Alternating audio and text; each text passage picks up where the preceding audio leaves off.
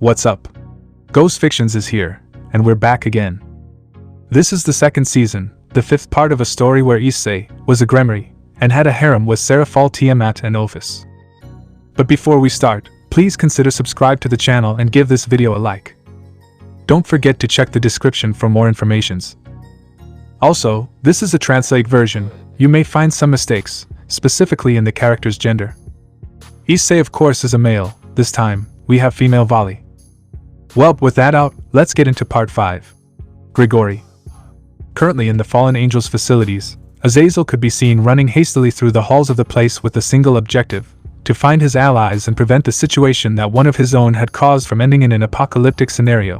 After running for several seconds, he arrived at an apparently training room in which two beautiful women were practicing the use of their sacred gears while facing each other.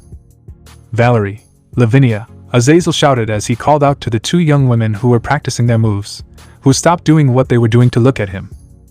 Azazel, Valerie mentioned somewhat doubtfully when she saw how the black-haired boy was looking quite agitated.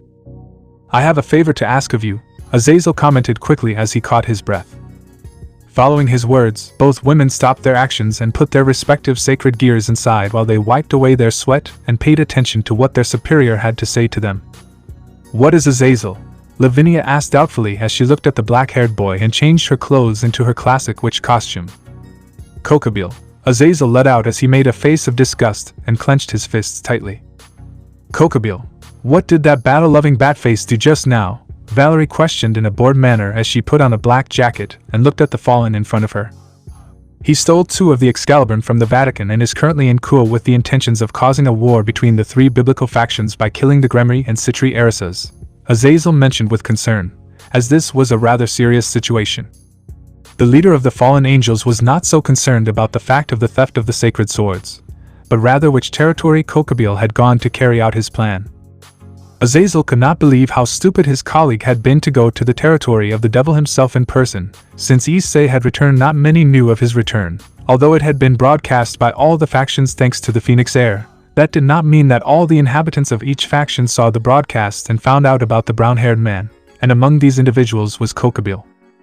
He believed that Issei Gremory had died a long time ago in his absence, and what he did not know was that he was alive and stronger than ever before.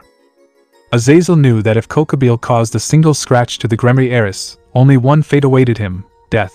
Fortunately, his partner Penamune had informed him that Issei would be in the underworld for a while attending to his work, but it was only a matter of time before it was over.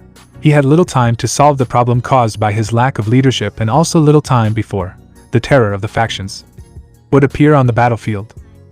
Once Valerie and Lavinia heard Azazel's words, they clenched their fists tightly in worry, as the present situation was extremely dangerous, not because of the swords but because that idiot cadre had a goal that could provoke the anger of a guy who shouldn't be bothered. That guy who could be good and bad at the same time. It all depended on what he was protecting. The one who couldn't be messed with because you would be facing your greatest enemy. That fallen is more than dead if he ever runs into that man. If the stories are true, that cadre has all the odds against it. Valerie heard the voice of his companion Albion in his head, and he couldn't help but nod in confirmation to those words since he was right. What? But doing that would cause a war. Has Elohim not done anything yet? Lavinia asked the fallen worriedly as she looked at him. No, but the Vatican has sent 2 exorcists to recover the sacred swords, Azazel commented with annoyance and disappointment to the blonde while he let out a sigh. As if only 2 could do anything against Kokabeel. He's crazy but he's strong, Valerie mentioned seriously as she adjusted her boots ready to leave.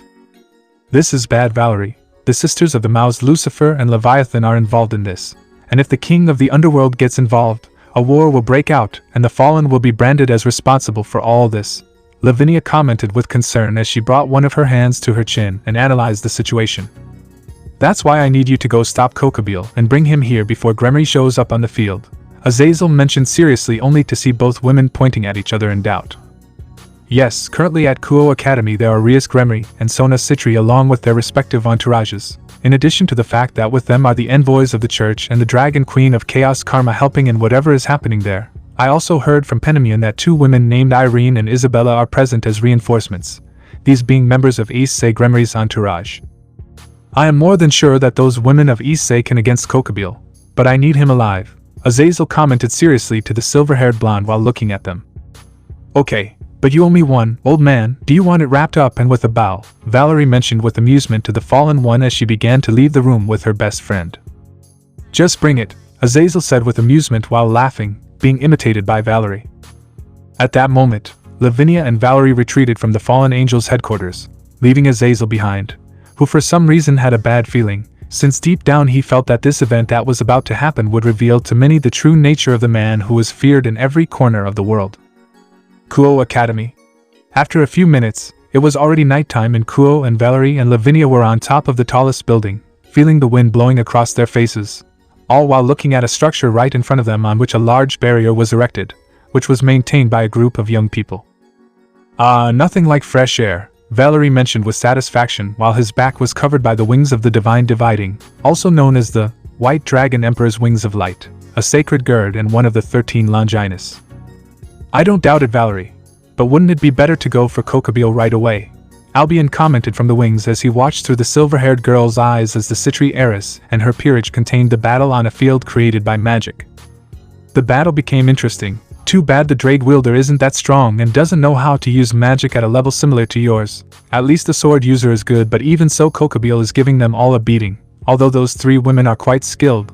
But he noticed a certain problem on their part. Since they can't move freely because they are next to Tiamat, what could have happened? Albion mentioned to his wielder with disappointment and intrigue. That knight has an interesting balance breaker. Combining demonic and sacred powers has potential, Lavinia commented standing next to her friend as she watched the situation. Good, I got tired of watching. Let's go, Albion, Valerie mentioned excitedly as he jumped off the building he was starting to fall from. That's when he heard his partner say, "Go ahead." Vanished dragon balance breaker, Albion was heard saying from the sacred gird, and seconds later a white flash was seen forming an imposing white armor, blue gems and a powerful aura. The wings of the imposing armor spread as the young woman took flight towards Kuo Academy, being closely followed by the blonde who was flying beside her sitting on what appeared to be an ice staff. Inside the barrier, moments before. Ever since the attack on the academy, things had gotten tough for the Gremory and Citri groups. Once they left the Occult Research Club, they headed to the center of the school campus where they found the Kokobio cadre alongside Archbishop Valper Galilei and a man who had introduced himself as Fried Selzen, a stray exorcist who was part of Kokobio's group, as well as several lower-ranking fallen angels also present. With the present situation and the Archbishop's crazy plans to restore the sacred sword, Irene ordered Sona and her group to position themselves at the limits of the academy to place a barrier while they stopped Kokobio and his allies. In the middle of the enormous school courtyard was an immense pillar of light, in which the stolen Excalibur were inside.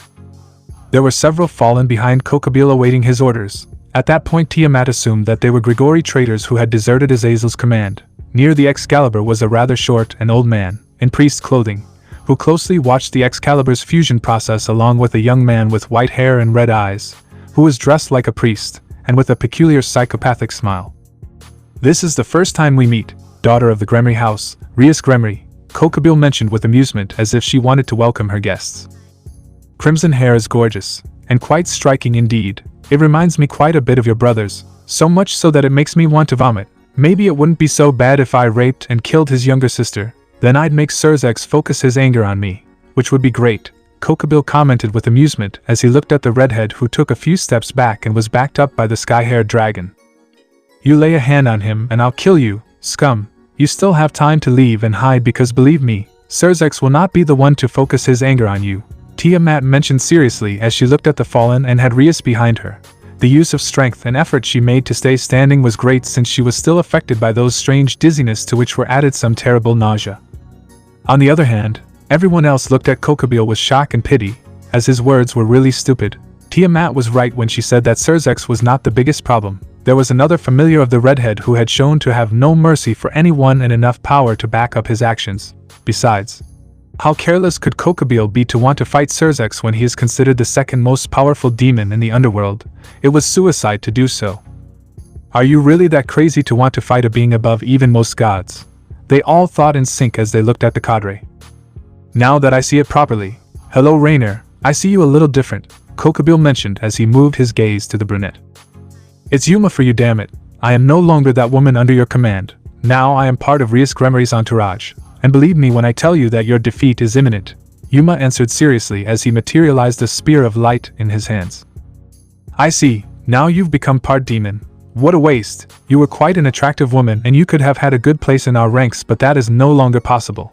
As such, you will die alongside your master for corrupting your race. Kokubil commented with displeasure while sitting on a kind of throne suspended in the sky. You know, I'm honestly pretty mad at Dad.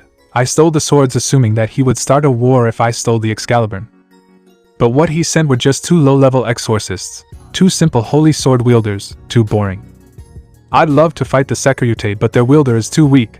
That's why I've decided to destroy all of Kuo, and kill the Gremory and Citri princesses. So I'm going to start a battle involving the Excalibur, a battle that will start a war. Also, there's no better place in Kuo to start a war than the school that Sirs ExE and Serafall's little sisters attend. It's the best place to unleash the power of the Excalibur. Kokubil mentioned excitedly as he looked at the group of young people. You are very wrong if you think I will let you do that, scum, Isabella commented as she stepped forward and proceeded to acquire her demonic form, surprising the cadre and the enemies present. I've been wondering from the beginning, who are you guys? I've never seen you in my life, Kokubil mentioned seriously to the redhead and whitehead along with Tiamat. Your worst nightmare, Ratface, and let me tell you that you have experienced something very important in your plans, one that will cost you dearly, Irene answered seriously while holding the blue-haired girl so that she wouldn't fall to the ground. Huh, and that's it, Kokubil said doubtfully to the mysterious women only to see that one of them was missing. You are so stupid that you forgot an important fact, and that is that Issei Gremory is not dead and has returned home. And unfortunately for you, you have already exhausted his patience, you imbecile, Isabella mentioned right behind the cadre, who could only turn to look back to receive a strong blow from the demon with her tail that sent him crashing into the academy. At that moment Kokubil rose into the air with the help of his wings while a trickle of blood came out of his mouth, and he looked furiously at the woman who had hit him but also looked at her with concern for her words. Seeing the fallen's clear confusion, Isabella proceeded to introduce herself properly. Let me introduce myself properly. I am Isabella Osa, a pure-blooded demoness at the service of my lord and master, Issei Gremory.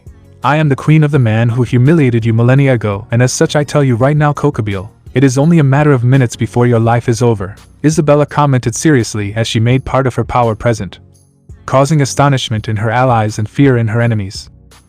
Why, you're lying, that bastard has been dead for years, your lie, Kokubil shouted in fear, slowly entering into despair. It is complete, Kokubil-sama. The 4 Excaliburs are becoming one without any problem. At that moment, everyone could hear an extremely old and at the same time excited voice. The one causing it turned out to be Valper Galilei. At that moment, a pillar of divine light appeared and spread across the entire school field. The brightness was so intense that everyone had to cover their faces with their hands. Finally, once the bright lights went away, everyone could see a holy sword in the center of the field giving off a bluish aura. Everything is ready, Valper mentioned excitedly, rubbing his hands together in excitement. The bomb is charging, it will be ready in a few minutes. Once that time has passed, the entire city of Kuo will be evaporated from the map. The stability of the bomb has merged with you, Kokubil-sama, and the only way to deactivate it is to defeat you, Valper commented analytically to his superior. The Archbishop's words were so surprising that the Gremory entourage and the exorcists were left speechless. The magic circle had spread across the entire school grounds and began to shine brightly, causing the bomb's energy collection to become faster and faster. By the time reinforcements from the underworld arrived, all of Kuo would have already been completely destroyed. Freed, Kokubil mentioned once he was at the side of the old human and called one of his present men, who headed towards him. What do you need, Kokubil-sama? Freed asked with amusement as he looked at the group of demons. Take the Excalibur from the circle, and use it, and kill everyone present, Kokubil commented seriously as he turned his gaze towards the Gremory entourage and company. Simple trash, you forget that I am here, damn fifth-rate crow. I am the strongest dragon queen and you are, Mumu, dead, Tiamat began to say while advancing furiously towards the cadre, who backed away when he saw her coming towards him. But just when she was about to finish speaking, she began to stagger and sway while holding her head and stomach. I don't feel well, Tiamat finished saying before falling backwards to the ground, falling unconscious. Fortunately, she was caught in time by Rias, who laid her down on her lap. Tiamat-oni-san, what's wrong? Come on, wake up, Rias mentioned with concern as she gently touched the dragon's cheeks and moved her, but she just remained there unconscious. After that incident, the first to react was Irene, who ran to her friend's aid, reaching her and proceeding to perform healing procedures. But the strange thing came later. There was nothing to cure. That baffled the redhead since apparently there was no evil in Tiamat. So what was happening to her? the current situation and the imminent war had caused Irene to overlook an important fact regarding her senses as a dragon, which helped her see more than what appearances showed. Don't worry, Rias will be fine. It must have been because of the tiredness and discomfort that she ended up succumbing. But as far as she is safe and sound, now we must face the present situation, which has become more complicated than usual, Irene mentioned softly, reassuring the redhead while looking towards her entourage and her friend. Listen carefully. Right now Tiamat is the one who is in the most danger by being here. Isabella and I will remain by her side while we protect her from any harm, and you, as difficult as it may seem, will have to face Kokobile, Irene commented seriously to the young people while her friend positioned herself at her side. After those words, Rias and her group put on nervous faces at the turn of events. At first they had trusted in the help of the brown-haired women, but now all the responsibility fell on them, and it was understandable. Tiamat was not well, and the only ones who could keep her safe were Irene and Isabella. At that moment Rias swallowed hard as she looked at the redhead and began to experience a slight tremor in her hands. I know it's quite difficult for you, but you must face this challenge. Isabella and I would solve it without a problem, but if something happens to Tiamat I don't want to even imagine what Issei would do. Listen to me well, Rias. You are the king of your group, as such the leader. It is your duty to lead them to victory. Do not be afraid that if something happens we will intervene as we can. Remember that in your body and your blood run the same genes as your brothers. You are a Gremory, Rias, and I know you can do it, you and your group, Irene mentioned seriously, encouraging the redhead while she took Tiamat and placed her head on her lap. It's not much, but at least I've already hit him a little and he'll be a little sore. Your task is simple. I had already contacted Issei a little while ago, so I guess he must be coming already. Rias, what you and your group should do is distract and resist as much as you can against Kokobile while your brother arrives. You shouldn't be afraid. Fight together and support each other. We can count on you, Rias. Isabella commented seriously as she placed her hand on the redhead's shoulder. At that moment Rias threw all worries and nerves aside. Her sisters were right. They were the only ones who could keep Kokobile at bay until her older brother arrived. It would be difficult, but if she wanted to become a good leader and a pride for her family, she had to face her fears and challenges instead of running away like a coward. So with a nod of her head, she confirmed Irene and Isabella's request as she got up from her seat and turned to look at her entourage, who looked at her with smiles on their faces. Your orders, Madam President, they all said in unison as they looked at their mistress. Let's go for that son of a bitch, Rias said with a defiant smile on her face, and then turned around and started heading towards where Kokobile and his men were. Let's balance the battlefield, Flamander Todd, Irene shouted loudly as she raised one of her hands to the sky and snapped her fingers. At first nothing seemed to happen, but within seconds it was seen how the fallen angels under Kokobile's command began to incinerate in small explosions of fire that appeared right in front of them, even against Kokobile, Freed and Valper. But in the case of the cadre they managed to evade the attack while the humans luckily managed to avoid getting hurt. Kill them, Freed, Cerberus, Kokobile shouted furiously as he gave the order to his pets and men to attack the young people present. Without wasting any more breath, the priest took up the sword, and swinging it rapidly, headed towards Kiba and Zenobia with the intention of starting to attack relentlessly. Both swordsmen, along with Irena, responded to the swordsman's onslaught with their swords. Zenobia and Irena, having lost their Excalibur, were using Kiba's swords, but since they were not very adept at the swords produced by the Gremory Knight's sacred gear, their lethality with a sword was reduced. There was also the fact that Zenobia didn't want to bring out her secret weapon, Durandal, unless she had no other choice. The priest was so experienced with the sword that he quickly forced the three young swordsmen onto the defensive. Utilizing the attributes of the four Excaliburns used to forge the new Excalibur, Freed quickly imposed the huge advantage: destruction, mimicry, transparency, and rapidly, the four fragments of Excalibur used in the new sword caused the three swordsmen to resign themselves to enduring the mad priest's onslaught. Well, I see they're already focused on their fight. Cerberus, attack the Gremory entourage, kill them all, except the Gremory. I'd like to rape her and kill her in front of Cerzex. Those women are mine, Kokobile mentioned with amusement as he began to advance towards the group in front of him. At that moment the entire Gremory entourage was surrounded by several Cerberus, which although they were slightly inferior in number to the Gremory group, if dangerous, they were slightly more powerful than most of them. Murayama and Kates materialized their sacred gears and began to attack the demonic dogs, along with Koneko being supported by Yuma from the air, while Asya remained behind them providing medical support with her sacred equipment. With the Cerberus occupied, and Tiamat's protection at the hands of Irene and Isabella, who were the targets of the Kokobile cadre, facing them, stopping the Fallen's path, were Rias and Akeno as their opponents. Both were the most powerful of the Gremory group, and working together they could at least hold back the cadre. They evened the scales in power, with thunder and the power of destruction supporting them.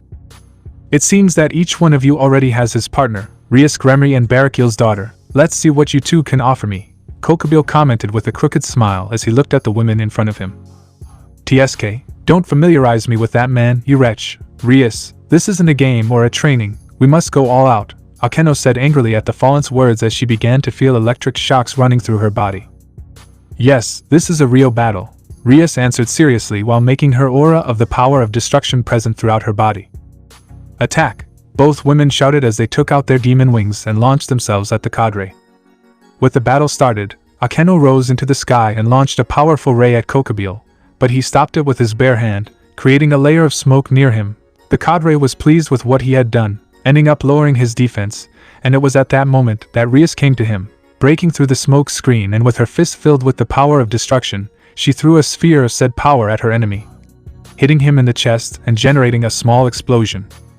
Well done, Issei. I doubt that would have defeated him though, Akeno commented seriously as she descended from the sky with her friend and looked at the place where the cadre was. I know, this is just the beginning, Issei mentioned seriously without looking away from the front. Clap. Clap.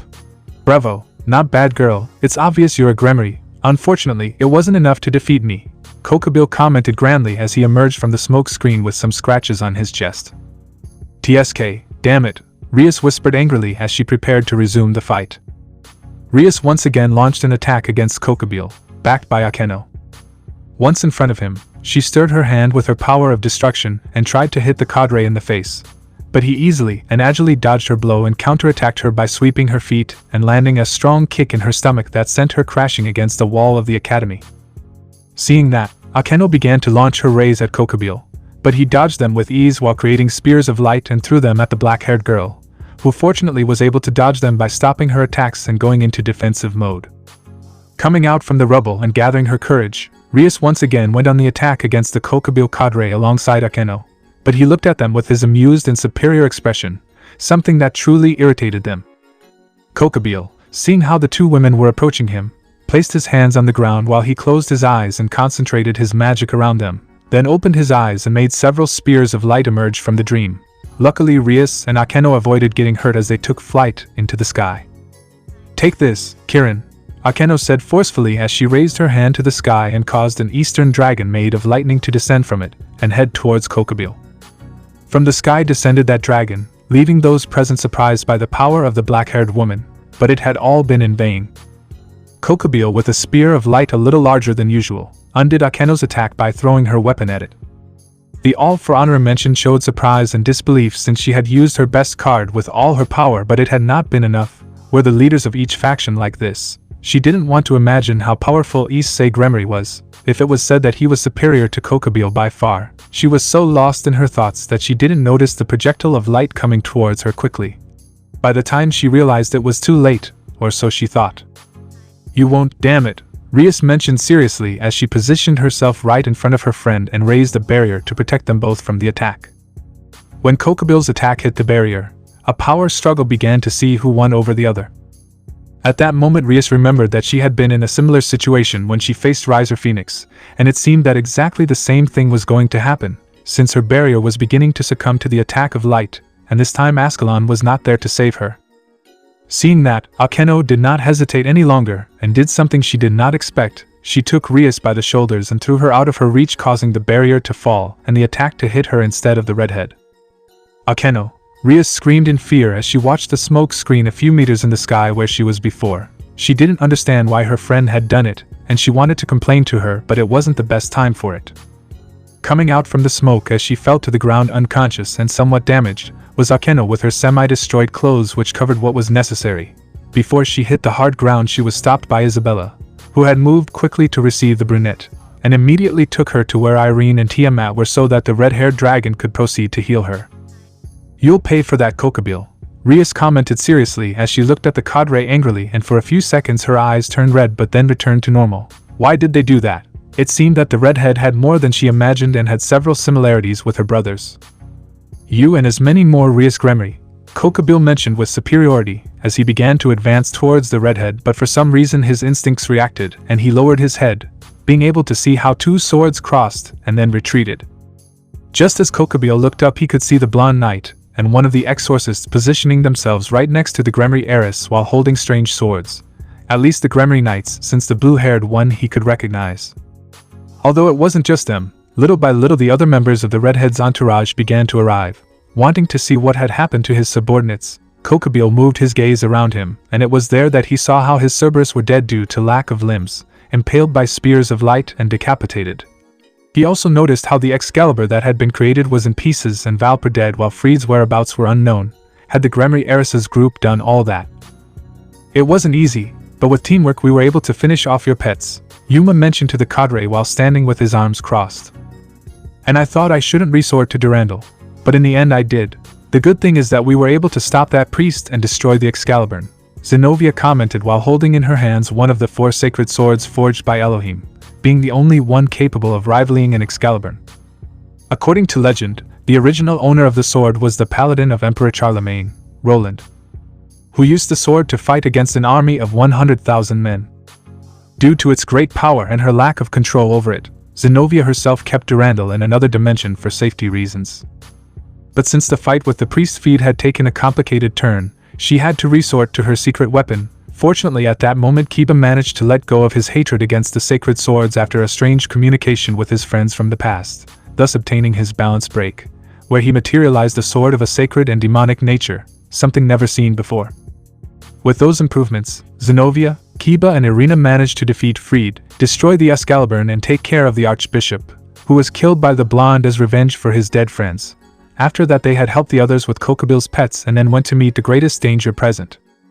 Well done guys, Irene encouraged from her position while congratulating the young people and continuing to take care of the sleeping dragon on her lap in the company of Isabella and an unconscious Akeno. TSK, I'm tired of all of you, I want you to disappear from my sight, Kokabil shouted angrily as he raised his hands and launched hundreds of light projectiles into the sky, which began to fall against the Gremory entourage like grenades. Cover, Rias shouted as she created a barrier over herself, being imitated by her companions. In the case of Irene, Akeno, Tiamat and Isabella, used her power as a shield to repel the explosions while protecting the girls. The bombardment by Kokabil was brutal and destructive. By the time he stopped, the school campus was destroyed with several rubble, craters and cracks in the ground. From a pile of stones several projectiles of dark magic emerged, showing that Isabella, Tiamat, Irene and Akeno were safe and sound. But something that worried the dragon and demon was not seeing the members of the Gremory entourage and the redhead. They only saw Kokabil in the air smiling pleased by his act. It was at that time that Irene managed to see several silhouettes, and when the smoke cleared a huge concern invaded her. Since there was the entire Gremory entourage lying on the ground apparently unconscious and with minor burns and cuts, the only one still standing was Rias, who was kneeling in the center of the fallen young people while she had her hands raised and weakly held a magic circle with the Gremory clan insignia on all of them. This circle flickered constantly, implying that it would disappear at any moment. Below her the redhead with blood coming out of her forehead, her worn uniform and her beautiful face full of dirt, cuts and blood, kept the only protection for her friends standing. At that precise moment Irene and Isabella couldn't believe what they were seeing, much less say that they didn't feel proud of their boyfriend's sister. Despite the situation, the danger and the damage, Rias had stood until the end in order to protect her friends. That action made them compare the redhead with Issei. Both had similarities regarding their principles and ideals. Rias didn't know it yet, but if she continued fighting like this until the end, always protecting her own as long as she gave her all of that would bring her closer and closer to her dream. The dragon and the demoness could assure her of that. Tired, sore and wanting to fall to the ground, that was how Rias felt at that moment as she fought not to lose consciousness while protecting her friends.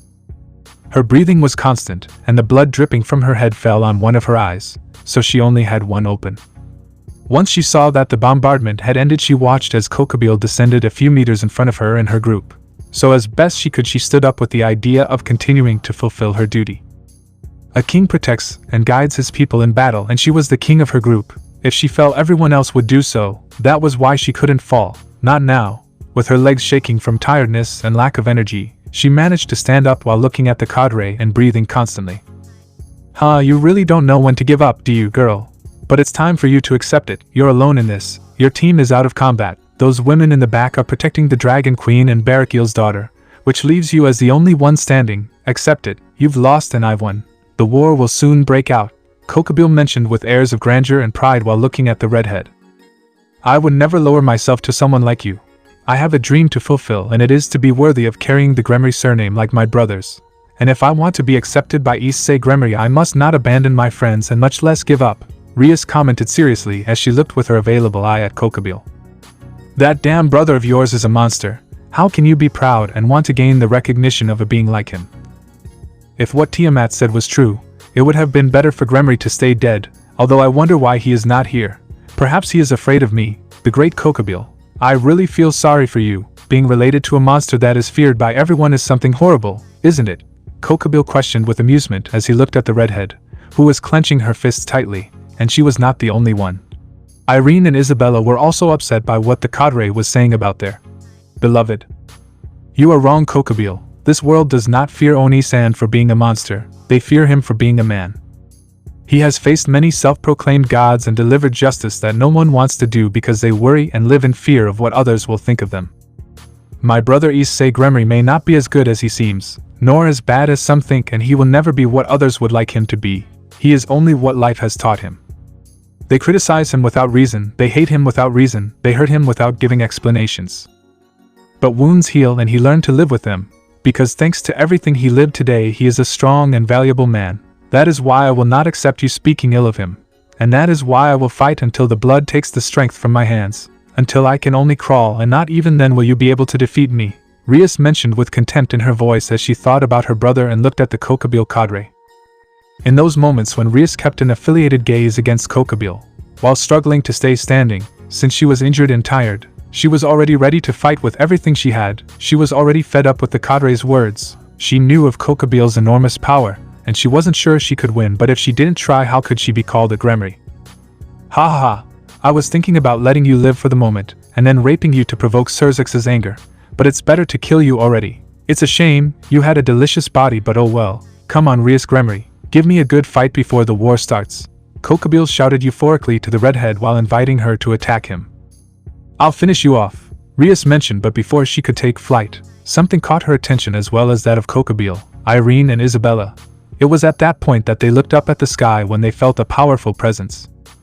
At that moment the barrier was hit by something and was destroyed before the incredulous gaze of Sona Citri and her peerage. Everyone looked up and saw how a white flash stepped on the ground. The power emanating from that being in question was enormous. His white armor showed intimidation and respect. After his epic entrance, Valerie was standing in the middle of Rias and Kokobile, the latter being the one who looked at him in astonishment. You, what are you doing here? Kokobile asked angrily, but Rias, Isabella and Irene felt a certain fear on her part. Although in the case of the older redhead, she felt a certain feminine scent coming from the armor. That smell was similar to Yui's for some strange reason, and it also gave off a certain dragon scent. What was going on? And why did she want to hit the person inside the armor so much? Me. I just came to take you back, Kokobile. Azazel is not very happy that you have disobeyed the peace truce and threatened to start a war, Valerie mentioned through the armor as she turned her back to the fallen and looked at Rias, Isabella and Irene. I'm sorry to butt into this, but I need this idiot alive. It's nothing personal, Rias Gremory, Valerie commented calmly as she looked at the redhead who had fallen to the ground due to her exhaustion. Did you come just for him? Rias asked doubtfully to the armored man in front of her. You're ignoring me, vanishing dragon, Kokobile mentioned angrily as he looked at the white armor. Sorry, what did you say? Valerie replied with disinterest as he looked at the fallen. You know, Ratface, you were always a war-loving imbecile. Not only that, you have caused great tension against the underworld and its demon king. I still don't understand your obsession with fighting a war that would lead us to destruction, Valerie mentioned with disinterest while crossing his arms and looking at the fallen. There is nothing to understand. All that matters is to prove that we, the fallen angels, are the best, nothing more, Kokobile commented firmly as he created a spear of light in his right hand and pointed it at the white armor. And you will not get in my way, Hakuryuku, Kokobile shouted angrily before proceeding to launch his attack against the defenseless redhead. Oh no, move, Valerie shouted at the redhead as she tried in vain to dent the spear. Look out, Rias heard a woman scream from the sky, but she was so engrossed in the attack coming towards her that she couldn't move. At that moment when Rias was going to be hit by Kokobile's spear, time seemed to stop. Valerie. who lost his armor, showing his appearance to those present, and causing Irene to make a face of disgust, and a newly arrived Lavinia tried to stop the Spear of Light. The Citri entourage along with Sona had arrived at the school field since the barrier they maintained had just been destroyed. Irene and Isabella began to stand up to go to the rescue of the redhead, but they would not arrive in time. In fact, no one would. Or so was what was thought, since right in front of Rias emerged a shadow the size of a person, which held the Spear of Light with its fingers, saving the surprised Gremory heiress. None of those present knew what had happened or who that mysterious shadow was. But all doubt was cleared when this mass of darkness began to retreat from the body it was on, revealing a brown-haired man with a well-known sword on his back and a pair of pistols in his waist. Ascalon, Oni-san, Rias said with doubt and excitement as she began to shed tears once she saw that it was her older brother who had saved her. When he turned to look at her and nodded his head, she felt safe. What? Kokabeel exclaimed in surprise and a face of fear upon seeing the terror of the factions in person, who looked at him with coldness and death. At that moment he felt that death itself was in front of him, and it was there that he understood that Tiamat's words were true. The king of the underworld was back, and just by seeing how his powerful attack was easily stopped by the brown-haired man's fingers, he understood that he was in trouble. You should know, insect, I am the alpha of all species and my power is superior to that of everyone. An insignificant attack like this will never hurt me. Not even Elohim can do it. Do you really think you can? Issei responded strongly and coldly to the cadre, while with his free hand he crushed the spear into dust before everyone's astonishment. At that moment Sona and her peerage, along with Valerie and Lavinia, who were in shock as they saw what was happening, did not believe what their eyes saw, since the leader of the underworld had arrived on the battlefield and his presence alone imposed a threatening and dangerous air. The silver-haired and blonde did not know what to do now. They had come for Kokabeel, but with the arrival of the brown-haired man their plans would be affected, especially when they saw how he gave the cadre a death glare. Talking or fighting against the brown-haired man would be useless. Even Valerie, who was a fighting maniac, knew that facing Issei was not the best idea, even more so with Albion's negative comments. The situation turned into the worst in the blink of an eye. I thought you were dead, Kokabeel mentioned in fear as he took a few steps back without taking his eyes off the brown-haired boy. Well, you thought wrong, I'm more alive. In the middle of their conversation, Issei stopped it when he turned his face and saw his girls. A deep anger and bloodlust invaded him after seeing his battle partner and wife on the ground with her eyes closed. For Issei, everything stopped being relevant. As he was looking at Tiamat and how she was with her eyes closed, he also noticed how his sister's entourage and Akeno were unconscious on the ground. But what really mattered to him at that moment was why Tiamat was unconscious, or in the worst case injured. His thoughts ran from one side to the other, but they all came to the same conclusion: Kokabeel. That poor guy had hurt his wife. From the beginning he thought of letting him live for Elohim, but now that thought was discarded when he saw his dragon on the ground. He was definitely going to kill him. You, damn scum, you hurt Tiamat, unforgivable. I thought about letting you live because your father asked me to, but you hurt my wife. Nobody messes with my family and gets away with it. I care little if this causes a war, be it with the angels or fallen, I don't care. Today you die, Kokabeel, Issei mentioned coldly and bloodthirstily to the fallen. After those words, everyone could see how the brown-haired boy's eyes turned red and an aura of destruction began to form around him. Issei's eyes only transmitted one thing: death. If dragons are known for being overprotective of their young and mates, a dragon was more so and 1,000 times worse. And in this case, considering that it was Issei, it was a really worrying scenario. Wait, Issei. Tiamat is not hurt, just... Isabella could not finish speaking as she was interrupted when her beloved released part of his power in a torrent of energy, causing everyone present to tremble in fear. At that moment the Gremory entourage, and even Tiamat herself, woke up only to see how Issei was present inside a pillar of energy with a clear anger present in his being directed towards Kokabeel. Nobody understood what was happening, but it was clear that the current situation was worrying, since the brown-haired boy was very upset, and when it was very difficult to calm him down. Issei's girls could do it, but it took a while to get it. Only Serafall could immediately calm the brown-haired boy, but unfortunately for them, she was not present.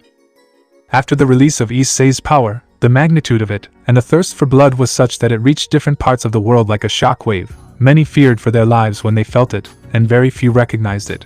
Which brings us to Gregory.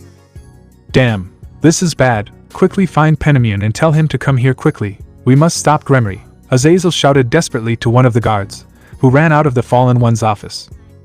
Not even 10 seconds passed when the doors were violently opened by the beautiful and sexy Penamion, who had a face of anguish as she looked at Azazel, No words were needed between the two since they knew the current situation, so together they immediately headed towards Kuo Academy. The same thing happened in heaven, just when Elohim and the Seraphim were in a meeting to discuss the issue of the stolen holy swords.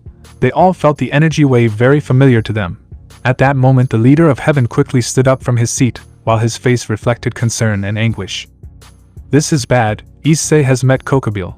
I must go as soon as possible to prevent him from committing a devastating act. Gabriel, come with me. If your boyfriend is upset, you are the only one who can help me with this," Elohim commented quickly while preparing a transportation circle. The beautiful seraph did not hesitate and entered the circle, where father and daughter left the meeting room, leaving the other seraphs behind.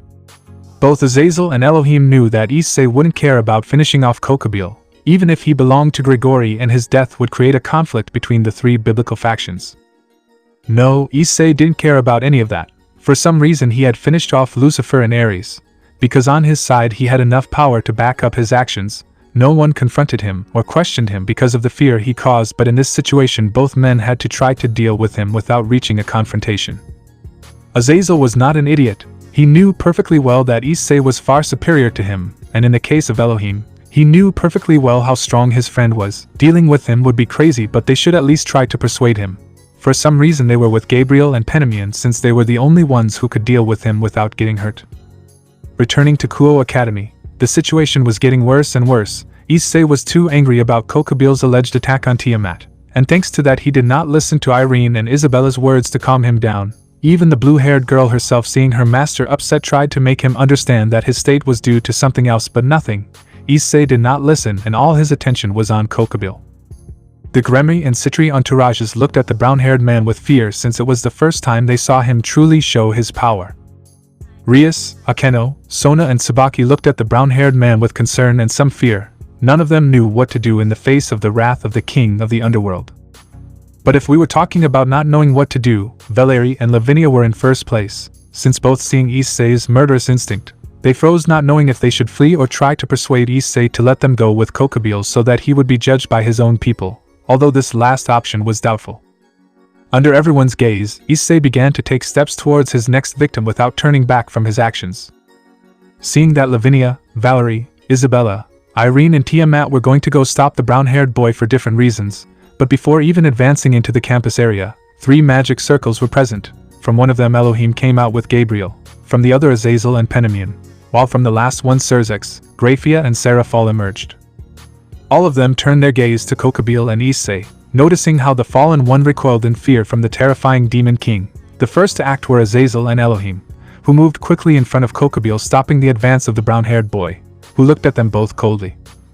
"Move forward," was the only thing Issei said with clear anger to the 2 men in front of him, who were blocking his way to the fallen one. "Issei, please, we don't have to come to this. No matter what misdeeds Kokobile has committed, he deserves to be judged properly. I ask you as a father, let my son live and allow us to give him his punishment," Elohim asked while looking at the brown-haired boy, who did not change his attitude and power. "The old man is right. I know it's not your style, but Kokobile is a fallen angel, and as such it is up to me, his superior, to define his punishment. I promise you that he will get what he deserves, but please calm down," Azazel commented seriously while looking at the brown-haired boy and receiving a death glare from him. "His words don't matter to me. That bastard hurt my dragon. I'm not going to leave him like that without doing anything about it, so if you don't move right now I'll finish you off too," Issei mentioned coldly, and then raised his right hand and created a sphere of destruction in it, threatening to throw it at Azazel and Elohim. "I won't repeat it twice. Move," Issei commented coldly to the 2 men as his sphere of destruction grew stronger, but all concentration on his part was interrupted when Kokobile flew out with the intention of fleeing. "Ha ha ha," Kokobile rivers excitedly as he began to rise into the sky under everyone's watchful eyes. "Enough, I'm tired of all of you," Issei shouted furiously as he saw his prey trying to flee, so he quickly moved towards Elohim and Azazel and hit them in their stomachs so they wouldn't interfere and set off after Kokobile. The atmosphere became heavy and the sky began to darken, all while Issei was surrounded by his aura of destruction. The pressure was abysmal, and many of those present, being the Gremory and Citri group present, could not resist it and fell to their knees against the ground. Only Serafall, Irene, Isabella, Tiamat, Serzex, Graphia, Gabriel and Penamion, and although with great effort Lavinia and Valerie remained standing, Elohim and Azazel were kneeling from the blow, but they could feel the weight that the brown-haired man generated in the atmosphere. If this was so with a part of Issei's power, the young people present could not imagine what it would be like if he released everything completely. Kokobile looked at Issei in astonishment. Once he stopped his advance under such pressure, all while beginning to feel afraid. Despite this, he had the courage or stupidity to attack the brown-haired man with a sphere of light, but just when it reached him it was easily repelled by a simple movement of his hand. Even so, Kokobile was not going to be intimidated and began to throw many more spheres at Issei, generating a smoke screen as they collided with his body. But that smoke screen was getting closer and closer to him. And just when he stopped his attacks, Issei emerged intact from the smoke with a serious face and a cold look, and he was in front of him. Kokobile couldn't help but take a few steps back while looking at him in fear. "Kokobile, this is as far as you go," Issei mentioned seriously while he was in front of the cadre suspended in the air under the gaze of everyone present. In the blink of an eye, Issei appeared in front of Kokobile and gave him a strong blow with his fist in his stomach, which knocked the wind out of him and made the cadre spit out some blood, who recovered as best he could to throw 2 punches towards Issei. But these were dodged with great ease by the brown-haired boy, and after that he received 2 blows to the face from Issei that sent him crashing to the ground. Without giving him time to react, Issei launched himself into the attack, but Elohim stood in his way. So without showing even a hint of hesitation, once he reached the albino he pushed him aside with a blow from his leg to his ribs, which elicited a groan of pain from Elohim. After that, and having the path clear, Issei quickly descended towards Kokobile, who was standing up, and began to throw several spears of light at him, but each one of them was dodged by Issei, who did not show even the slightest effort during the fight, and that made the cadre even more enraged. After a few attempts to hit the brown-haired boy, failing in all of them, already fed up with the situation, Issei dodged Kokobile's last attack and hit him with a kick in his chest, which sent him flying and crashing into a pile of rubble present in the area, all under the watchful eye of the spectators. "What's wrong? Is that all you have? Pathetic. Like I told you, you'll die today, insect," Issei mentioned as he crossed his arms and looked at where Kokobile was among several stones around him. The cadre didn't respond as he stood up and maintained eye contact with Issei. He was furious, but he couldn't let his emotions cloud his judgment. He had to act wisely. "Tsk, kill me. You think I'll allow it, you dirty demon. Even if you are strong, I will never accept my inferiority to you. The one who will die here will not be me but you, and once I kill you with my own hands, I will rape your sister and women, starting with the Mal-Leviathan, since she is special to you, right?" Kokobile mentioned with an arrogant and malicious smile on his face, not knowing that his words had caused the beginning of his death. Because if there is something that should never be said to Issei, it is that they will hurt his family and much less touch the most dangerous nerve in his being, the one that triggers the destruction or salvation of many with just his presence. "You, not only did you hurt Tiamat, but now you threaten my family, and mainly you say that you will touch Serafall. I have put this off for a long time. The time has come to kill you. Anyone who dares to touch, hurt, think or speak of my Serafall is doomed to die in the flames of destruction," Issei commented angrily as he looked at the cadre. At a divine speed, Issei appeared behind Kokobile and quickly tore off his remaining wings, since in the past he had taken some of them from him. He had no problem at all before the cadre's cry of pain and surprise. Then he grabbed Kokobile by the arms and dislocated them to finally throw him against the ground. Kokobile fell with such force that he lost his breath, and just when he tried to do something he felt the brown-haired man's foot on his stomach, and the force of it made him faint. Too bad Issei hadn't planned to leave everything like that. "And now, you will die like the damn rat that you are. I think it's a good time to test Yui's gift," Issei mentioned seriously as he moved one of his hands to his waist and took ebony out of its case, and then pointed it at the fainted cadre. "Issei, don't do it," Gabriel shouted sadly as he didn't like seeing his beloved act like a villain. It brought back memories of when he was like that in the past, and right now he was behaving the same as before. "Honey, this is not necessary. Let Azazel and I take Kokobile. I promise he will have a great punishment for his actions, so please put down the weapon," Penamian commented softly, standing next to her sister as they both began to walk slowly towards the brown-haired boy. "Oni-san, please listen to them. You know what this can cause. If you kill Kokobile, our people, the people of heaven in Gregory, will see it as an act of war. Everything you have fought for will be lost with just this action. I know you are upset, but please recognize this," Serafall asked with concern for his brother and the underworld, as well as the other biblical factions. "Aniki, this is not the best time or situation for you to act like this. Remember that you are the leader of the underworld. You must give a good image to your people. What will you achieve with all this? Please, Issei, put down the gun. Graphia mentioned softly while standing next to her husband. She had not called the brown-haired man by any nickname because on this occasion it was not the best. They had to stop Issei at all costs. They are right, Gremory. The truce that we maintained between our factions was thanks to you. But it will be affected if you kill Kokobile, Azazel commented seriously as he descended from the sky a few meters near Issei. I understand your discomfort, Issei, but this is not the right path. I know you are a good person and that is why my daughter is with you. That is why I asked you to let Kokobile go. Yes, he did harm and said inappropriate things about your women and family. But I think that with what you have done to him he has had enough. Please, friend, let my son go. Elohim asked as he descended from the sky and fell next to his daughters while looking at the brown-haired boy. Valerie and Lavinia at that moment stood next to Azazel while the Gremory and Citri entourage in the company of Irene, Isabella and an improved Tiamat stood next to Serzex and Graphia. All of them remained silent as they watched the scene that was unfolding. But among all of them there was one person who had been silent for a long time, and that was Serafall. The beautiful Leviathan remained silent as she looked at her man in doubt about what to do. On the one hand, Issei was right in wanting to finish off Kokobile. So much time together led her to acquire the same beliefs. And more than resentment or anger, Serafall knew that Issei wanted to kill the cadres so that they would not present a danger in the future.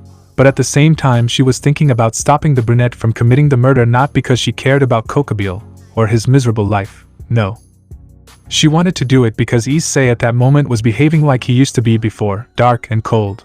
And that for Serafall was something she did not want to see in him. Like the star that guides him in his night, he had to do his job. On the other hand, while keeping his foot on the fainted cadre, Issei could only think of one thing: death. That was the only word that came to his mind. He didn't care about the tension that Kokobile's death could cause in the biblical factions. He didn't care about acting good, since there were times when one had to be bad. He could be a calm and tolerant person, but if they hurt someone important to him, he would destroy them with everything he has. At the end of the day, in all goodness there is evil, and in all evil there is a bit of goodness hidden. He was neither bad nor a good person. He was simply him, a being who lives to fulfill his dreams. Issei, just as Elohim was about to speak again, he was interrupted by the brunette's outburst. No, I won't do it. I'm fed up with all this in this damn world, Issei mentioned forcefully while keeping his gun pointed at Kokobile's head, showing that he wouldn't give in. The tone of voice he used conveyed fury, pain, sadness and regret, which surprised more than one. Issei, Serafall exclaimed in surprise at her beloved's expression and tone, and she was not the only one. Everyone present could clearly see the enormous frustration and anger that the brown-haired boy had. Nothing is the same. Since I returned, nothing is the same, and everything changed for the worse. First my home, which cost me so much effort to achieve, then the world that I wanted so much to protect. I'm tired of all this, Elohim. I am. Because of you and Azazel all this happened. His negligence in his leadership caused all this mess. The sacred swords would never have been stolen if you had been more careful. You trust humans a lot, and you always show mercy and forgiveness to everyone despite their crimes. In the end, all that ends up causing problems in the future. Azazel does not lead well, and consequently his people betray him and plan wars. I'm sick of all this. Of this world and its people. Issei commented furiously as he turned to look at everyone present with his violet eyes, which showed coldness and pain. You know, Elohim, sometimes I question myself if it was really a good idea to suffer all that damage. Sometimes I think it would have been better to do nothing. This world is ungrateful to those who try to do good. You fight and fight for a better tomorrow, and for what, if no one will appreciate it anyway? I hate this, and I hate what I became. Although I like my life and I am grateful to have a family that loves me and women that brighten my days, that can't change my other feelings. Since I was a child I have been working for a better tomorrow without any rest, and today I have not had it. I am always the one who has to do everything. I am fed up, Elohim. If this world refuses to change and continue causing evil, then I will do what is necessary, even if I have to become a being like you already know who I will.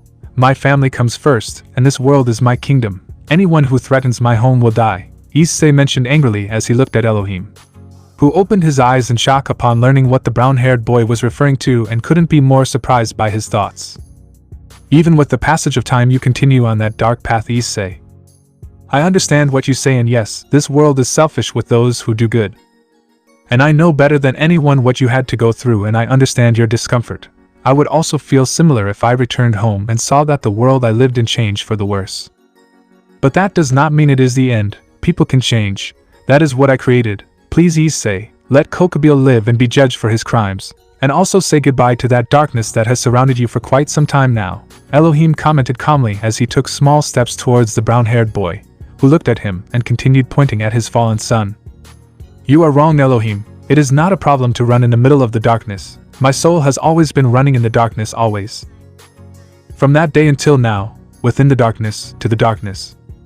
Tell me, what will you do when evil cannot be defeated by justice? Would you defeat evil with evil? Or would you accept that your justice cannot defeat evil? It is time for all of you to accept it. The world cannot be changed just with nice words. Those who shoot must be willing to be shot. If the king does not move, his subjects will not follow him. A friend is an enemy who has not yet attacked you. And above all, those who attack are those who are prepared to be eliminated. Issei finished saying firmly, and then moved to remove the safety of his weapon to finish off Kokobile once and for all. Stop! Elohim shouted seriously at the brown-haired boy while he looked at him and brought out some of his power. Or else what? You can't do anything against me and you know it. In fact, no one in this damn world can. You know perfectly well what I am and yet you think that by facing me you can achieve something. Stay out of this, old man. I don't want to see Gabriel and Penamune sad and upset with me if something happens to you. But you must be aware that if you attack me I will respond. I don't care if we were allies in the past or friends now. If you provoke me I will respond. Issei commented seriously to the white-haired man as he withdrew his weapon from Kokobile and pointed it at the leader of heaven. That's enough, Issei, Serafall shouted, entering the scene really annoyed as she stood in front of Elohim and looked at the brunette seriously. Move, Serafall, Issei grimaced angrily at the brunette while looking at her with his weapon still raised. Or else what? You're going to shoot me? Go ahead and do it if you have enough balls because I'm not going to move from here and you better start lowering that tone with me because I don't accept that Gremory behavior. Look what you're causing. Your brothers are worried about you, the young people present are scared of you and your women are sad because of the way you act. You've already passed the limit, Issei. You are the love of my life and I would give everything for you, but right now you're acting like an idiot. You say that you hate what this world became in your absence, and that you should always be the one to solve everything. Tell me something I don't know already. All this time I've known Issei. I've known you and been with you since you were 7 years old. Do you think I wouldn't know how to read you? I also know that you hide several things from us, but I respect that and I hope you say it. I know you better than anyone, Issei, and I know how you feel right now. That's why I'm telling you to end all this once and for all, Serafall mentioned seriously as she confronted the brown-haired boy and surprised not only her friends and acquaintances but also her sister and group. At those moments Sona looked at her older sister in disbelief. Since she was born she had always seen her with a happy and flowery attitude around her, and very rarely saw her serious. But this time it was different. Serafall not only looked upset, but she had also had the courage to confront the king of the underworld without a hint of fear. That for Sona was surprising, but it also made her wonder how strong and far the relationship between her older sister and the brown-haired boy went. She had already seen that for Issei her sister was a very important factor in his life, and the same thing happened with Serafall.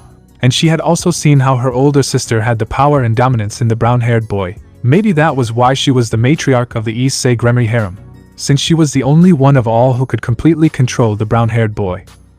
TSK, you're right. It's time to end this. I'm sorry, Sarah, but as you say, you know me and you know well that I can't let him go, Issei mentioned seriously, but lowering his power and character a little at the words of the brunette, to later point his weapon at the fallen under his feet to finish him off.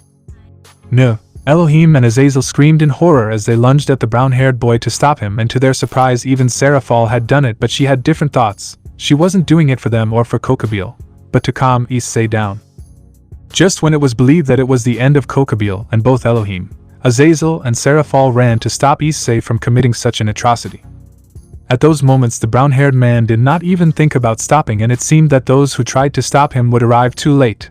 All hope had died, or so it was believed, since just when Issei was about to fire his destructive bullet, at the precise moment in which the bullet was going to be released from the weapon, a slender and soft hand took Issei's wrist and lifted it into the air. The brown-haired man finished by firing the destructive bullet into the sky. That action caused everyone to stop in their tracks and stare in astonishment and confusion at the person who had intervened, saving the cadre from certain death. Of all those present, there were only 2 people who knew the newcomer very well, and it should be noted that they were happy but also worried about what could happen now between those 2 subjects. Seeing how his attack and execution was interfered with, Issei turned his furious gaze to the person who had made him fail.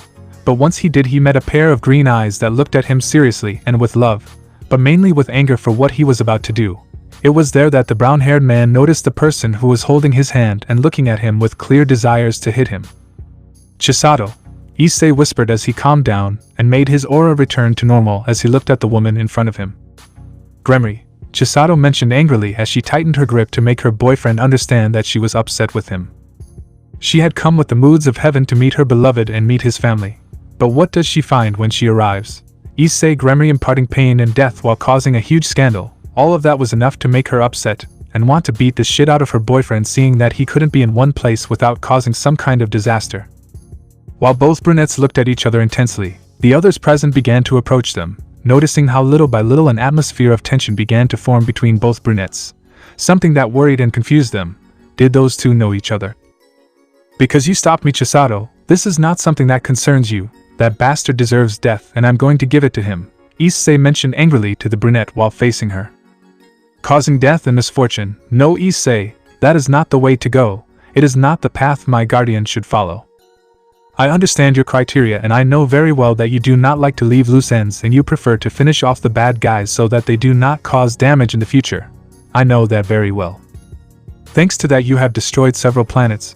But oh well, Issei, you know well that I do not like that way of solving things of yours, but I accept it, and at this moment I am going to ask you that for this time you let that man live. Let his family and his father be the ones to define his punishment," Chisato commented softly while looking at the brown-haired boy, managing to calm him down a bit. "She's right, Issei-kun, please let him go and let's go home," Serafall whispered from behind the brunette's back as she hugged him and pressed her face and breasts against her fiancé, causing him to finally calm down completely. "TSK, whatever, just this once I'll listen to them, but next time I'll finish my job. I don't care who gets in the way, I'll do it," Issei mentioned with annoyance while he crossed his arms and looked to the side. At that sight the brown-haired girls couldn't help but think that their beloved was acting like a child. Chisato could only shake her head at her guardian and boyfriend's attitude, but then smiled in amusement as she stepped forward and placed a kiss on the brunette's cheek, an action that surprised Issei, who turned to look at her, but at that moment she was confused when she noticed how her boyfriend put on a scared expression and began to sweat from nerves. Had she done something wrong? It was at that she noticed how two arms were tightly squeezing his waist while releasing ice magic. "Huh, tell me, Issei Gremory, who is she?" Serafall asked with a smile on her face and a vein standing out on her forehead as she held her partner tightly. "Wait, I already told you about her, it's Chisato," Issei responded nervously to the dangerous brunette behind him. He could be very powerful, but if there was something that scared him it was seeing Serafall upset, especially when he was the one who had provoked it. "Chisato, move," Serafall mentioned, regaining her cheerful composure and pushing the brunette aside, who ended up falling face first onto the ground as she watched the brunette rush to hug the goddess. "Kayawa, we finally meet. Ever since Issei told me about you I wanted to thanks for taking care of him all this time and mainly for keeping him under control. Thanks very much. By the way, I am Serafall Citri, the fiancé and matriarch of Issei-kun's harem, and as such I welcome you to it as I did with Irene and Isabella," Serafall commented with a smile on her face to the brunette, while hugging her tightly. It should be noted that due to the difference in height she had her face resting on the goddess's breasts.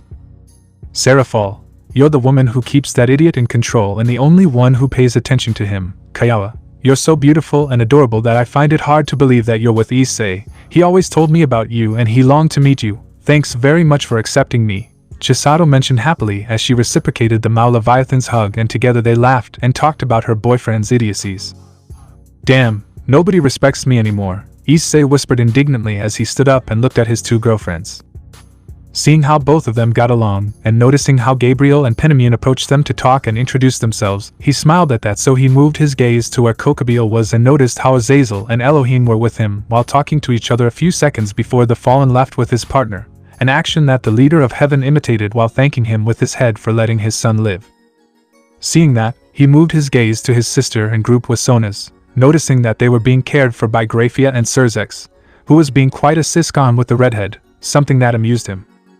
Finally he noticed how there were two women he didn't know and they were looking at him intensely. Issei could clearly see that they were both very beautiful, but he also detected several things in them. In the case of the albino he could perceive a certain kinship and familiar smell to that of Yui, as well as a draconian energy coming from within her.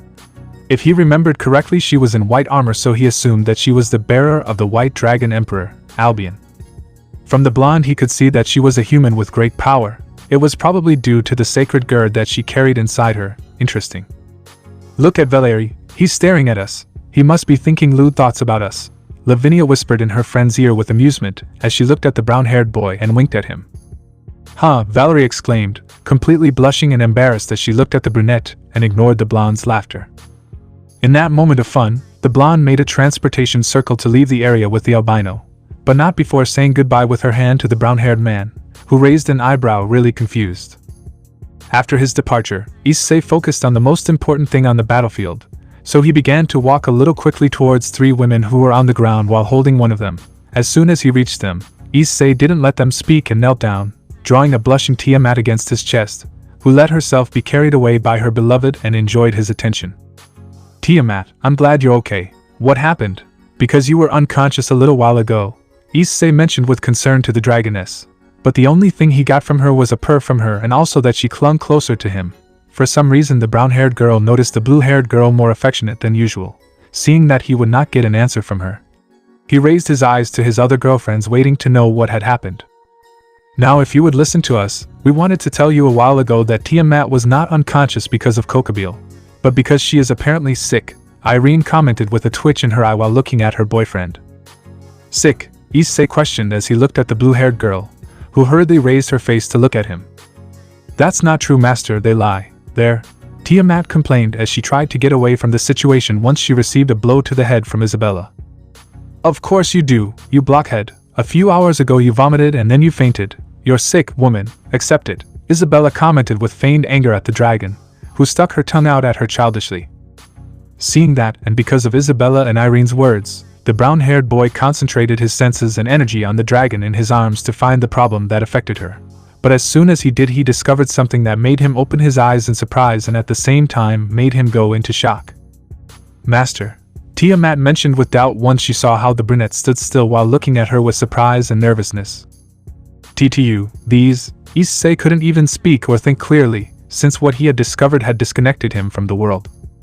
Huh, Tiamat, wait a second, Irene commented with concern upon seeing the brown-haired boy, so she used her senses and magic on the sky-blue hair to see what her boyfriend had seen. But just like him, once she did, she went into shock and disconnected from the world. Tiamat, it's not possible. How? Irene whispered in shock as she looked at the blue-haired girl who didn't understand anything. At that moment Tiamat didn't know if there was something really wrong with her partner and friend for them to become like that.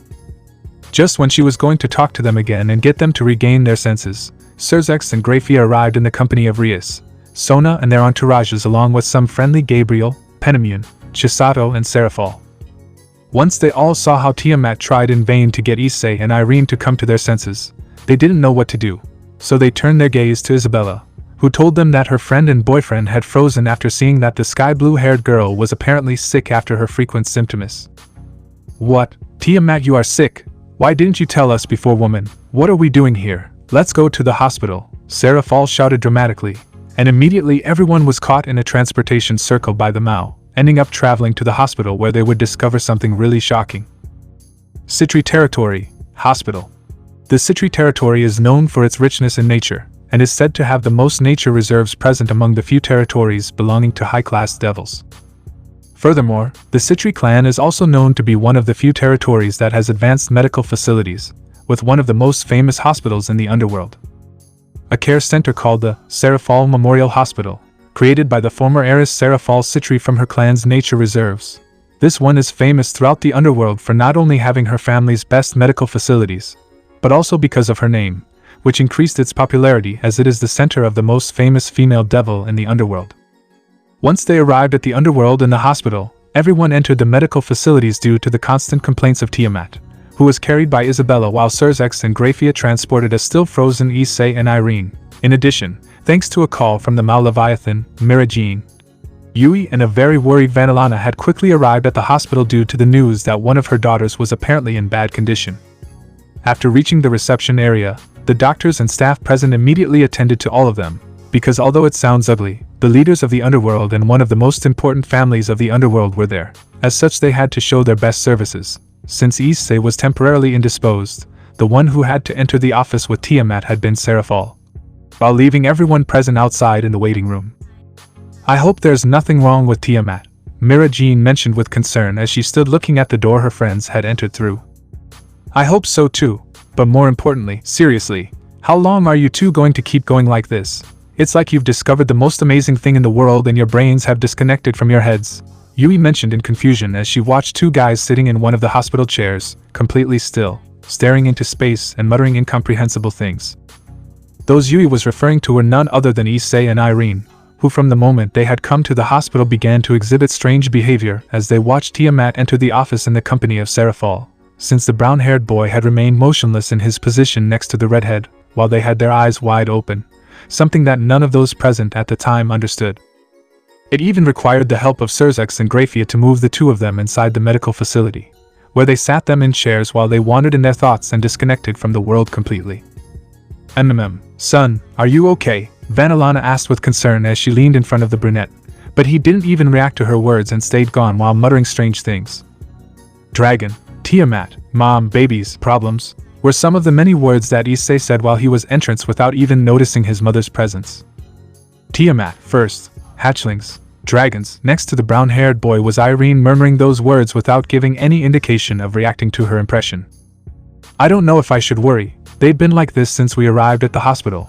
Did Tiamat's condition affect them that much? Vanillana questioned as she stood up and looked at everyone present. Fufu, the cause of their condition is something else that surprised them once they found out. Leave them alone. They will come out of their reverie on their own. For now, the most important thing is that you prepare for the news, Chisato mentioned calmly, drawing the attention of everyone present. Chisato, right. I understand from Irene, Isabella and Serafall that you are the last woman Issei met on his journey. It is a pleasure to finally meet you. The girls mentioned you to us, and we were all hoping to finally meet you. Nice to meet you. I am Mirajine, one of Issei Gremory's fiancés. The albino commented kindly to the brunette as she introduced herself and extended her hand to greet her new harem sister. Nice to meet you, Mirajine. Issei told me about all of you when he was with me for a while. It's a pleasure to meet you and our boyfriend's family. Chisato replied softly as she returned the albino's greeting.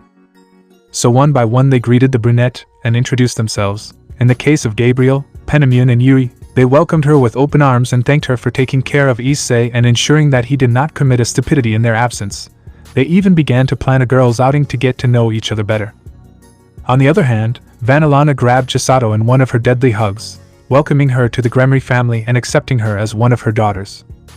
As for the brunette's siblings, Rias, Serafall and Gremory gladly accepted her and asked her to continue taking care of Issei. In those moments Chisato felt very happy, since she finally had what she had never had until she met the brunette family. So much was the emotion that she shed some tears of happiness, which caused all the females to hug her and share that beautiful moment. By the way, Chisato, what did you mean about not wanting to ruin the surprise? Isabella asked her friend doubtfully while looking at her once they recovered from the emotional moment. Oh, it's not up to me to say, but it's something that will definitely make them happy, Chisato commented with a smile on her face as she wiped away one of her tears. After those words a sound caught the attention of everyone present, and it was the sound of the doors of the office where Serafall and Tiamat had entered, which were coming out with expressions of surprise, joy, fear and nervousness. But what caught everyone's attention the most was seeing how the blue-haired girl cried with a smile on her face while looking at a specific point. Following her sight they could notice that she was looking at Issei, who had apparently already come out of his daydream with Irene and had gotten up from their seats while looking at them. Girls, what happened in there? Penamune asked her friends with a little concern but only got a big smile from both of them in response.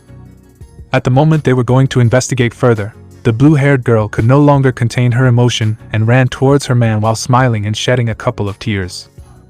Master, Tiamat shouted in complete happiness as she ran towards the brunette and threw herself into his arms, with Issei being the one who held her by the waist and lifted her into the air as he spun and laughed.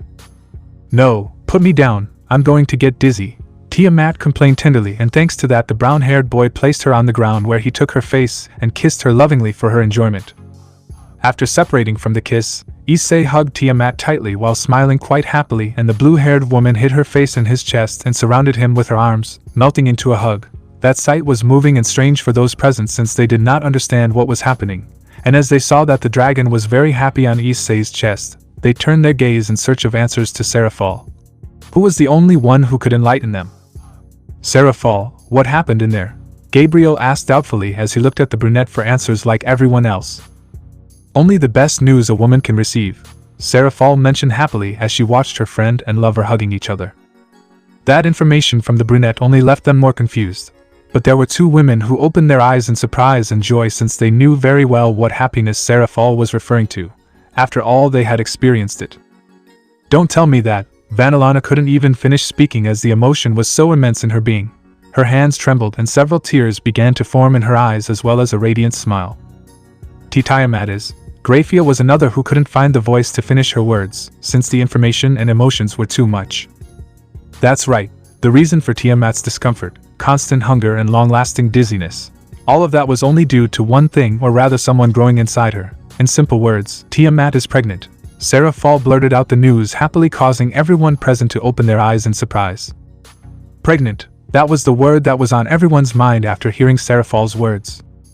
The first to recover were the brown-haired girls, who with smiles on their faces immediately went to the blue-haired girl who at that moment was being hugged by Irene while being congratulated.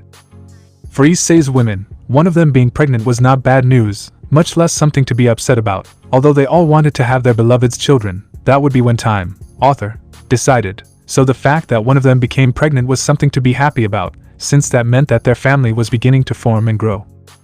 The girls were joined by the female Gremory and Citri to give their congratulations to a sentimental Tiamat who was in Vanillana's arms with great happiness.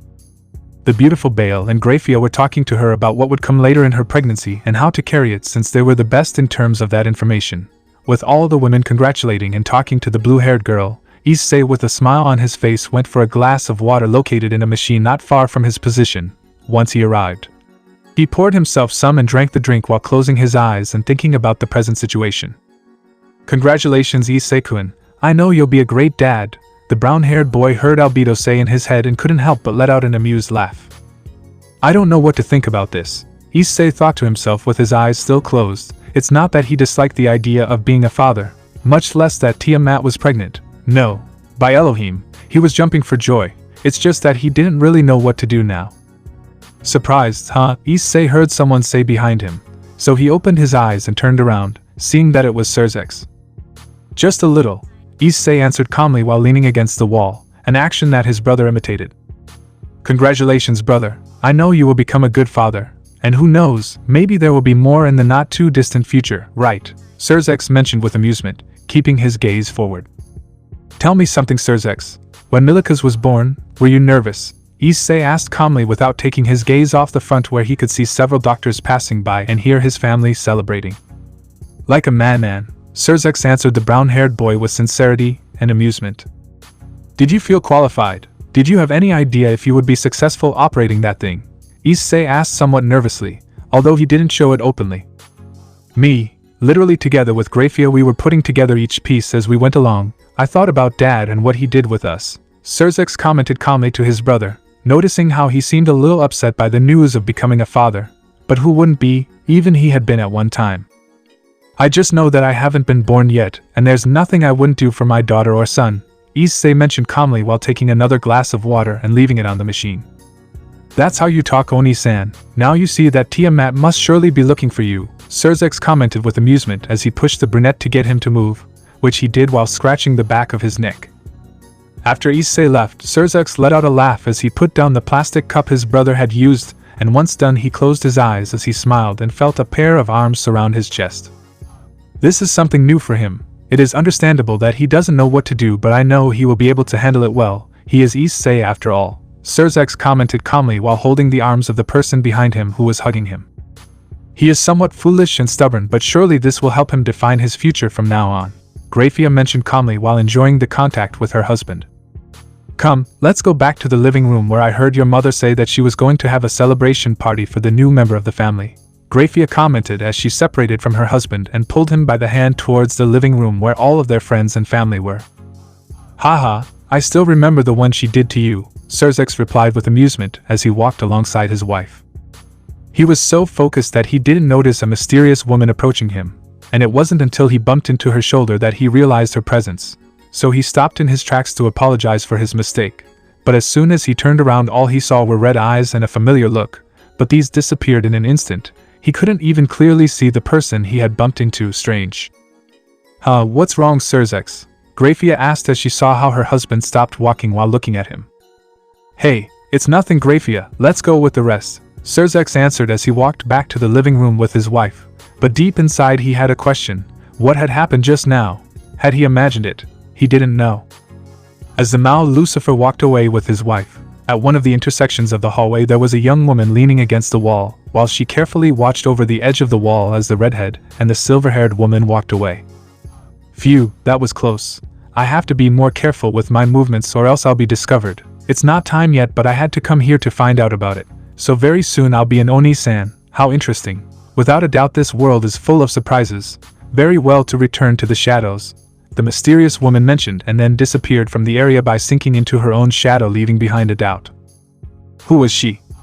Very well, come on son, this mall won't go through itself, exclaimed Vanillana with joy and fun while she was holding her eldest son's arm. The beautiful Demonia was wearing blue mini shorts, a red blouse that highlighted her well-proportioned breasts, as well as wearing a brown coat and thigh-high stockings with brown boots. Come on, don't rush me, Issei mentioned tiredly while being constantly pulled by his mother to go explore the mall of the human world. Why were they there? It all came down to the events after what happened at Kuo Academy by Kokobile and the news of Tiamat's pregnancy. After those situations the life of the Gremory family became complete chaos, and even more so considering Issei's reaction to the idea of being a father. It didn't even last a day, and he was already planning to build a fort to keep the Dragon Queen safe and sound. Plus the following days he did not separate from her at any time. Not even when she wanted to go to the bathroom she accepted to be away from her side. Which caused Tiamat's moods to explode. She madly loved her master but needed her space. So everything ended badly for Issei. Flashback. Leave me alone for a fucking second, Tiamat had shouted from the Gremory residence in the underworld.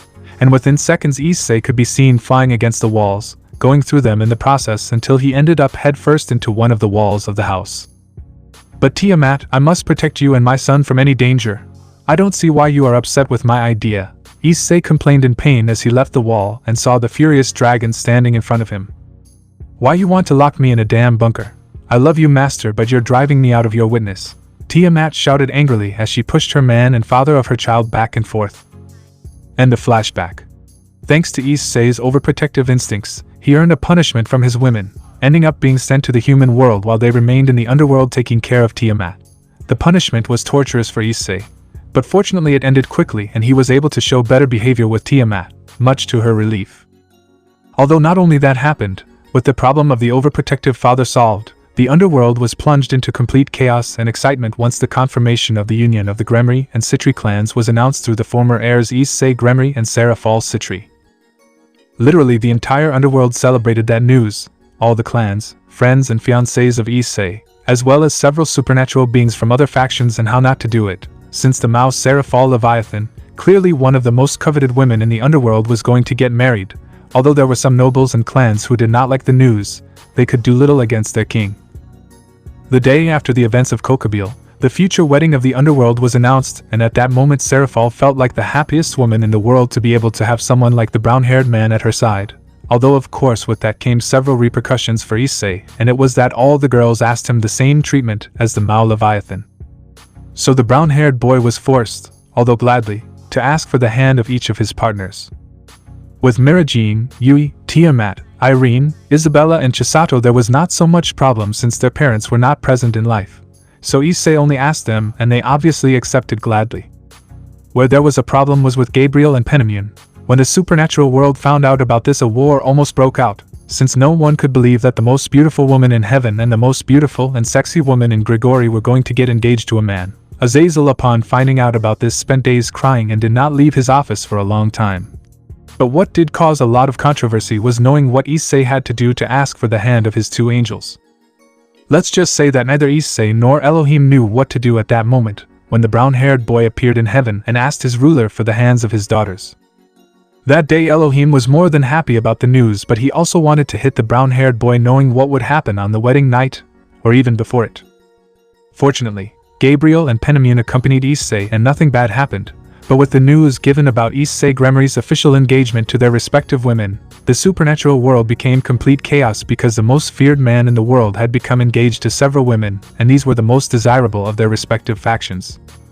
The Gremory and Citri families along with several guests celebrated the news of the engagements for a whole day. That day Graphia couldn't stop bothering and making fun of her brother while Sona could only congratulate her sister and brother-in-law. although internally she felt a little jealous when she saw the happiness that Serafall presented, as if she wanted to experience that too. Outside the topic of future weddings, the actions caused by Kokobeel with his Machiavellian plans caused great tension in the three biblical factions, even more so with his near death at the hands of the leader of the underworld. The tension between the three factions was immense and ran the risk of a possible war. Luckily, their leaders managed to calm the waters in their domains, but the fear of a new war was present, and for this the present problem had to be solved as soon as possible. With respect to Zenobia Irina, they had to return to the Vatican to give their report on their mission, although by Gabriel's words to Issei, it was revealed that they would be part of heaven, entering the deck of cards of the Seraphim, with Michael being the one who took Irina and Gabriel to Zenobia. Returning to the current situation and why Vanillana was in the human world, it was all because very soon the day of visiting parents to their children was going to take place at Kuo Academy, and as such the beautiful brunette could not miss it for any reason. That is why she had arrived a few days before the event, where she settled in the residence of her eldest son, and taking advantage of the situation she decided to have a mother and son day with Issei, who could not refuse his mother's request and the life threats his wives gave him if he did not go with her. "This is exhausting," Issei commented tiredly while he was leaning on a pole and watching his mother at a food stand buying 2 ice creams, and while she was doing so he couldn't help but compare her to a child because of the way she acted. "Haha, moments of peace and tranquility are definitely not your thing. You must learn to live this new life, Issei-kun. The world is changing little by little and you must find what to do from now on. You are a leader, a symbol of peace and balance, and also soon a father. The life full of blood, war and fighting is ending and you cannot be forgotten. I know that fighting is your thing, but at least give this life that is presented to you a chance. Also just look at her," Issei heard Albedo say in his head, so he followed her words and looked more closely at his mother coming towards him with 2 ice cream cones in her hands. On her face you could see the happiness and nostalgia she felt, something that caused a feeling in him. "I'm an idiot," Issei said to himself while he lost connection with Albedo and watched his mother come to him with joy. In those moments he had remembered a passage from his past. "I'm sorry, Mom, I love you so much. You'll fall asleep soon, and when you wake up, I won't be here anymore. I promise I'll be back, and when I do, I'll give you all my love and I hope you'll do the same. Good night, Mom." "I love you, Issei. Please come home, my precious baby."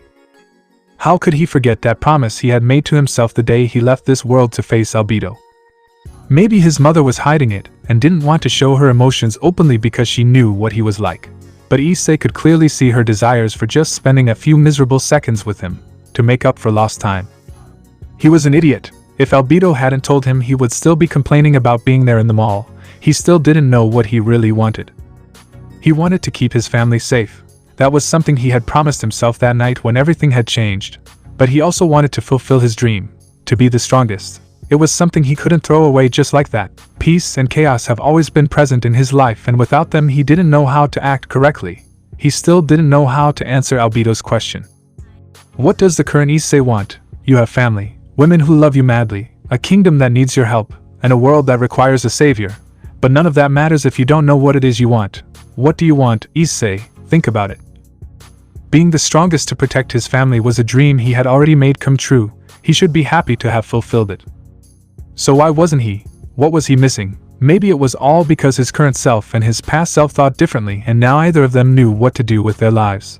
While it is true that they had everything, family, women who loved him very much, and what he had always wanted, peace and tranquility, all that was part of the dream of the child Issei, and now that it was done, what did his current self want?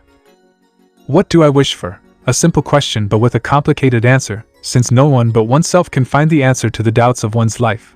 Issei thought while he had his gaze vacant and did not notice or was aware of the beautiful woman in front of him, not until he felt something cold hit his cheek.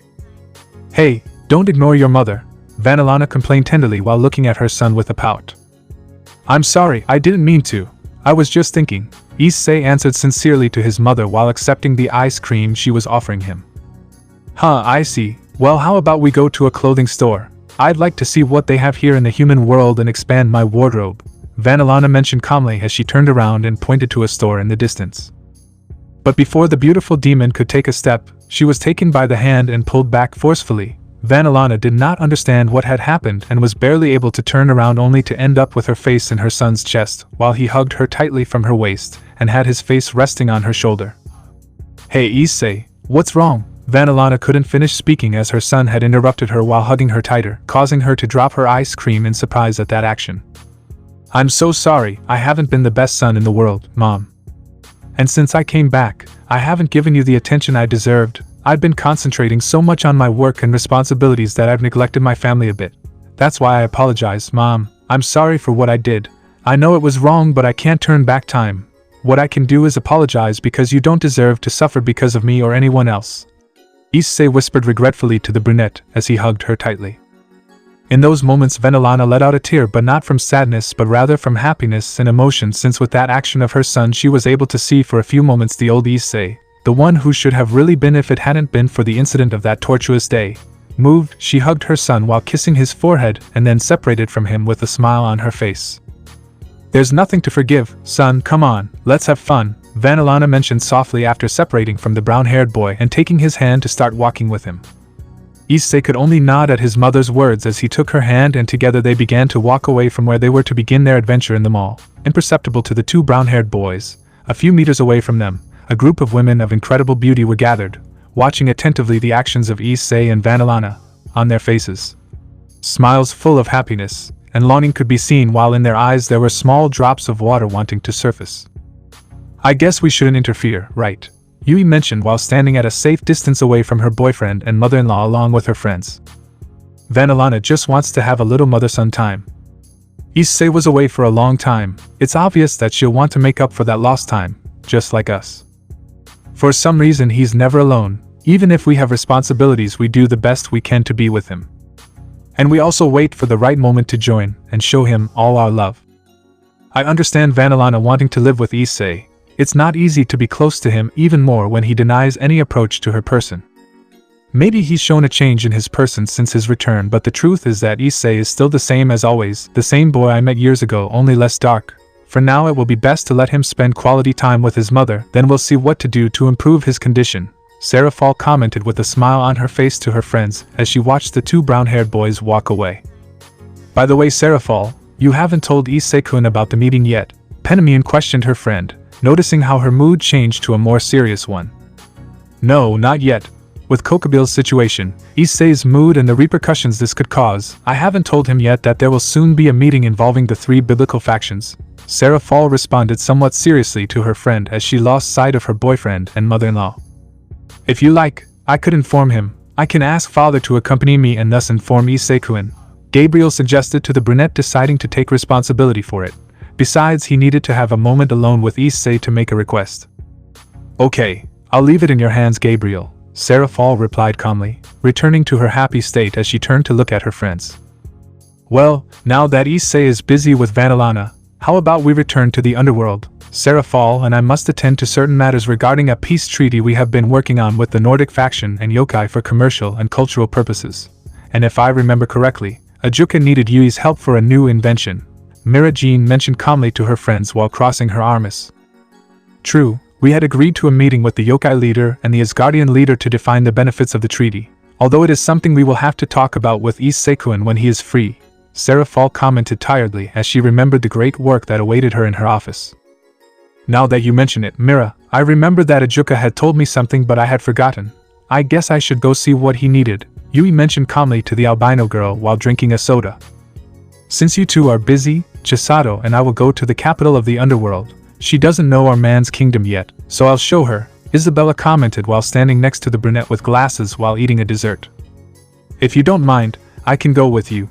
Being outside away from Issei's intensive care will do me good, Tiamat mentioned wearily as she remembered her master's extreme care of her. He was literally going to raise a barrier around the entire house to keep her safe, something that couldn't be done in the face of the girl's complaints and threats to his person. It's not easy being the first pregnant, huh? Although it's understandable that Issei-kun acts that way since you're the first of all to give him a child.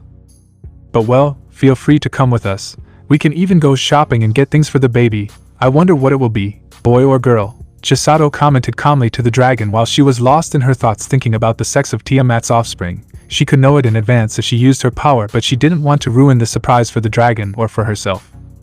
Call it a hunch or a female instinct, but I'm 100% sure it's going to be a girl, Tiamat mentioned happily while caressing her stomach. If it is, the whole world will be in danger because of the overprotective father we have as a boyfriend. I honestly can't imagine how Dragon-kun would act with a daughter, Irene commented while tasting a strawberry cake obtained from the sweets store behind her back. I feel sorry for the man who asked for permission to go out with our beloved's daughter, considering that Issei-kun will most likely send him flying, but oh well. I think it's time to leave. I must return to Gregory and get Azazel out of his room to do his job, Penemune mentioned heavily to her friends as she stood up from her seat. I can't believe he reacted that way when he found out that you and I got engaged to Issei, but you're right, sister. I have to go back to heaven and inform father about the meeting with Issei-kun to tell him about the summit of the 3 biblical factions, Gabriel commented calmly as he stood up and fixed his dress. Now that you mention it, since Issei will be out for a while, I have to go teach his class at Kuo Academy. I guess we'll see each other later, girls, Irene mentioned as she stood up and stretched before leaving. Alright, let's go, friends. The sooner we finish our duties, the sooner we'll be with Issei-kun, Serafall commented energetically as she prepared to leave. And so one by one they began to leave the shopping center, leaving behind the 2 that were making up for lost time after many years of absence. Hey, don't you think you're too close? Issei complained as he tried to get away from his mother in vain, since she had him by the arm and he could feel all of her against his body. Oh my, this is just fine by me. After all, you could say we're on a mother-son date. For now, just for this moment, you belong to me and no one else. Unless, don't you want me to take you by the arm? Vanillana childishly replied to the brown-haired boy while showing teary eyes. That sounded strange, ah damn. Do whatever you want, Issei mentioned with resignation to his mother while he let himself be carried away by her. There were 3 things in the world that he couldn't defeat: Chisato, his women, and the worst of all, his mother. Before them he was completely screwed. In that case, let's have fun, Vanillana declared, regaining her good mood and then starting to move forward with her son. By the way, Mom, where are we going on this date, or whatever you want to call it? Issei asked the brunette with his serious attitude as they walked. To be honest, I don't have the slightest idea. I guess we'll find out as we go along, Vanillana replied innocently, not noticing the look her son was giving her at that moment. She's an airhead, Issei thought with a drop of sweat running down the back of his neck as he saw how carefree his mother was. Now that he thought about it better, that's where he had to inherit that trait. Why are you looking at me like I'm stupid? Vanillana asked with her eyebrow raised at her son once she noticed his gaze. I don't know, just tell me, Issei replied stoically to his mother while looking at her with a poker face. Anyway, look, there are so many strange things over there, Vanillana exclaimed excitedly as she pulled her son's arm and began running with him to the various stalls in the mall. Wait, don't pull me, Issei complained loudly as he was carried by his mother. Time is of the essence, Vanillana declared excitedly as she pushed her way through the humans with her son in tow. To anyone present, the 2 brunettes were a couple in love, since Vanillana showed youth despite her age, and not to mention Issei, both passed for teenagers or young people in their 20s. What they didn't know is that it was a mother and son making up for lost time while creating new memories. After several minutes of laughter and complaints, the 2 brunettes arrived at a place of fun according to Vanillana, which was very different for Issei. Among all the establishments in this mall, you decide to come to a planetarium, Issei mentioned doubtfully as they entered the establishment. Oh wow, what could you possibly mean by that? Vanillana commented happily as they paid for the tickets and entered the presentation room. I didn't plan on going this far, however at this point it seems that I've lost the guilt I had towards my mother. In a way today she's acting like a normal girl, holding me happily, talking funny, laughing happily. All of those are things that I haven't seen since that day, since the day I left everything behind, Issei thought regretfully as he lined up to enter the room with his mother. Fortunately they didn't have to wait long and they entered quickly where they took seats for the show. Issei, is something wrong? Vanillana asked her son with intrigue as she looked at him. No, it's nothing, Issei answered seriously as he handed his mother a bucket of popcorn, which she began to eat as if she were a child. At that moment the lights in the room went out and the show began. The daughter of the Emperor of Heaven, Orihime, lived on the banks of the Amanagawa River and was a beautiful celestial maiden. However, after marrying Hikoboshi the shepherd, she forgot about her work and enjoyed herself every day. Outraged, the Emperor of Heaven separated the lovers. The voice from the megaphones reported as he began the spectacle that attracted the attention of everyone present. Hey Issei, Vanillana mentioned softly while keeping her eyes fixed on the work in front of her.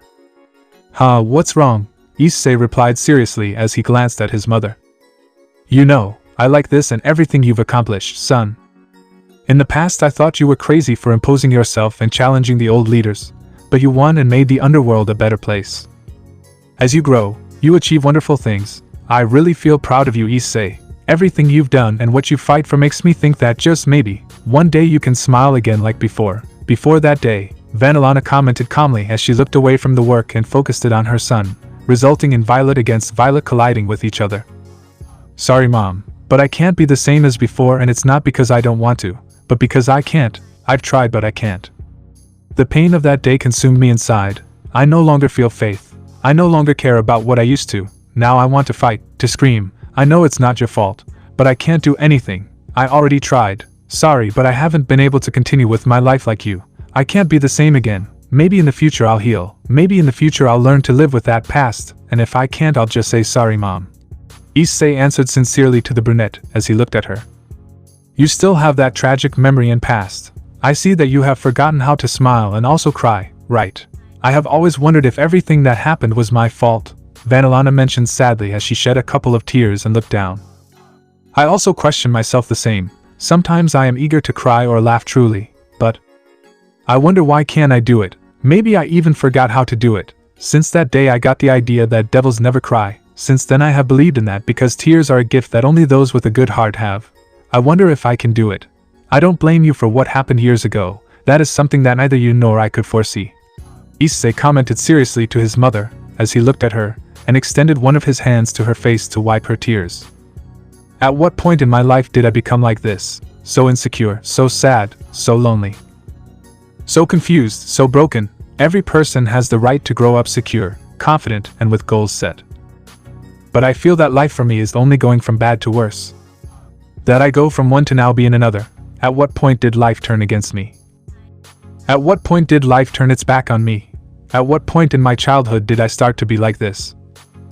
I know that I am no longer the same child that everyone could easily hurt, but I feel like I am drowning in loneliness, sadness, and lack of security. I'm wondering, at what point did I stop smiling so often? At what point did I stop being so cheerful and explosive? I wish I could be less cold with the people I love and start being that way with the people who deserve it. Issei thought with regret as he caressed his mother's cheek to comfort her. Sorry, let's leave the subject aside and continue with our date. I don't like this place much anymore, so let's go somewhere else, Vanillana commented with a smile on her face as she stood up and then headed for the exit, but not before wiping a few tears from her face. Yes, it is best to wait, Vanillana thought about her and her son's situation as she walked. What the beautiful demon didn't know is that the longer she waits to speak clearly about the subject and repair the wound that her lack of courage caused, the greater the danger she would have to face. Vanillana didn't know it yet or didn't want to accept it, but sooner or later the secret of Issei's life would come to light, and that wouldn't be the worst, but what would come with it. Once the time came, she would have to face what she fears most and what has caused her nightmares over the years, since only she can repair that link from the past that time modified. Only Vanillana can defeat the being that she herself awakened due to her lack of will, that being born from the hatred, fury, and bloodlust of her son when his power was released from its prison. That part of Issei that only seeks one purpose: revenge, destruction, and death. Once the two brown-haired boys left the planetarium studio, they resumed their date and explored the mall and its various establishments.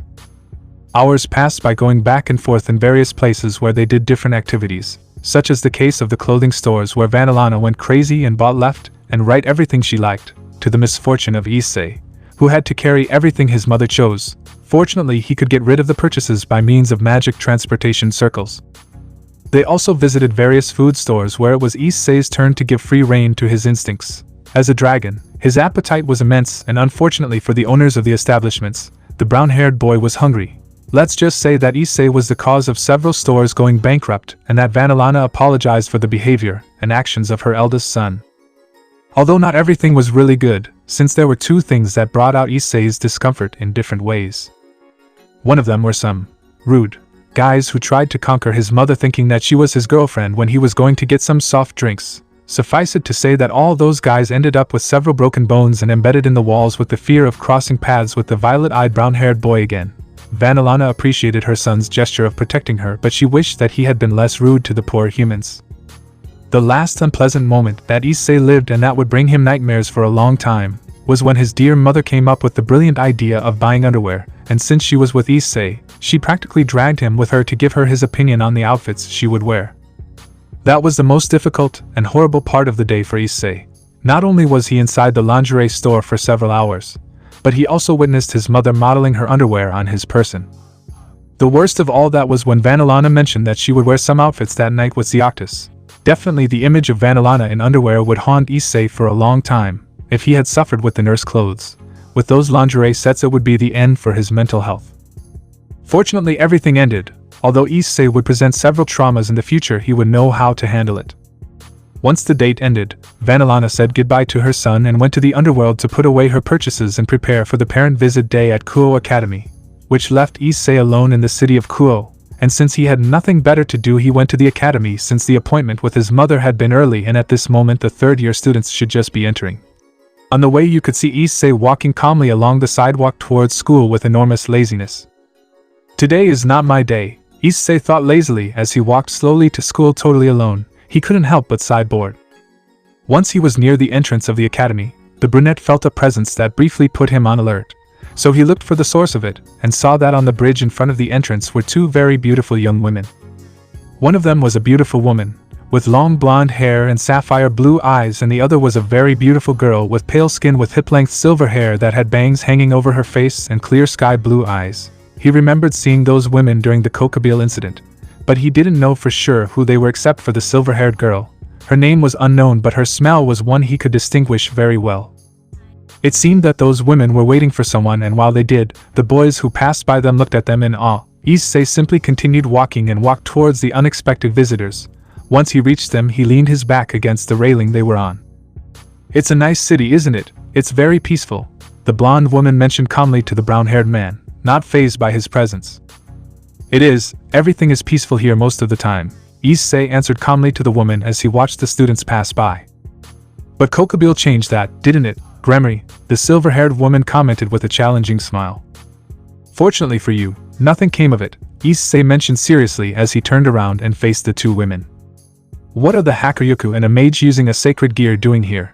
Issei seriously questioned the two women, who put on the same expression as him.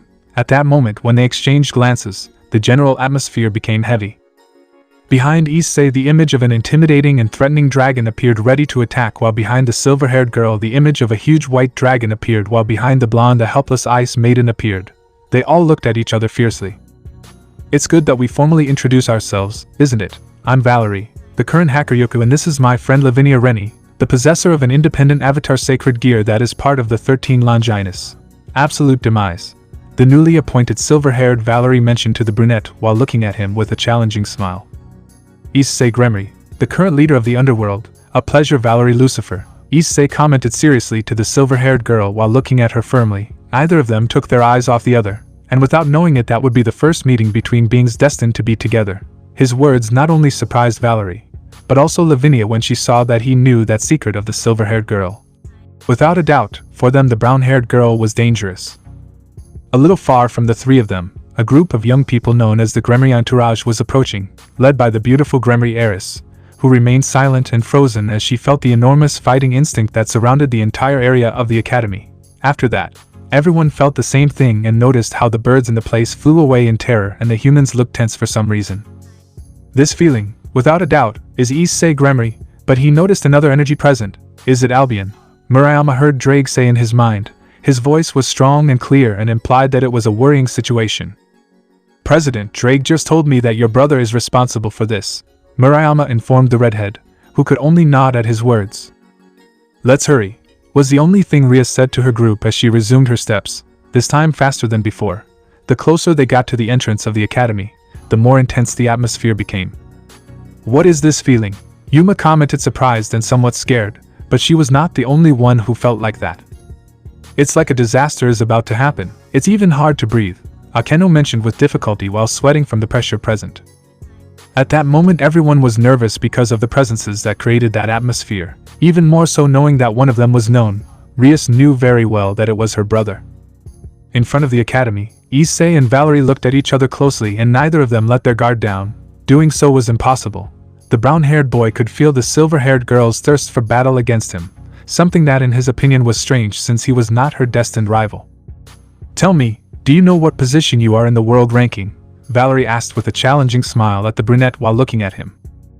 If memory serves me right, I'd say first place, girl," Issei replied firmly as he looked at the silver-haired girl with a defiant gaze.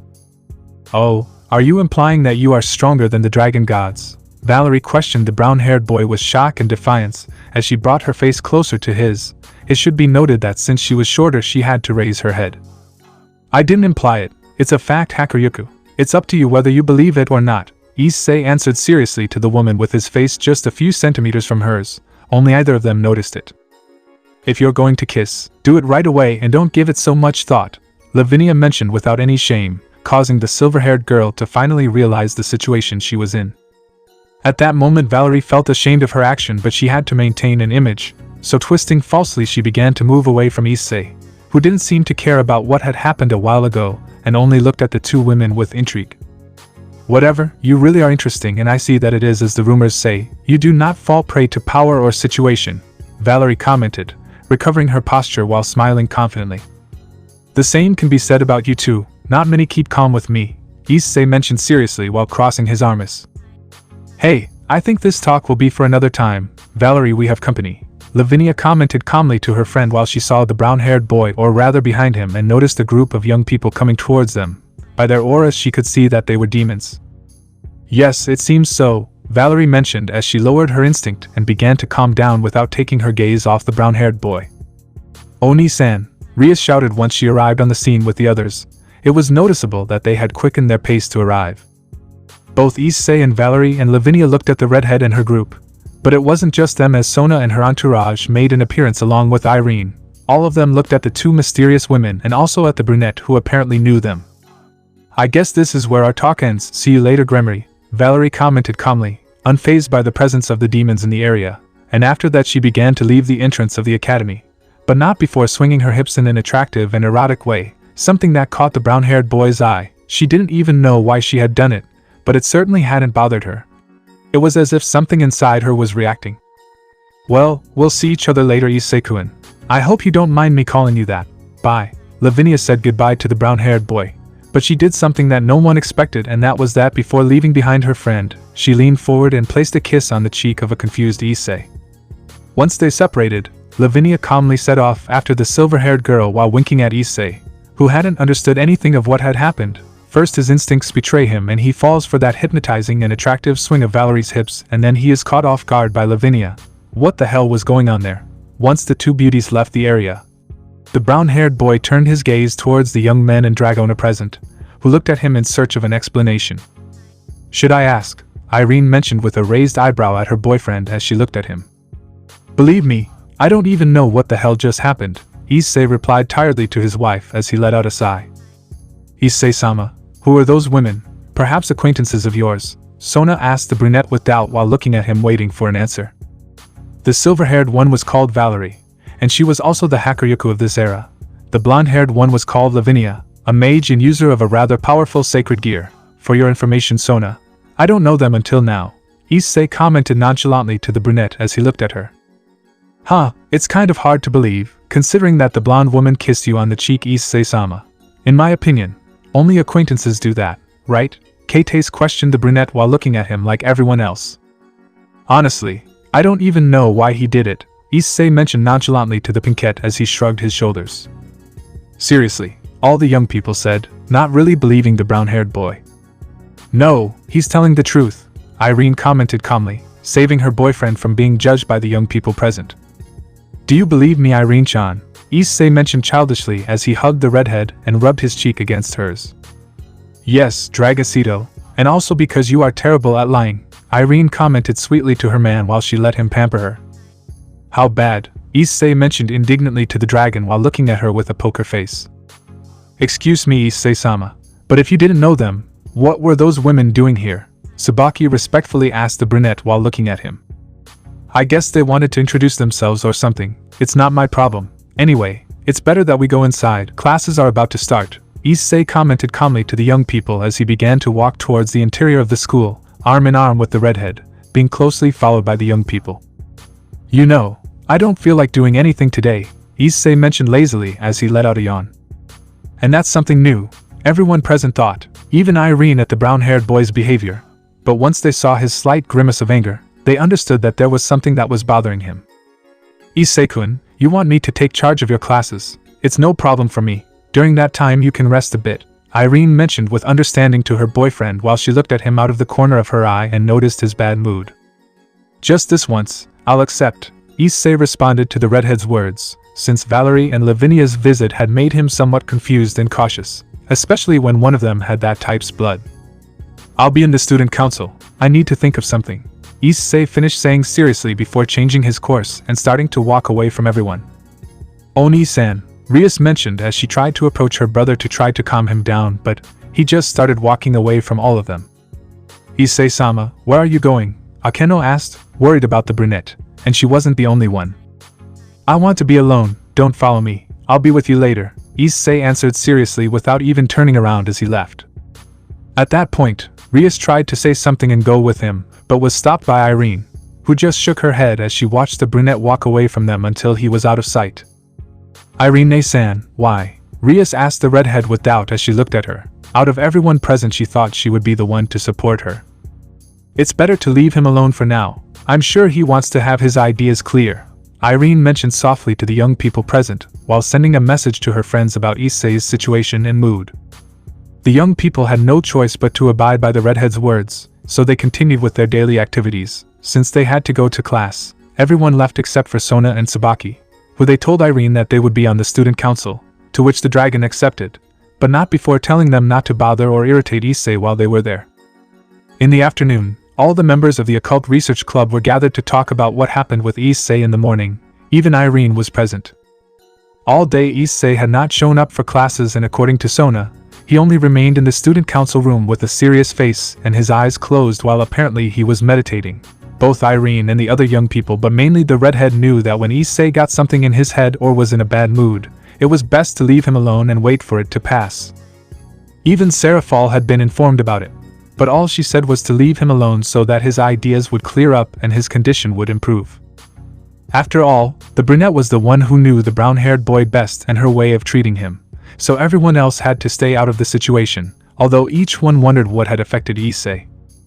Irene supposed it was something related to the two mysterious women from the morning, but she didn't understand why. She had been able to identify a certain kinship and aroma of the one identified as Valerie with respect to Yui, and she was sure, or at least her intuition told her, that that was where the problem with Issei's mood came from, but she didn't know why. I guess Issei-sama must still be in the student council room, Akeno mentioned to the boys and Dragona while handing out several cups of tea to them.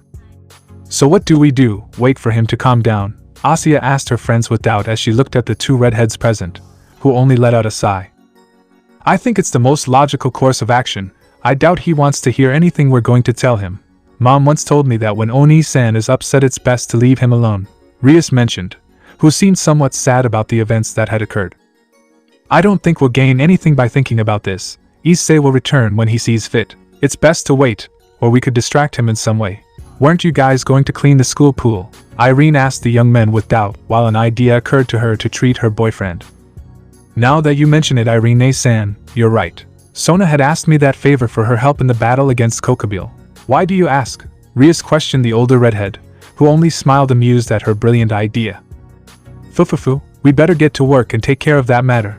First let's clean the pool and then have a day full of fun and relaxation. Finally let's invite Issei-kun to help him clear his mind, Irene commented excitedly to the young men as she stood up. It's not a bad idea, but I'll need to go get my swimsuit, Yuma mentioned to the redhead, giving his point of view, which was accepted by the other females. You're right, Yuma, let me take care of the pool and you guys go get your swimsuits for today. We'll meet in about 30 minutes at the school pool. Don't forget that this is a surprise for Issei, Irene commented happily while winking at the boys. After that, everyone began to set off and prepare for today's activity at the academy. On the other hand, in the same school, in one of its many rooms was located the student council, in which its members could be seen doing their work and duties in a somewhat uncomfortable and nervous way. All this was due to the brown-haired boy sitting in the armchairs of the room, who was apparently asleep or meditating. That was not a problem for the young men. What did generate discomfort was seeing how the brown-haired boy showed a look of anger on his face and also the slightly dangerous atmosphere that he generated. President, is it okay to leave it like this? Tsubaki whispered to the black-haired girl with glasses while she was sitting at the desk in the room and looking at the brown-haired boy.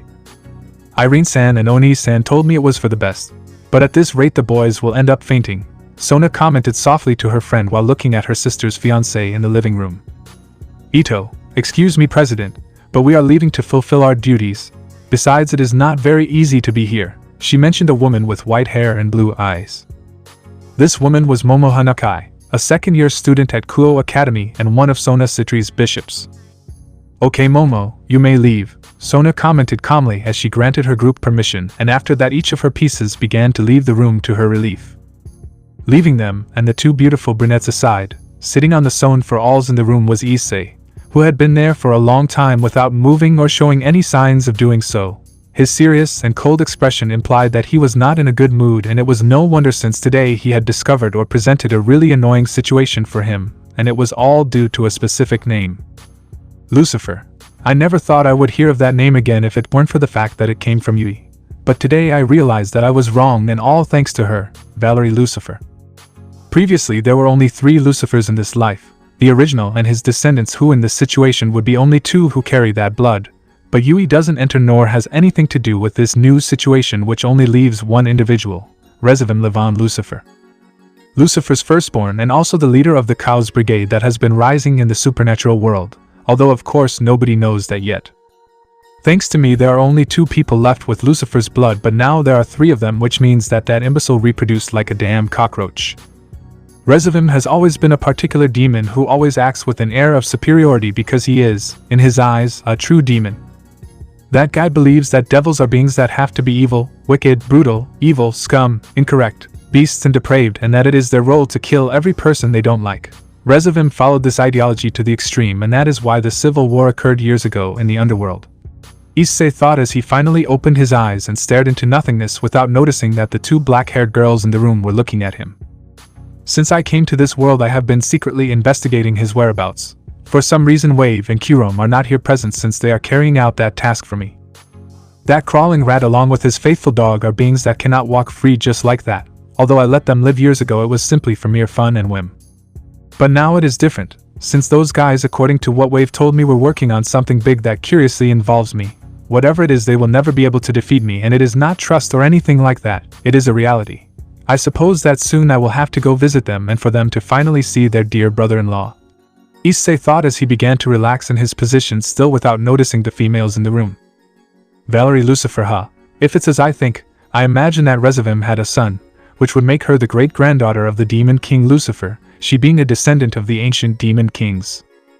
But how crazy can this world be for her to have the divine dividing with her? It's probably because of the union of a human and a demon, but how likely would it be for her to be born with something like that? Elohim should definitely check out that system of his.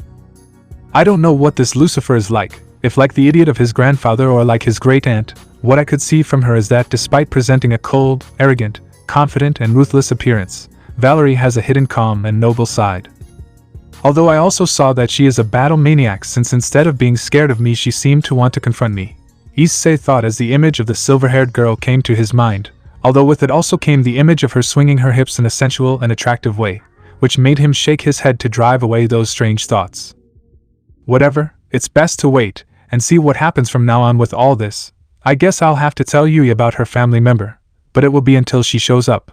I can't go around revealing these things if Valerie hasn't done so yet. It must be for some reason. Issei finished thinking as he came back to himself and looked towards the council room and its present tenants. How long was I gone? Issei calmly asked the brunettes as he looked at them. A couple of hours, I think. Classes are over, Sona mentioned cautiously to the brunette. Once she saw that he had finally come out of his daydream, it was a relief for her that he showed a relaxed attitude. I see, Issei whispered without any emotion as he turned his gaze towards the room's window and noticed how the only one was still present. It was probably around 1 in the afternoon. Ito, Issei-sama, would you like some tea? Tsubaki mentioned to the brunette as she stood in front of him with a cup in her hands. Thanks, was the only thing Issei said to the brunette as he accepted the cup and prepared to drink it, noticing how the young woman took a seat near him. As she sipped her tea, she couldn't help but look at the women present. On one hand was Tsubaki, a woman with a serious personality who she has rarely seen smiling, and then there was Sona, a very strict and intelligent woman. In the words of Serafall herself, she was a woman very dedicated to her dream of opening a raiding games school that is open to everyone regardless of their status. Besides having a delicate side, like her fragile ego when it comes to baking cakes, which unbeknownst to her, she is quite bad at. Fortunately, Serafall had told her in case she had to face that scenario in the future. not forgetting that he knew that she is embarrassed by her older sister's childish behavior. Although she is very protective of her, Issei couldn't help but think that both Tsubaki and Sona were interesting women. In a way, they resembled him when he acted seriously.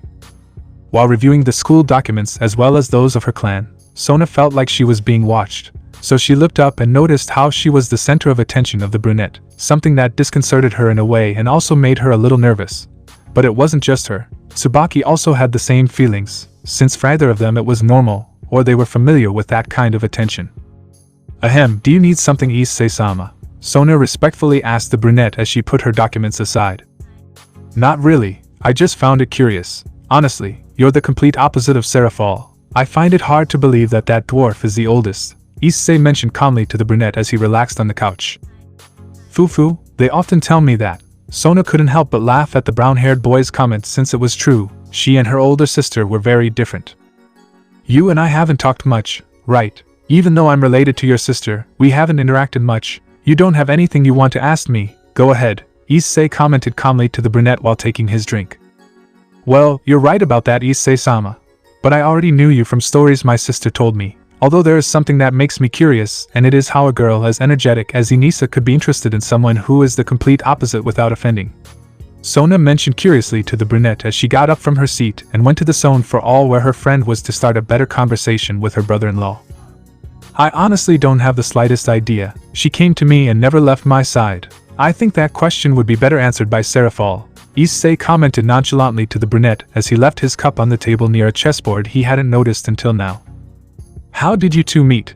Tsubaki asked the brunette curiously regarding the current topic, but became a little confused as did Sona, when Issei let out a laugh of amusement. Let's just say that our meeting was just around the corner. Literally, when we were children we collided in the hallway of my house when turning in the corridor, and from there our story began, Issei mentioned with amusement after remembering that moment of his past with his beloved Serafall. Who would have thought that his life would change so much with that curious incident from years ago? He still remembered that day of his childhood when he wandered around his room aimlessly, but on his way through the corridors around the corner he would find the light of his life. The beginning of everything between Serafall and him would be due to an accident of calculation. Although to be honest at that time it was not a good first meeting considering how he was at that time. Get out of the way, you idiot! He remembered yelling at Serafall as he threw her aside and stood up from his spot, although the brunette had not remained silent, and was already showing signs of dominating his life. Ouch, hey, be gentler, don't you know how to treat a woman, you jerk? Yes, it wouldn't be the most beautiful or romantic first meeting of life, but it was the perfect meeting for Serafall and for him, since that moment marked the beginning of an adventure together that neither of them would regret experiencing. I'll just tell you girls, that I used to be cold, more than I usually show, because darkness and suffering surrounded me. Everything was like that until Serafall came into my life, and in the light of her eyes I found the love that my dark heart needed. In the darkness, the light shines, and in the light, the darkness appears. It's funny, but that would be Serafall and I, Issei commented calmly to the brunettes while looking at them. I think I understand the concept you're talking about, and I find it very interesting and unique. Light and darkness, two elements so different but so close, Tsubaki mentioned with understanding to the brown-haired boy. She couldn't help but think that his way of thinking and seeing things turned out to be quite cute and attractive. Whoever says that Issei Gremory didn't have his sensitive side was because they didn't really know him.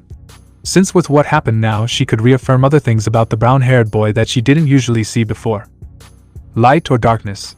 Light is bright, pretty and hides nothing, while darkness is mysterious, enveloping and intriguing.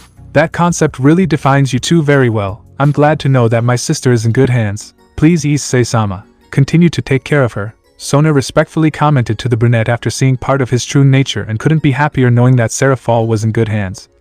Although internally and unconsciously she wished to have the same as her. Well, let's leave that aside for now.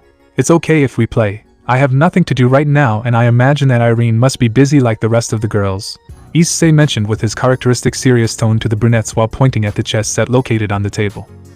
Before even accepting the offer, Issei-sama, I must inform you of a certain rule regarding the Citri clan that involves me. You see, I used to have a fiancé before, but I broke that engagement by beating that guy in a game of chess. Since then it was decided and written that I will not marry someone who is not smarter than me, and that must be shown in a game of chess, Sona commented seriously to the brunette, noticing how he had a drop of sweat running down the back of his neck. I asked you to play, not to get married, Issei mentioned with a twitch in his eye and a complicated smile at the brunette as he looked at her. I was just letting you know, Sona replied with a smile on her face as she saw the brunette's facial features and found them amusing. Let's just play and that's it, as entertainment without the need for a commitment. You can do it, right? Issei questioned the citry heiress while raising one of his eyebrows. Of course, so black or white? Sona asked with some excitement as she placed the board on the table. Black, aren't you going to play Tsubaki? The more the better, Issei mentioned calmly to the brunette as he looked at her and settled into his position. Playing against the king of the underworld, that sounds very fun and interesting, Tsubaki commented with some excitement as she stood next to her friend waiting for her turn against the brown-haired boy. You know Issei-sama, they say that how you play chess is how you do things in life. Your moves and decisions when acting define your way of doing things. Chess is a game of strategy in which the objective is to overthrow the opponent's king. This is done by threatening the square occupied by the king with one of your own pieces without the other player being able to protect his king by interposing a piece between his king and the piece that threatens him, move his king to a free square or capture the piece that is threatening him, which results in checkmate and the end. That's how it is in war, right? Without the king, everything falls apart for his people, Sona mentioned analytically as she finished arranging the pieces on the board. Each type of piece moves in a different way, which will determine its power and importance in the development of the game. Something similar with the demon's retinue, don't you think, Issei-sama? Personally, I like to start by moving the pawns, since they always move one step forward and there's also their distinctive quality of promotion, being able to become a queen, rook, bishop or knight. In my opinion they are pieces of vital importance for victory, Sona commented calmly as she started the game by moving one of her pieces forward. Your analysis is not bad, Sona, and in a way chess is like the battlefield. The king must give the proper orders to his pieces to ensure victory, but there are many drawbacks that can make you lose. Poor management and decision-making, confidence and intellect, all of that sometimes greatly influences the development of events. Your thinking is not bad, Sona. You depend on your pieces when acting while you border them from behind, but in that we differ quite a bit, you and I, since I prefer to go head-on with my men behind, Issei mentioned while throwing his king forward, something that would be considered very risky. You've doomed yourself, you know, Sona commented in disbelief to the brown-haired boy once she saw his initial move. In her opinion, the game was already defined, but they say that you have to declare victory until the end. We'll see about that, Issei responded defiantly to the brunette, while he looked at her defiantly, and she looked back at him. And so, both of them became engrossed in the chess game in which their thoughts and actions constantly differed. They played for minutes in which Sona and Tsubaki exchanged places to face Issei once the games ended, yet each of them ended with a single result that amazed the females in the room. Checkmate, Issei said with amusement as he knocked down the citry heiress's last piece. We didn't win a single game, either we're really bad or you're invincible, Issei-sama. Tsubaki mentioned in disbelief when she saw that they didn't win a single game against the brown-haired boy. It was really interesting playing with you. Are you sure you don't want the commitment? Sona commented jokingly to the brunette while letting out a small laugh. I prefer to earn things without the need to resort to a game, maybe for the next Sona. Issei responded in the same way to the citry heiress. My sister would kill you if you did, Sona mentioned with amusement after imagining Serafall's scenario after finding out that her fiancé would also be hers. I honestly think she would be happy considering the great love she has for you, Issei replied with a drop of sweat on the back of his neck as he thought about his fiancée and her strange Sascona-like behavior. Beep beep. It was the sound that was heard coming from Issei, more specifically the one emitted by his phone, so the brown-haired boy decided to see what it was about, and once he unlocked it, a message from Akeno appeared on the screen with an attached image. Hey, don't you want to come to the school pool and hang out with us? What the hell are you doing there, and how do you have my number? Irene-san gave it to me, come with us, your girlfriend is also here, so you're the only one missing. You can tell Sona and Tsubaki too, the more the merrier, right? Okay, I'll go, we'll be there in a few minutes. Perfect, by the way, how's my swimsuit? Pretty, it matches your skin and accentuates your beauty. Thanks, and hers. Huh, I didn't need to see that, but I guess it looks good. Haha, yes, she spent hours looking for an outfit that would be acceptable to you, even in that she seeks your acceptance, but I think the one you will like the most will be hers. You can stop sending me pictures, I'll see you there. Haha, we'll be waiting for you here. Issei could only let out a sigh after the conversion with his sister's queen, although the idea of a day at the pool didn't sound bad. He had to clear his mind, and what better than to go out and have fun. Fortunately Irene would be there with him, so it was better to get going. Did something happen, Issei-sama? Tsubaki asked the brunette once she saw him get up from his seat. Akeno sent me a message inviting us to spend the day at the school pool, Issei replied calmly to the brunette while stretching.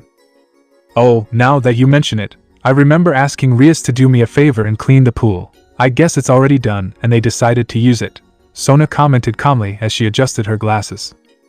I'm going there. Are you coming? Issei asked the brunettes while looking at them. We don't have anything better to do at the moment, so I guess so, Sona replied calmly with a shrug. Luckily we have swimsuits stored in the office, Tsubaki mentioned with relief as she headed to some cabinets in the room. Then let's go, Issei declared nonchalantly to the brunettes as he walked out of the student council, being closely followed by them. After several minutes of walking, they had finally arrived at the location, where they could see Murayama and Keitase cleaning the pool with Kiba helping them by using the hose to give water to the area that needed to be restricted because it was so dirty, giving the image that no one had cleaned that place since last year. How boring, Issei mentioned once he arrived with Sona and Tsubaki to the pool and saw that it was not ready. Come on Issei-sama, they're already halfway there, Sona commented calmly as she sat down on one of the chairs and began reading a book next to Tsubaki, who was only covered by an umbrella. This is absurd. Why don't you just use magic and have it all resolved? Issei mentioned seriously and irritatedly as he looked towards the pool. We could, Dragonito, but the point of this activity would be lost, spending quality time, he heard Issei say from the side, and once he turned his gaze he got a pleasant surprise. There, resting in one of the chairs, was Irene wearing an attractive and revealing bikini that highlighted her very proportioned figure, while she wore her hair loose and gave him an erotic smile. You enjoy what you see, love, Irene mentioned with some amusement to the brown-haired boy, but internally she was happy to have captivated her fiancé. If we were alone, believe me when I tell you that I would have already attacked you, Issei whispered in the dragon's ear once he approached her, causing her to blush furiously at his bold insinuation. Maybe later, Irene whispered nervously and with desire while rubbing her thighs. At that moment her dear boyfriend stole a kiss from her while looking at her with amusement. After that exchange, Issei and Irene looked at the scene in front of them, while Keitase, Murayama and Kiba cleaned the pool. Asuya, Yuma and Koneko worked in harmony and peacefully. It looks like things are going well. This will serve to distract us, Rias mentioned from her position while cleaning. Also, we have to remember that we will go to the underworld during the holidays, Akeno commented at his side while holding the hose in her hands. Seriously? Why? Keitase asked in surprise as she scrubbed the floor. That's because there's an important event for the young devils, Issei mentioned while sitting on Irene's chair with her on his lap. That said, the work continued a little longer until the pool was completely clean at last, and with that, everyone present had earned the right to use it. Issei and Kiba, being the only men present, were waiting for the girls to change since they, being men, were already ready. Fortunately, Irene, being ready from the beginning, was accompanying him. The blonde was wearing shorts while the brunette was wearing shorts and a dark shirt to cover his scars. I can't believe you're going to practice swimming now, Kiba, Issei mentioned calmly while waiting for the girls in the company of the tan dragon. It never hurts, plus it's a good workout for the legs, it'll come in handy when I want to move quickly, the blonde commented, sounding sure of his idea while the brown-haired boy sighed. Obviously it will work, only in your case it would be good for you to swim with extra weight, that way it will be more useful, Issei mentioned tiredly to the blonde while looking towards the water.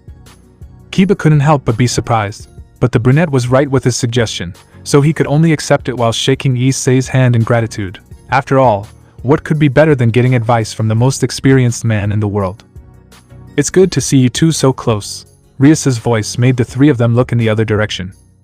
Despite their actions, Issei had to admit that the girls present looked good, even his sister, much to his chagrin.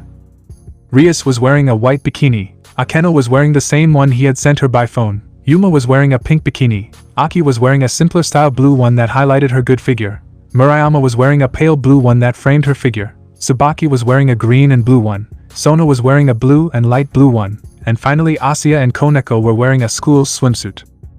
Well, how do we see each other, Oni-san? Rias asked the brunette somewhat nervously and embarrassed. I don't know, I guess it's okay. It's not something that interests me, Issei mentioned seriously to his sister as he turned around and jumped into the pool. He meant that they all look beautiful, of course. It's not something he usually says, Irene commented calmly from her seat, cheering up the girls but mainly some specific individuals. By the way, Issei-sama, why are you wearing your shirt? Isn't it more comfortable if you take it off? Asuya mentioned innocently, which caught the attention of everyone present since what she had said was true. Mind your own business, girl, Issei responded coldly to the blonde, causing her to show an expression of fear. Issei, Irene scolded the brunette seriously while looking at him and noticing how he was starting to get upset. Had Asuya's words affected him? TSK, Issei complained as he submerged himself in the water under everyone's confused gaze. I can't let them see them, was what Issei thought inside the water while he brought one of his hands to his back and ribs, where the 2 scars from the fight against Albedo rested. Once things calmed down, everyone began to enjoy the pool. Rias and Akeno were swimming gracefully on one side, Yuma was sunbathing along with Irene. Sona was swimming calmly enjoying the water with Tsubaki, who put aside her seriousness to smile. Keitase was just sitting at the edge of the pool while Murayama was helping Asuya and Koneko practice swimming. Finally Kiba was swimming underwater. Everyone seemed to be having fun, while Issei was sitting to one side all thoughtful, as he couldn't shake the feeling that something was going to happen. It was strange. Are you still like that? Issei heard someone say, so he looked up to see Irene in front of him. Something is bothering you and don't even think about denying it. I know you too well, Irene commented as she sat next to her boyfriend and caressed his arm. Something, it's just that I have several things on my mind. I'm sorry if I worried you, Issei mentioned somewhat calmly to the redhead while looking at his reflection in the water. You know, you shouldn't stress yourself out too much, and you shouldn't keep all your discomfort to yourself. That's what we're here for, to help you move forward without any weight on your shoulders, Irene commented affectionately while placing a kiss on her boyfriend's cheek. Issei could only look at his girlfriend and smiled gratefully. He was truly lucky to have her in his life, as well as the rest of his girls. Each one of them improved his day-to-day life and made him a better person. Now that he thought about it better, maybe they would have the answer to his existential doubt. He had to see it later. I'm really glad you're by my side, Irene. I appreciate it, Issei mentioned calmly to the redhead, who blushed slightly at his words. Oni-san. At that moment Rias appeared next to them with a smile and slight nerves that could be easily noticed. What do you want, girl? Issei asked his sister, returning to his serious attitude. Can you help me put on sunscreen? After those words from Rias, the brunette was surprised since she could ask someone else for the favor. Go Issei-kun, go put some sunscreen on your sister, Irene commented happily as she gently pushed the brunette to get him up. What a pain, Issei complained as he stood up and followed the redhead to one of the chairs, where after arriving Rias took off her bikini top and lay face down while he looked irritatedly at his sister. Willing to finish this quickly to avoid a misfortune that involved him hitting the redhead, he began to apply the sunscreen on the Gremory's back. Thanks for this, Oni-san, and don't worry about the front, I'll take care of that. I just need you to cover my back since I can't reach that place, Rias mentioned calmly to the brown-haired boy while he enjoyed a little of the massages he was receiving. Believe me, if you had told me that you also needed to go up front, you would already be flying through the skies, Issei commented seriously while applying sunscreen to his sister's shoulders.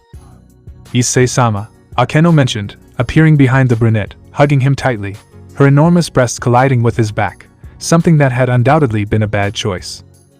Not even a second passed when part of Issei's power shot through the skies and sowed in the environment a dangerous air full of bloodlust that terrified everyone present.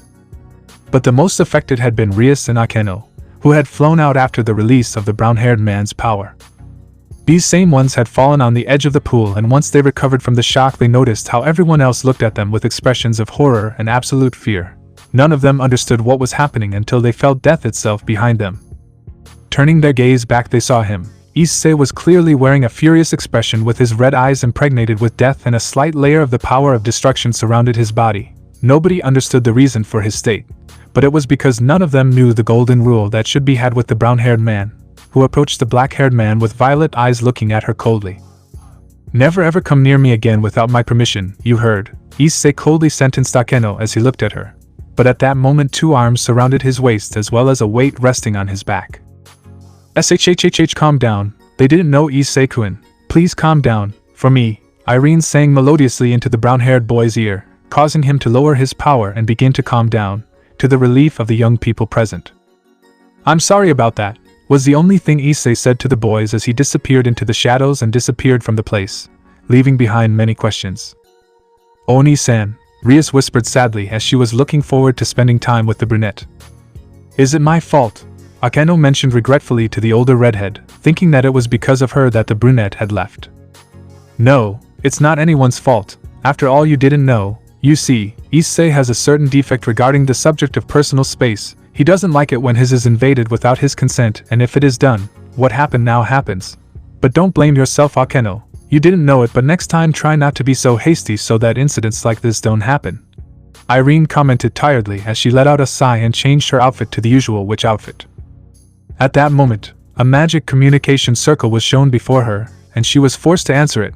Once she did, everyone asked to see Serafall's face in the transmission, in which she seemed quite serious, something definitely rare for her. I guess Issei went with you, Irene mentioned calmly to her friend while looking at her. He arrived upset, but I was able to calm him down. Right now he is with Mirajin in my office doing part of his work. Is there anything you need to know about the reason for his condition? Serafall seriously questioned the redhead while she was in the underworld.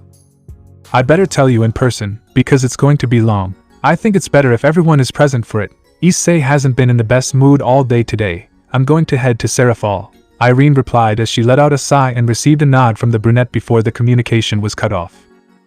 Are you going to leave, Irene-san? Rias asked the older redhead with slight sadness.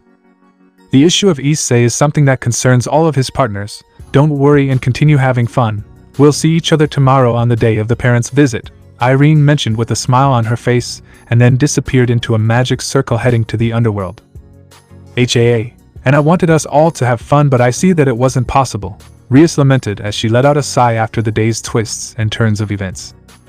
Maybe it's for the best this way, Rias. I'm sure my sister will make Issei-sama return to normal. For now, let's follow Irene-san's words and continue with the activity, Sona commented calmly to those present, encouraging them to resume what they were doing before the incident with the brown-haired boy. Oni-san, was what Rias thought before heading to the pool with her friends while looking up at the sky. The next day in the morning, all the students were in their respective classrooms prepared to spend this day that for many would be a torture, not only because their parents would see their school performance, but also some moments would be recorded in posterity by a camera, as was the case of the Gremory heiress, who was at the blackboard answering a problem imposed by the teacher. Everything would go well if it were not for the constant flashes of her family's cameras and the scoldings from her dear teacher. Shoulders up, back straight, chest out. These were the words Rias heard from her older brother, who was hitting her with a ruler on every part of her body mentioned. What is that skirt? It's shorter than established. You come to study or to show off your body, and what is that answer? You are missing a 3 in the sum, you idiot. You don't know math. Issei scolded his sister while gently hitting her on the head with his hand. Ouch. What math? We're supposed to be in animal history class. You don't even know what you have to take. Rias complained angrily and pouted while rubbing her head. Huh, you're contradicting me. Get on the ground and give me 20 tomatoes, Issei ordered seriously as he looked at the redhead and ignored his class and the parents present. What, Mom, do something, Rias complained childishly as she turned around and saw her mother at the back of the classroom with the other parents. How old are you? 5. Face your problems, brat, Issei complained indignantly as he threw the chalk at his sister's head.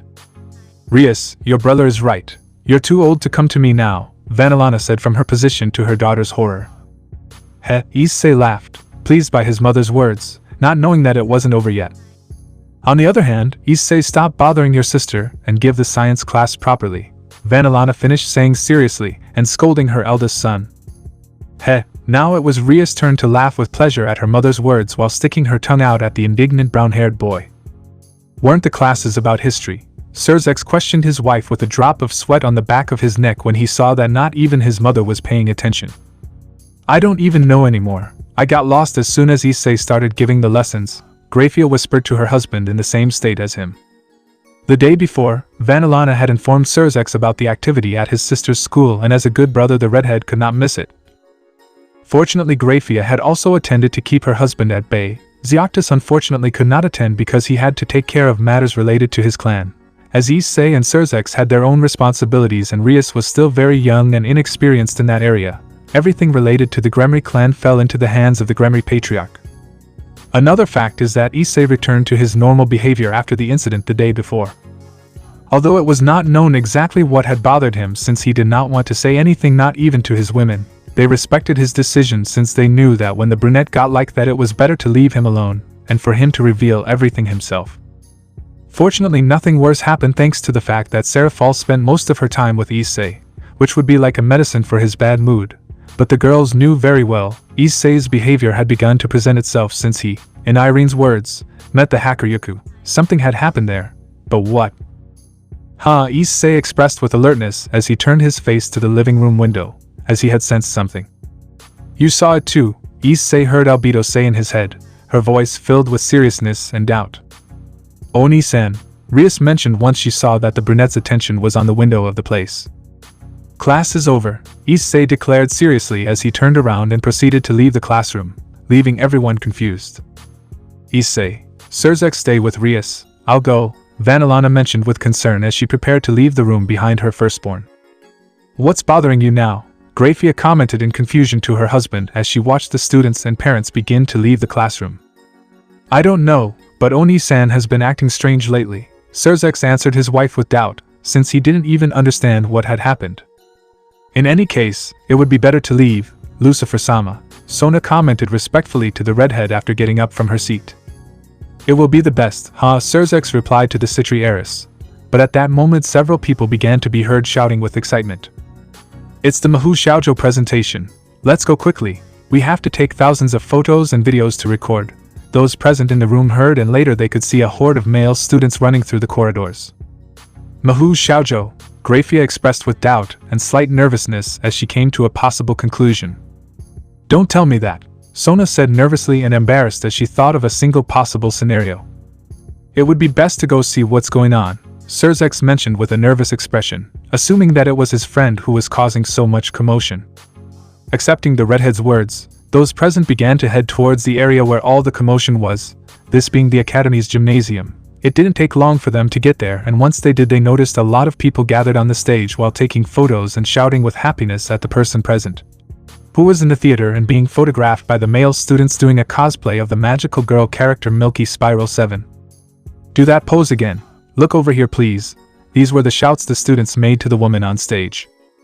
At that point, the Gremory and Citri entourages began to arrive in the area, who could only watch with drops of sweat what was happening and also how the Citri heiress blushed and wanted the earth to swallow her up. On the other hand, the Mao Lucifer, his wife and the Gremory heiress only shook their heads when they saw what was happening. What's going on? And who is she? I think I've seen her a couple of times, Murayama mentioned to those present while watching the magical girl strike poses. Ito, President, should I intervene? The Citri pawn named Sanji asked the black-haired girl with glasses with doubt. I say that. Sona couldn't finish speaking, once the gym doors were forcefully opened where 3 people could be seen entering and capturing the attention of everyone present in the room. Everything would be fine, if it weren't for the fact that of the 3 people, one of them was feeling unwell and the other 2 were trying to calm him down. TSK, where the hell are you? Issei shouted furiously, once he entered the gym while looking everywhere for something. But what? A few moments ago, when he was in the 3rd-year classroom giving his class, he had felt even a slight trace of energy in the area, and it hadn't just been him, since Albedo had also done so. In any case, there would be no problem with some trace of energy in the area considering that there were several supernatural beings in the academy. But this one was different, since no matter how slight it seemed, it had presented a similarity with Albedo's essence, something that in itself should not be possible, and also something that was very worrying. For that reason he had left the classroom and went after that energy, but it had vanished from the area as if it had never been there in the first place. Strange. Many things and mysteries were happening to Issei's discomfort. In his search he had met Chisato, who had gone to the academy to be with him, while the other girls worked, and her mother had joined them. But even so he did not give up on his search, and the more he failed the more frustrated he became, which brings us to the moment now. It's useless, Issei, he's gone or hiding from you. What the hell was that? No matter how you look at it, that thing had my essence. Something like that shouldn't be possible, Albedo mentioned seriously and angrily to the brunette as she appeared in front of him and looked around. Her discomfort came from what had happened, and how could she not be, when something or someone had similarities with you? Damn, what's going on here? Issei thought uncomfortably as he looked around but found nothing. After that event he finally noticed where he was and also that he was the center of attention. What are you watching? Get out of here, Issei shouted angrily at the humans present, who were greatly frightened and quickly left the gym. Son, calm down, Vanillana mentioned with concern to the brown-haired boy while holding him by the arm. If it weren't for the fact that they were in the human world, she was sure that her firstborn would have already used his power. Vanillana is right, honey.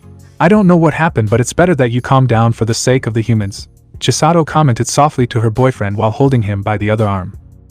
TSK, Issei complained as he gritted his teeth and began to calm down in the arms of his girlfriend and mother. Milk, milk, spinning, spinning, the magical girl expressed after appearing in front of the brown-haired boy while making some potions that made drops of sweat come out of those present, but that, as strange as it may seem, made the brown-haired boy calm down completely while he looked at the girl in front of him with an indecipherable expression. Serafall. Issei mentioned his girlfriend with doubt because of how she was dressed, since he hadn't seen her like that until now, but to be honest, she didn't look bad at all. The same one that rules your heart, Serafall responded with her performance still present as she performed the peace sign.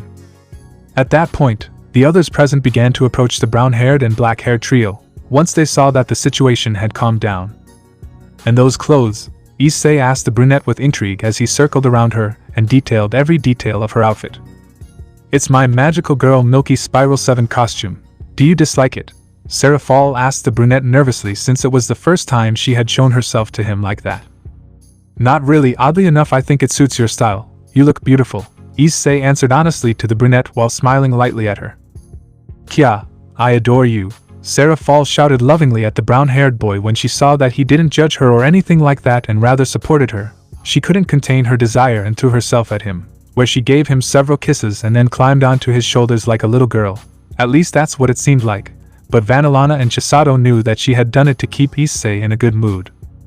"I didn't know you had such fetishes for women in cosplay, honey. Should I wear one too?" Chisato mentioned erotically to her boyfriend while leaning her breasts on him and looking at him lovingly. "If you do, don't blame me if Kai's devoured you. It's bad enough that I have to control myself with the magical girl on my shoulders," Issei commented with a certain daring tone to the brunette while he took her by the chin and stole a kiss from her, then began to move his head from side to side to emphasize his last point.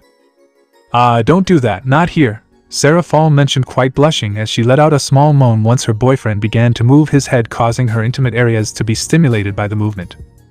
"You asked for it yourself, Sarah," Issei replied with amusement to the brunette as he stopped his movements.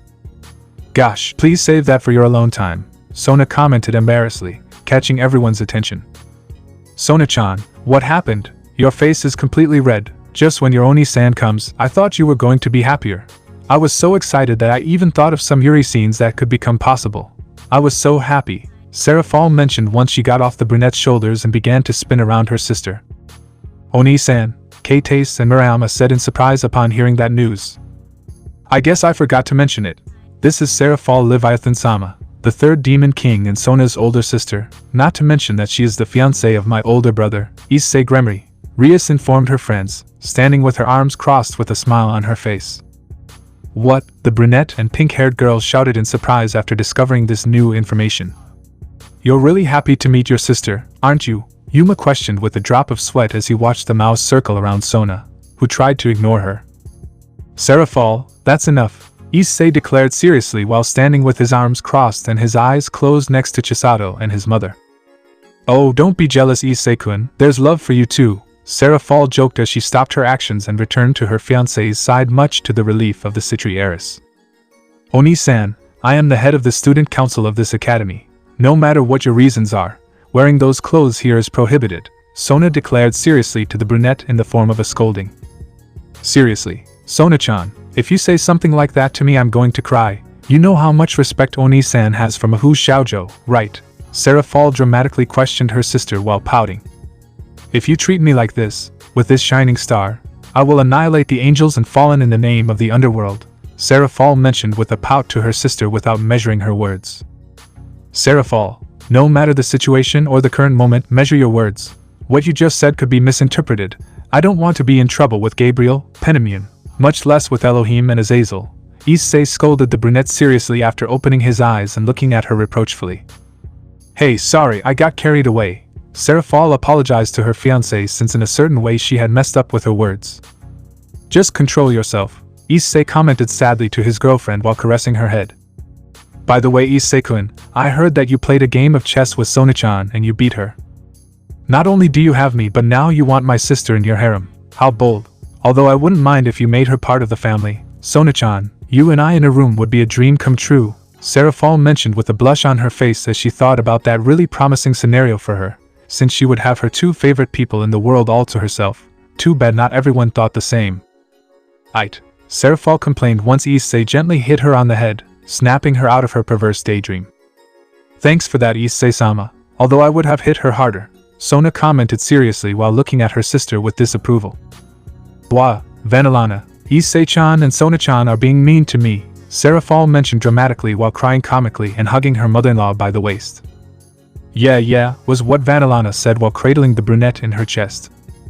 It seems like they've completely forgotten about the situation. Anyway, I think it's best to start retreating, don't you think? Serafall calmly commented to the young people present while looking at his friend and mother.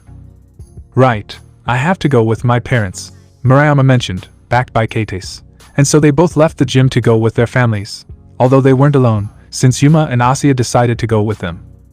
I have to go back to the student council to attend to my duties, Sona commented seriously as she prepared to leave the gym with her entourage, taking advantage of the fact that her sister was too busy to notice her absence.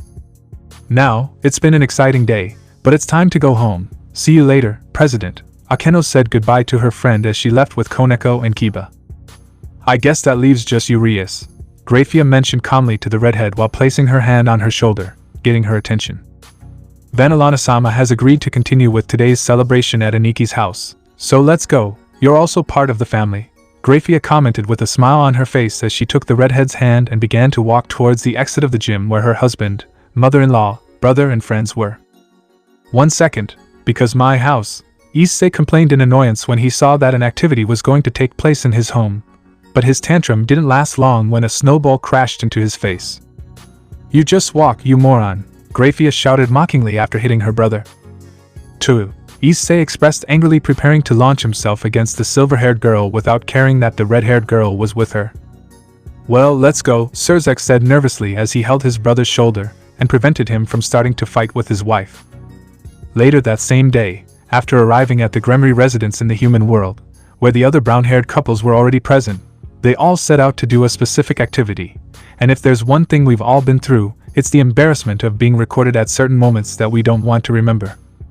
Kill me, Rias expressed in shame while she had her face against the table, since in the living room of her older brother's house, her actions in class were being shown on television, all thanks to her mother and brother who recorded everything to her dismay. Hee, you look really stupid, Issei commented mockingly to his sister while he was sitting with a Tiamat on his lap, since due to her pregnancy situation she wanted his affection and company. Don't be so mean to her, master, Tiamat reproached the brown-haired boy while giving him kisses on his cheek. At that moment she felt very affectionate and in need of love. Haha, I can't help it, Issei commented gracefully to the dragon as he hugged her and stroked her head, causing her to start purring and her idea of having a cat to become stronger.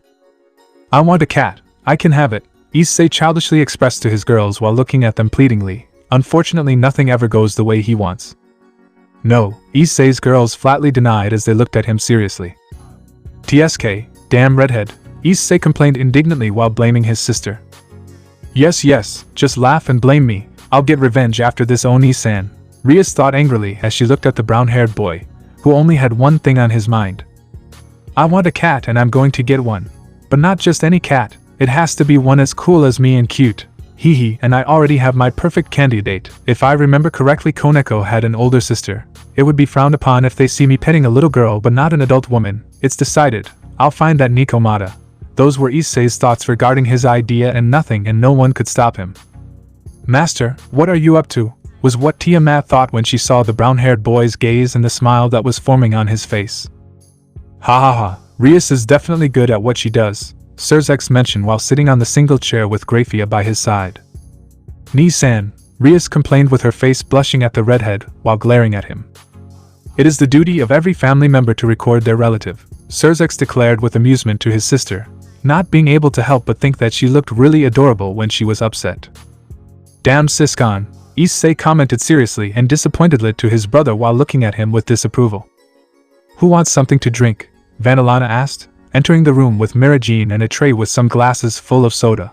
Something that everyone appreciated the gesture of the two while they each took a glass and continued with the torture of the Gremory heiress. How about we now watch the recordings I took of my adorable Rias? Vanillana mentioned lovingly as she held the redhead in her arms and gave her one of her affectionate and deadly hugs. What? It's not over yet, Rias screamed in horror upon hearing that as she watched her brothers place the recorder next to the television to turn it on. Stop, please no more, Rias asked desperately to get out of that torturous situation, as she wanted to be with her friends at that moment. Oh, the great Issei Gremory is afraid that we will continue to see her on video. Who would have thought? Issei commented with amusement and malice to his sister while playing the video. Honey, stop playing with your sister, Penamian scolded her boyfriend while looking at him tiredly and reproachfully. Let's focus on watching the recording, Gabriel calmly mentioned to everyone while pointing at the television that was already showing the recording. No, Ria screamed in horror as she saw that her dear and hated brother had played the recording without hesitation. The next few minutes were torture for Rias, who had to endure the ridiculous compliments of her brother Serzex and her sisters and the occasional laugh at Issei's comments, not forgetting that her mother also laughed a little at her reactions. But it was a good thing, since at those moments the redhead acted more in accordance with her age. It was a good idea for her to come to the human world, Vanillana thought with satisfaction as she watched her daughter launch herself against her older brother in a fight to take the remote control and stop her humiliation. Give it to me, Rias shouted as she jumped and tried to take the remote control from her brother, but he being bigger than her made it difficult for her to do so. You want it, catch it, Issei mentioned with amusement as he threw the controller to the side without quite calculating where it would fall. Ouch, Grafia complained after receiving the device on her head, that had marked the beginning of the end of the calm in the Gremory residence. You're going to pay for this, you bastard, Grafia shouted angrily as she lunged at the brown-haired boy. And that was how Issei and Grafia with an unfortunate Rias got into a fight on the floor while a cloud of dust was created around them, all being observed by the brunette's partners, his mother and his brother, who didn't know exactly what to do. Enough, Mira Jean shouted angrily as she stood in front of the trio of rioters, although no one expected what came next. Shut up, Issei and Grafia said in unison without thinking as they threw their fists forward and knocked down the albino. I better go, Rias mentioned with horror and fear as she walked away from the brunette and the albino. And she wasn't the only one, as the others began to do other things to stay out of what would happen. Even Serzex began to make his wife swell while thinking about how to tell his son that his mother had passed away. At that moment, a heavy and dangerous atmosphere filled the room, causing Issei and Grafia to snap out of their frenzy and repair what they had done, but it was too late. Too late. They're either very brave or very stupid to do something like that. Bad kids deserve punishment, Mira Jean commented grimly after standing up and looking at the duo of idiots in front of her. Oh look, Issei whispered in fear to his wife when he saw that she was furious. Oh Oni-san, Grafia whispered in fear of the albino as she began to tremble at what was coming. At that moment she and the brown-haired boy hugged each other as they looked with blue faces at death itself. Punishment, Mira Jean shouted furiously as she created a dark sphere in the palm of her hand and threw it at her boyfriend and sister. The next thing that was heard throughout the house were the screams of horror and pain of Issei and Grafia after being punished by the albino, or as they called her, the demon, Issei and Grafia said as they fell to the ground momentarily unconscious to the astonishment of those present. Hit me again and I won't be as good as I was just now, Mira Jean mentioned while cleaning her hands and picking up her drink. I think you overdid it, Isabella declared with a drop of sweat on the back of her neck as she watched Rias poke her brother with a stick. They earned it, Mira Jean commented seriously while crossing her arms. I agree, Irene couldn't help but support her friend as she used her staff to heal and wake up those affected. In any case, I think it's time to go and rest. Serzex, Grafia, Vanillana and Rias feel free to spend the night here, Serafall calmly mentioned the all for honor mentioned as she turned off the television. I will accept the offer Serafall, then we retired to one of the rooms, Serzex commented as he took his shocked wife in his arms and took her to sleep. Thanks Serafall, then I will go to one of the free rooms, Vanillana mentioned happily as she followed her son. Ito, then I'll go too, Rias commented a little nervously to the brunette as she advanced, but she couldn't get very far since she had been stopped by the mouse hand. In fact Rias, I already have the perfect room for you, Serafall mentioned with some malice while smiling, being imitated by the other girls. After that, Rias could only assume that she was in big trouble and in fact that was the case, since Serafall with the consent of the other couples of the brown-haired girls sent the younger redhead to what was possibly the worst room in the house, not because of its location or contents inside, but rather because of the tenant inside it. So, will you sleep here? I honestly don't know what those women have in their heads, Issei commented seriously to his sister while they were in their room with the redhead standing in the doorway. Yes, they didn't let me go to another one, Rias whispered nervously. She was happy to be with her brother but at the same time scared that he would throw her through the walls. Okay, go in now and close the door, Tomato, Issei mentioned seriously to his sister as he proceeded to get ready for bed. Why yes, Rias agreed nervously as she entered the room and closed the door. Once inside, he could notice how his brother's room was very large, as well as on one of the walls rested Ascalon next to an apparently crimson battle suit. If he remembered correctly, it was the clothing that his brother wore in the War of the Biblical Factions. It certainly had style, and he could also see how ebony and ivory were attached to the wall. So that was the combat arsenal of the famous and feared Issei Gremory. Amazing, Rias muttered as she held her hand just inches away from her brother's suit. Oni-san, why haven't you worn this outfit again? Rias asked the brunette curiously as she turned around and noticed how he was shirtless. Sorry, Rias apologized in embarrassment as she turned around again. Calm down, tomato, Issei commented without caring much as he began to head towards his sister, leaving the two of them in front of his battle arsenal. Yes, sorry, but back to the point, why haven't you used it again? If you don't mind saying so, Rias asked once she recovered from the shock as she turned to look at her brother, and he remained staring straight ahead. At that moment Rias could clearly see her brother's well-worked body, but that was not what caught her attention. While she had to admit the brown-haired boy's good maintenance of his body, what left Rias speechless was seeing briefly how there were two huge scars on his back and another on his left side that gave the impression of having been pierced by something. She had many questions and was curious to know how her brother had gotten those scars, but she decided to keep quiet and focus her sight again in front of her. What happened to you, Oni-san? Rias thought with pity as she looked ahead, and unknowingly she had been the first person to see those scars of great meaning to the brunette. You asked why I haven't worn this outfit again. You see, I'm saving it for a specific time, Issei commented calmly to his sister as he looked at her outfit. A specific moment? Like which one? Rias asked curiously as she turned to look at her brother. The final battle? Was the only thing Issei said to the redhead as he turned to look at her, then walked away from the place, leaving his sister behind with a question. The final battle? He meant it would be for his last battle. That means that when Oni-san visits in red, it will be the last battle to fight. But against what or who will he use it? Rias thought doubtfully as she looked at her brother's suit. After that revelation from Issei, the two siblings prepared to get ready to sleep. Since there was only one bed in the room, they had to share it, to the annoyance of the brown-haired boy, who was about to send his sister to sleep on the floor. But once he realized that his girlfriends could punish him for such an act, he had no choice but to let Rias sleep with him. So once Issei was ready and had put on a sweatshirt and a t-shirt to sleep, he was surprised while lying in his bed and watched as the redhead began to take off her clothes. What are you doing? Issei questioned the redhead seriously, causing her to stop her action and look at him with doubt. Ito, I always used to sleep naked since I feel uncomfortable with clothes. Does it bother you? Rias asked her brother with slight nervousness while looking at him with a nervous smile. She didn't care if her brother saw her naked. If it were another man there would be a problem, but since they were family she didn't care much.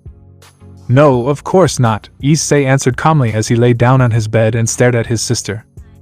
Oh, it's okay, Rias commented calmly as she proceeded to finish taking off her shirt, but she couldn't even finish as her older brother spoke again.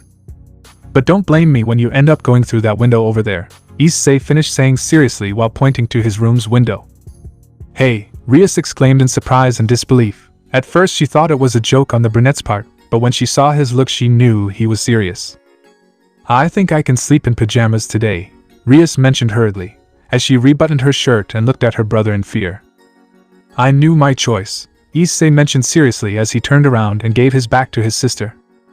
At that moment Rias materialized a pajama through a spell and put it on, then began to enter the brown-haired boy's bed, ending up entering and seeing her brother's back with slight sadness, since she felt that he would reject her forever. Since she had begun to interact with him since his return, she had not been able to make any progress and was always the victim of his jokes, mockery and scoldings. All of that made her feel bad and believe that she would never gain his acceptance. Why do you hate me so much, Oni-san? I just want to be like you. You've always been my biggest role model since I was a child. I admire and respect you a lot and I'm proud that you're my brother. I love you very much, but your rejection hurts me. I don't know why you do it, but despite that it doesn't change the way I see you. For me you are my hero and I would like you to see me for what I am, your sister, Rias mentioned sadly to the brown-haired boy while she was lying next to him and saw his back. And after her words she could perfectly see how Issei turned around and faced her with his intense and penetrating violet eyes, which made her believe that she had bothered him with her words and that now she was in trouble. So she only managed to close her eyes in fear, waiting for some blow or scolding, but the only thing she got was a caress on her head, which disoriented her a little, causing her to open her eyes, really confusing, where she saw how her brother looked at her seriously. And honey, what was going on? because she honestly didn't understand anything. I'll tell you a secret, girl. Older siblings were born earlier to take care of younger siblings. Am I very strict? It's because I really love you. Listen carefully. Don't hate those who demand, claim, and correct you. Those who don't do it is because they don't care about you or they enjoy seeing you fail. It's not that your mother or father believes me, but the simple fact that I've been living in this world longer than you gives me the authority to watch over you. The day I don't harass you is because you don't matter to me, and it won't be because I don't value you anymore, but because you don't value me. Issei commented seriously to his sister while looking at her and showing a less abrupt attitude with her. Oni-san, Rias whispered as she shed a tear after hearing her older brother's true intentions with her. I told you before when we met, show me who you really are. You haven't done it yet, but you're on the right path. You faced Kokobile without hesitation and protected your group until the end despite the injuries you had. All of that is admirable. But you're still missing something, Issei mentioned seriously to his sister while wiping away one of her tears. And that's it? Rias asked with eagerness and curiosity, as it was the first time her brother treated her well and helped her grow with his words. Awaken, just like Serafall and I did. You must do it. You must awaken your true potential. Believe me when I tell you that you are stronger than you think. At the end of the day you are a Gremory, right? Issei questioned his sister with a small smile on his face.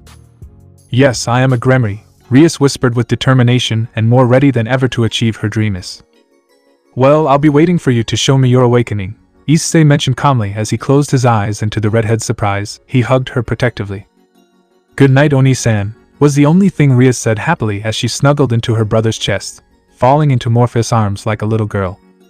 What I have to do to make you grow, but it's better this way since I don't want you to go through the same thing as me. Even if you don't get used to it, Rias. I won't always be this good, but for today I'll let it go, Issei thought one last time as he rested his chin on his sister's head and prepared to sleep. The next day. So, here's your last piece. Nice place, Issei commented seriously as he looked at the door that had several "No trespassing" tapes in front of him that was located inside the Occult Research Club. Why were they there? This morning before leaving for the underworld, Serafall had requested Rias that it was time for her to release her last piece, which happened to be a bishop. And with that, Serafall requested Issei to be present since some kind of accident could occur. And that's how the Gremory entourage along with Issei and Chisato were waiting for the mysterious doors to open. The reason why the dimensional goddess was the only one present was because the other girls had to attend to their responsibilities, with Isabella and Tiamat being the only ones at home, with the white-haired girl taking care of the dragon. And since Issei couldn't be left alone without the risk of something bad happening, the brunette was in charge of accompanying him. Yes, Oni-san, this is where my other bishop is, Rias replied as she looked at the large door with some nervousness. It's clear that your brother did a good job creating this seal. It's practically impossible to break it from the inside, Chisato mentioned to her boyfriend, getting a nod from him. Serafall thought it was for the best, since he didn't want things to get out of control and that would affect the president, Akeno informed the older brunettes while looking at her friend. I think Gasper will be happy to see us, Asuya mentioned optimistically. I don't think so, Gasper is a coward, Koneko commented without any hesitation, making everyone present sweat. I'm interested in knowing what that bishop is like. Is Kiba strong? Kate asked her friend excitedly, but the blonde for some reason just smiled nervously. I can only say that Gasper is special, Kiba commented with complication while thinking about his colleague. Special in a good way or a bad way? Murayama asked for answers, but no one gave them to him. You can't even imagine. It was the answer that Akeno gave with regret, causing those who didn't know about the bishop to be intrigued. Stop the chatter and open the damn door already. You know what, I'll do it myself, Issei mentioned irritatedly to those present as he raised his palm and created a sphere of destruction. Wait, Oni-san, you're going to scare him, Rias shouted nervously upon seeing the brunette's intentions. But he didn't pay attention to her and ended up launching his attack, causing a single fate. Boom! The door and the seal that held it exploded into thousands of pieces, under the attentive, surprised gaze of everyone and the pleased gaze of the brown-haired boy, who did not have much pleasure once he was slammed against the ground by the brown-haired beauty. Damn it, you can't just stay calm and not destroy anything for one damn second, Chisato complained while constantly stomping on her boyfriend to the bewilderment of the others. Once Chisato calmed down and Issei regained his composure, everyone began to enter the mysterious room, which was quite dark, but since they were all supernatural beings there was no problem. As they walked, Issei noticed that in a corner of the room there was a box that looked like a sarcophagus. Eek. was the scream that was heard coming from the box, something that baffled everyone present. What was that? Yuma asked out loud with doubt and nervousness as he looked around for the source of the sound. A scream obviously, but that of a faggot, Issei mentioned with disapproval and amusement without taking his gaze off the sarcophagus. But thanks to his comment he earned a blow from Chisato in his ribs. Gasper, it's time to leave, Rias commented softly once she positioned herself next to the sarcophagus and knocked on it gently. No, I'm better off in here, a high-pitched voice came from inside the sarcophagus. Elohim, give me peace or else I will send everything to hell, Issei mentally asked to avoid losing the little patience he had in kicking the sarcophagus. Why are you here? The voice from the sarcophagus screamed in fear. Come on Gasper, go out and say hello, Akeno commented softly, trying to sound friendly to hide the annoyance she felt at the demon's attitude. Unfortunately, someone couldn't take it any longer.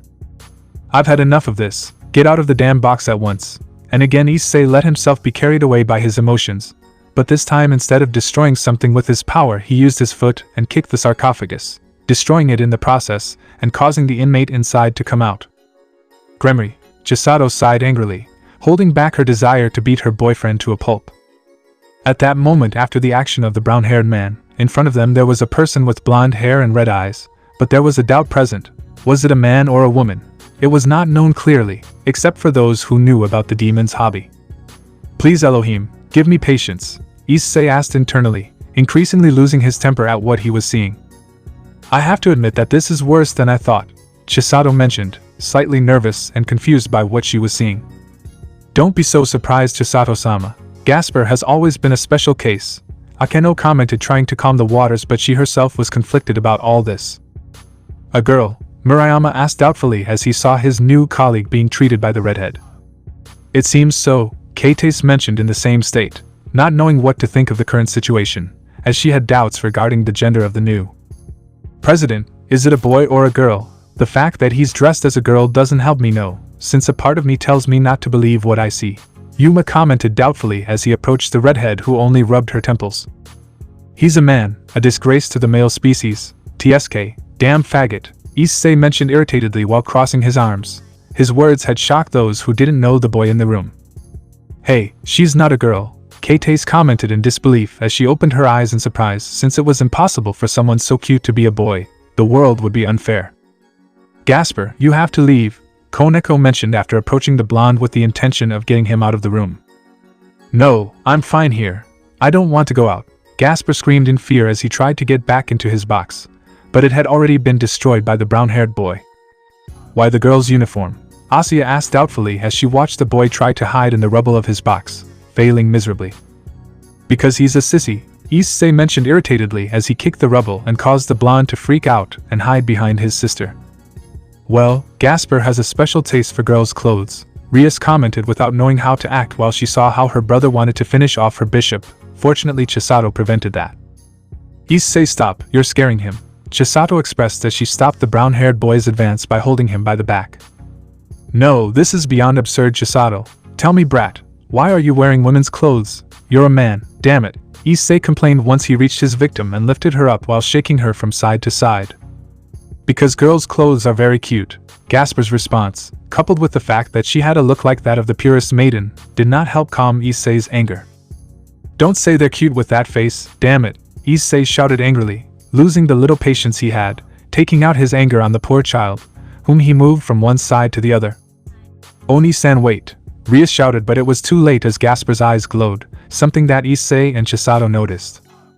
At that moment, everyone except the brown-haired boys felt something strange in the environment, and instantly, everyone in the area was frozen and no one moved. Since time was frozen, everyone except Gasper was motionless and obviously the two brown-haired boys too. I did it again, Gasper whispered sadly while still holding on to the brown-haired boy without noticing that he wasn't frozen. That's why it's better for me to stay here, so I don't hurt anyone, Gasper commented as he sank deeper into his sad thoughts. What are you saying, kid? Issei mentioned seriously to the blonde as he released him, causing him to look at him in surprise and disbelief. But how? Gasper couldn't believe what he was seeing. Two people could move even though he activated his ability. We're not that easy to beat, brat. You can't even come close to us, Issei commented lazily to the boy as he crossed his arms. It scares you, doesn't it? Chisato asked softly, unlike her boyfriend's brute as she crouched down to the boy's height. Gasper looked strangely at the woman, who just smiled at him. At that point Issei walked next to his girlfriend as well. It's scary to have such enormous power that you can't control, isn't it? Issei asked a little less abruptly, with no intention of reproaching the boy for anything. Believe me, I know how it feels, kid. I went through the same thing. Issei commented calmly to the blonde while he was at the same height as him and received a squeeze on his arm from his girlfriend, since she was the only one who knew for sure what he was referring to. His greatest and most dangerous secret, even more so than that of his most powerful attack, was so dangerous and high risk that Chisato had sealed it inside her. You could say that it was the card of last resort she had. I didn't want this power because everyone fears me because of it, Gasper mentioned sadly when he saw that he could trust the two brown-haired boys. Gasper, your sacred gear is the forbidden bale of you, right? Issei asked the blonde after identifying the sacred device thanks to the information given by Elohim days ago about his various creations. After his question Gasper nodded a little surprised. It stops everything in its range of vision, leaving the enemy at the mercy of any attack. Sorry to ask until now, but who are you? Gasper asked with doubt, since in his opinion the people in front of him knew many things. My name is Issei Gremory and this is Chisato, my girlfriend and fiancé. He introduced the brunette to both of them, surprising the boy in the process.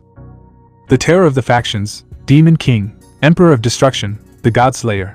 Are you really that man? Gasper asked the brown-haired man in astonishment and surprise, not believing he had that legend in front of him. In the flesh, boy, at some point I earned those titles but I am better known as... Issei couldn't finish as he had been interrupted by the vampire.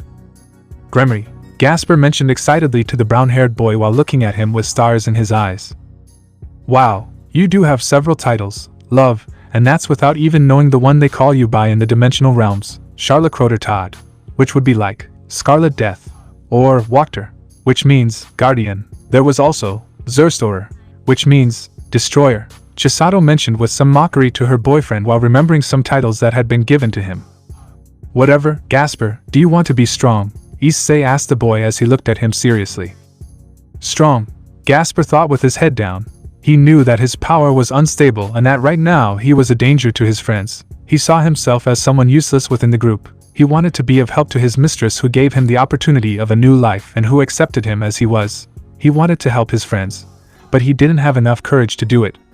But now that man asked him that question without hesitation or anything. Yes, I want to be strong and not be a coward anymore, Gasper answered with determination to the brown-haired boy. At that moment Issei and Chisato smiled at that. It was the only thing they needed to hear. The brown-haired boy stood up before the vampire and put his hand on his right shoulder. Then welcome aboard, kid. Those were Issei's words that left the vampire speechless, as he didn't quite know what he had gotten himself into. After that, Chisato with great ease and a snap of her fingers, undid the time-freezing effect in the room to the amazement of the blonde. Once done, the situation was explained to everyone and that Gasper was willing to cooperate, something that left Rias and her group in doubt as they had no idea what had happened when they were frozen, but they didn't take it much importance since their task was complete, so they moved to the main club room where Sona and her follower were waiting for them, not knowing that the brown-haired boy would reveal something really important that no one expected. What? Rias screamed at the huge surprise she had received from her brother. She didn't know whether to be happy or the opposite. As you heard, girl, all of you will be trained during the summer vacation. I will tell each of my pieces to help you in that regard, Issei commented seriously to the redhead while sitting at the desk next to his girlfriend.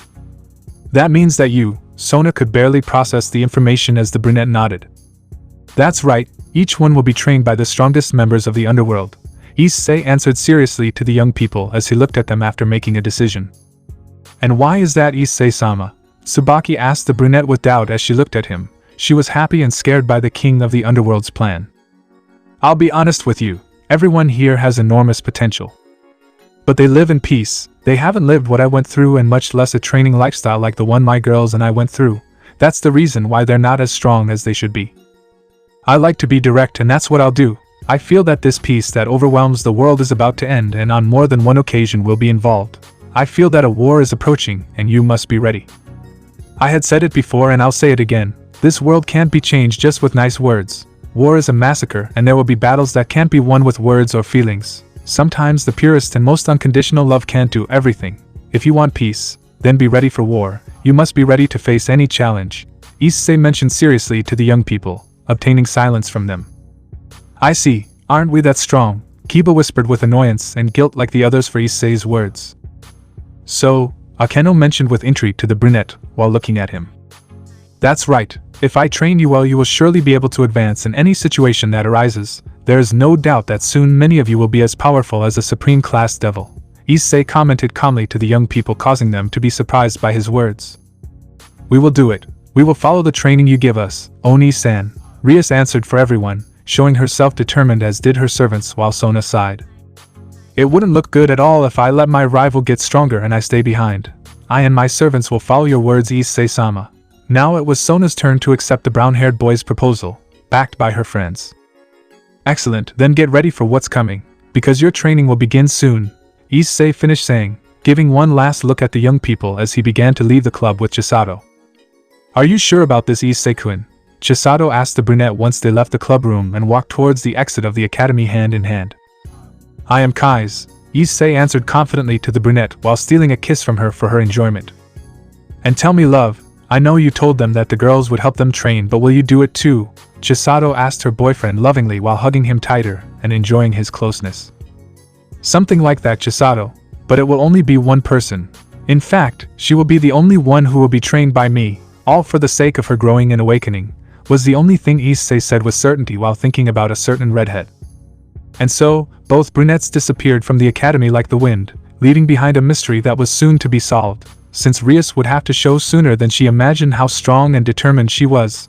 Already in the afternoon of the same day, a day before the summit of the three biblical factions takes place, Issei was walking towards a temple since according to a message from Gabriel, he had to go there if he wanted to receive a very important communication from Elohim. What a strange place to meet, Issei commented to himself as he sighed at the same time he reached the top of the shrine only to see something he didn't expect. Hello again, Issei-sama. The brunette was a little taken aback when he saw that in front of him was Akeno dressed as a priestess. Akeno, you, Issei asked the brunette once he arrived in front of her and pointed to the place. Yes, I live here and you don't have to worry, it's an abandoned temple so there's no problem for the demons, Akeno mentioned with a smile to calm the brunette in front of her, since it was known that demons should not be in places that have blessings of any kind. Then there is no problem, I think, Issei commented nonchalantly as he looked at his sister's queen's temple. You're right, Issei-kun, she gave us permission to have the meeting here, I heard Issei say, and right after Gabriel appeared at his side with Elohim. Elohim, Gabriel, I see you're here. Let's not make this last long, old man. Your daughter told me you had something to tell me, Issei mentioned seriously to the albino while he was next to Akeno, who remained silent since she was in the presence of two faction leaders and had to show the proper respect. He looks cute when he acts like a leader. That serious and cold attitude is really attractive in a way, Akeno thought to herself as she looked at the brunette, but she had to look away from him when she felt like she was being watched, and it was there that she saw the Seraph Gabriel looking at her with a somewhat amused and malicious smile. Had he discovered her? Oh wow. It seems that Issei-kun is conquering some hearts. It's not that it bothers me, but I will have to report this to Serafall, although it's still too early to define anything, Gabriel thought as he looked at the brunette and noticed in her the same look that all her friends and herself had when they were starting to interact with Issei, a look full of curiosity and interest. You never really change, Issei, but oh well. As you know, the tension in the three biblical factions due to Kokabil's actions has been quite strong, so much so that the angels, fallen, and I dare say the demons fear a new war, Elohim commented seriously, drawing the attention of the two females and the brown-haired boy. That's something I wouldn't let happen. I keep the underworld in order, Issei mentioned seriously to his friend while crossing his arms. At that moment he felt himself being hugged from behind. He didn't have to guess much since it was Gabriel, probably to keep him calm. None of us doubts your way of governing, Issei-kun, Gabriel commented softly while hugging his boyfriend, since he had anticipated that he would be upset by his father's words, which implied that he was not doing a good job. My daughter is right. I do not doubt your leadership, and although I do not agree with the way you do things, in the end it ends up working. What Issei wanted to get to is that between our kingdoms there is a fear of war. That is why I spoke with Azazel, and now I do it with you. Why don't we officially put an end to this cold war? Previously I had communicated with Serafall Leviathan, and she agreed to a meeting to talk about this peace treaty. The reason why you know it until now is because your fiancé requested not to inform you yet until you were calmer with what happened with Kokabil. The meeting will take place tomorrow at Kuo Academy, since that was where the problem occurred. Elohim finished saying to the brown-haired man while looking at him waiting for his answer. That dwarf, whatever, I agree with all of this. The time has come to define the situation between our kingdoms, old man. A war would only cause the end of our races. Besides, I wouldn't want to see Gabriel and Penimian sad if I kicked your ass, Issei commented with amusement as he looked at his friend. Ha ha ha, who knows? I recognize your strength very well, and although I don't think I can beat you, at least I would give you a fight. It's not for nothing that I've been training all these years, Elohim mentioned with grace while looking at the brown-haired boy in the company of his daughter and the black-haired girl. You don't think you'll win? How strong is Issei? Those were Akeno's thoughts after hearing such information firsthand from the leader of heaven. Well, with all this ready, we'll see each other soon. By the way, congratulations on the news. Gabriel told me that Tiamat is pregnant. I know you'll be a great father, almost as great as me, although I'm going to ask you to hurry up and give me my own grandchildren. Gabriel and Penimian are more than ready, and I've already been working on a device for my daughter and her falling problem. So Issei, cheer up with them. Elohim mentioned with amusement, while laughing at seeing his daughter acquire a big blush on her face. Father, you idiot! Gabriel screamed, dying of shame as she launched herself and hit her father in the face while creating a transportation circle and sending him to heaven. See you later, Issei-kun. I have to go punish my father. But before I leave, I have a small request. Could you have a date with Penimian and me after the faction meeting? Gabriel mentioned while showing that she was nervous and lowered her head in shame. Huh, of course, Gabriel. It would be an honor to go out with you on a date. We are a couple, Gabby. You don't have to feel sorry for something like this. If it is with you, I am willing to do whatever you want. Issei responded softly to his girlfriend while caressing her head. In those moments, the seraph raised her head full of happiness. Thanks. I promise we'll have a lot of fun, Gabriel said happily as he grabbed the brunette's face and kissed him repeatedly on the lips. Well, then I'm leaving. See you later, Issei-kun, Gabriel commented as he said goodbye to the brown-haired boy with a last kiss and left for heaven, leaving his boyfriend and black-haired boy somewhat out of place. I don't know why, but I have a feeling that Gabriel and Penimian aren't just planning on going out with me on a date, Issei questioned himself as he looked into space. It was then that he came out of his thoughts and turned around when he felt himself being watched, noticing that it was Akeno, who had a serious, very serious look. Is something wrong, Akeno? Issei asked the brunette in confusion, causing her to come out of her reverie and look at him with her usual relaxed expression. Huh, nothing, Issei-sama. Do you want some tea? Akeno asked the brunette kindly while inviting him into her home. She had recently become a little moody when she saw the brunette's display of affection for the blonde, but she didn't understand why. They were a couple and it was normal behavior. Why would something like that bother her? Issei, although somewhat confused, nodded at the brunette's words. He was a little thirsty and a drink wouldn't hurt him. After a few minutes, they were finally both sitting drinking tea inside Akeno's home. I have to admit, Akeno, your tea is certainly delicious, Issei praised the brunette while drinking the tea given and made by her. Fufufu, thanks Issei-sama, it is appreciated.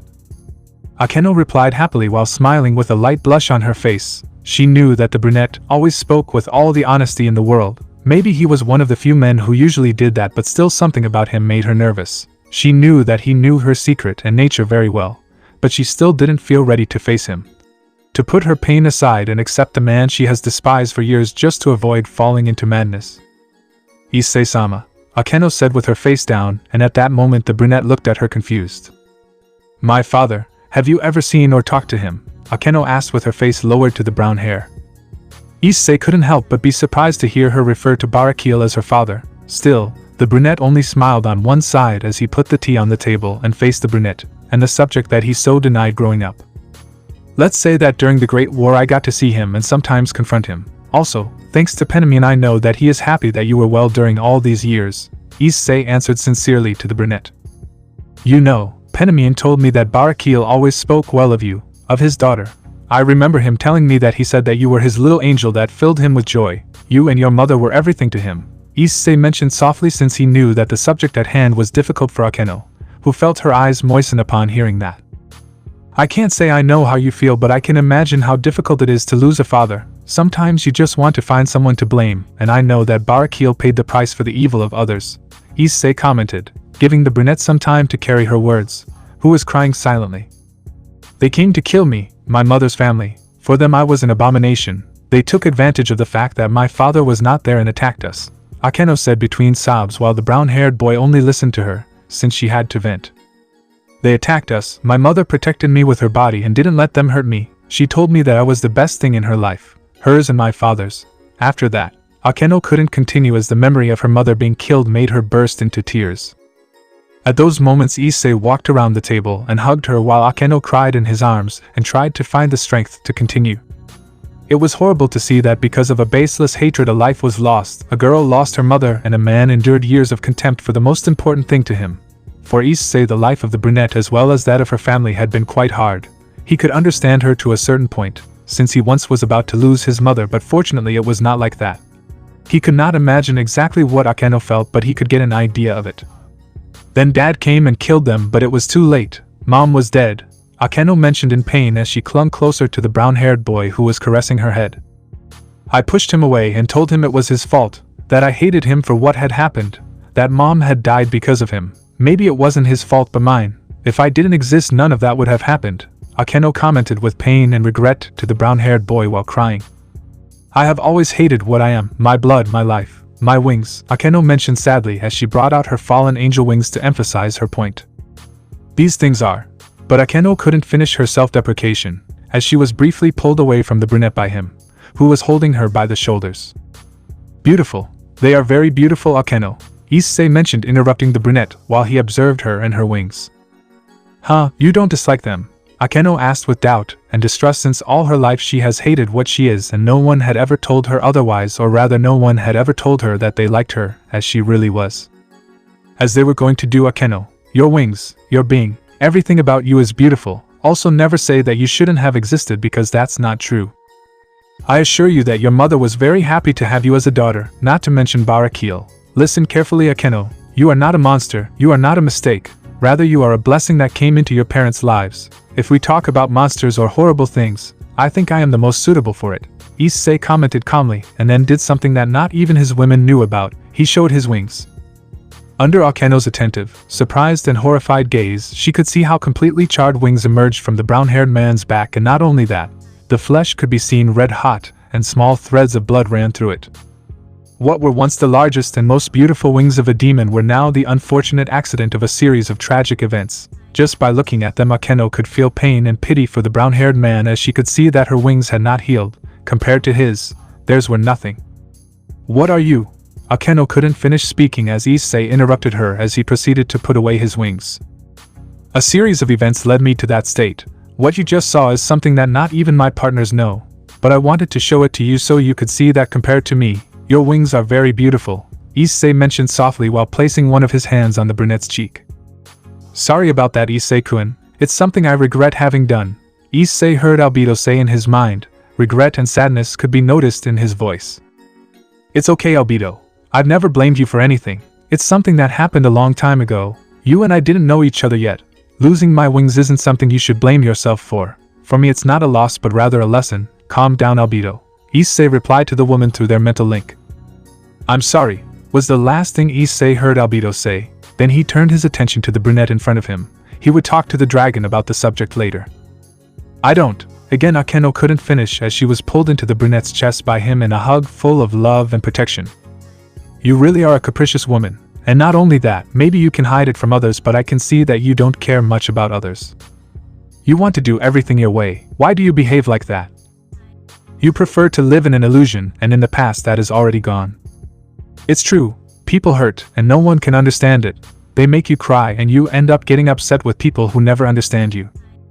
But despite what you believe, the reality is that you will never be alone. You have friends who support you, family that wants to enter your life, and if that is not enough for you, if you feel that the whole world rejects you, that does not trust you, if you feel alone, keep in mind that I will always be there when you need me most. Even if 1,000 storms come and the night comes to your house and you feel your soul hurt, you can count on me, Akeno. My courage and my strength will protect you while you live here. It may seem like there's nothing better than escaping into your imagination, but you don't have to run away from problems because you can face them, you can overcome them. I'll tell you something, before acting with courage and being what I am now, I rejected everyone. I used to hide from everyone for fear of hurting them and putting them in danger, for fear that they would reject me and not accept my new way of being. But something happened and I met people who improved my life and I decided to change. And if I could change my life, I know that you will too, because I will be there with you, supporting you in adversity. I will never leave your side. You can always count on me, Akeno. If you want to cry, I will give you my shoulder to do it. If you want to talk, I will listen to you. If you are afraid, I will scare away your fears. If you need affection, I will give it to you. Do not see me as a king or a stranger, see me as a friend who will be there for you whenever you need him, Issei mentioned softly as he held the beautiful brunette in his arms and caressed her head. Akeno just stood still in her place as she was hugged by the brown-haired boy. Tears flowed from her beautiful eyes after hearing those beautiful words said by the brown-haired boy. That was what she had needed for a long time, a support to be able to continue moving forward and to be able to overcome the sadness that she harbored in her life. Without thinking much, she surrounded Issei with her arms as she buried her face in his chest and cried. She cried like she had never done before. Not since her mother had died, she had finally let out the pain that she had kept inside for all these years. After a few minutes of crying, when she was finally able to calm down, Akeno just smiled as she didn't need any more. It was already decided. You know, Issei-sama, I always believed that after all this I could never open my heart to anyone, but now I know that is not the case. You are right. I have Rias and the others, my friends, my family. And one day I will talk to my father. It will be difficult, but I will fix the bond that I tried to break, Akeno mentioned with a smile on her face as she raised her face and gave the brown-haired boy one of her beautiful smiles. At that, Issei nodded, pleased at Akeno's words. He was happy that she would finally leave her dark past behind and decide to move forward in the company of the loved ones around him. But every pleasant moment was gone, and in its place a feeling of confusion invaded him when she suddenly hugged him tightly. I've also decided one thing. I don't care if there are several, I'll always be by your side, Akeno mentioned happily as she moved away from the brunette and gave him a big smile, a real one and not a fake one. Hey girl, you know who I am, don't you? Saying those words to someone like me, Issei couldn't even continue speaking when he saw the radiant and erotic smile on the brunette's face. What the hell had he gotten himself into? Akeno, just tell me, Akeno, the smiling brunette mentioned, causing the brown-haired boy to freeze when he saw her. For Issei, that look and that smile that Akeno showed was dangerous to his integrity. Without a doubt, she was a very beautiful girl. Leaving aside the fact of her fallen angel heritage, she truly was one of the most beautiful girls he knew. But there were certain rules to follow before getting to one's side. Although most of the time he was very clueless in matters of love and flirting and insinuations of girls, he could clearly see that the brunette showed interest in him. And it's not that he didn't, since to be honest Akeno seemed interesting to him at a certain point, but he didn't know what level they could reach. He definitely had to talk to Serafall about it, but first he had to give an answer. Let's see where this story takes us, Akeno. That's all I can say for now, Issei commented calmly as he looked at the brunette. Fufufu, I agree with that, Issei-sama. You have truly captivated me with your words and have caused my heart to jump for you. I know it won't be easy, but I don't plan on giving up. First I will earn the right to be with you, then that of your partners, and finally your heart, Akeno responded defiantly and sexy to the brunette as she leaned forward and gave the brunette a good view of her cleavage. We'll see about that, Issei countered with an amused smile at the brunette, while their faces were just a few centimeters away from each other. I see that you get along well. After those words, Issei and Akeno immediately stopped upon hearing that voice and turned their gaze towards the main door of the home, where there was a redhead very familiar to both of them. Rias, tomato, Issei and Akeno said in surprise as they watched the redhead enter with a twitch in her eyebrow. It was probably because of how the brown-haired boy called her. Hello Rias, how are you? Akeno asked her friend nonchalantly while looking at her. I honestly don't know how to react to what I saw, but oh well. I see you were taking advantage of the time with my brother Akeno, Rias mentioned calmly to the brunette, trying to forget what she saw a little while ago, or rather ignoring the fact that her best friend and her older brother were about. She better forget it. Well, I certainly did, Akeno replied, slightly uncomfortable since it wasn't pleasant for her that her best friend found her in that situation with the brown-haired boy. Anyway, Oni-san, did you get the message? Rias asked with resignation as she looked away from her friend and focused on the brunette. Yes, I did. By the way, what are you doing here? You had nothing to do, Issei calmly questioned his sister as he stood up from his seat and looked at her. Irene-san asked me to come find you and tell you that she and the others would be returning home late, since they would be doing their homework, and that Chisato-san is in the underworld living with Mom along with Tiamat-san and Isabella-san. The only one who will be home will be Serafall-san, Rias mentioned calmly as she passed the written message to her brother. I see. Well, then we better get going, Issei commented after reading his girlfriend's message and then headed towards the exit, followed by his sister. See you later, Akeno, Issei mentioned as he left and waved his hand to the brunette without turning around, who did the same while smiling. Oh, almost forgot, Issei commented as he turned around and walked towards Akeno and gave her a kiss on the cheek, causing the brunette to blush a lot. "That's for the tea, see you Akeno." With that said, Issei left, leaving a very blushing Akeno. The gesture, although simple, was very tender considering it came from him. "Heavens, who am I falling in love with? The most dangerous and complicated boy in the world," Akeno whispered as she placed her hand on his cheek and then smiled tenderly. "But also the sweetest. Don't think I'll let you get away, Gremory. Although I know I'm not the first or the only one in your life, I'll do my best to prove that I'm worthy of your love. My fight to win your heart has just begun, Issei-kun," Akeno thought with determination. She was already ready for the fight and she was going with all the chances to win. On the other hand, outside Akeno's house were the Gremory brothers going down the steps of the temple, all while Rias tried to catch up with her brother who was ignoring her. It wasn't until she stopped that Issei looked at her out of the corner of his eye. Apparently he believed he had done something wrong to make her act like that. "Tomato?" Issei asked the redhead doubtfully as he looked at her, and noticed how she had her face down. "Akeno is Akeno, right?" Rias questioned her brother with some sadness while avoiding looking directly at him. "Of course I do," Issei answered indifferently to the redhead, since he didn't understand the question. "And I am?" Rias asked with slight nervousness and fear of her brother as she looked at the ground. "A real nuisance for me," Issei replied with amusement, causing the redhead to raise her face, which was what he was looking for. "Haha, that's not true. You're Rias, no more, no less. Come, I'll treat you to some ice cream," Issei mentioned calmly as he took the redhead by the shoulder and began to walk down the stairs with her. "Yes, I'm Rias, Issei Gremory's younger sister," the redhead thought happily as she laughed lightly at the closeness she was having with the brown-haired boy. She couldn't help but take her brother's arm in hers and smile, pleased to see that he wasn't rejecting her. "Come on, Oni-san, I want some strawberry ice cream," Rias mentioned happily as she enjoyed being close to her brother. "Fine, but you pay," Issei replied with amusement as he stopped in his tracks and took his sister by the waist to lift her bridal style. "Kaya, but you said you were going to invite me," Rias complained as she held onto the brunette's neck to keep from falling and let herself be lifted. It wasn't every day that her older brother showed her that kind of affection. "True, but I was never going to pay." "Well, let's go," Issei finished saying with slight amusement, and then he pushed off the ground and shot into the sky with his sister in his arms amid complaints and laughter from both of them. In those moments Rias couldn't help but laugh, since those were the moments with her brother in which she felt herself. Once the day was over and night came, after leaving his sister at the Murayama home, which was where she lived after reaching an agreement with his parents, Issei prepared to enter his own game, meeting Serafall at the entrance, whom he greeted with a kiss, and then they both entered the house. Issei let out a sigh of relief as he sat on the sofa for all that both he and the girls had bought since they had moved to the Gremory residence in the human world. Both he and Serafall had just returned from another day of work, and upon arriving they noticed how the house was empty. Probably the girls had not returned yet. When the brunette was about to take a nap, a grunt of pain had caught his attention. Issei saw Serafall rubbing her shoulder while preparing food for all the residents of the house. "Honey, dinner will be ready in a few hours," Serafall commented from the kitchen to her beloved, but in her voice there was a certain discomfort that the brown-haired boy noticed. Immediately Issei ran from the couch to the kitchen just to check on his beloved. Serafall couldn't help but laugh as her man started drooling while looking at the delicious food she was preparing. While cooking, Issei noticed his girlfriend shuddering as she prepared the food. That worried him, but he decided to remain silent and see how his beloved reacted during this time to detect what was bothering her. Once dinner was ready, they both went to their room to change clothes and wait for the others to have dinner together.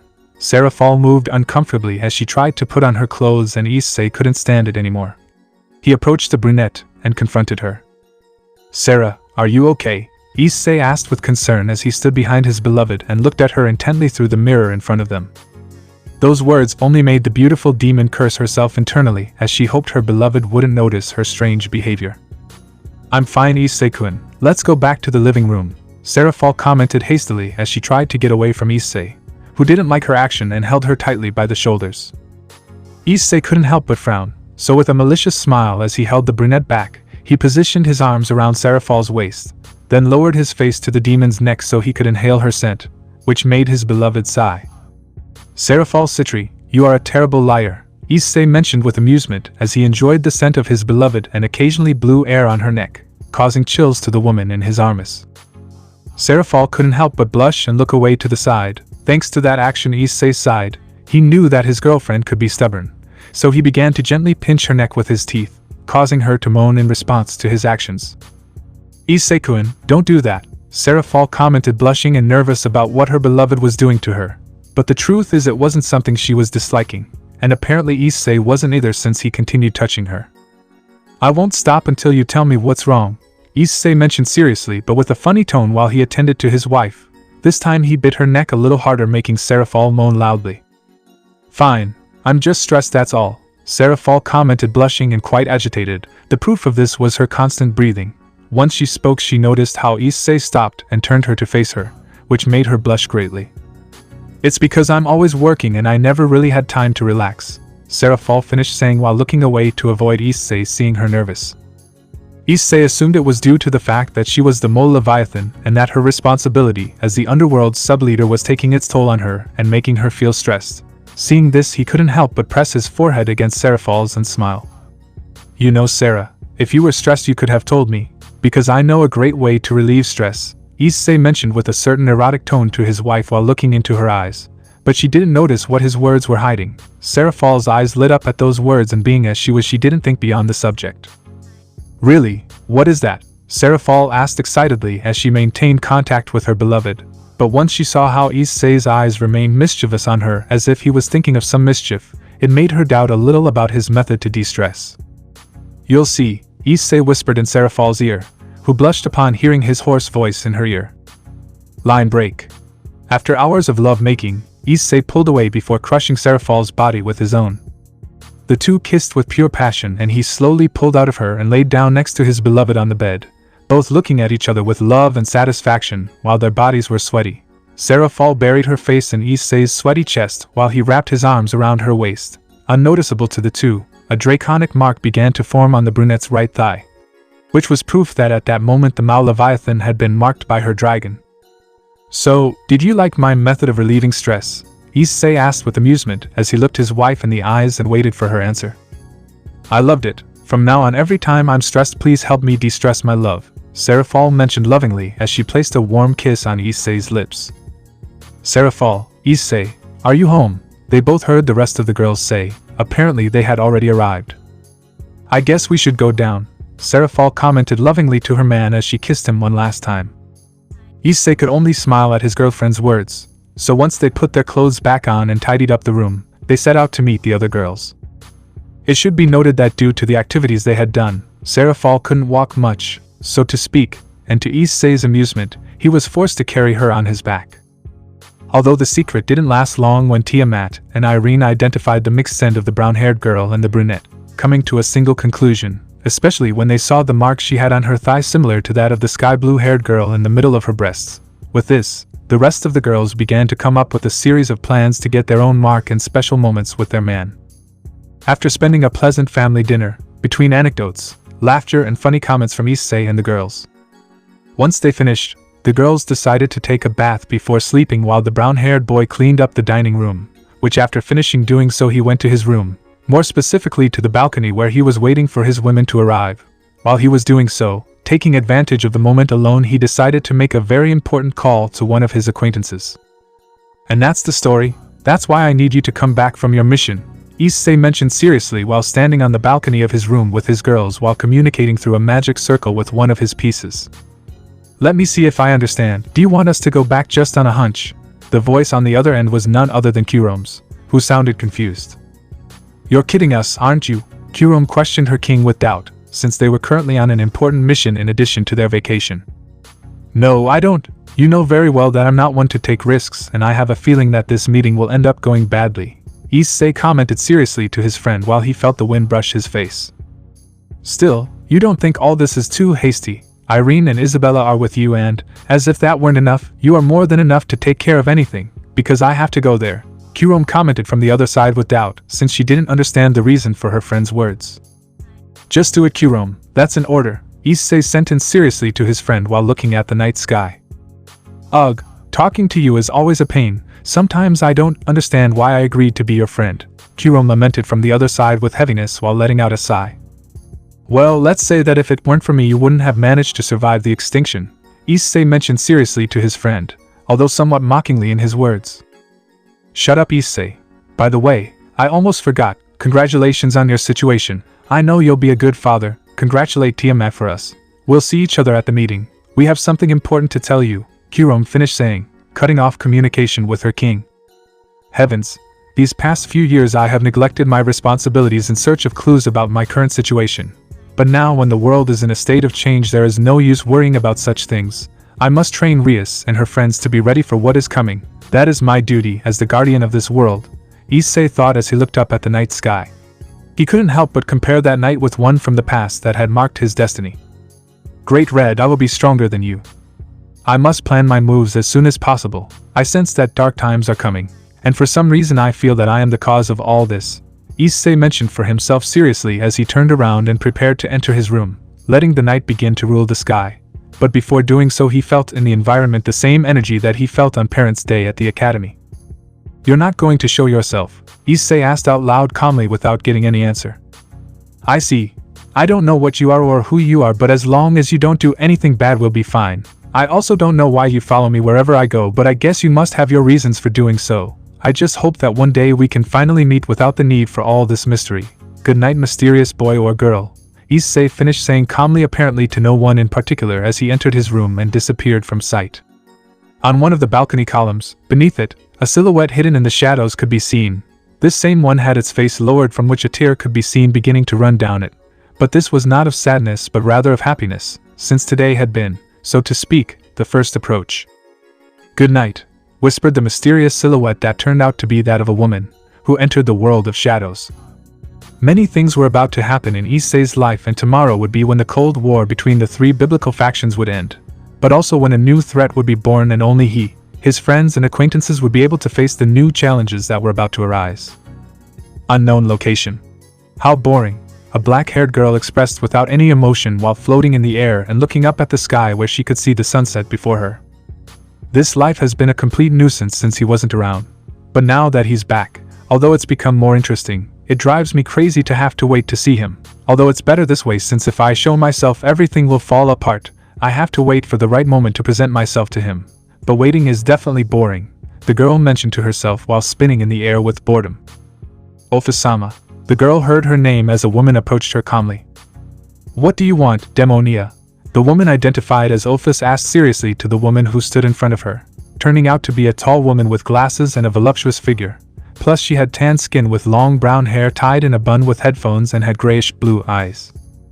Ophis-sama, I inform you that I will be leaving for the meeting of the biblical factions, the brunette identified as Kateria Leviathan respectfully mentioned. Yes, do what you want. I'm not interested in your affairs against the current government of the underworld, Ophis commented nonchalantly to the brunette as she turned around and began to levitate away from her. As you command, Ophis-sama, Kateria mentioned before disappearing into a magic circle in the area. Stupid woman, you're just going to get killed. Nothing and no one can win against him, not if you're not at his level. How I long to see you, Gremory, since we have a pending situation. All these years in which you were away I have not stopped thinking about you, your strength and power. Never before have I been interested in someone as I am with you, and after an arduous investigation I came to the conclusion of my state, but I can't accept it. Not until you show it to me, even if my being wants it. I am quite stubborn with what I want. Before I longed for silence, and there was no better place to have it than the dimensional gap, but Great Red obstructed my wishes and I could not obtain the silence that I so desired. Still, life had something better in store for me, and you, Gremory, arrived. Seeing you fight and never giving up on anyone caught my attention, and seeing your power and your convictions made me fall before you. But I'm not going to accept that, Issei, Ophis commented as she stopped levitating to put her feet on the ground. At that moment she was enveloped in an incandescent light that illuminated the entire area for a few brief seconds. When the glow ceased, instead of the adorable girl she was at first, there was a beautiful woman with long black hair down to her hips and gray eyes. Her hair had pointed tips, although her long black hair made this feature difficult to notice. Her body had grown, acquiring a fairly proportionate figure that made it impossible for the gothic Lolita outfit to cover her body in its entirety. Proof of this was that the ribbons that covered her small breasts at first now found it difficult to cover the proportionate breasts of the goddess of infinity, as well as it could also be seen, although very barely, as she was not wearing any kind of underwear.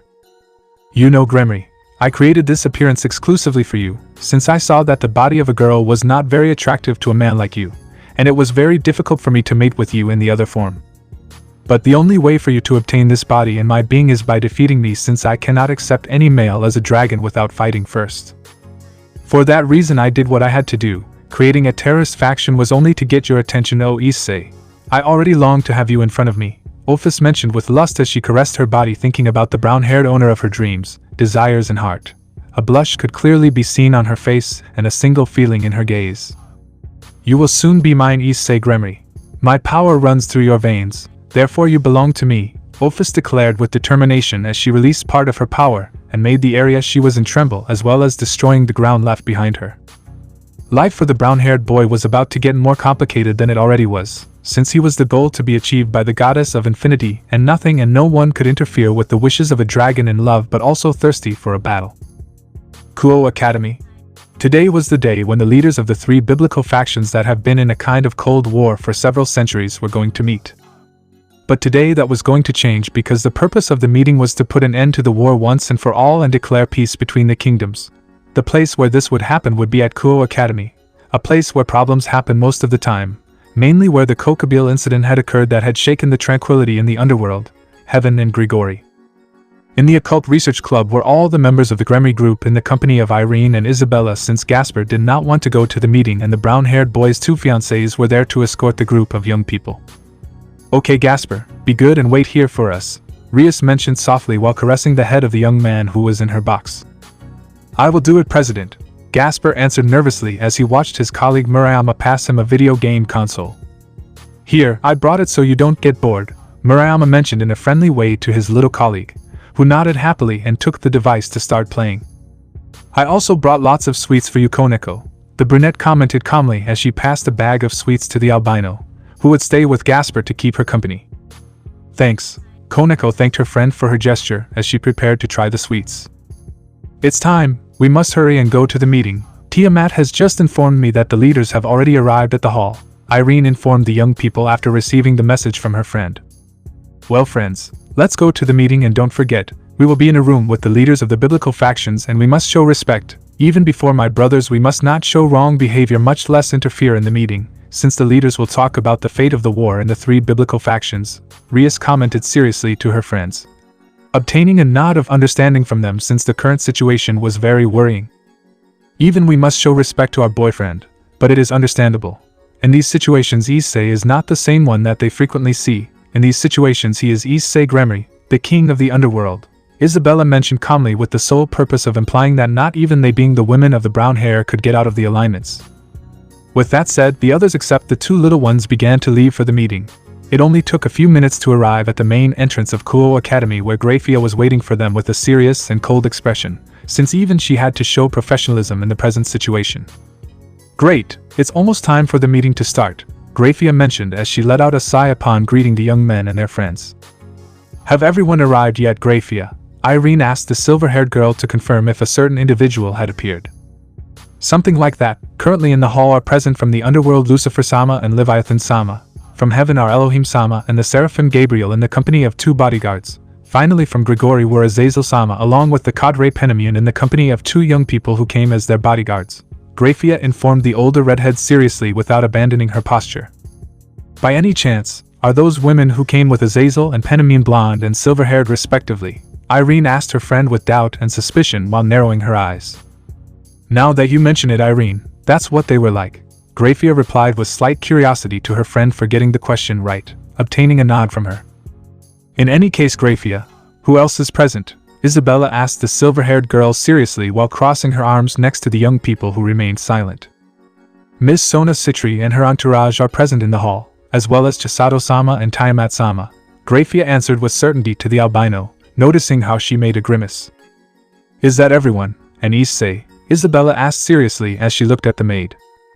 Lord Gremory-sama has not yet come to the hall, as I understand from Leviathan-sama. He was in the underworld attending to something important which delayed him a bit. In fact, everyone there is waiting for his arrival to begin the meeting. Right now Mirajin-sama and Yui-sama went to the underworld to escort our king, Grafia answered calmly, although slightly annoyed by how she had to refer to her brother. I see.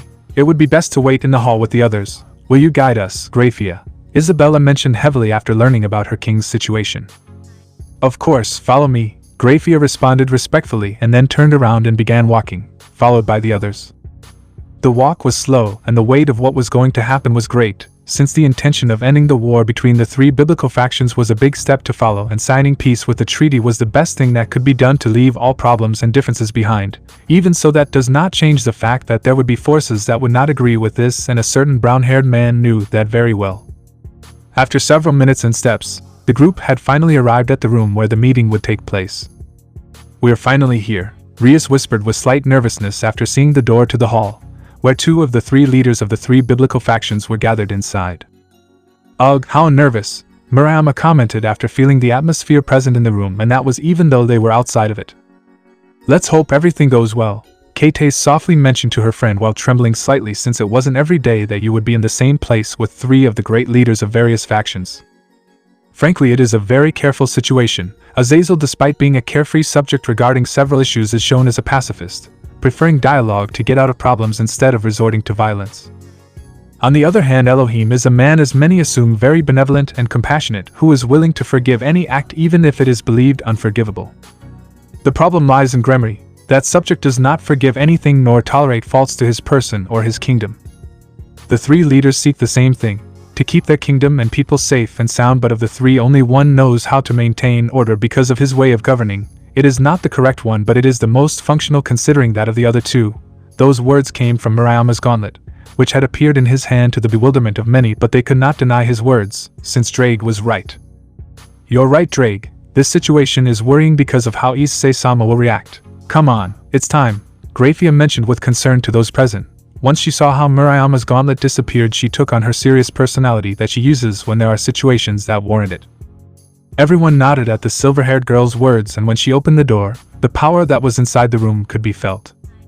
The leaders were there. ExE and Serafall were sitting there calmly in silence in front of the room's large table with an empty field in the middle of them, implying that their king was going there. On the fallen side, Azazel was sitting with his arms crossed with Penemu at his side. The beautiful cadre was very serious, while the leader didn't remove his smile from his face. To top it off, there were Elohim with Gabriel at his side, both smiling and looking calm.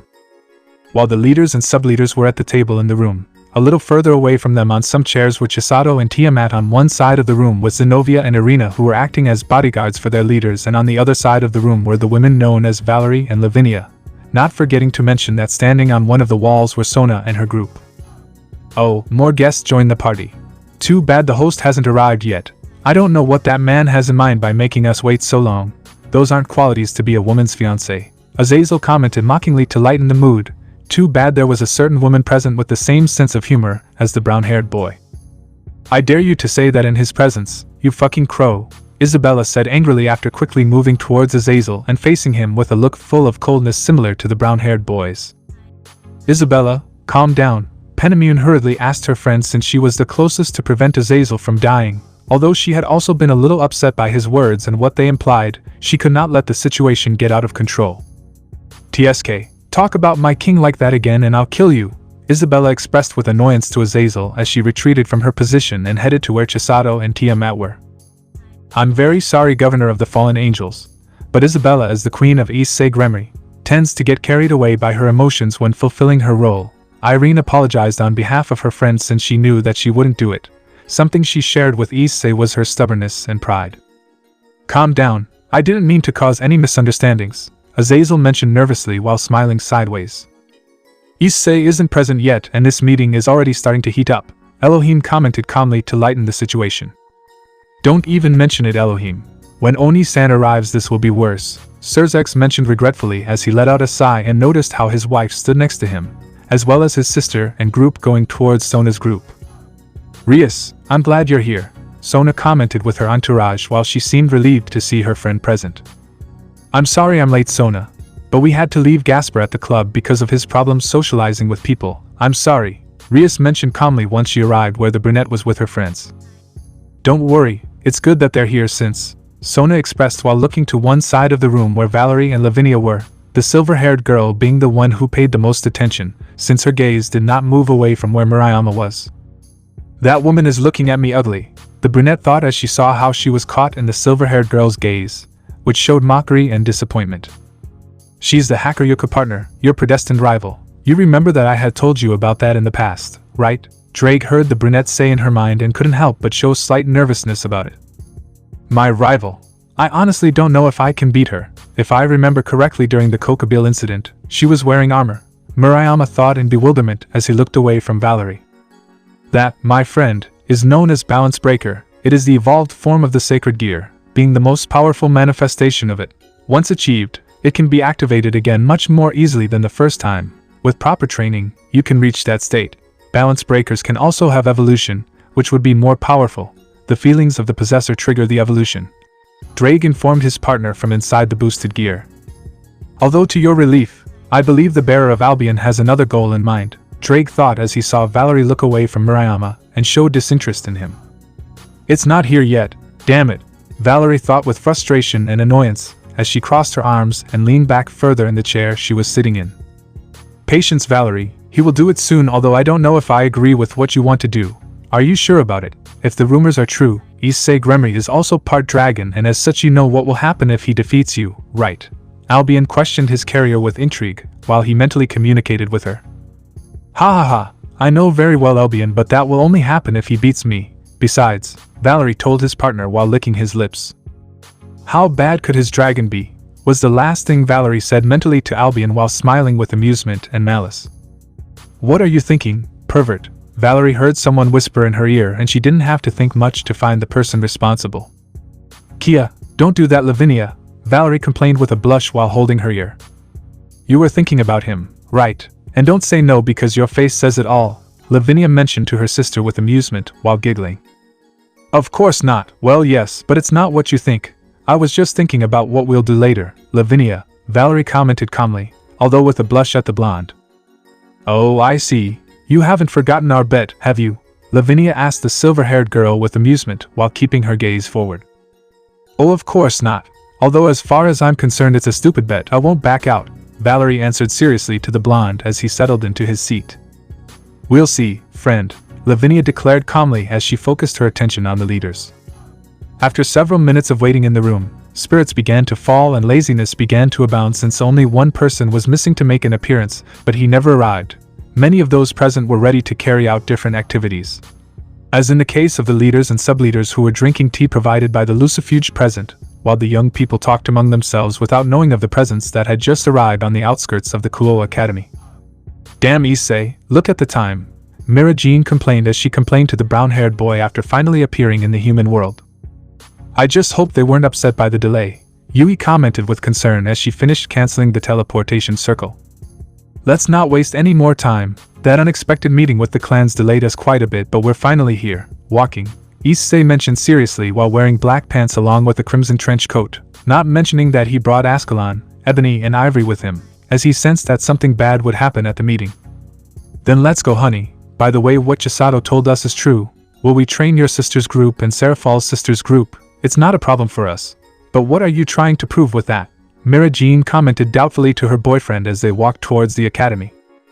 Just my ideas, look, it's not bad to prevent any disaster before it happens, Issei replied calmly while holding hands with his fiancés. Oh, leaving that aside, Issei-kun, what do you think will happen now regarding this situation that is presented to us? Yui asked the brunette while turning to look at him with intrigue. Peace will be declared in the three factions, that's a fact.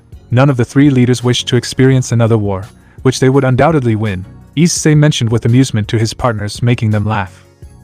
Oh, is that trust I see? Mira Jean commented in an erotic tone to her boyfriend while leaning on him. Just reality, Issei answered honestly while shrugging. Don't be like that, Issei-kun, even if you're right, don't say it. By the way, during your sister's trip to the underworld, don't forget that you have to attend the meeting of the young devils, and I say this because I know you are going to miss it, Yui mentioned. Her eyes narrowed as she looked at her boyfriend with suspicion.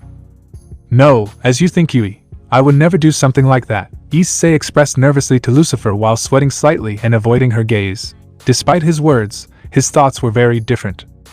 Damn, now I have to go to that damn meeting, and I was planning to escape from the responsibilities of being the king, TSK, but now I have to go all out for my fiancée's beauty, although I don't know why, but I have a feeling that something very good will happen at that meeting, as if life instead of screwing up my existence was going to give me something. Maybe it will be my own Nico, Issei thought with emotion, losing himself in his thoughts. By the way, Issei, don't forget that during those dates we will have a visit from the leader of the Asgardian faction, Mira Jean reported once they reached the main doors of the school, stopping her steps. Ah yes, Serafall, and you had told me that you were working on a cultural and economic exchange alliance with the Asgardian and Yokai faction. I wonder what their leaders will be like. I know them from rumors and writings in books, but I have never seen a god other than Elohim before, nor a yokai ruler, Issei mentioned with slight intrigue to the albino while looking at her. Well, technically you met a god in the past who is not Elohim. Interestingly, you also killed him, Yui commented with slight trauma after remembering that tragic passage from the past. Huh, you mean Ares? Ha, no one has him involved. If I remember correctly, I was going to let him live, but when they hurt my precious Mirachan, that imbecile ended up with his head separated from his body. And after that then comes the useless Zeus to claim me. Now that I think about it, better I should have destroyed Olympus, but unfortunately Serafall didn't let me. I wonder if the Olympians still hold a grudge against me, Issei mentioned without any regret as he looked up at the sky and had the older albino in his arms. A scratch, Issei. A measly scratch was what I got from that war against Ares, and you almost wiped a faction off the map because of it. Sometimes I think you exaggerated a little, but I also like, and it turns me on that you did it all for me, Mira Jean commented in an erotic tone to the brown-haired boy while stealing a kiss from him. While what Issei did was a bit excessive, we can't say that it wasn't fun in a way to see the 4 strongest Olympians kneeling in front of Issei-kun. Although there were also gods who didn't do anything against you, and according to me they don't hold any grudge against you, as in the case of Lady Athena, Yui mentioned while hugging her boyfriend and enjoying his warmth. I think you're right, Yui. Maybe someday I should go and say hello. Do you think they'll welcome me? Issei asked his girls mockingly as he hugged them. If they don't, I'm sure you would still enter Olympus, Mira Jean commented with amusement, enjoying her fiancé's affection. By the way, girls, there is a meeting pending, Issei mentioned with a poker face since they had forgotten about it due to the talk. Right. Let's go, Mirajan and Yui said at the same time as they grabbed the brunette's hands and pulled them quickly. Huh, 1 second girls, we have guests, Issei commented seriously after stopping his steps, as well as those of his women. At that moment, the 3 witnessed 2 rather familiar silhouettes falling from the sky. They were a man and a woman who, after rising from their fall, looked at the spectators present, but especially at Issei. Huh, the meeting hadn't started yet, and I thought we were late. You see, Kurom, I told you there was nothing to worry about, Wave mentioned calmly to his partner while looking at his friend. In fact, Wave, if they arrive late like us, Issei commented with a drop of sweat on the back of his neck to his friend. I told you, useless, Kurom hissed in annoyance as she kicked her partner's leg. These are your knights, aren't they? We haven't seen them since Rias's marriage. It's nice to see you again, Wave. Kurom, where have you been all this time? Mira Jean asked the newcomers curiously as she greeted them just like Yui did. Kurom couldn't finish speaking since the brown-haired boy had interrupted the conversation. They will talk later. I remind you that we are late with the meeting. Issei cut off his friend seriously while looking at them all, obtaining a nod of understanding from them. Before entering the room, I'm going to tell you something, so listen carefully. Once inside, no matter what happens or what I say, you will fulfill your role as my entourage and your respective roles. Understood? Issei mentioned seriously and changing his eyes to their red tone to make his point. As you command, Gremory-sama, the girls and friends of the brown-haired boy responded while slightly bowing their heads, since they understood that the man in front of them was not their friend or partner at the moment. He was their king, and as his subordinates they had to obey his orders. Let's go, Issei declared seriously to his pieces as he turned around while keeping his eyes red. Their journey did not take too long, and after a few seconds they were finally in front of the door of the room where the meeting of the 3 leaders would take place. So without delaying it any longer, Issei proceeded to open the door, drawing the attention of everyone present inside and causing various feelings. It was about time. The last member has arrived, and a bit late, to be honest, Azazel mentioned with amusement, while he had his face resting on one of his hands. Shut your mouth, Azazel, or I will, Issei responded seriously to the fallen after entering the room and giving his group orders to go with the Gremory and Citri heiresses. At that moment, everyone present, seeing the brown-haired boy but more than anything his eyes, understood that the one standing there was not the Issei they usually saw but rather the king of the underworld. It has always been known that the peculiar change in the brown-haired boy's eyes occurred for 3 reasons. Because he was very upset, when he was preparing for combat, and lastly, being the case, to demonstrate his position to everyone. Gremory-sama, please take a seat, Grafia respectfully indicated to the brunette while pointing to her place at the table, being in the middle of the Mao Leviathan and Lucifer. Following his sister's words, Issei headed towards his seat, but not before taking a quick look at Valerie and Lavinia, the silver-haired girl being the one who looked at him challengingly while the blonde simply greeted him with her hand and a smile on her face. After that he looked away from them and focused on the current situation. I'm sorry for the delay, Elohim, Azazel, but last-minute problems arose in the underworld that I had to attend to. Issei apologized to the leaders once he sat in his seat, being taken by the hand by Serafall probably so that he would not get out of control during the meeting. Don't worry, Issei, these things happen sometimes, Elohim mentioned calmly to the brown-haired boy from his position next to his daughter. The old man is right. The important thing is that you are here now and we can begin, Azazel commented nonchalantly, not giving much importance to the matter while standing next to his colleague. Yes, let the meeting of the three biblical factions begin, Issei declared seriously to the leaders, starting the meeting. At that moment, after the brown-haired boy's words, the young people present were able to experience firsthand the enormous amount of power that the three leaders displayed through the atmosphere of the room. So this was what a leaders' meeting was like. It almost seemed like they were going to attack each other at any moment. Now that Gremory-sama has arrived, allow me to introduce the guests from the underworld. Joining us for this meeting are my sister and her subordinates as well as Leviathan-sama. Lastly, with us are my queen and the members of Issei Gremory's entourage, and as a special guest at this meeting we have the honor of having with us the guardian goddess of dimensions, Chisato-sama. Serafall respectfully introduced each guest from the underworld. Goddess of dimensions, Azazel questioned doubtfully as he focused his gaze on the brunette with glasses. Explaining it would take a long time, but in simple words, I am the goddess in charge of ensuring that the different dimensions and existing realities do not attack other worlds, maintaining the present peace and ensuring that light and darkness coexist in perfect harmony. Chisato responded to the fallen one's doubt as she stood up from her seat. Is that real? Azazel questioned, still not fully believing the identity of the woman present. He has always known or sensed that there were worlds different from his own, this being the theory of the multiverse, but that they would come to tell him that it was true was hard to assimilate. She's telling the truth, son, believe me. It was also hard for me to accept when Gabriel told me, Elohim mentioned with slight confusion, being backed up by Serafall, Graphia and the brown-haired couples. Wow. In any case, what is such an important figure doing at this meeting? No offense or anything like that, Azazel commented calmly once he was able to analyze the information. Well, I'm here mostly to be with my partner, this being Issei Gremory, Chisato reported as she sat back down in her seat, noticing how the fallen one looked at the brown-haired boy with his eyes wide open. Not only do you have Gabriel and Penamune in your harem but also the goddess of dimensions. I really hate and admire you, Issei, Azazel mentioned in admiration while trying not to cry. Get over it, was the only thing Issei said lazily while crossing his arms.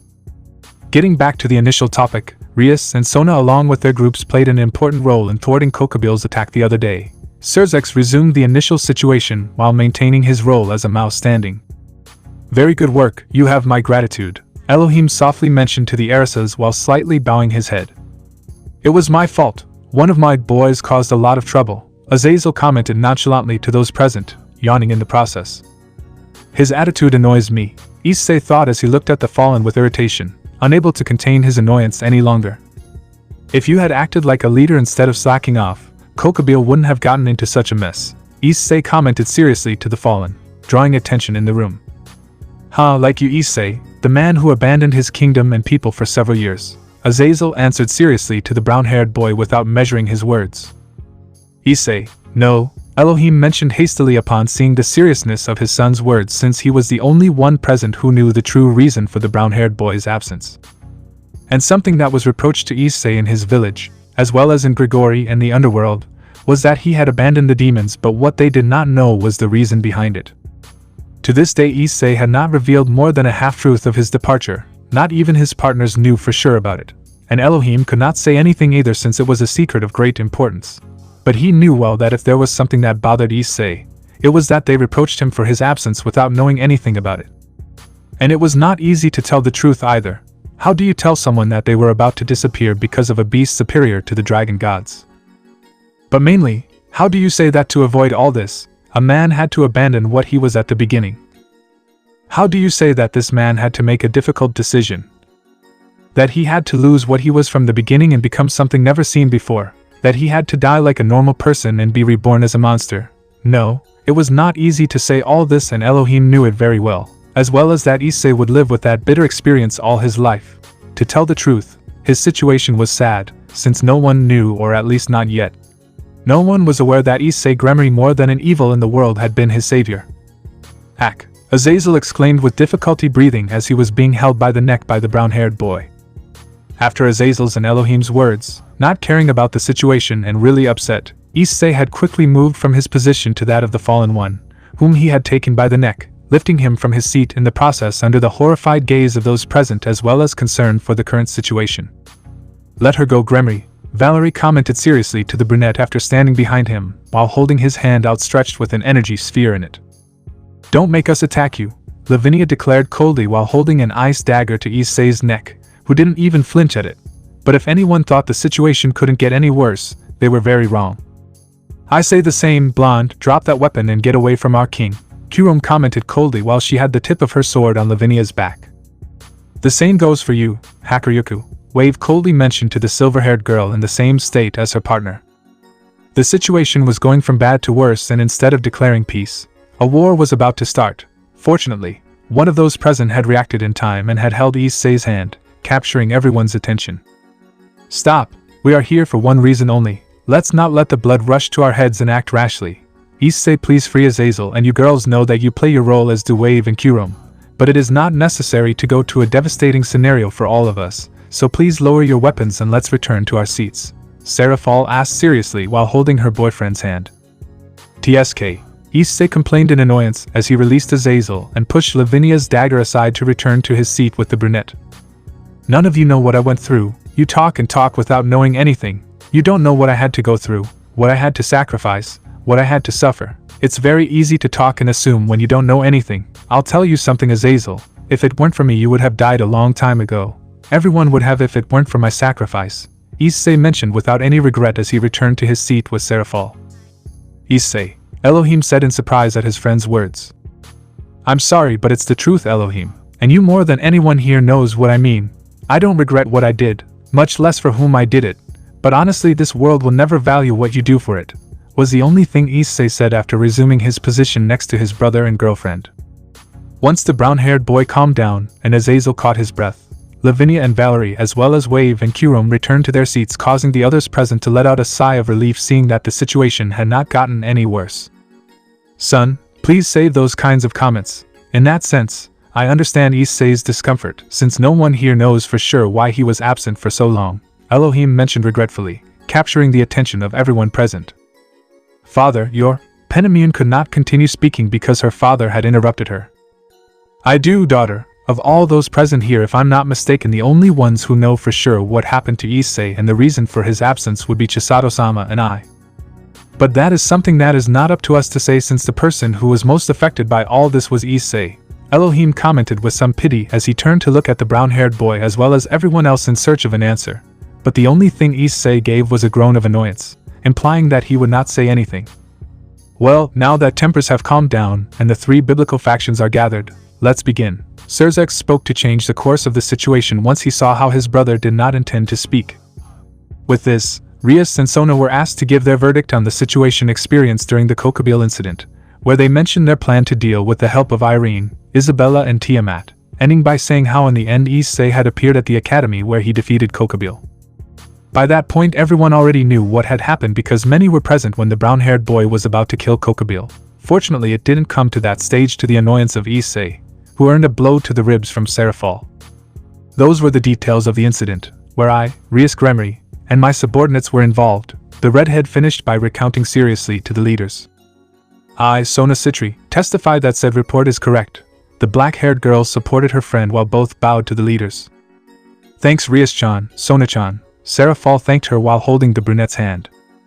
After listening to the Gremory heiress, I would like to know what the leader of the fallen angels has to say, Issei mentioned seriously, resuming his role as leader of the underworld. Who cares about my opinion? Kokobile acted on his own volition, Azazel commented nonchalantly as he shrugged instead. You're saying you had nothing to do with this, Issei mentioned seriously, and coldly to the fallen one, causing everyone to become alert. I just let him roam freely to find out what his goal was. I'm sure he never imagined he'd end up in this city. It's a good place after all, Azazel commented, more focused on the subject when he saw the brown-haired boy's annoyance. Don't change the subject, Serzex warned seriously as he looked at the fallen.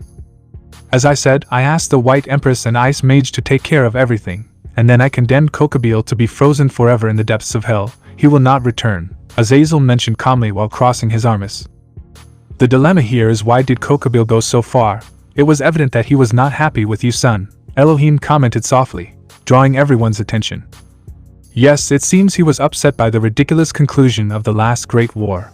Personally, I have no interest in the war, Azazel replied calmly to his father as he relaxed in his seat. I see, so there was unrest among your men, Serafall questioned the fallen one seriously, something that is not often seen in her. I heard that you are also having a bad time, Azazel countered the brunette, causing her to become slightly upset. The difference, Azazel, is that I do take care of traitors properly, although the underworld suffered several problems during my absence. With my arrival all that changed, returning to being the same kingdom that I created. In this situation with Kokabil, I would have killed him to avoid problems, Issei commented seriously while he was crossing his arms in his seat. Anyway, that has nothing to do with this. The purpose of this summit. Serafall couldn't continue because he was interrupted by the black-haired man with blonde locks. Enough with this boring conversation, let's sign the peace treaty, Azazel declared, getting to the main topic of the meeting. Faced with this, Rias and his group, as well as Sonas, were surprised by the fallen one's words. Would peace be possible? After all, that's what you guys want too, right? Azazel questioned the two leaders with amusement as he looked at them. With that, Issei and Elohim looked serious, as did Serafall, Serafall, Gabriel and Penamian. Peace was something that many wanted for the good and preservation of their race.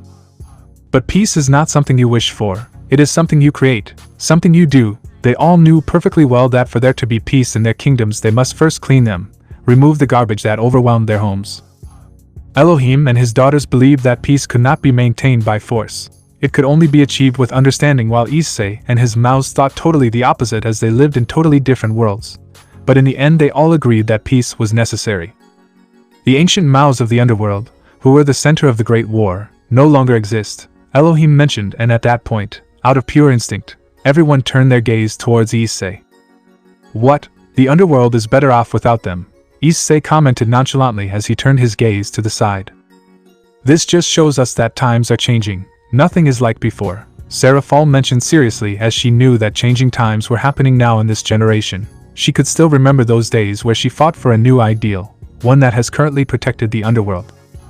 But while we wish for peace, what about those who do not wish to end this conflict? Gabriel questioned with concern, since he knew that within the Vatican there were several who would not look favorably on this event, and it was natural. Many of them have trained their entire lives for the idea of protecting the world from demons and fallen angels. Well, they should stop believing in stupid ideas and find their own reason to live. It's that or die. The same goes for the underworld and Gregory. In this peace there is no place for deserters, Issei mentioned seriously, and with some anger in his tone of voice. I admit that this whole topic has been interesting. Although heaven has had its mistakes, none of the factions are saved, on my side, by subordinates who do not respect my authority, Azazel mentioned to lighten the atmosphere, although more than one there thought sarcastically about his words. Why would that be? On the demon side, problems arise because the ideals of the new government clash with those that follow the ideals of the original Mao, although Issei-sama keeps that under control with his presence alone. Still, we can't let that stop us. If we don't start changing, the world won't, Serafall mentioned firmly to everyone present, obtaining the acceptance of the brown-haired boy. Exactly, that's why we have to sign the treaty, that's why we came, right? Azazel questioned playfully while bringing his arms behind his head. It's obvious that you want this peace, son, Elohim commented in amazement at the words of the black-haired man, who only grunted. TSK, many of the issues already discussed have already been resolved. We can't forget that the world as it is now wouldn't support a large-scale war. Besides, not having to worry about this possible war will give me more time for my research, Azazel nonchalantly mentioned to his father while shrugging his shoulders. All you want is to be lazy, Penamian commented with annoyance while hitting the fallen one with his fist on the head. But before that, we can't forget one thing, Azazel mentioned after recovering from his colleague's blow while observing the two celestial dragons. In that case, I would like to know what those two think about all this and how it can affect the world. Sekiryute, Hakuryuku, what do you two think? Azazel asked the young women as he looked at them. The question put Murayama and Valerie out of the picture for a simple reason. What did they have to do with this?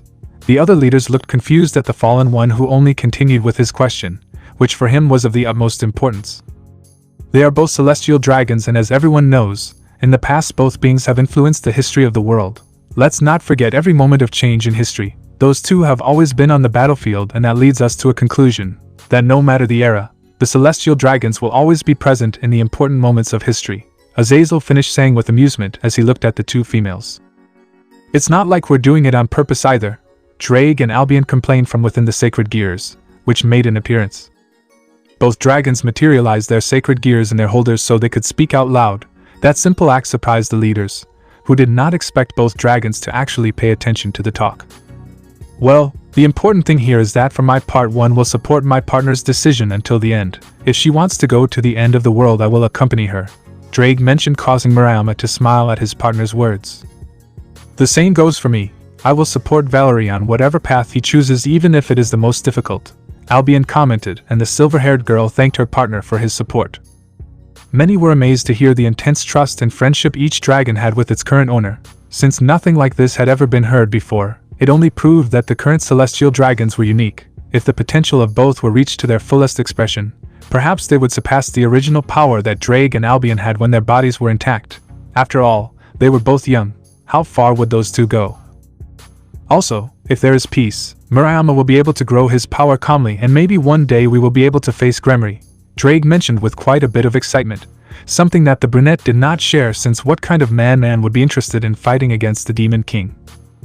Haha, I assure you that this time I will kick your ass, Drake, Issei responded, accepting the challenge with great pleasure. Too bad his beloved women didn't think the same.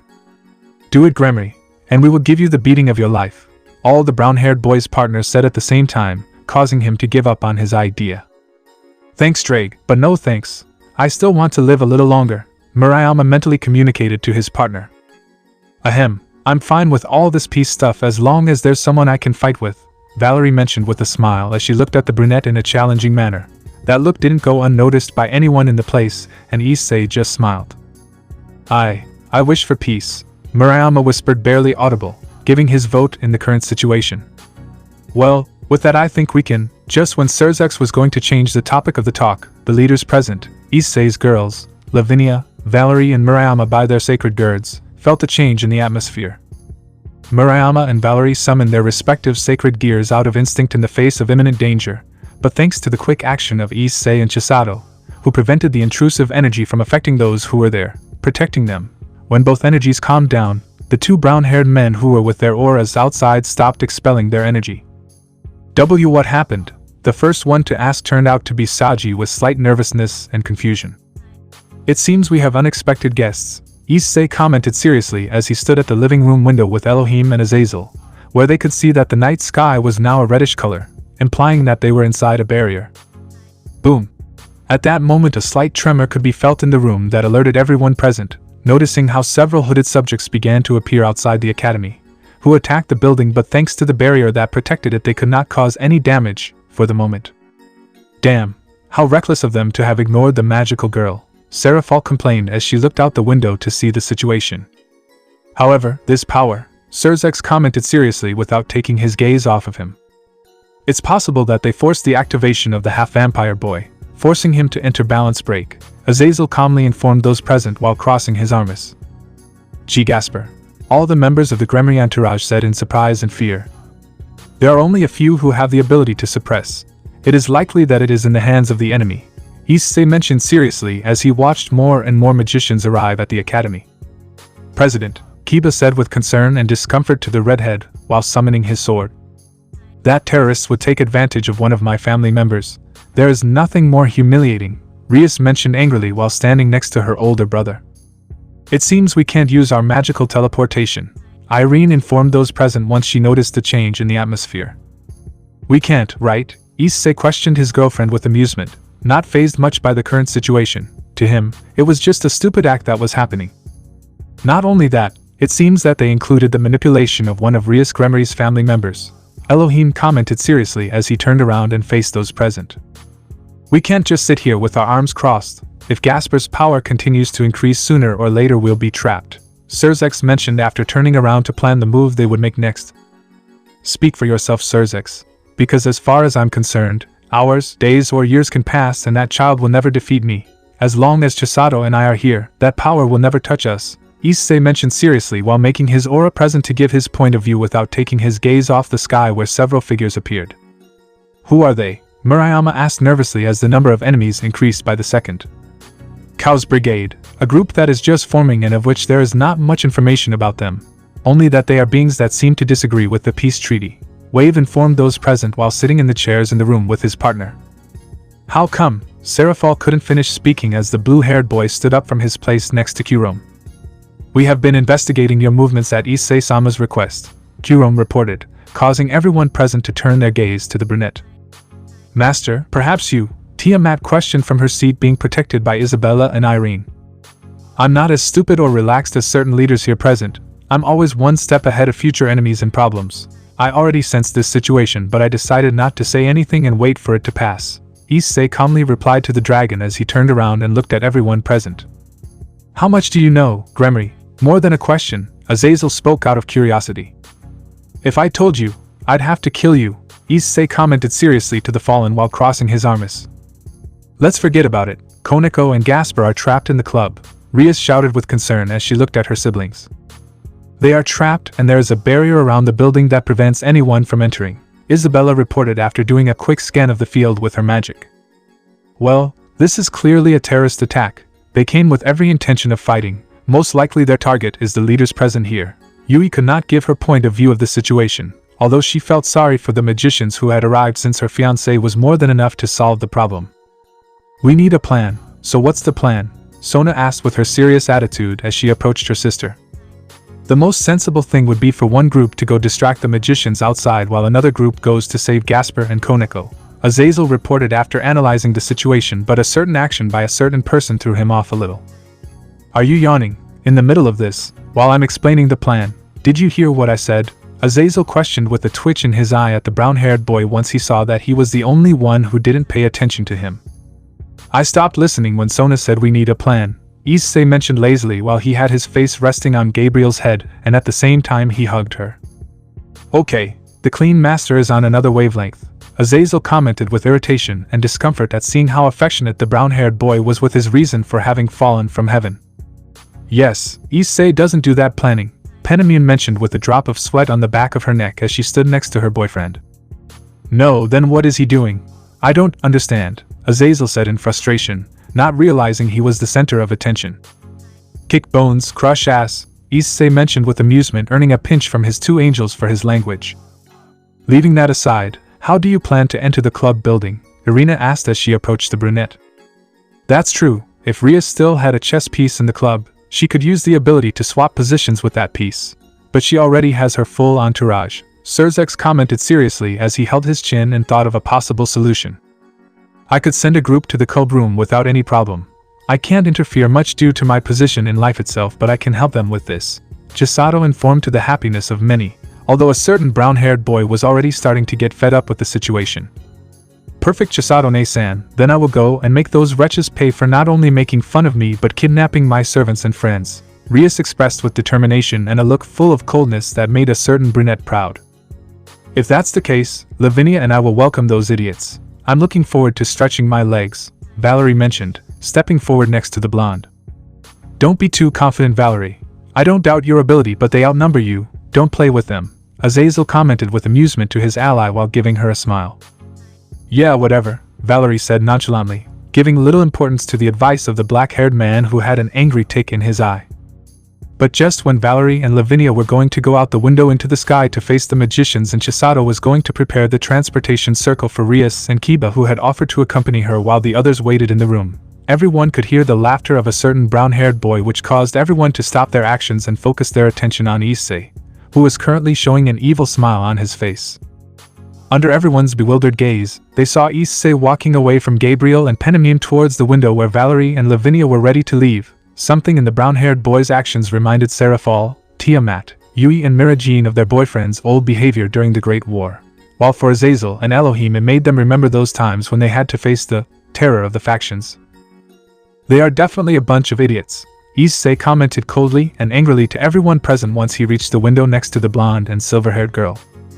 Issei, Serafall whispered in surprise as the way her boyfriend spoke and acted were similar to those of war times between the biblical factions. Plan, entertain. I've had enough of hearing such nonsense from you. For some reason I've never agreed with Azazel and Elohim's thinking, They are very pacifist and benevolent with their enemies, but I am not. It's better that they don't play with me because they will be facing their greatest enemy. These despicable humans dared to attack Demon Terror, and as their king this is an offense that I will not tolerate. Issei commented coldly as he made the aura of destruction present in his body and turned his eyes red. Wait, Issei, we could. Elohim couldn't finish speaking as the same brown-haired boy cut off his words. I don't give a shit what they say. It was good that I had to endure letting Kokobil go alive, but I won't do this. If these useless people want to die, then I will kill them with my own hands.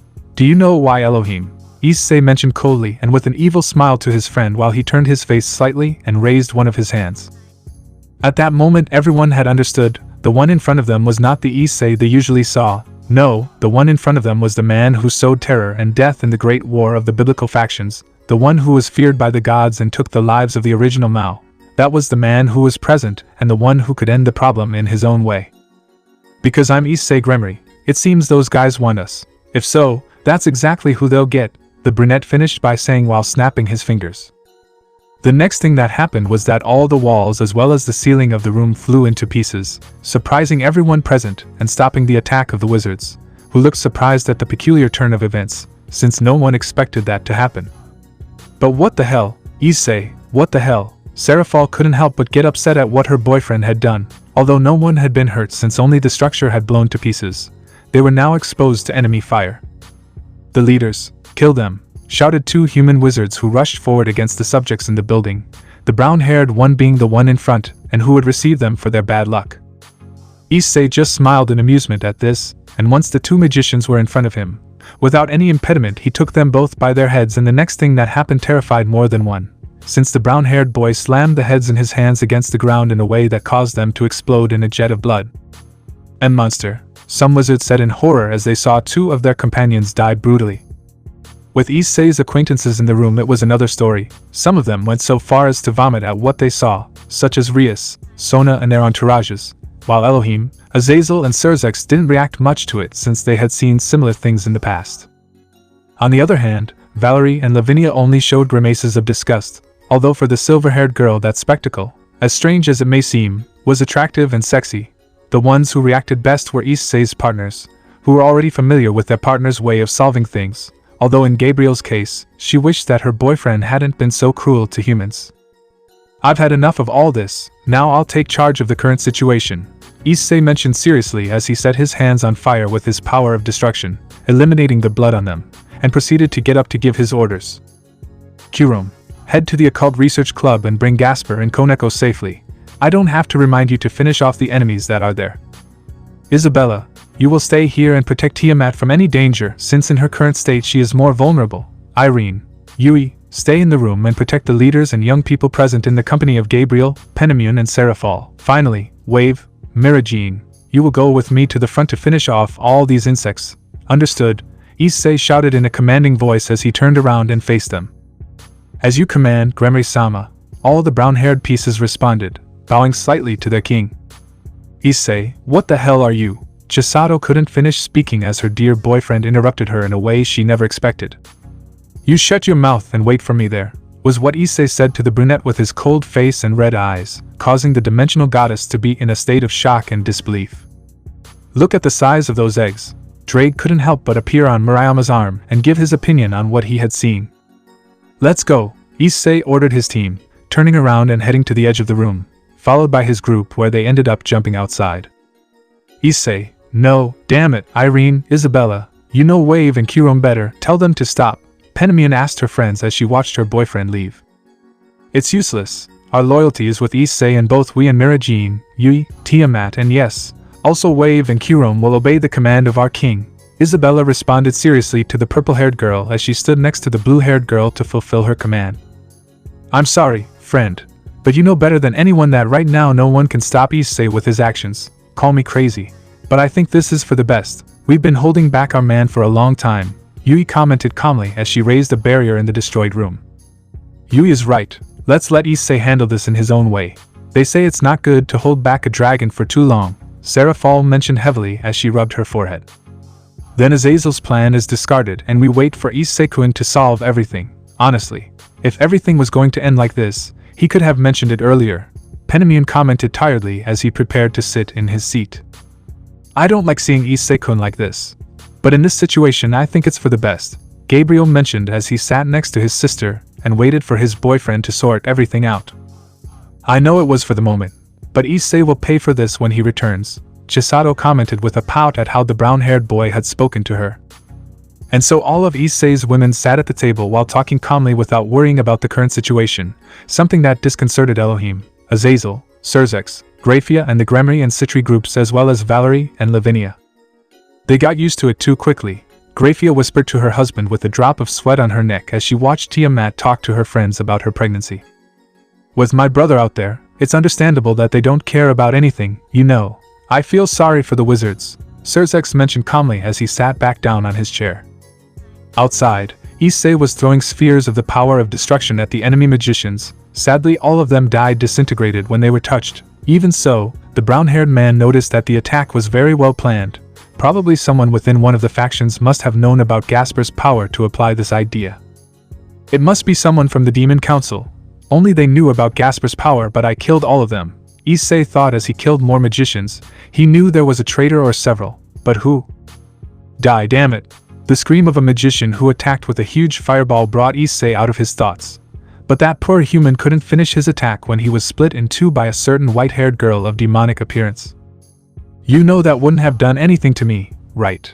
Look, Issei mentioned with a raised eyebrow to his girlfriend as he landed next to her in the air.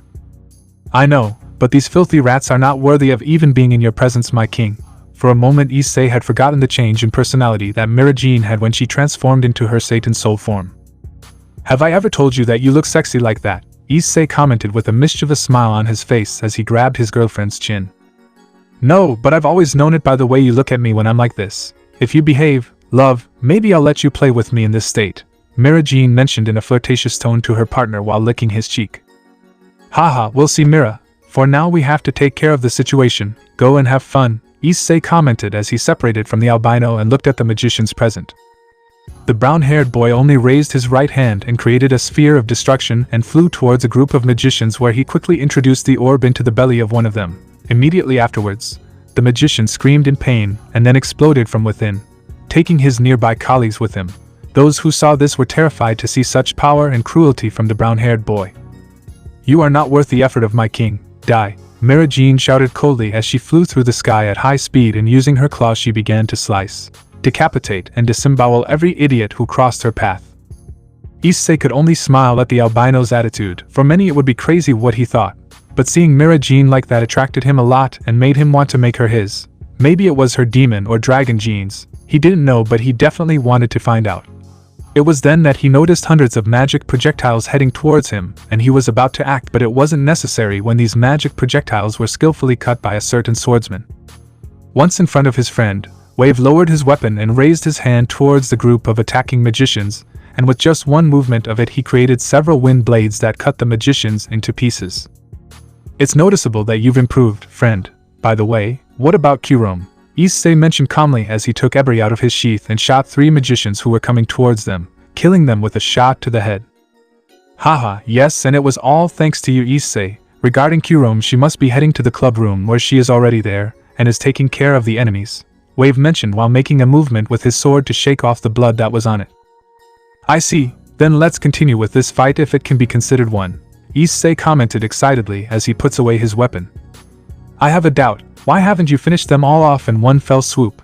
This wouldn't be a problem for you, and I've seen you annihilate hundreds of enemies in the blink of an eye. If I remember correctly, the last time was in that world known as ExE. Wave questioned his friend as he cut an enemy mage in half. Oh, ExE, the outer gods. Now that you mention it, I wonder how those guys are doing. They had given me a good fight until I unleashed all my power. I wonder if they followed my advice and threat. Anyway, Wave, the answer to your question, my friend, is that it's fun. Since I came back I haven't shed the blood of criminals. I get bored easily, you know. I needed this, Issei mentioned childishly while firing left and right at the magicians. Die, die, die, Issei shouted with a smile on his face while continuing to fire. He's a child, Wave thought with a drop of sweat on his neck when he saw his friend's behavior, but he could only shake his head and continue with his task. On the other hand, with the spectators in the academy building destroyed by Issei, all of them had beads of sweat on the backs of their necks as they watched Issei's childish behavior, adding to the frenzy of the adorable Mirajine. and the Wave Knight's executions. That's terrifying, Kate mentioned as she watched the brown-haired boy disintegrate several magicians with his fists. That's it, girl, that's Issei Gremory in all his glory. And that's even though they didn't even see him in the war 3,000 years ago, Azazel commented, arms crossed as he watched the spectacle. It was worse than that. Tsubaki pointed with her finger at the brunette who was cutting a group of magicians with Ascalon. Issei Gremory, nicknamed the Terror of the Factions, that name was not given to him for nothing. In ancient times, every time he was on the battlefield, blood was shed and there was death and destruction wherever he went. But it was not just him. His squad was equally devastating. Mira Jean, nicknamed the Demon, Yui, the second daughter of Lucifer, honored her offspring. Tiamat, the Dragon Queen of Chaos, Issei Gremory, the Crimson Demon, Graphia Lucifuge, the Queen of Annihilation, Ajuka Astaroth, the Strategist, and Serafall Citri, the Ice Queen. All of them sowed chaos in the war under the orders of their leader, who killed the original Maus, Azazel calmly mentioned to the young people while smiling. Unconsciously, the members of the Gremory and Citri entourage turned to see those mentioned by the fallen one, who covered their faces and avoided looking at each other out of shame at remembering that time in their past. Oni-san, Oni-san, Rias and Sona said at the same time as they looked at their siblings. Don't ask Rias. I'll just say that being and fighting with our brother for so long, things about him end up sticking to you, hee. Serafall commented nervously to the redhead while hiding behind his wife. There was also the fact that back then it was kill or be killed. They can't blame us for our actions, Serafall mentioned nervously while avoiding her sister's gaze. Ahem. Anyway, that's part of the past. Let's better see the battle that I see is about to end, Graphia commented seriously, but the moment her sister stood over them and began to throw dark spheres at the wizards while laughing with amusement. At that moment the silver-haired girl lost her seriousness. Is it hard to believe that she's your sister? Rias mentioned with a drop of sweat on the back of her neck to the maid. She's adopted, Graphia replied sadly as she covered her face from the embarrassment her older sister was giving her. Hey damn you, I heard you, your grandmother's adopted, Mara Jean shouted to her sister with indignation as she continued her massacre. Leaving aside the academy room, in the occult research club you could see how on the wooden floor there were several motionless bodies of wizards with mortal cuts, and not only that, there was blood spilled on the floor and staining the walls. Fortunately the bodies and blood were mysteriously evaporating without leaving any trace. But all silence in the club was interrupted when female screams were heard in the room, so going deeper you could see Kirome with her bloody sword at the tip while looking at a magician on the floor. Plus on the wall of the room were Gasper and Koneko held to it by magic runes. D-damn you, how could you kill? But the magician couldn't finish speaking because the brunette had pinned her hard against the wall. TSK, they're just trash, but either way, die already, Kirome finished saying while decapitating the magician, who after that began to slowly disappear.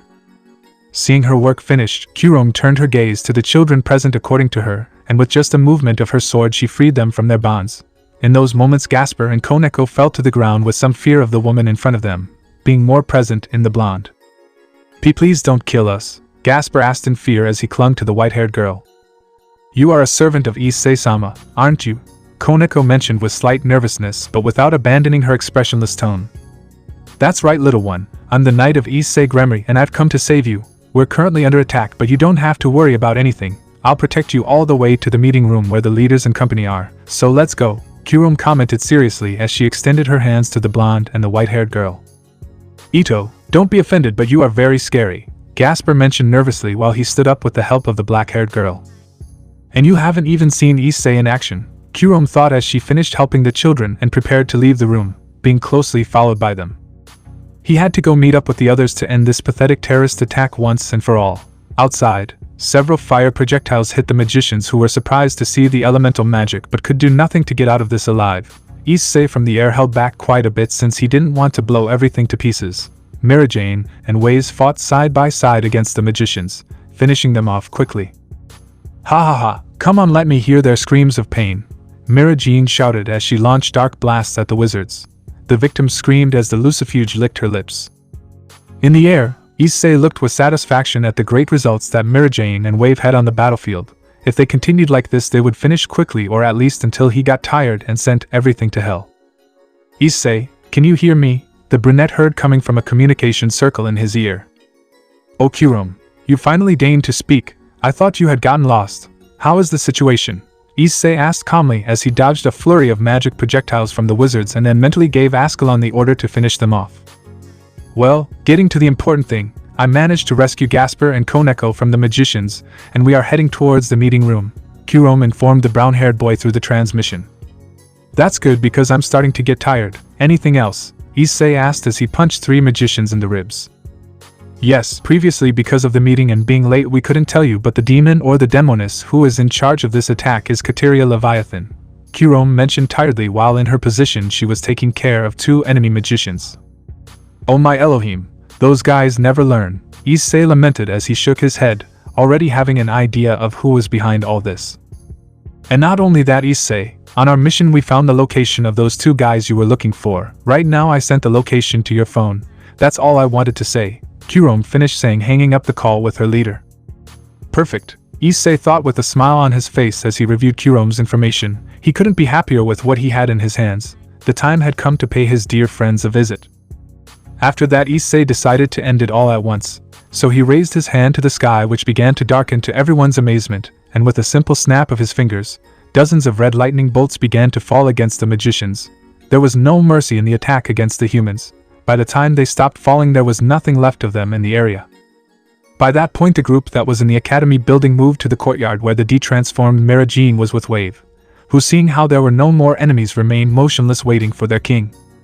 Once everyone was gathered, and with the inclusion of Jerome in the company of Gasper and Koneko to the relief of Rias and her friends, they all turned their gaze to the brown one in the sky, but were surprised to see that near it a transportation circle appeared that had the Leviathan symbol. Serafall, Graphia, Serafall, Mira Jean, Issei and Tiamat knew very well who it was.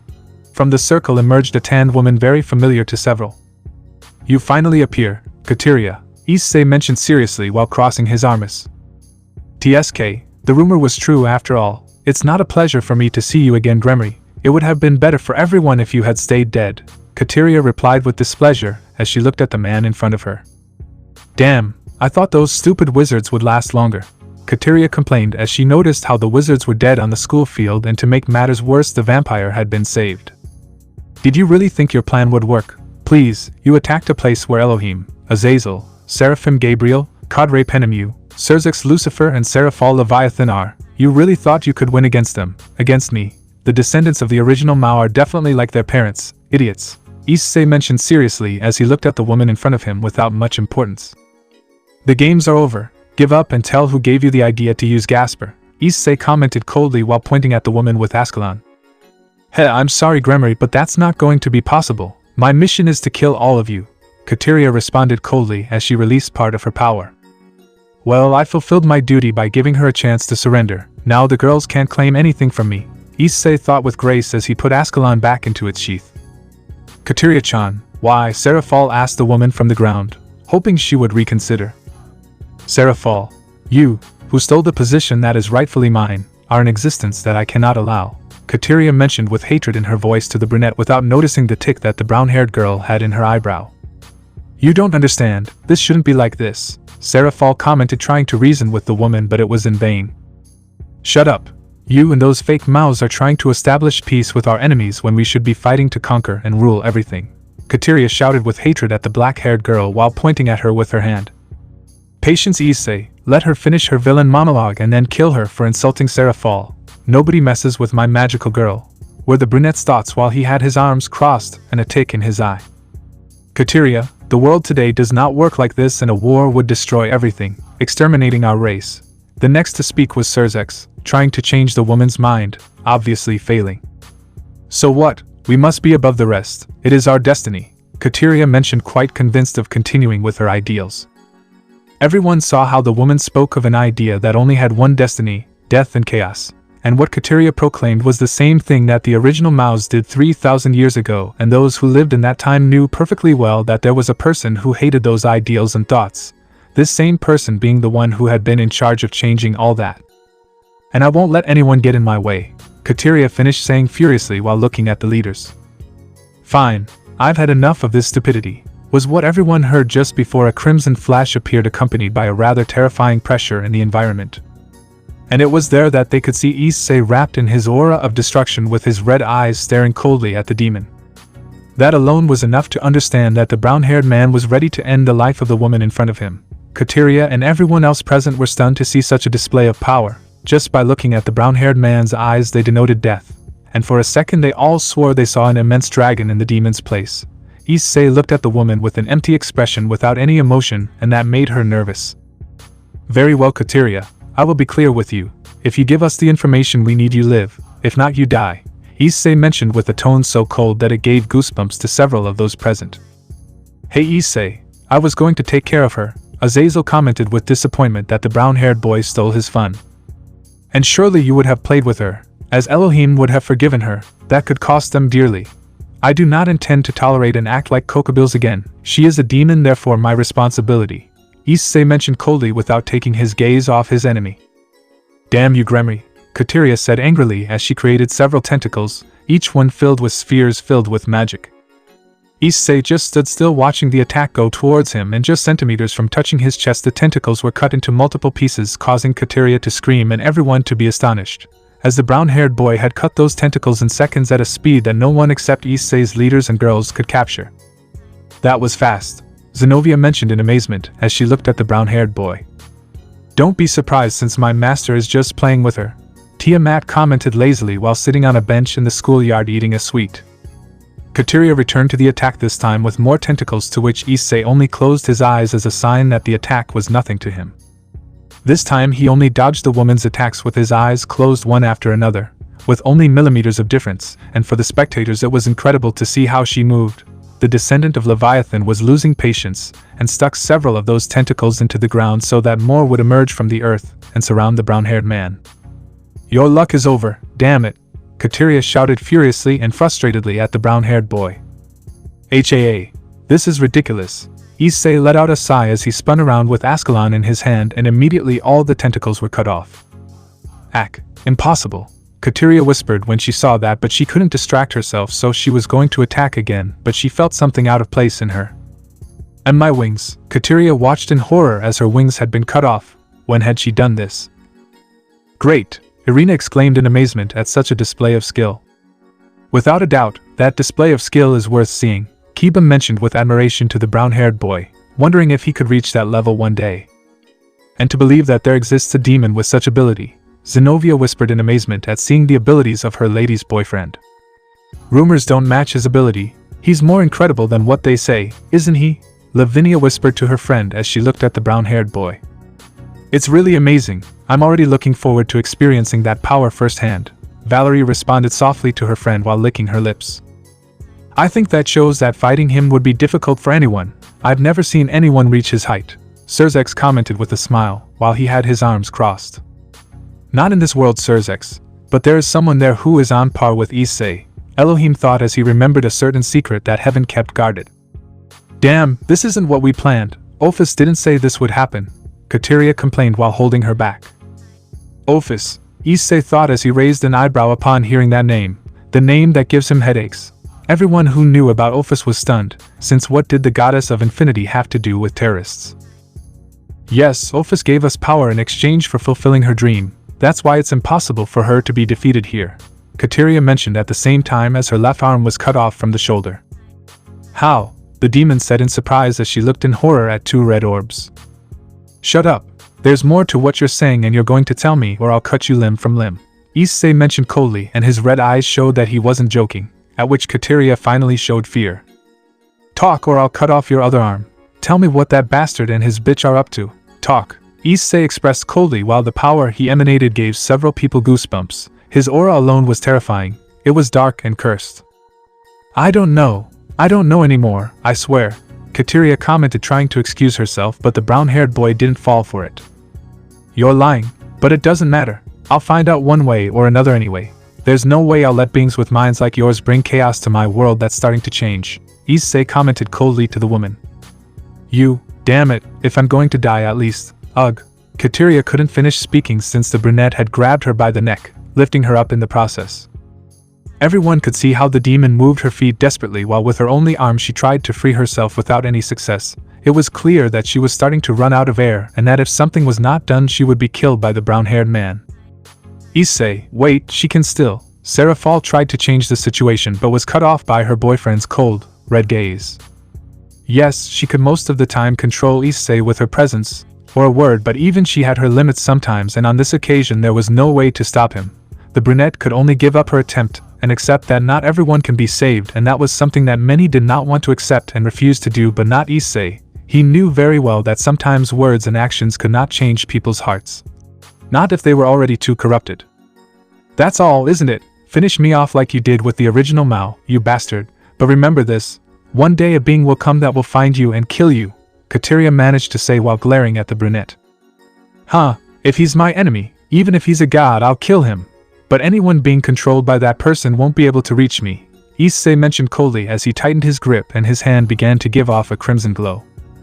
Stop, Issei, she can't fight anymore, you don't have to, Elohim shouted as he stretched out his hand, but everything was already marked. Blazing inferno of scorching flames. From Issei's palm that was holding Kateria, an immense and powerful torrent of flames shot into the sky. That was Dragoch's fire, and the ultimate flames that he had given to the brown-haired boy in the past, the ones that were said to be able to incinerate anything including the souls of living beings until nothing was left, and that was what happened to the demon. She was consumed and erased from the face of the earth by the scorching and destructive sea of flames. Once the attack ceased, everyone could see how there was nothing left in Issei's hand, not even the ashes of Kateria remained. Definitely more than one of the young men became scared and feared falling prey to that deadly fire. Wouldn't it have been better to let her go? Serafall commented with her face down, not wanting to look at the brunette. Huh, what are you saying? Issei mentioned coldly as he turned his face slightly to the brunette where his eyes could be seen as violet, but the cold look was still present, and it made Serafall shrink in her position. Once they raised their sword against me, even if the opponent was too strong, the circumstances were too convenient to spare his life, was the only thing Issei said while his face was covered by his hair and he looked towards the sky. Once Kateria had been killed by Issei, many believed that everything was over without knowing that there was still something left to resolve. Just when the brown-haired boy was going to return to where the others were, he was hit by two spheres of magic that created a small explosion in the area as well as a layer of dust. Issei, the brown-haired women shouted with a little concern since they knew that in itself, it was very difficult or impossible to catch the brown-haired man off guard.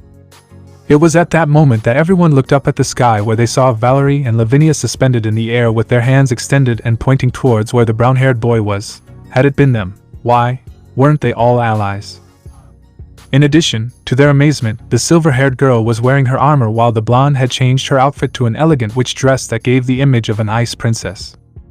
At that great commotion, the smoke cleared where Issei was shown completely intact while being surrounded by his power of destruction. It seems that they have chosen the wrong enemy, right, Valerie, Lavinia, Issei mentioned calmly to the silver-haired blonde while canceling his power. Valerie, Lavinia, what does this mean? Azazel asked his allies, immediately guessing what their behavior was about. I'm sorry, Azazel, but being on this side of you isn't interesting, Valerie commented without any regret with an amused smile on his face. Valerie is the traitor, Murayama whispered in surprise as he looked at his rival. Hey, Valerie, I just wanted to ask you one thing, Azazel mentioned calmly as he stood with the others while looking at the silver-haired girl from the ground. Huh, Valerie said in confusion to the black-haired boy, tilting his head slightly. Shemhazai, our vice-governor, received a rumor about a group that was gathering all those who could be a threat to the three factions. The Cows Brigade or something like that, Azazel reported calmly while crossing his arms. The Cows Brigade, Wave had mentioned it before. Serafall couldn't help but remember that fact during his stay in the room. Gather all the dangerous people. It would take a lot of power to be able to achieve that, Serafall commented seriously without taking her gaze off the two women in the sky. And the head of all that is none other than the dragon goddess of infinity, Ophis Ouroboros, Issei expressed with some discomfort and desire to punish that dwarf. Ophis, it can't be, Rias mentioned in disbelief and fear at her brother's words. Did you say dragon? Kates asked her mistress with doubt upon seeing her behavior. The infinite and immortal, Ophis is feared by the gods as she is the most powerful dragon, Rias informed her friend seriously and nervously. We have certainly joined Ophis' forces, but neither she nor we have any interest in her world or her plans for domination. Those who crave power only came to us, Valerie commented nonchalantly to the fallen one with a shrug. I see, and I thought you had a close friendship with Kateria or the others who tried to take the throne of the demon king of Issei Gremory, Azazel mentioned with amusement, causing several doubts in more than one. Those who tried to steal the throne, Elohim questioned in confusion, not understanding what his son was getting at. What did he mean? Serafall was in the same state, as he didn't understand anything at all. Allow me to properly introduce myself. I am Valerie Lucifer, current Hakuryuku and also the descendant of the original Mao Lucifer, Valerie mentioned calmly while 4 pairs of demonic wings emerged from her back. That revelation and those simple words made many people's hearts stop for a second. The descendant of father's enemy is the Hakuryuku. Gabriel couldn't believe what he was seeing and his surprised face said a lot. My god, this is… Penamian was in the same state as her sister. Wait a second, that means she's the one. Yui couldn't help but scream in shock once she came to a conclusion. That's right Yui, your idiot brother reproduced and thanks to that this happened. I guess that makes you a grandmother. In a way I think, Issei answered his girlfriend as he arrived where they all were. What? Yui screamed in shock as she stared at her granddaughter or something. Now that I remember, my idiot grandfather had a younger sister, who had betrayed him and gotten together with Issei Gremory. So that woman is part of my family. This became strange. Valerie thought strangely as she looked at her great-aunt. And to think that you would have hidden such a jewel all these years, Azazel, Serafall commented as he looked seriously at the fallen who lowered his head. This was not what was supposed to happen. My incompetence led us to this, Azazel mentioned regretfully, looking furious with himself. I know what many think now, that I am in existence that could be considered a miracle, but I am not the only one here, right? Gremory, Valerie commented maliciously as she looked at the brown-haired boy, making his demon wings disappear. I know everything about you, Gremory, since Ophis told me everything. Many think that I am a miracle of creation, but it is because they have not known anything about what you really are, Valerie mentioned with amusement, causing Issei and Elohim to open their eyes at her words. Did Ophis have? You know, I understand why you haven't said it, Issei. The fear of rejection and being feared is very great. And to think that the proudest devil of all could also put everything aside for his loved ones. Don't believe it. I admire you a lot for what you did, and let me be the first person to thanks for your sacrifice, Issei. Without a doubt you are a wonderful person, Valerie commented while giving the brown-haired boy a sincere smile, although many except Issei and Elohim were left with doubt about what he was talking about. I see, did Ophis tell you everything? Issei asked the women seriously as he made a mental note to punish that damn girl when he got his hands on her. Something like that, Issei-kun. He told us more or less the reason for your absence in this world, but what he told us clearly was your position in this world and mainly who you really are. But don't worry, we won't say anything unless you want us to. Your secret is in good hands, Lavinia mentioned while winking at the brown-haired boy. But what you went through, Gremory, made you strong and made you understand what pain is, Valerie commented as she descended from the sky with her sister a few steps in front of the leaders and company. Where are you going with all this? Elohim asked the young woman seriously as he stood next to his friend. Well, let's get to the main topic of all this. Issei Gremory is fighting against us, Valerie and Lavinia shouted excitedly as they pointed at the brown-haired boy. What? Issei's girls couldn't help but look confused and surprised by those words. What? The Gremory and Citri entourages were taken aback by this strange request.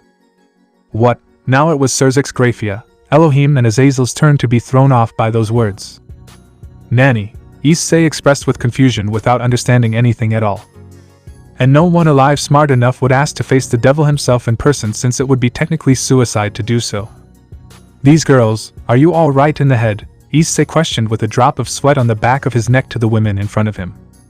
You see, Issei-kun, my little sister is known for being a proud young woman and a battle maniac, having as a characteristic the obsession with finding strong rivals who are worthy of facing her. And in this world you are the best candidate for it. I am not much of that environment, but I must support Valchan. Therefore, if you do not fight against us, I am afraid that I will have to threaten you with telling you what you do not want anyone to know for the moment. In addition to that, if you beat us, you will have a special prize from one of us, Lavinia mentioned sweetly to the brown-haired boy while hugging her little sister. But Valerie's rival is Murayama, since she has Drake with her. Why don't you face her? Issei suggested lazily while crossing his arms. I hope you don't take offense, Sekiryute. But you're not strong enough to face me, and it's not every day that you get to fight the terror of the factions in person. Forget it, Issei. But my target is you, Valerie mentioned simply while pointing at the brunette. This is frustrating, you know. But hey guys, stay back from what you faced. Chisato, can you create a barrier around them just in case? Issei asked calmly as he began walking towards his challengers.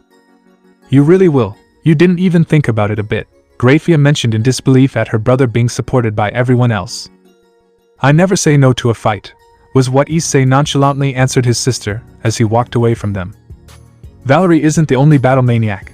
They all thought at the brown-haired boy's attitude. Let's let him sort this out. It'll do him good to stretch his legs so he doesn't get in a bad mood. Chisato, could you? Serafall mentioned after letting out a sigh as she turned to look at the brunette. Sure, no problem there, Chisato replied as she raised a barrier around everyone to enjoy the show, although there were two women who were looking at the brunette with fury. You forgot, right? Tiamat asked her friend while presenting an emotionless face. That seems right, my friend, Irene responded in the same state as the blue-haired girl while they looked at their partner. When I get back, will you kill him or will I? Tiamat asked her friend seriously, her eyebrow twitching at the stupidity her master was about to do. How about we do it at the same time? Irene suggested to her friend, getting a nod from her. Issei, you're a huge idiot. 2 dragons aren't enough for you, you're going to have 3, you damn bastard. That's what Irene and Tiamat thought as they watched the match and made plans to punish their boyfriend. Once everyone was protected by Chisato's barrier, leaving Issei, Valerie and Lavinia outside of it, the brown-haired boy, after reaching a few meters in front of his challengers, stood on guard while they did the same. Well, you can come whenever you want, Issei mentioned with an amused smile on his face as he waved his hand at the silver-haired blonde. That attitude of yours drives me crazy, Valerie commented as his aura surrounded her. It was the moment of truth. Both women launched themselves at the brown-haired boy at blinding speed. Valerie found herself wrapped in her armor while Lavinia in an icy aura. When they were in front of their opponent, they both launched their respective blows, but they hit Issei's palms, who seemed calm in the face of the attacks as if the force that caused the ground to crack had been nothing. But it was to be expected coming from him, and Lavinia and Valerie smiled with excitement. Not bad, girls, but you'll need more than that for me to want to scratch you, Issei commented seriously, and then launched his rivals with a kick to their abdomens. The instant they were hit, Valerie and Lavinia felt a strong pressure in their stomach. The brown-haired boy's strength was much greater than their own. Issei took advantage of his rival's slight bewilderment and took a step forward and a turn in the air to once again kick Valerie's covered face, but she covered herself in time with both arms. The shockwave from the impact shook the place, and that force was nothing compared to Issei's true power. After managing to separate themselves from their opponent, Valerie and Lavinia took their distance while looking at the brown-haired boy with concern. Fighting with physical force is not a good idea against a guy like him. It is best to keep your distance, Lavinia mentioned to her friend while looking at the brown-haired man, and the silver-haired girl could not contradict her suggestion. Let's see what you think of this, Lavinia shouted as she clasped her hands in front of her and prepared her attack. Ice make, spear, Lavinia said as she stretched her arms forward, creating long spears of ice that shot towards the brown-haired boy. First lesson, girls, any magic against me becomes useless, Issei mentioned calmly as he extended a hand in front of him with his aura of destruction present on his body. Once the spears reached him, his fate was imminent, as just as they were centimeters away from touching him, they were evaporated thanks to his unique power of destruction that had no limits. Attacking Oni-san with magic is truly useless if his power is present. Oni-san's destruction power is one of a kind as it has no limits with its use, and he took it to new levels never seen before. Everything that comes into contact with it will be destroyed. Serafall couldn't help but give his point of view in the face of the fight he was watching. Issei has always been a very balanced fighter. He knows how to defend himself well both at a distance and at close range. All of this is due to a long chain of training, sweat, blood and tears, Grafia commented in admiration as she watched the fight. I guess it's my turn, Issei mentioned with amusement as he threw several slightly weak dark matter projectiles at his opponents, as he didn't want to kill them by mistake. Faced with this, Lavinia created a large ice wall to counteract the enemy attack, but she barely managed to avoid it since she didn't expect it to be so powerful, and that was even though the brown-haired boy controlled his power. Once the projectiles ceased, the ice wall fell in pieces before the surprised gaze of both women. He is not only a skilled fighter but also an incredible magic user, surely the most skilled I have ever seen in my life. Being at a distance is bad, Valerie whispered to her friend while looking at the brown-haired boy. He was good. Valerie attacked again, this time using magic, surrounding herself with several white spheres that went against the brown-haired boy. Issei simply took flight, and in midair, he began to dodge the silver-haired girl's attacks, although those spheres seemed to be teledirected. Did you really think that years of living with Azazel were in vain? I learned a lot, especially in directing attacks, Valerie commented while moving her right hand to give direction to the spheres. They went where she indicated. Damn, this isn't fun, Issei thought tiredly as he continued to dodge the damn attacks, and despite the quantity, he managed to avoid them. Besides, it's not as if they were going to hurt him, but to give more excitement to the moment, he had proposed to himself to lower his defenses and power to be more balanced. If not, it wouldn't be fun to face them. Fed up with this game, Issei took flight upwards while his pursuers followed him. Seeing that, he smiled as it was time for a crazy plan. So he made a sharp turn on his axis to descend quickly while creating in his hands 2 spheres of destruction that plummeted to hit Valerie's spheres. The impact was imminent, and the spheres impacted, and the explosion was created with such force that Valerie covered her eyes. What madness! He risked himself to get rid of the attack, Sona mentioned in disbelief as she watched the brown-haired boy's actions. She was surprised. Her brother-in-law was definitely crazy.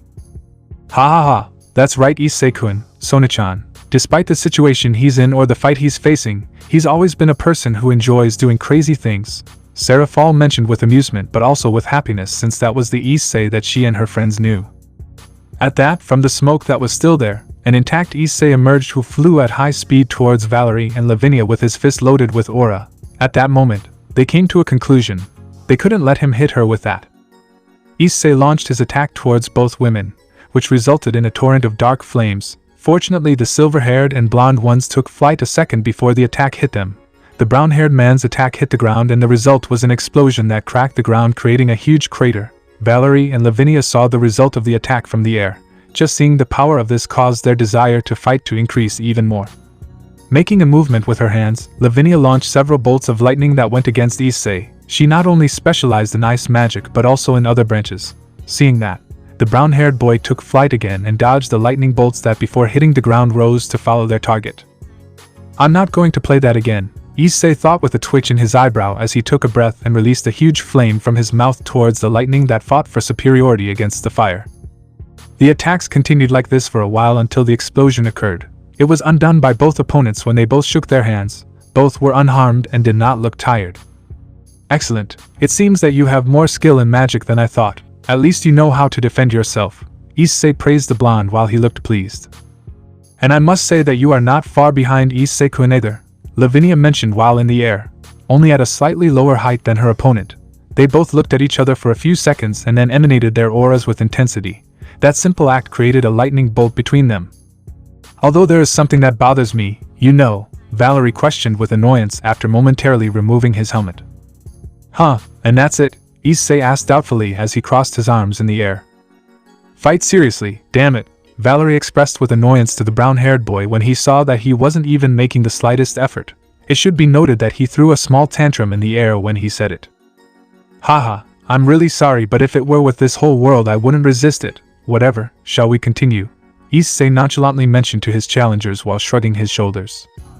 Go ahead, Lavinia and Valerie said with a defiant smile as they released their energy again, this time to attack Issei in midair. Both of them launched themselves and impacted their bodies against Issei at the same time that they threw several blows at him to try to break his defense. The flight between the three of them was such that they seemed like flashes of light, and in the middle of the situation Issei threw a punch at Valerie's armored face. She received the impact and felt like she had been hit by a giant hammer. How much strength did she have? In that, Lavinia gave a kick to Issei's abdomen as best she could, who spat out some saliva from the attack. She had knocked the wind out of him due to his low defenses. But that was what he expected. With that, Issei, Lavinia and Valerie attacked again. A blow to the stomach, another to the face, kicks, punch. The exchange between the three continued for a few seconds until in a quick act Issei landed on top of both women and gave them a blow with his hands that sent them to the ground, impacting it strongly. But just before plummeting to the ground, Valerie took something. Divide. Although it did not have the expected effect since Issei felt a slight pinch of reduction in his power, since technically for that to work he needed at least a few million or more of that attack to reduce his power, which in its entirety was superior to any being in this world. What was that? Issei questioned with doubt as he inspected her body without finding anything strange. Valerie, I don't advise you to take his power since it's too much. Stealing something from Gremory is useless considering that it wouldn't be a problem for him to continue fighting. As if nothing had ever happened, Albion said to his bearer when he saw that taking the brown-haired boy's power with his ability was useless. Damn, that's unfair. But it's what you'd expect from a dragon god and the strongest of them all. But it still doesn't count, Valerie thought with amusement as he lay on the ground. Don't complain and get up, she heard Albion say, so she listened as she stood up with her friend and they looked at the brunette seriously. Is that all? Issei asked mockingly, to which his opponents only smiled. So, shall we stop playing? Lavinia asked the silver-haired girl next to her as she shook out her dress. Sounds good to me, the fight has just begun, Valerie replied excitedly to her friend as she looked at the brown-haired boy challengingly. With the spectators it was another thing. Rias watched with her hand on her chest as her brother and the two women threw punches and attacks at each other that would kill anyone. That was something that neither she nor the younger ones present wanted to see. Of course, that was for the less experienced, since with the leaders and Issei's girls it was something else, since for them that was normal. Many of the young men stifled a scream as they watched Issei expel Lavinia with several magic circles. Although it didn't end there, as the brown-haired man launched a torrent of fire at the silver-haired girl's face. The impact broke the demonist's helmet, but he reacted quickly and launched a white sphere at Issei's face. Valerie's face was visible and blood was running down his face, but on both the blondes and the silver-haired girls' faces as well as the brown-haired girls there was something. They were smiling to the astonishment of those present. Why are they smiling? Asya didn't understand the reason for those three's gesture. It's simple, for them this fight is something fun, so they shouldn't get upset about anything, Yui answered calmly while watching the battle. Maybe for you it is crazy, but for beings like them, fighting and showing who is the strongest is quite exciting, Irene mentioned calmly while letting out an amused laugh at the young people's disfigured faces. The three fighters resumed their fight. Lavinia flew towards Issei, who dodged the attack by jumping into the air, letting the blonde go far, but the brown-haired girl was not done. She used her hands as momentum to propel herself towards Valerie, who upon seeing that only threw a kick to counter the one Issei was going to give her. Both hit each other mercilessly, which caused a crack in the silver-haired girl's armor, but that didn't matter to her. Right behind Issei appeared Lavinia, who charged her ice hands and attacked Issei as if her hand were a knife. Seeing that, Issei dodged the attack, but it managed to graze his shoulder. The simple graze left a scratch as well as a hole in his shirt. Great.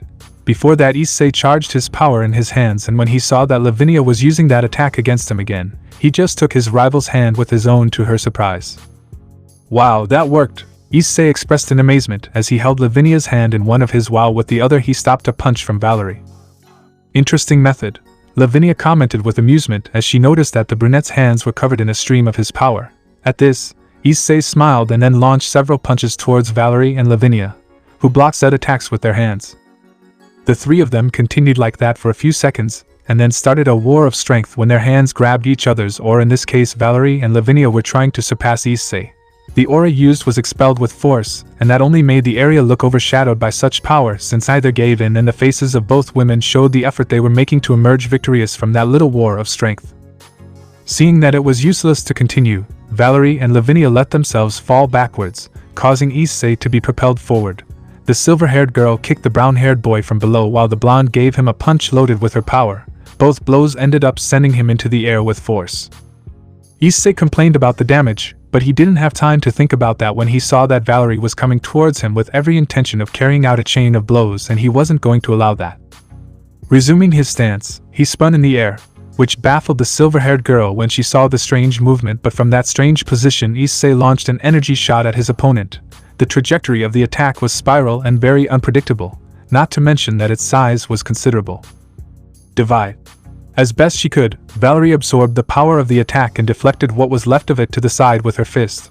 But it was in that second that she was distracted that the brunette appeared in front of her with a mischievous smile on his face. "Hello," I heard the silver-haired Issei say as she felt him grab her by the shoulders and give her a headbutt.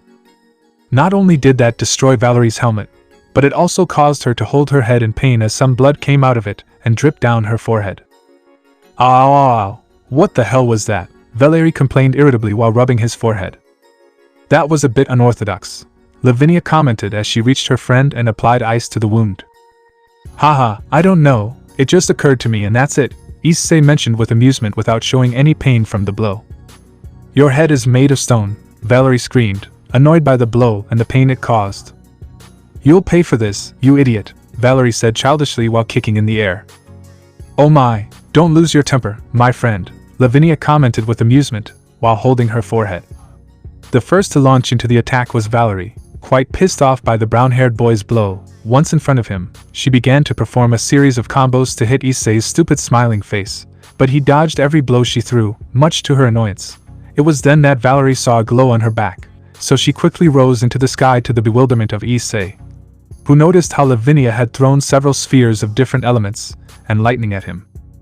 These spheres hit Issei. The crash was such that both women believed they had finally injured him, but from the smoke generated by the explosion Issei emerged totally unharmed, who took advantage of the moment to go on the attack against Lavinia, charging his fist of darkness to deliver a fatal blow to the blonde, but she had deduced that, and charged ice in her hand, and with it made the brown-haired sphere hit the ground.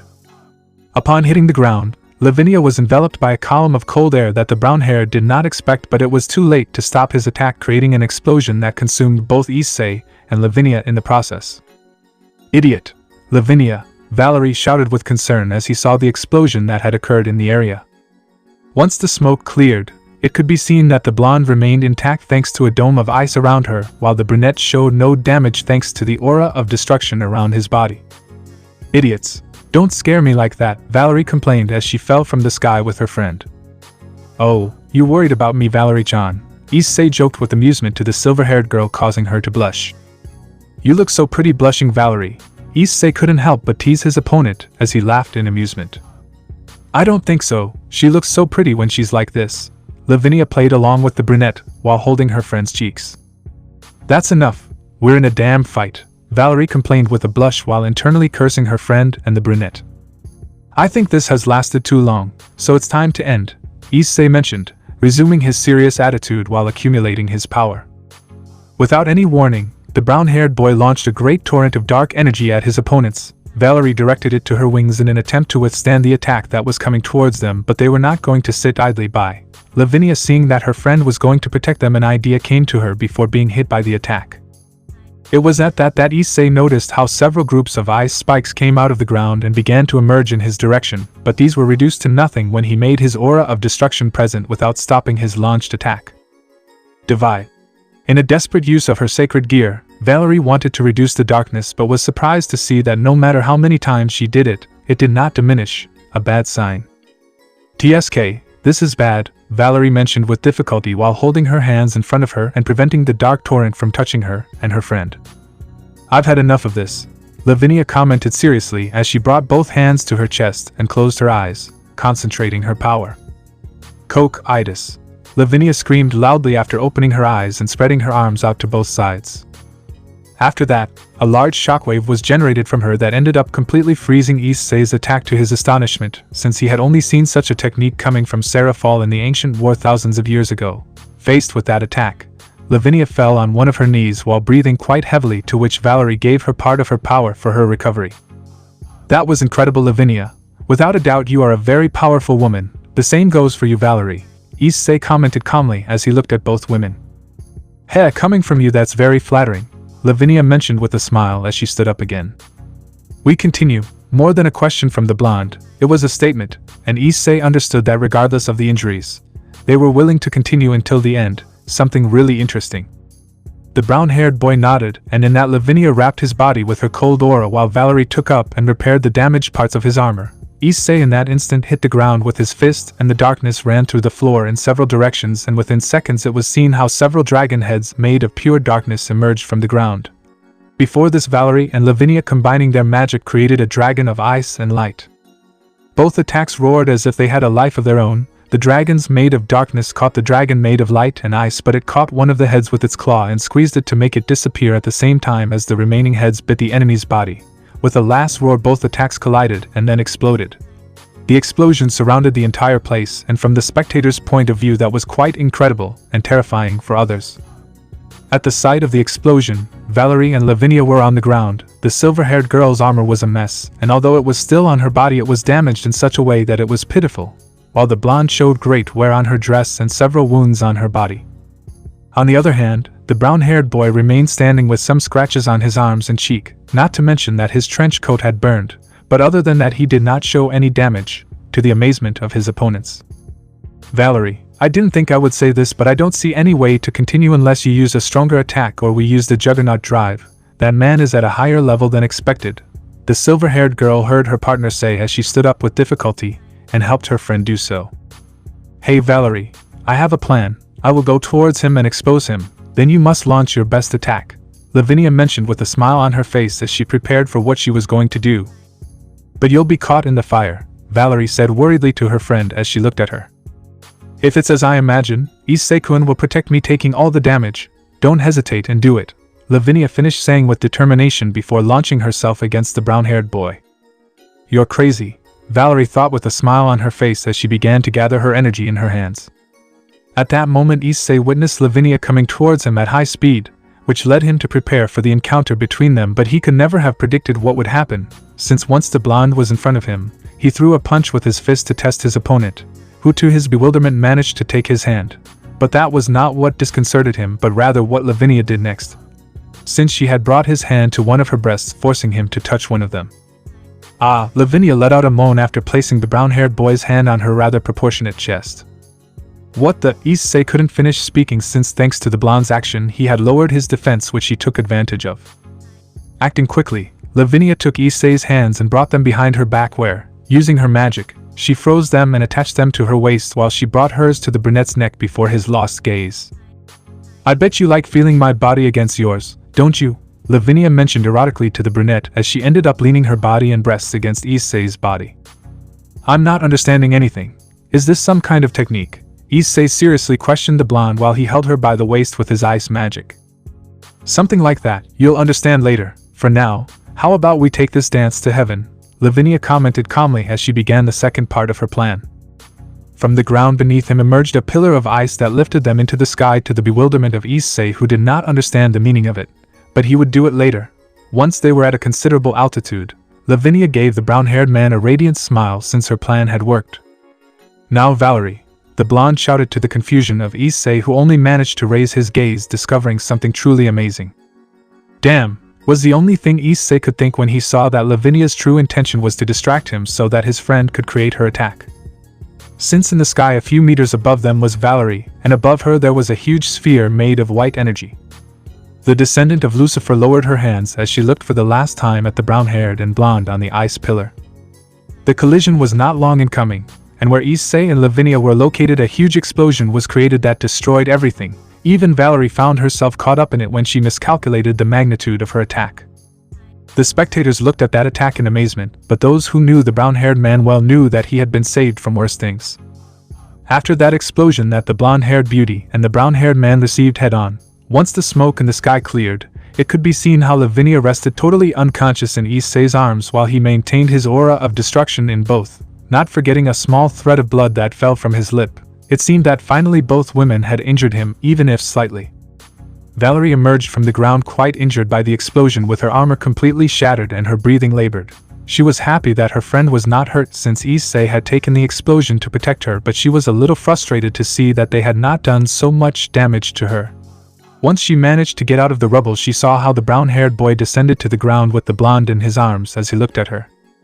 "What I came to do. Hey girl, do you still want to keep fighting? Your friend is unconscious and you are not in optimal condition. Accept your fate and surrender Lucifer," Issei commented seriously to the silver-haired girl while placing the blonde on the ground. This isn't over yet, Gremory. Not until I use all my power," Valerie mentioned with difficulty, as he slowly got up from the ground and wiped the blood from his lip. "Albion, we will use that," Valerie mentally communicated to his partner with determination. "Valerie, no, you are not in a condition to enter that state. If you do, your life will be running out." But Albion could not finish speaking because he was interrupted. "I said do it. I'm not going to give up in this fight. I've never faced a being like him before, and if I have to fall, I'll do it using all my power," Valerie replied without backing down from his idea or abandoning the fight. "Not until he falls." "I admit it, Issei. It's the best fight I've ever had. I didn't even get to feel this emotion in Gregory. It's funny to see that you and I are more alike than you think. We both enjoy fighting against powerful beings," Valerie mentioned while smiling sincerely at the brunette. Under the gaze of Issei and the spectators, the silver-haired girl expelled her aura again, and the air that surrounded her was scary as white predominated in the place. "Wow, to think that that girl could use that. Unfortunately, I don't think it would work against Gremory," Drake commented as he appeared in Miriama's hand, capturing everyone's attention. "What do you mean, Drake?" the brunette asked her partner doubtfully while looking at the gauntlet. "Juggernaut Drive," was the only thing Drake said after disappearing, causing those who knew about it to be surprised and those who didn't to be confused. But they soon found out. "I, the one who will awaken. I am the heavenly dragon who stole the principles of God's supremacy.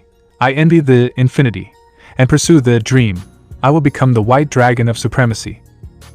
Following Valerie's words or chant, his armored body began to grow 3 times as his armor changed a bit as they became more like a dragon at a certain point. the helmet's eyes glowed as it entered the last part of the chant. And I will take you to the furthest limits of innocence. Juggernaut Drive. Valerie's last scream was accompanied by a strong explosion of energy, and where the silver-haired girl was, she was no longer there. Standing there was a dragon ready to fight. Wow, Valerie is the second dragon I faced with the difference in size. Of course, without forgetting Drake, but among females she would be the second, Issei thought curiously as he looked at the silver-haired girl's new form. Huh, I'm much bigger and prettier than her in my dragon form, Issei heard Albedo say in his head with jealousy. Okay, I had taken that out of context, but first I had to deal with this situation. The hacker Yuka launched an energy sphere from her mouth towards the brown-haired boy, and he only took flight dodging the attack that exploded in the distance. The shockwave made the place tremble, but the hacker Yuka had her plans. Raising her claws, she accumulated energy, several spheres, but then released an electrifying breath.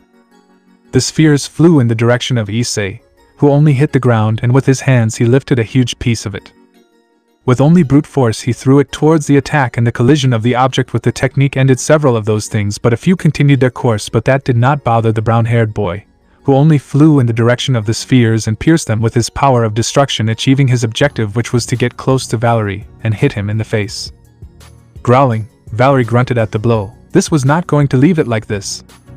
She quickly gave Issei a tail hit in the abdomen, who complained about the attack but regained his senses and hit Valerie in the abdomen, this time causing her to spit blood, and that her tail caught her attacker's arm and held him there.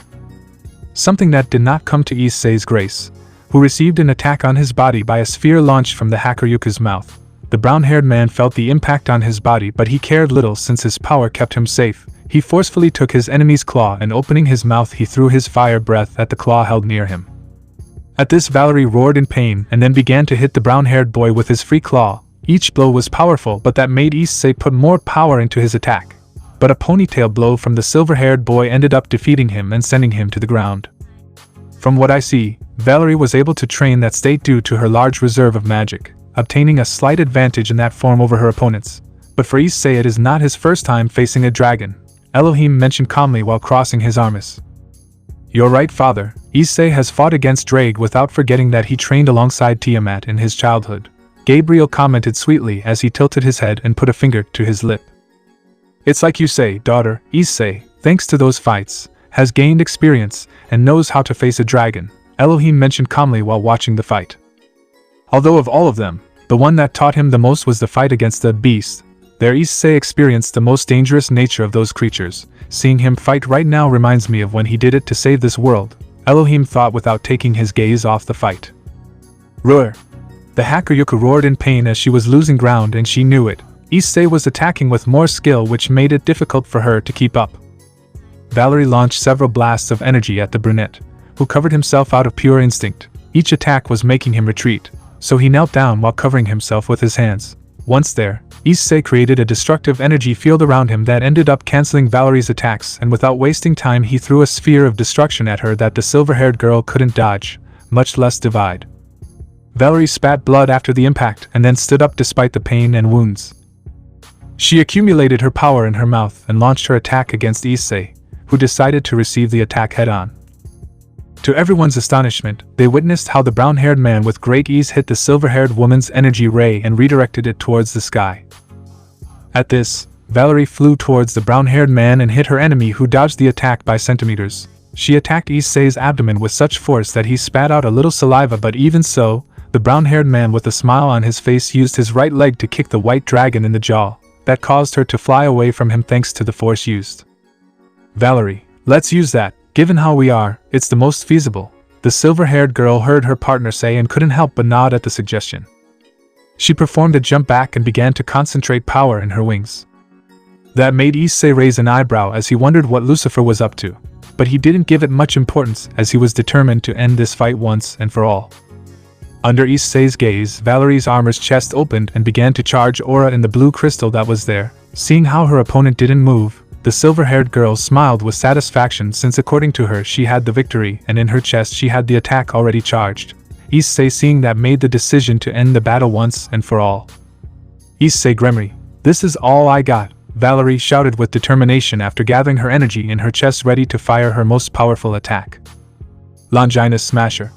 A gigantic and powerful ray of energy capable of annihilating almost everything in its path was shot from Valerie's chest gem, which was aimed at the brown-haired man. The spectators were amazed by the attack and the magnitude of it, but even more so when they saw how Issei did not move or tried to dodge it, which for them was madness. And for the brown-haired man, the ray that came at him was insignificant for one reason, and that is that it could never hurt him if he couldn't even touch him in the first place. In those moments, Issei felt sorry for Valerie. "It's useless, girl," Issei mentioned seriously, unfazed by the energy beam coming towards him, while with his foot he kicked a small twig into his hands, throwing everyone out of the frame. Was he going to stop the attack with that? Once the energy beam was centimeters away from Issei, the latter made a cut with the twig facing forward while uttering a few simple words. Full counter. That simple action and those simple words from the brown-haired boy caused the unthinkable. Everyone witnessed how Valerie's attack returned to its owner apparently stronger than before. There was no time to think or wonder anything when the attack was about to impact a surprised and shocked silver-haired girl. "How strange, because I feel like I'm forgetting something really important," was what Issei thought with doubt as he watched the attack hit the Hakuryuku hard, forgetting a custom or rule that the dragons had. Bomb! The flash of the explosion covered the area where a white column emerged that rose to the sky, breaking the barrier that surrounded the academy, reaching up and clearing the human sky. The smoke that was there did not allow to see anything, and at that moment Lavinia had woken up somewhat bewildered by the situation. It was there that everyone could see how on the ground was Issei standing in front of a kneeling Valerie without any armor, and with several wounds on her body. "It was the best battle I've ever had, the best," Valerie mentioned with a smile on her face as she raised her face towards the brown-haired boy and then ended up giving in to exhaustion and falling to the ground. Or at least that's what she hoped. But Issei held her in time and placed the silver-haired girl's face on his shoulder while he looked at her attentively. At that moment, the brown-haired boy noticed how Lavinia with some difficulty reached them, just like everyone else once they saw that the fight was over. With that, Issei handed Valerie over to the blonde while he stood up to greet his friends and acquaintances. "Issei, what the hell was that last thing?" Miragen asked in amazement and doubt regarding her boyfriend's last move in the fight. Full counter. A move that allows its wielder to reflect attacks directed at them back at their enemy, but with more than double the power. Therefore, the stronger the opponent's powers are, the stronger the user's power becomes. "I didn't think you would use that technique, Issei-kun," Chisato reported to the amazement of many, seeing that that technique was very powerful. "I wanted to end the fight quickly," Issei mentioned calmly while looking at the brunette. "Also me, yuck." As incredible as it may seem, everyone witnessed how the brown-haired boy spat out a little blood as he fell to the ground holding his stomach. What the? Issei couldn't say anything once he saw who had hit him, or rather who, since in front of him were Irene and Tiamat, extremely furious for some reason he didn't know. "Ito, girls," Issei mentioned with a nervous smile to his dragons while fearing for his life. "Serafall, permission to hit Issei?" Irene asked angrily while clenching her fists tightly. "I don't know what he did, but just in case I give you permission to do it," Serafall replied suspiciously as she narrowed her eyes at her boyfriend. "What? But I haven't done anything wrong," Issei complained indignantly as he got up from the ground and looked at his women. "Oh no, tell me one thing, Issei, what happens when a dragon defeats a female dragon?" Tiamat questioned angrily as she grabbed the brunette's shirt and rocked him back and forth. I think that was a draconian custom that dictates that when a male and a female fight, their relationship is at stake, and if the male defeats the female, she becomes his partner. But if the female wins, the male will never be able to approach her again, losing that right in the event of defeat. Was that something like that? Issei mentioned while being shaken by his dragon. Fortunately, he was freed only to be trapped in two large pillows while being held by the neck by one arm. Exactly. And what have you just done, you big idiot? You defeated the Hakuryuku, who is part dragon, and you are one too, therefore, Irene commented while she had the brunette in her arms with his face in her breasts, and his neck in her arm. So Valerie and I, oh shit, Issei screamed in horror as he broke free from Irene and looked at the silver-haired girl. Now he understood the red-haired and blue-haired girl's discomfort. Bravo, idiot, you already have two dragon queens, not to mention two dragon goddesses behind you. But no, the boy is not happy with that and goes after a celestial dragon. What's really going on in that damn head of yours? I hope you die, damn wretch, pervert, fucking womanist, unfaithful dragon son of a... At that point Issei cut off communication with Albedo with a nervous smile on his face. Dragons were undoubtedly extremely jealous with members of their same sex and race. So what? Yui asked with doubt like everyone else while she saw how her two dragon friends wanted to kill the brown-haired boy. Cough, cough. Valerie coughed with difficulty as she began to get up with the help of her friend, drawing everyone's attention. "I lost," the silver-haired girl whispered as she looked at the brown-haired boy being held in his arms by the red-haired and blue-haired girl in a protective manner while they looked at her angrily. "We both did it, Valerie," Lavinia commented with a smile on her face as she placed her hand on the silver-haired girl's shoulder. Valerie just nodded at Lavinia's words without taking her gaze off the nervous brown-haired boy, since both she and he knew what was about to happen. Dragons are wonderful beings but with somewhat strange customs, but well, once she had been defeated by Issei, inevitably inside her grew the feeling of being with him, since her body and being had accepted him as her future candidate for a partner, and with whom she would procreate her offspring. So with an elegant and calm step she began to approach the brown-haired boy, who was nervous about what would happen. Once she reached him, she ignored the constant growls that Tiamat and Irene threw at her person, and in a daring act she launched herself at Issei, joining her lips with his, and thus the apocalypse was unleashed in the brown-haired boy's life. "Issei Gremory," the brown-haired boy's partners shouted furiously as they stared at their boyfriend with deathly eyes.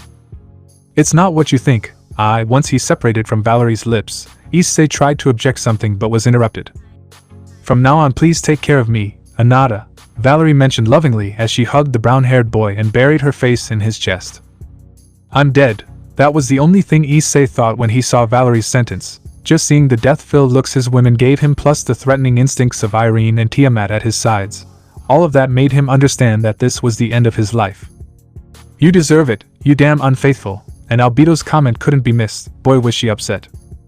"Stop," Serafall shouted loudly, stopping her friends from hitting and killing the brunette.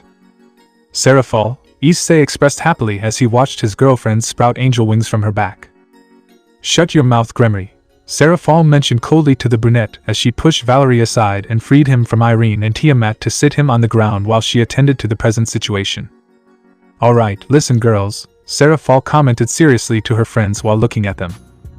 For several minutes Serafall explained to them the current situation regarding Issei and Valerie, and the discomfort of Tiamat and Irene. Fortunately, she had been researching the dragon race since she learned that her boyfriend was partly one due to the mysteries of life. So after analyzing the situation, she had come to the conclusion of everything. The girls, upon hearing the Mao Leviathan's explanation, looked ugly at Issei, who was lying on the ground like a good child, but they all understood that he was not completely to blame since he had forgotten about it during the fight against the hacker Yuku, coming to forgive Issei for it not without first giving him a slap on the head for being absent-minded. With that settled, Serafall proceeded to attend to the new problem called Valerie Lucifer. Not that she minded her joining the family, but like all of them, there were procedures and rules to follow in order to be with Issei, and one of them was to prove to both the matriarch and the king her loyalty and commitment.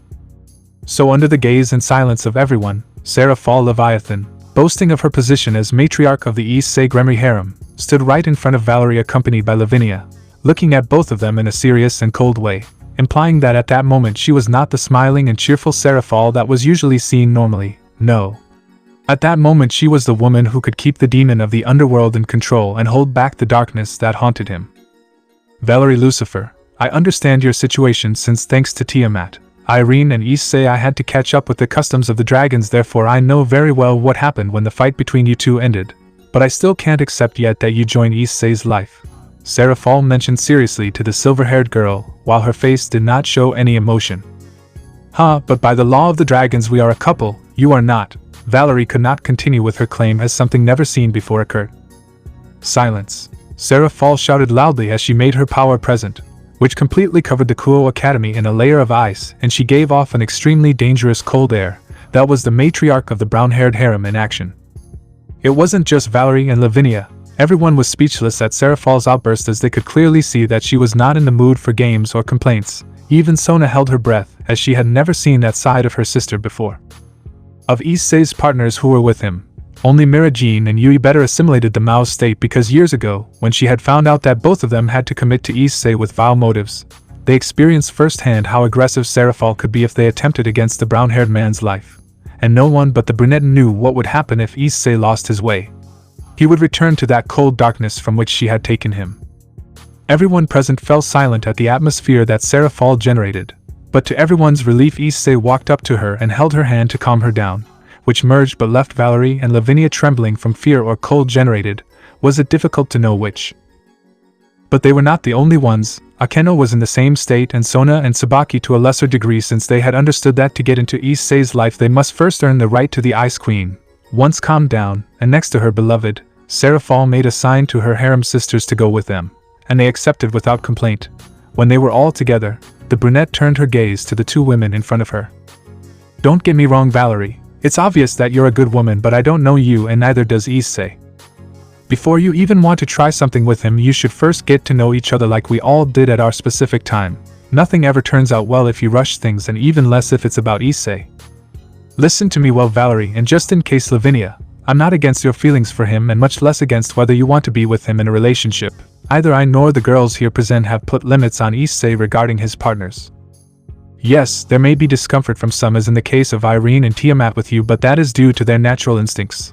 What I mean is that I can't accept that you form a relationship with Issei. Not now, because there is no communication or history between you, and if you don't believe me, ask him if he agrees with all this. Serafall mentioned, regaining her composure while pointing at the brunette at her side. I know it's just customs, Valerie, but even if I let myself be carried away by my instincts, I still can't see you as one of my partners, Issei commented calmly to the silver-haired girl, while he was holding hands with the brunette. But that doesn't mean you can't become his partners, girls. So I propose something to you. You are currently enemies of the biblical factions by betraying them, but if you come with us, that can be forgotten. I propose to live in our house, and thus I will give you the permission and right to strengthen the ties with Issei. I do this because for me, you, or in this case Valerie, since I don't know anything about Lavinia, are candidates for future partners of Issei. But for that you must show how determined you are, Serafall finished calmly while smiling at the silver-haired blonde. My goal is to face stronger beings. That's why I betrayed Azazel, but I have a feeling that being with Issei, the adventures and problems will not be long in coming. My genes as a dragon have already selected him as my partner, and the idea of going against them is unpleasant to me. I will accept your offer, my Leviathan, but we will not be linked to the biblical factions. It is my only condition, since I do not want to be subject to anything, Valerie responded as she stood right in front of the brunette and extended her hand. If Veilchan decides to go, then I will too. Anyway, fighting against the Cows Brigade is much more exciting, Lavinia commented calmly as she stood next to her friend. In that case, Valerie, Lavinia, let's get along from now on, Serafall replied in her usual affectionate tone as she smiled at both women and shook their hands. I guess you lost those two, Issei commented to Azazel after walking away from his girls, who began to socialize with their new friends. It seems so, Issei. Without a doubt, Serafall is a woman to be feared, but I suppose it's okay as long as they are outside of that group of terrorists, Azazel replied heavily while smiling with amusement. The good thing is that all this is over and peace was achieved in our factions, Elohim mentioned calmly while the three leaders were together in a serene environment. Well, I guess this meeting ended for good, Issei commented tiredly. Ready to leave for his home, he had had enough for today. But first we need a leader to make the decisions and serve as a pillar in this union of the biblical factions, Azazel mentioned with a smile as he looked at the brown-haired man, causing him to feel a chill down his spine. Immediately everyone turned without any doubt to look at the brown-haired man, where he clearly saw everyone's intentions. Not at all. I don't have the time to lead, and I already have enough dealing with the underworld and taking care of the Gremory and Citri heiresses. I'm not fit for this, much less am I a pillar that can represent the union of our kingdoms. Besides, I'm the terror of the factions. I can't handle the weight that position carries. Someone more suitable would be Elohim for his experience and way of being, Issei commented softly while rejecting Azazel's idea. We need a leader who can contain us and keep us in line, Azazel mentioned with a smile on his face as he looked at the brunette. One that we all respect. It was Serzex's turn to give his opinion as he smiled at his brother. And I believe that there is no one better for the position than you, Issei. Despite your actions and way of being that often demonstrate the opposite of what is right, what really shows us that you are the right one is that out of all of us, you were the only one who put an end to our conflict years ago while showing us that you had the power and will to do so, Elohim mentioned with a smile on his face as he looked at his friend. Not me, old man, you're better for this. Carrying the factions and their people on my shoulders, representing a pinnacle of good is something I'm not made for. Issei continued to deny the idea of taking that position, since for him that position was only for a correct and fair person, a good person. You're wrong, Issei-kun. You've always been a symbol of peace. It's just that you haven't seen it yet. But it's the truth, darling. Only you can take us to a better world, Penamian commented with a smile full of love to her boyfriend while looking at him. You brought order and peace to the biblical factions 3,000 years ago. Even though I hate to say it, you are the only one who has been able to keep that going, Azazel mentioned humorously to the brown-haired boy to relax his thoughts. Issei, I have never believed that you are an evil or a destroyer in this world. Since I met you I was captivated by your beautiful heart, one full of light. That light is what this world needs to prevail and grow. Gabriel lovingly commented to his boyfriend while looking at him. Aniki, you have long since become the protector of this life, of this world. You are the guardian who keeps everything in order. Grafia also gladly gave her point of view on the current situation. I don't. Issei wasn't entirely convinced. He still believed he wasn't worthy of it. Issei, we truly believe that only you can take this position in the alliance, Mira-Jean mentioned with a calm smile as she fully trusted her boyfriend. Seriously, I'm not ready for this, Issei commented, trying to make them reconsider, since he really didn't want that position because he thought he wasn't worthy. Honey, why don't you accept? Besides, I think that both your race and the others will feel better and safer if you lead this alliance of biblical factions. Come on, accept your destiny, Chisato mentioned with a smile on her face while the brown-haired boy just let out a sigh. He will listen to you, Rias whispered to a certain brunette when she saw that her brother was still not convinced about accepting that responsibility. Under the gaze of everyone present, a certain magical girl approached Issei with a slow pace, and once she reached him, she took his face in her hands and forced him to look at her. Sarah, I can't. Issei couldn't finish speaking as his lips were sealed by the Mao's finger, who was giving him a beautiful smile. Maybe what you think is true. You may be insensitive, stubborn, proud and quite cruel to your enemies, and your actions will make them talk. But you always, regardless of what you have done, Issei, you have always fought for a better tomorrow without thinking about whether it is right or the opinions of others. You have always moved forward and fought for what you think is right, thinking of everyone before you, and certainly that drives me crazy because you always put yourself last, but that is who you really are. Ever since I met you I have known it, Issei, you are the hope for this world to flourish. There are gods and beings of incredible power, but none of them sacrifice so much without getting anything in return like you. You have never done anything for recognition or riches or even with the expectation of receiving something. You do it because your heart decided so. In this I share Gabriel's words in saying that your heart is the most beautiful. And if you still don't believe in what you can do, I want you to remember that I was the first to believe in you, and I've seen you doubt whether you're worthy ever since. But you know what? I became the Serafall I am thanks to you. I've never told you that, but it's the truth. You are the bravest, the most stubborn, the most determined hardhead I know. We all support you, and we believe that there is no better person to maintain this union than you, Issei Gremory. So what do you want to do about that? Serafall finished saying to separate herself from her partner and take several steps back where everyone else was looking at Issei with smiles on their faces waiting for his answer. Okay, Issei replied with resignation, accepting the position of pillar of the alliance, still wondering if he had done the right thing. Who knows, Issei-kun, but I honestly think the same as all of them. There is no one better than you. Albedo was quick to give her opinion, apparently in a good mood. By the way, I'm still upset with you and I expect an apology from you, idiot, the dragon ended up saying, cutting off communication with the brown-haired boy. Or well, a difficult life was definitely waiting for him. Once everything seemed resolved and with the treaty pending to be signed, Chisato was in charge of repairing the damage to Kuo Academy caused by the terrorist attack, and Issei himself, who earned a complaint from Sona, but fortunately nothing more happened. After the reconstruction of the structure, everyone was going to get ready to return to the room they were in from the beginning, but a certain redhead noticed how a person in the group began to walk away in the opposite direction to which they were going. Oni-san, where are you going? Rias asked with doubt once she saw how the brown-haired boy began to walk away from them for no apparent reason. The Gremory heiress's words caught everyone's attention, and like her they focused their gaze on the brown-haired boy. I'll go attend to a certain matter. Serzex will sign the treaty for me while I'm gone. Girls, I'll see you at the house, but this is something I can't let pass. I'll send my regards from you, Mira-Jean, Grafia, Yui, see you, Issei mentioned just before disappearing from the area to the confusion of many, but nothing could be done now.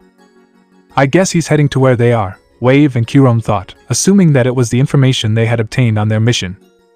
With that, everyone resumed their journey to finish today's meeting once and for all, although many had doubts regarding Issei's behavior, being more noticeable in his women. But the most confused were the Lucifuge and Lucifer. What did Issei mean by sending greetings from him? In the midst of the darkness, the moon rose above the firmament, and its light illuminated a gloomy-looking structure. It was a castle in the middle of a completely dry forest full of fog, giving it a gloomy and dark appearance. Inside the castle, in one of its main rooms, were 4 men waiting for their colleague's message. TSK, how much longer will we have to wait? Kateria has already taken too long, complained a man sitting in front of a round table known as Shalba Beelzebub. This is boring. As far as I understand, she was going to interrupt the meeting of the biblical factions. Did something happen to her? Another man lying on the table, identified as Cruzri Asmodeus, commented without caring much. Sir, should we wait for some report or should we continue with our duties? Asked a silver-haired man identified as Euclid Lucifuge. Just a few more minutes, otherwise we'll have to assume the worst, answered an albino sitting on a throne-like chair. That man was better known as Resivim Lucifer. At this, everyone present relaxed in their seats as they waited for some report from their colleague, unaware of the new presence that had appeared in the room. You know what, I'm glad to see you're all okay. At that moment, everyone turned their gaze to the source of the unknown voice, where they could see that in the corner of the room, leaning against the wall, was their greatest enemy. Grem. But Euclid couldn't finish speaking when the brown-haired boy, with a simple snap of his fingers, made everyone fall face first to the ground, unable to do anything thanks to the increased gravity in the room. The furious descendants tried to get up and finish off the bastard who had arrived, but the force that kept them on the ground was far superior to them, and while they were all motionless, they saw how the brown-haired man slowly approached the two silver-haired men in the room. How's it going, Resivim, Euclid? Happy to see your brother-in-law, Issei mentioned with amusement as he crouched down to the all-for-honor mentioned level. Arat, Euclid responded furiously, trying to get up without any success. No, Euclid-chan, what would Merigene and Graphia say if they listened to you? By the way, you found out that you have a nephew. I was surprised by that fact, but I guess Serafall and Graphia didn't waste time and made the most of their wedding. Ha ha ha. Maybe I should do the same with Merigene, don't you think? Her dream is to be a mother and I as her boyfriend and soon-to-be husband must fulfill her wish, right, Euclid-chan? Issei commented with amusement, since he knew of the silver-haired boy's obsessive desire for his older sisters. D-damn bastards, I'm going to kill you and your brother, they can only be. But Euclid couldn't finish speaking once the brown-haired boy had easily buried his face in the ground. Sorry, but I got bored of talking to you, Issei mentioned as he cleaned his hands and proceeded to get up. GREMORY, Shalba and Cruzri said, trying to get up from the ground without any success. Oh, the trash deserves to be taken out, don't you think? Issei commented simply as he made a movement with his hand and sent the two men crashing into the wall, causing them to lose consciousness. How weak. But anyway, back to what I was talking about, Issei whispered with disinterest as he headed towards his main target. Once in front of him, Issei grabbed Resivim by the hair and lifted him up while looking at him coldly. Thanks to the state of the room, the silver-haired man couldn't move and only made a grimace of anger and pain directed at his greatest enemy. The brown-haired man let out an amused laugh as he changed his eyes to their red hue. You've hidden yourself well, Resivim. Ever since I came back I've been looking for you because I wanted to greet you, friend. Unfortunately I can't stay long since they're waiting for me, so I'll be brief. Issei commented coldly to Lucifer's firstborn while holding him down. From now on, imbecile, whatever you do, whatever plans you make, you will have to add me to the equation. Because I will be in every place you attack to ruin your plans and enjoy the face of fury, despair and frustration that you will put on when doing so. The only reason why you still live, Resivim, as well as your faithful bitch, is because for me you two are jesters that amuse me. That's the only reason you live, to entertain me. So do your job and entertain me. Use your inventions, power and resources to face me and I will gladly be waiting for you. Issei finished saying, releasing the albino, but not before giving him a kick that sent him against one of the walls. By the way, don't wait for Kateria since she unfortunately left this world. Anyway, see you later guys, I'm glad to see you again. Don't forget to eat and sleep well, Issei mentioned with amusement as he prepared to leave. I almost forgot, Yui sends her regards, Resivim, as does your granddaughter Valerie. And you won't believe it, but I became the candidate to be your granddaughter's partner. You have always admired and cared for your royal blood, but don't worry, friend. I will make sure to procreate new offspring with your sister and granddaughter to keep Lucifer's legacy alive. Ha ha ha. Was the last thing Issei said while laughing and disappearing from the place. Once Issei disappeared from the room, the force of gravity had done so as well, and finally Resivim and Euclid were able to get up as they were the only ones conscious. Of course they were cursed by the visit of their greatest enemy and the person they wished dead with all their might. That wretch had dared to humiliate them. There could be no greater dishonor than that for them. Damn it, Euclid is speeding up all our plans. The time has come to kill that bastard. Our priority now is to find her, Resivim mentioned with difficulty as he got up from the ground in pain, holding his chest. Sir, you will not speak of... Euclid could not finish speaking as he was quite shocked by his lord's words and also hurt by the brown-haired boy. That's right, my friend, but before we even do that we must keep that bastard distracted during that time. Luckily we already have that solved.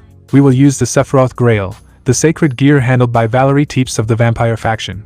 With it we will bring back some old acquaintances from that bastard's past to give us enough time to carry out our true plans. Rezavim commented maliciously while smiling devilishly at his subordinate. With that, we will finally be rid of that poor man, Euclid mentioned happily as he imagined a world where he was finally with his two sisters. If you want to kill a monster, you must use another of its kind. We'll see Gremory, if this is your kind, ha ha ha. Rezavim couldn't help but laugh madly at the thought of the end of his most hated rival.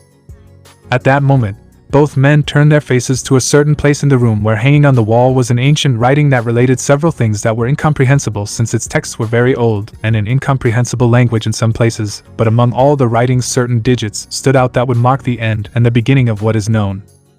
The 666. What a beautiful day, everything is perfect, the morning is always so. Who am I kidding? It's always the same in this madhouse, ha. I guess it's about time I show myself to them, although considering how things are, it's best to wait a bit. A black-haired woman mentioned while lying on the roof of a certain mansion known to many. I can't keep hiding, after all he already knows I'm around him and sooner or later he'll find me and I was putting so much effort and care into staying hidden and he finds me like nothing happened baka, baka, baka, the brunette commented while pouting and looking up at the sky. But it's not bad at all since I'm closer to meeting them, I just want that, to have my family together and belong somewhere with them, with mom and dad, the brunette mentioned, reflecting longing on her face. What the hell? Someone was heard screaming throughout the house, causing the brunette to become unstable on the roof, almost falling off of it. TSK, now what's going on in this madhouse? Don't you see that there are people there who want peace and relaxation? The brunette complained while pouting and using her powers to see what was happening inside the mansion. Inside the mansion that turned out to be the Gremory, certain tenants who lived there were experiencing a rather peculiar situation, since in the largest room in the house you could see a certain brown-haired man sitting on his bed with his arms crossed and a twitch in his eye because of what he had on his sides sleeping. On Issei's sides were two beautiful women sleeping, one with silver hair and the other blonde, who rested in his arms, their bodies covered in nothing more than underwear sticking to him. It had been a few days since Valerie and Lavinia had moved into their home at the invitation of their girls, and as expected everything turned into a disaster for the brown-haired boy. The blonde shamelessly began to flirt with him on several occasions, provoking Valerie's jealousy. And it wasn't just that, since thanks to the nature of Irene and Tiamat, they said they didn't want to have the silver-haired girl in one place, but since not much could be done about it, the brown-haired boy always ended up involved in their fights when one of the dragons was around. Order in the Gremory house seemed to no longer exist. Who thought it was a good idea to put 3 dragons with their hormones at full blast under one roof? Obviously whoever thought that was not right in the head. Stop breathing the fourth wall, Author complained. But fortunately there was nothing to worry about since there was someone to put order in all this chaos. To Issei's relief, Serafall imposed her mere presence with just a few words in the air. It's hard to believe that that simple action was enough for everyone in the house to pay attention to her. I'll say it just once, you all are going to behave in this house. There will be no indecent things or stupid fights under my supervision, is that clear? The brown-haired boy remembered that everyone, including him, had nodded without hiding the fear they felt, and how could they not feel it if there was an aura of death around the beautiful demon at that moment? After that, and with everyone settled in an established order on who would be the girl who would sleep with Issei, since despite the fact that the house had several rooms, they wanted to spend the night with their personal pillow, Lavinia and Valerie were included in that activity, as they were 2 possible candidates for the brown-haired boy's harem, and as such they had to get used to it and form a relationship with Issei. The brown-haired boy wanted to object, but obviously they wouldn't pay attention to him, so he didn't even bother wasting his breath. Besides, Issei was too busy with his responsibilities to deal with household problems, where his girls seemed to have absolute control. Still, returning to the present, he didn't understand why the blonde and silver-haired girls were there with him if it wasn't their turn to sleep with him. Especially since they were almost naked. What the hell is going on here? Issei commented to himself as he watched Valerie and Lavinia in his bed. But you can't deny that it's a really tempting sight, Issei heard Albedo say in his head, and could only turn his gaze to the females. It was really true what Albedo said. He could see perfectly that Valerie was a very beautiful girl. Her pale and fine skin was attractive, and her silver hair down to her hips was a marvel to behold, not to forget her sweet and intoxicating fragrance that she had. In addition, the young woman had nothing to envy anyone because her statuesque and well-proportioned body, especially in the chest area, was a delight to the eyes of hundreds of men. On the other hand, her blonde companion, a beautiful plump young woman with long blonde hair that captivated with its tone, and its sweet fragrance transmitted a hypnotic aroma. And like the silver-haired girl, she had a beautiful and very voluptuous body worthy of admiration. Issei could say that both Valerie and Lavinia would be the dream of more than one man. He really was lucky to be in the same bed with those two beautiful creations of life. "Oh well, I don't think this can get any worse," Issei expressed, letting out a sigh as he rubbed his head. "Haven't you learned that saying those words in these situations only makes things worse?" He heard Albedo the brown-haired boy say in his head, and was going to refute the dragoness's words when he felt a new presence in the room.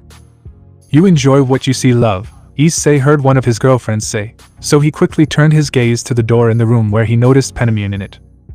"It's not what it seems, Penemune. Issei tried to get out of the problem he was in, although it wasn't easy to explain to your girlfriend why you were with two half-naked women in your bed, when he didn't even know what they were doing there." "Yeah, calm down, Issei. I'm not upset or anything like that. You came home very tired last night, and the girls and I decided to give a boost to Valerie and Lavinia's relationship with you, so we let them sleep with you this time. I hope you weren't upset because the issue of space and permission," Penemune commented after entering the room and sitting on the edge of the bed where her boyfriend was. "Calm down, Penemune. I'm not upset. Surprised, yes, but upset, no. In any case, I have to get up to attend to my responsibilities. I suppose everyone should be ready by now," Issei questioned as he got out of bed and out of the hug of Valerie and Lavinia, who made angry faces, still asleep while apparently searching for his body, ending up hugging the other, probably thinking it was him. "That's right, darling. We're all ready and waiting for you to have breakfast," Penemune informed her boyfriend, getting up as he did and giving him a good morning kiss. "Well, I'll let Valerie and Lavinia sleep longer, so let's go to the dining room," Issei commented, letting out a yawn as he took the fallen by the waist and left the room with her. The way to the dining room was short, where Penemune did not waste time, and every second she stole kisses from her beloved, as well as causing friction with her body, specifically her breasts and butt, against Issei, who had to do everything possible not to assault the hot fallen right there in the hallway. Fortunately, all the cadre games ended once they reached the dining room where the other brown-haired couples were. "Good morning, love," all the girls said to the brown-haired boy, smiling at him fondly as they sat at the table waiting for him and the purple-haired girl. "Good morning, girls," Issei replied with a small smile to his girlfriends as he prepared to sit down, but he didn't manage it thanks to a certain blue-haired girl who pulled him hard, ending up with his face between her two voluptuous breasts. "Tiamat," Issei murmured as best he could as he raised his gaze to find two celestial orbs looking at him with love and a smile that reflected several emotions. Everything would be fine if he didn't have his face buried in the dragon's breasts. "Ah, my Issei, I love you so much that it hurts me that you are not with me. Why didn't you come before?" Tiamat asked the brown-haired boy with a childish and infatuated attitude that made more than one person sweat. "Boy, does pregnancy change you? Damn, she's in that state," Issei cursed internally as he saw that his dragon and future mother of his son or daughter was in a stage of pregnancy that was turning out to be the most dangerous of all for him, the emotional change. "Master Sayal," Tiamat mentioned lovingly to Issei while she brought him a spoon with vegetables. It should be noted that she still had him cradled in her chest as if he were a baby. "Thanks, Tiamat, but this time I don't want to eat. In fact, I was just going to have some coffee before leaving for the academy," Issei responded once he managed to turn his face from the dragon's grip without taking into account the seriousness of his words for the blue-haired girl. "You don't love me," Tiamat whispered in pain, beginning to release her tears and causing her lower lip to start to tremble. "Huh," Issei expressed with confusion upon seeing the turn the conversation had taken. "You don't love me, but I love you so much that I even let you mark me, and look at me. I'm a mess because of you," Tiamat complained with her emotions at full blast while she pushed her boyfriend aside. "Tiamat," the brown-haired boy tried to make up for the mistake he had accidentally made. "Tiamat, nothing. I hate you," Tiamat said furiously to the brown-haired boy, turning his face to the side, ignoring him. "I'll eat the food. Is it okay?" Issei mentioned with a drop of sweat on the back of his neck, and the next thing he saw was a blue flash coming against him, and again the pair of pillows were on his face. "Kya, I love you, master," Tiamat happily expressed to the brown-haired boy while hugging him and giving him kisses all over his face. "Kill me," was what Issei thought when he saw the dragon's changing behavior. Sometimes she was in a good mood and other times not, due to her existential danger. After that exchange, Issei was forced for the sake of his mental well-being to sit next to the dragon, or rather to sit her on his lap so that she would not get out of control due to the emotions and hormones of her pregnancy. After that he prepared to have breakfast in the company of his women. Or at least that was what he had planned to do, but unfortunately the blue-haired girl did not agree with it. "Master, I want to eat a dragon apple. Bring me one Tiamat asked the brown-haired boy sweetly while making a puppy look. "But they are in Tannen's territory in the underworld. It's a long trip, Tiamat," Issei mentioned tiredly as he thought about the trip he had to make. "Issei Gremory, bring me the damn apple right now," Tiamat shouted with her patience on the floor as she threw the brunette out of his chair. "Yes, ma'am," Issei replied in fear for his life as he prepared to leave for the damned block. After that, the brown-haired boy quickly disappeared in a red flash, leaving his girls looking at the smiling dragon who had achieved her goal and would soon satisfy her craving. "Poor thing, and there's only one of us who's pregnant at the moment. I can't imagine how it would be if it were all of us," Chisato commented calmly while drinking from her cup of coffee. "Who knows, friend, maybe the day will come when Issei will have to face that, although I see it as very difficult," Isabella mentioned while enjoying her snacks. "Why do you say that, Isabella?" Yui questioned her friend, forgetting an important fact regarding the current topic. "Good morning." Before the white-haired girl could answer, Valerie and Lavinia arrived, already dressed, and sat down on the empty seats where their food was already served. "Good morning, girls," the brown-haired girls responded kindly to the blonde and silver-haired girls, resuming their conversation. What Yui was referring to is that several of us have certain complications to get pregnant quickly, or at least some like Miragen, Serafall, you and I. We are devils and our birth rate is very low. Just saying that it took Issei-kun's brother and his wife 3,000 years to conceive their child is already saying a lot. Maybe it will take us a while to get pregnant, but there is also a chance of being pregnant, although it is minimal. On the other hand, Irene, being a dragon, has her mating season like Tiamat did, Isabella reported, gaining the attention of her friends, who stopped their actions. "You're right, friend, and in fact I'll be entering it very soon. I definitely don't plan on wasting that opportunity, and I'll have my dragonettes with Issei-kun," Irene commented with excitement, losing herself in her imagination as she thought about all the things she would do to the brown-haired boy. "Congratulations, Irene. I'm sure you'll get pregnant if you do it with Issei at that time." Tiamat couldn't help but support her friend since she knew that she would most likely get pregnant like her if it was done at that time of year. Ahem. As I was saying, Irene has a chance of being pregnant unlike us demonesses. As for Gabriel, Penamune and Chisato, I wouldn't know what to think. Can they get pregnant quickly? Isabella questioned the all for honor mention while looking at them waiting for their answer. Now that you mention it, fallen angels, unlike demons, do not have that problem with birth. You could say that fallen women are like humans and can get pregnant during certain periods, Penamune reported, bringing a finger to her lip as she considered that fact. Regarding the angels, it's the same as with the fallen, but since we are the representation of purity, if we commit that action there is a risk of falling from Father's grace. Fortunately, Dad has already worked on that problem, and now the angels, as long as it is with their true love, will be able to experience those feelings and actions. It was Gabriel's turn to give his opinion, although he said it with a blush on his face as he remembered what he would do later with his sister. "In my case, I have no problem getting pregnant. You could say that despite being a goddess I have great fertility in my system," Chisato mentioned happily while adjusting her glasses. "Lucky them," the demons in the room thought with a pout on their faces and slight jealousy at being the only ones who would take a long time to give their man children. "I can also get pregnant as a human. And you, Valerie-chan," Lavinia commented nonchalantly, joining the conversation and including her friend. "What kind of question is that? We are too young to think about it. But for your information, I can be too thanks to the human and draconian genes that run through my blood," Valerie informed with shame and a blush on her face to her new friends and her hated sister. "Oh, how interesting," Mira Jean expressed with amusement at the current conversation, which was interrupted when a flash appeared in the room, giving way to everyone's favorite Issei, who, to her dismay, was covered in dirt while holding a golden apple. "Here's your apple," Issei mentioned as he placed the fruit in front of the blue-haired girl, who devoured it in a second. "Why are you so dirty, love?" Serafall asked her boyfriend with doubt because of his terrible appearance. "Let's just say that Tiamat will have her own apple tree," Issei replied with a smile on his face as he pointed towards the window of the room where you could clearly see how there was a large apple tree in the yard of the house.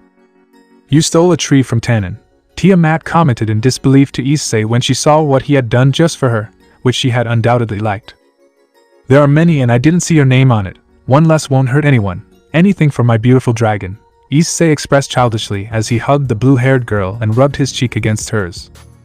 "I don't want it anymore and give me space, idiot master," Tiamat expressed with annoyance after finishing her apple and pushing the brunette aside from her, being in an unorthodox way, since she had sent him against the wall of the room, ending up with Issei headfirst with a twitch in his eye.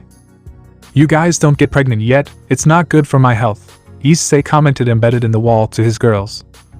"We don't promise anything," the girls in brown hair responded with amused smiles on their faces as they watched the spectacle. Once Issei stood up and left the wall, he was going to continue with the Deuno, but as if today were his day, all progress was interrupted when a communication circle appeared in front of him from which a shrill voice came out, according to him, but very familiar. "Oni-san, come quickly to the club, a pervert came in," was what Issei heard his sister say with agitation, leading him to question that this was not his day. "Hey," Azazel complained, apparently, turning out to be the person the redhead mentioned. "Come quickly," Akeno hit him with the broom. That certainly brought a smile to the brunette's face as he listened to the strange situation. "Fufufu, cockroaches deserve to die." It was the laughter of the brunette, and the comment she made that made not only Issei but the girls present laugh a little as well. "Kayawa," was the last thing heard coming from the fallen when the communication ended. These kids," Issei commented irritatedly as he prepared to leave the room and resolve the problem at the club. "Sorry girls, but I have to go, I'll be back later. Tiamat, you have an apple tree all to yourself in case you get a craving. If you have any questions, don't hesitate to call me." Issei said goodbye to all his girlfriends with a kiss on their lips and one on the cheek in the case of Lavinia and Valerie, to the latter's embarrassment. "Don't forget this afternoon's appointment," Penamune shouted as she watched the brown-haired boy walk out the door. "I won't," Issei replied calmly, leaving his home and going to his sister's club. Later that same day, at the Occult Research Club, the Gremory and Citri retinues were present. Sona and her servants were serious while Rias looked doubtfully at the person sitting in her chair while her friends said nothing and watched in confusion the scene unfolding. But not only were they there, at the window of the room was Issei looking outside, and on the Son for Alls in the living room were the exorcists Zenobia and Irina. Since as proof of the union of the three biblical factions they were sent to live with the devils as representatives by heaven.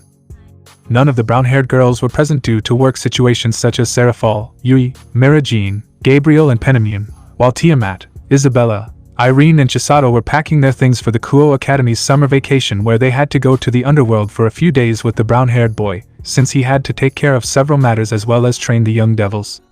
Therefore none of them were with their boyfriend today.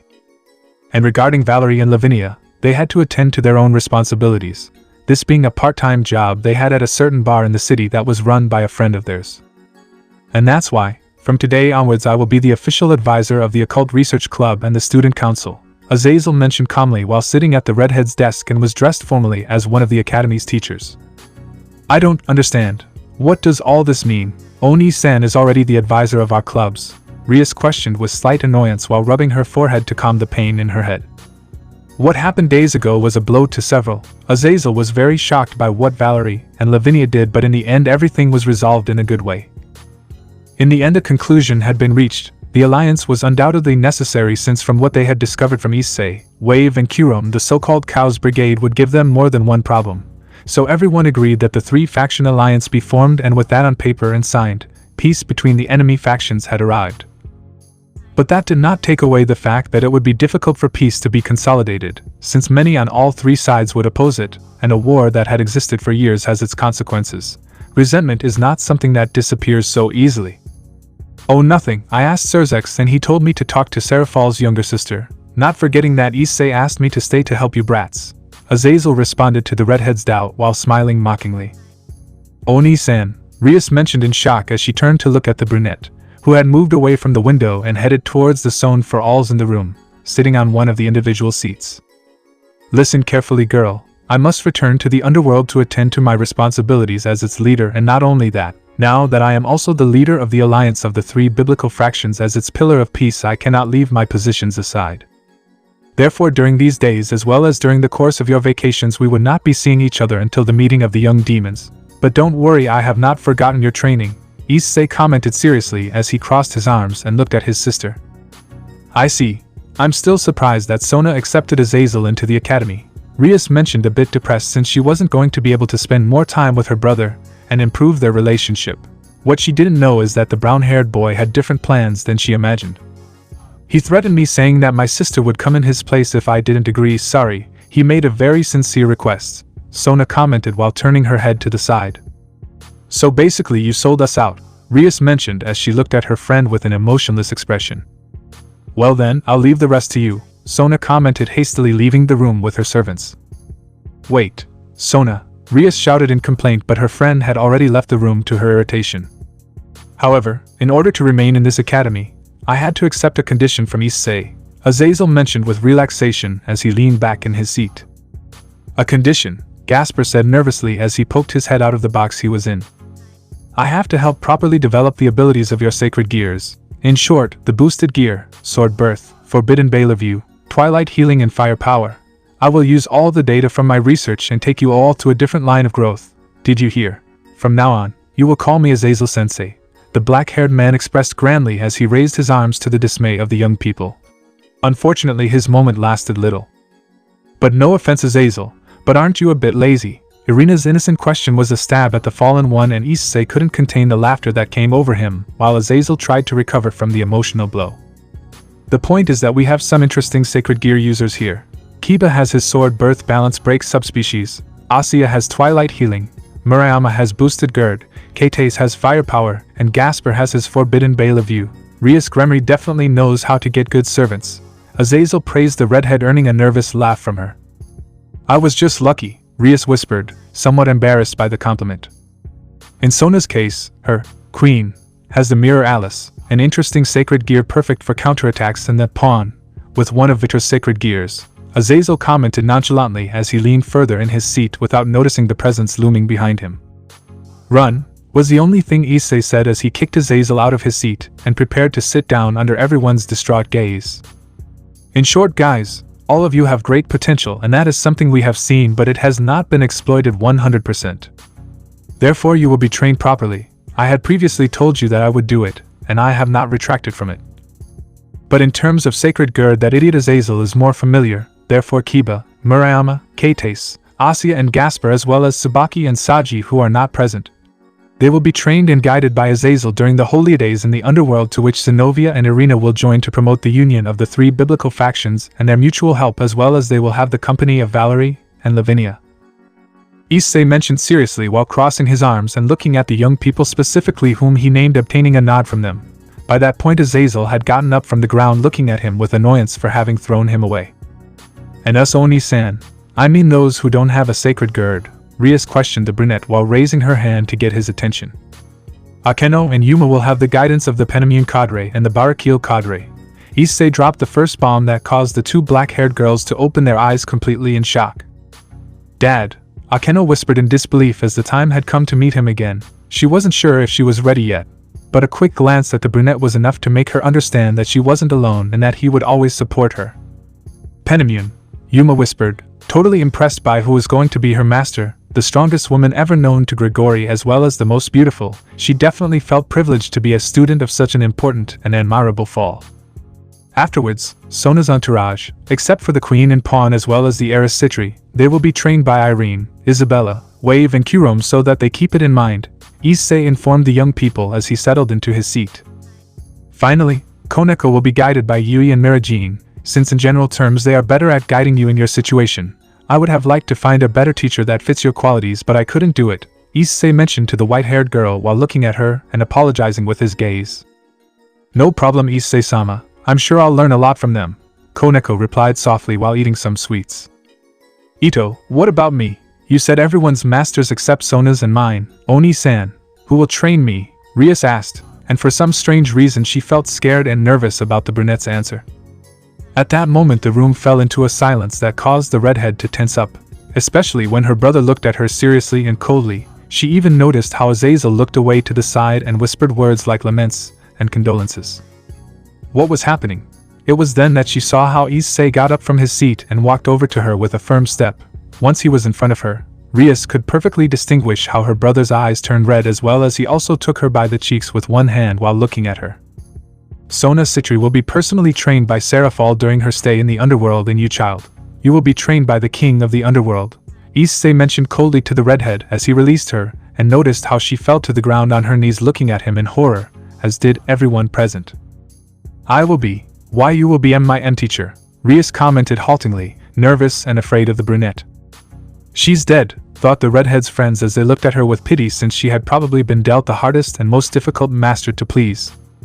I will be your master, girl, and you better get ready because I will not be gentle with you. I will make you live through hell and I will turn you into a less pathetic woman than you already are, Issei mentioned seriously to his sister, creating a rather tense atmosphere in the room. But you have to take care of the underworld during the holidays, right? Rias questioned, still in shock at the revelation of her stay in the underworld. According to Serafall and Graphia, they would do my job during your stay in the underworld. You will not escape this girl, Issei sentenced firmly as he returned his eyes to normal, and the atmosphere in the room became less heavy. But Rias couldn't finish objecting anything as she was cut off by the brunette. At that moment the redhead was experiencing several emotions. She was happy to be trained by her brother because there was no one better than him to help her grow, and that way she could spend more time with him. But Rias wasn't stupid and she knew very well what would come with the training, the final test. It all came down to that. The last test she had to show who she was and what she was made of. To be honest, she didn't feel prepared for it since she didn't feel like she could meet her brother's expectations. Listen girl, did you want to earn my recognition? Then do it and show me what you're made of. I had previously told you what you needed to do it, and that's what I'll look for in your training, Issei mentioned with his arms crossed to the redhead. Wake up, Rias whispered barely audible to the brunette as he looked at the ground. This is the last chance you have to do it, don't disappoint me, Rias. Those words, but more than anything the name by which the brown-haired boy called her, made the redhead look up and look at her brother with great shock. Her name, Issei had said her name, not tomato, not girl, not idiot. It was Rias. It was the first time he had done it, and he had certainly liked hearing it. At that moment everyone witnessed how the redhead fell completely to the ground with her forehead on the floor while crying silently prostrate in front of the brown-haired boy. Those simple words and name were enough to make her understand that she could fulfill her dream, but she had to put aside her worries and fears. Please help me move forward, master, Rias asked between sobs to the brunette with her face down. You can be sure of that, Issei replied calmly as he crouched down and stroked the redhead's head, who only cried more at his touch. Thanks, Rias whispered to the brunette as she calmed down and wiped away her tears. With that, once the redhead recovered, she returned to her position near her friends where Akeno gave her a hug as a show of support that Rias appreciated at the moment. With the masters in training assigned, the members of the Gremory entourage relaxed a bit while Issei returned to the desk in the room with Azazel standing next to him.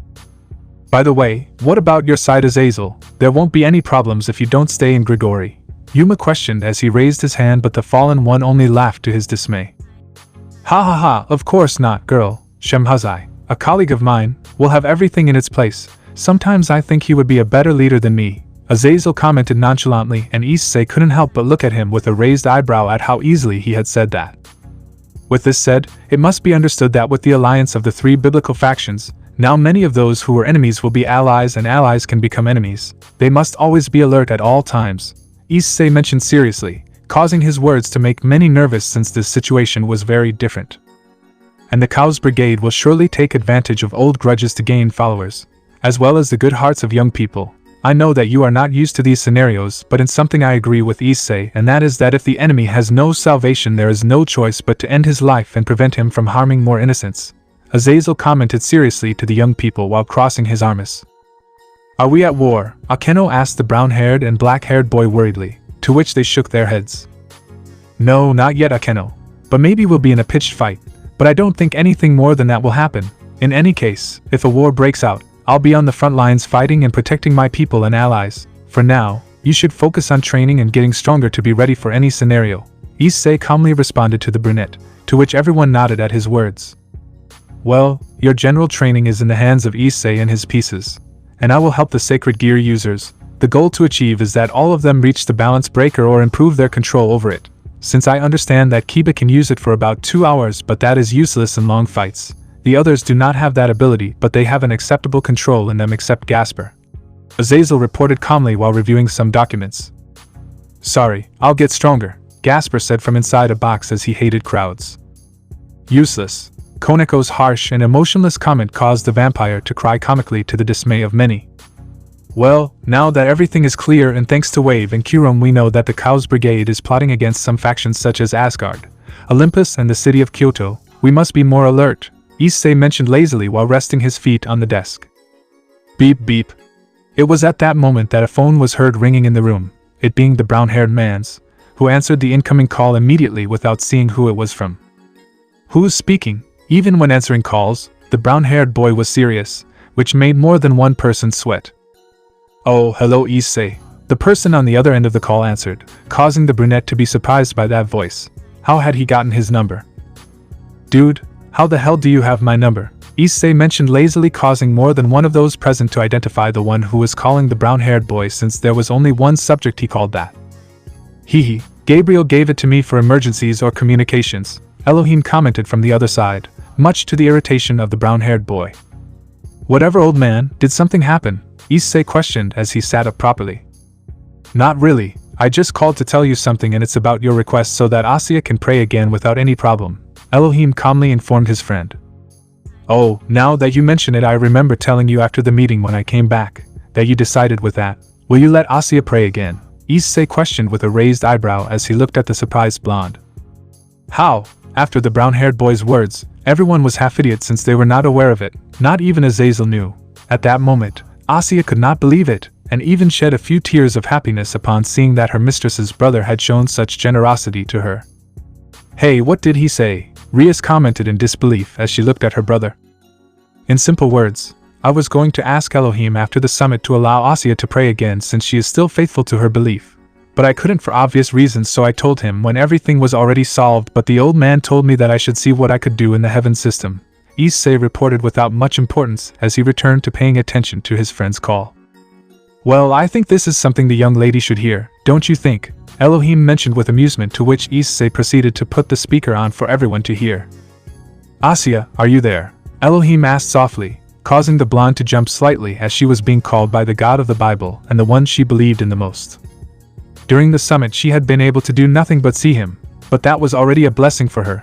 Being able to talk to him was a dream, and today she was about to fulfill it. She is a faithful believer in God and follows his teachings, such as praying to him and reading the Bible, which generally causes her severe headaches. Even when she was still human, she harbored no hatred towards evil beings and treated everyone equally, regardless of what they were. Her faith is unwavering, even with her tragic past, as she had been abandoned by her mother in front of a church when she was a child and was raised there. During her childhood she had awakened her twilight healing to heal an injured puppy she discovered, which was witnessed by one of the members of the Catholic Church, causing her to be symbolized as the Holy Maiden. But in all that time she had no friends or people to talk to, as most people saw her as a monster that could heal wounds. Sadly, by chance of fate and a plot by a demon, she was banished from the church for healing a demon, being labeled as a witch. With nowhere to go, she had to rely on the fallen angels, where she ended up meeting Yuma. "Here I am, Kama-sama," Asya expressed nervously and excitedly after approaching the brunette's desk. "It's a pleasure talking to you, daughter, and I apologize in advance for the suffering you've been through," Elohim lamented from the other end of the call. "You don't have to do it, Kama-sama. I have never blamed the church or you for what I experienced. I always dealt with what happened in my life in the best way possible along with your written teachings. I had bad times but also good ones, like meeting Yumane-san and my friends," Asya responded hastily and sincerely to her lord. "You are a jewel, my little one, and that is why let me reward you, my daughter. By Issei's request and my command, from now on you will be able to pray again and continue with your beliefs without receiving any repercussions for being a demon. Accept it as an apology from me and a thanks for believing in me," Elohim mentioned calmly so that it would be easy for the blonde to assimilate the information. "Thanks Issei-sama, Kama-sama," Asya expressed happily as she rushed to hug the brunette, since he was the only one present who allowed her to do so just for the emotional moment.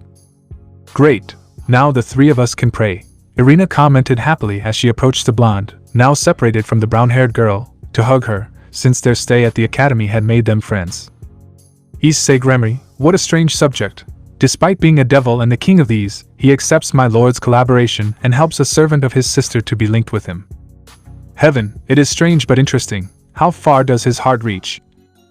Lady Gabriel told me about him and told me that the reason she fell in love with him was because of his beautiful heart. And I can see that she was not wrong, since he really has a very beautiful one behind that serious and cold attitude that he usually shows, almost like as if within that darkness there was a very valuable light, one that is jealously protected by him," were the thoughts that Zenobia had as she looked directly at the brunette, who returned her gaze for a few seconds until he answered her call again. "With that said, I'm leaving to do my job. We'll talk another time. By the way, Issei, Gabriel told me that you won't forget this afternoon's meeting in the square with her and Penamian," Elohim informed as he said goodbye to everyone and then hung up, leaving a guy dead with jealousy for what he heard. You will have a date with Gabriel and Penimune. You don't know how much I envy you at this cursed moment. It hurts me to know that the forbidden fruit of heaven is in your hands, and the worst of all is that you got it easily without even trying. I still remember Gabriel's confession on the battlefield of the biblical factions. Die, Gremory. Azazel expressed in tears as he went to a corner of the room and knelt down to try to bring the current news. Pathetic, was the general thought of everyone upon seeing Azazel's behavior. Ahem. With everything already clarified and without interruptions from idiots, there is still one topic to discuss. You see, there was some talking between Sirs, Serafall and I where one last thing was agreed upon, much to my regret. Issei mentioned seriously as he got up from his seat and stood in front of the desk to look directly at the young people who were looking at him with curiosity. From now on, the girls of the Gremory entourage, Citri, and those sent by the church to promote peace will go to live in the Gremory residence of the human world, that is, my home. Issei released the news with slight annoyance since it had been a decision in which he could not give his opinion since his girls had accepted for him, and if he refused they had promised him no kisses, approaches, touches or any physical contact with them for 2 months, which for him was torture, so he had to accept the hard way. What? Was the cry the women gave when reacting to the news of Issei. As you heard, my house is very big, so there is no problem regarding rooms, but I am very strict regarding my things and my personal space, so as long as you respect that we will get along, Issei commented while scratching his head and internally cursing his luck. But why was this decision made? Akeno questioned the brown-haired boy while doing everything possible to hide her happiness, since now she could begin to form a relationship with her love interest in a relaxed way. This was decided for their protection, since the alliance between the 3 factions was made known to the supernatural world. It is estimated that there will be several dissatisfied subjects, and that they will attempt against the health of innocence. Rias and Sona are the sisters of 3 of the rulers of the underworld, which makes them potential targets of the enemies who seek evil and chaos in the world, and inevitably their entourages also come into the scene. Therefore it was decided that they would all go to my home and live there for their protection. As for the males of the groups being Kiba and Saji, since I do not know what to think of Gasper, the men can move or stay where they currently reside. Issei responded to the black-haired girl's doubt while letting out a sigh. I see. I guess there won't be any problem then, Rias commented seriously as she brought one of her hands to her chin after analyzing the information better. Perfect. There will surely only be a few problems with Murayama and Keitase because of their parents, Issei mentioned while looking at those involved in his words. To tell the truth, I think my mother will accept as long as I visit them often. She always told me that living on my own would be interesting, Murayama replied nonchalantly while shrugging his shoulders. I think the same, I just have to talk to them. Besides, I'm interested in living on my own. It was Keitase's turn to give her opinion. My girls and I will be there sometimes since we have to take care of our responsibilities, but they will always have the protection of one of us. Therefore tomorrow they will be able to move since I have to fix some things, Issei mentioned seriously while checking the time since he had to be somewhere for his date with his girls. Ha ha ha, I have to admit that being a teacher has its advantages. There are really beautiful students and teachers, Azazel's shameless comment, who was looking out the window at the girls, took everyone out of the frame for a few seconds. Ouch, was Azazel's groan of pain as he fell face downwards from a punch from Issei. Act like an idiot, or I'll send you flying to the other side of the world, Issei said seriously to the fallen, who looked at him annoyed but didn't say anything. Finally, to end this meeting and so you can return to your daily activities, there is something you should know, Azazel reported in a serious tone, something rare to see in him. Really? Issei questioned with a raised eyebrow at the fallen since he was not aware of it. Didn't you read the report that the old man and I sent you? Azazel asked the brown-haired boy with a twitch in his eye while smiling irritably. Oh, so those papers on my desk were that. I'm sorry Azazel, but I burned them by mistake, Issei mentioned with a poker face to the fallen once he remembered that incident at home. How? Azazel asked doubtfully, not understanding how he had burned the documents. I sneezed on them. You see, Lavinia was bothering me by scratching my nose with a feather, and in the end I sneezed a little fire on some leaves, but I didn't give it much importance, Issei commented nonchalantly to the fallen without giving much importance to the matter. I don't understand how you became the leader of the underworld and you are so suitable to be the one of the alliance if you are so carefree. But well, I will tell you. As you know, with the latest that has happened between the biblical factions, many of the other mythologies have spoken out, Azazel mentioned to everyone in general, causing impression and doubt. What mythologies? Issei seriously questioned the fallen while crossing his arms. He could understand that the subject was serious since several mythologies were interested in taking a step towards the alliance. Believe it or not, but the Greek is one of them along with the Nordic and yokai, Azazel's words surprised the young people and caused irritation in the brown-haired boy for a reason. I understand that the Nordic and yokai want to do it since Serafall and Miragene have been forming relationships with them for several years now in search of treaties. But the Greek, Issei questioned with doubt since according to him, that faction hated him for what he had done in the past which he did not regret. We were also surprised, but the Greeks have given a more neutral response. But they certainly have a lot of sentimentality, Azazel commented seriously while looking at the brown-haired man. Is it because of Ares? Right, Rias asked with concern since she was aware of that information. Not many knew what had happened with the underworld in Olympus. It was only known that the Demon King was about to wipe the Greek faction off the map. According to them, Issei, they are not happy with your mere presence and say that you are an abomination of nature, Azazel commented, causing more than one to open their eyes in surprise and others to become furious at the insult to the brown-haired boy, with Rias being the first to react by hitting the table with her hands. What do you think? Just because Oni-san killed one of their own doesn't give you the right to call him that when it was in self-defense for him and his kingdom, Rias protested with clear anger, which went to hell with her brother's words. Nah, in fact I did kill him because I wanted to, and then I went after the other gods for disturbing my peace and my kingdom. In any case, they are not necessary, and if what they want is an apology, they can keep waiting, Issei mentioned without much importance in the current topic. Well, I don't think the Greek opinion will change anytime soon, Azazel commented calmly as he looked at the brown-haired boy. It's true, the Greeks' opinion won't change soon since they don't want me around, haha. That imbecile Zeus is still a coward. If he wasn't such a pathetic and womanizing leader, what happened years ago wouldn't have happened and I wouldn't have killed one of his own, Issei mentioned, letting out a yawn to the dismay of many. What happened that made you want to kill one of the Olympians? Akeno asked with intrigue since she didn't know that story very well except from small stories. It's not time for you to know yet, maybe later I'll tell you how I became known as the God-Slayer, was the only thing Issei said as he looked at his black-haired friend with an amused smile at the pout she made at not having a clear answer. On the other hand, the Nordic faction gave us a more positive response. Azazel gave better news to the relief of the young people. Wow, Odin must really want peace, Issei commented with surprise and amusement as he sat at the desk. Why do they say that? Gasper questioned from his box in the living room, causing everyone to have a drop of sweat running down their necks when they saw that. Odin is a powerful being, there is no doubt about that, and it is no news that he sees the leaders of the angels and fallen factions as simple brats, Issei being the only one who breaks away from that scheme since from what I know, the name Gremory is very famous in those lands. Even though you have a reputation, Issei, although that old man can't complain much. Although Odin is a perverted old man, I must admit that he is a capable leader, and despite being weaker than in his prime, he is not someone who should be underestimated.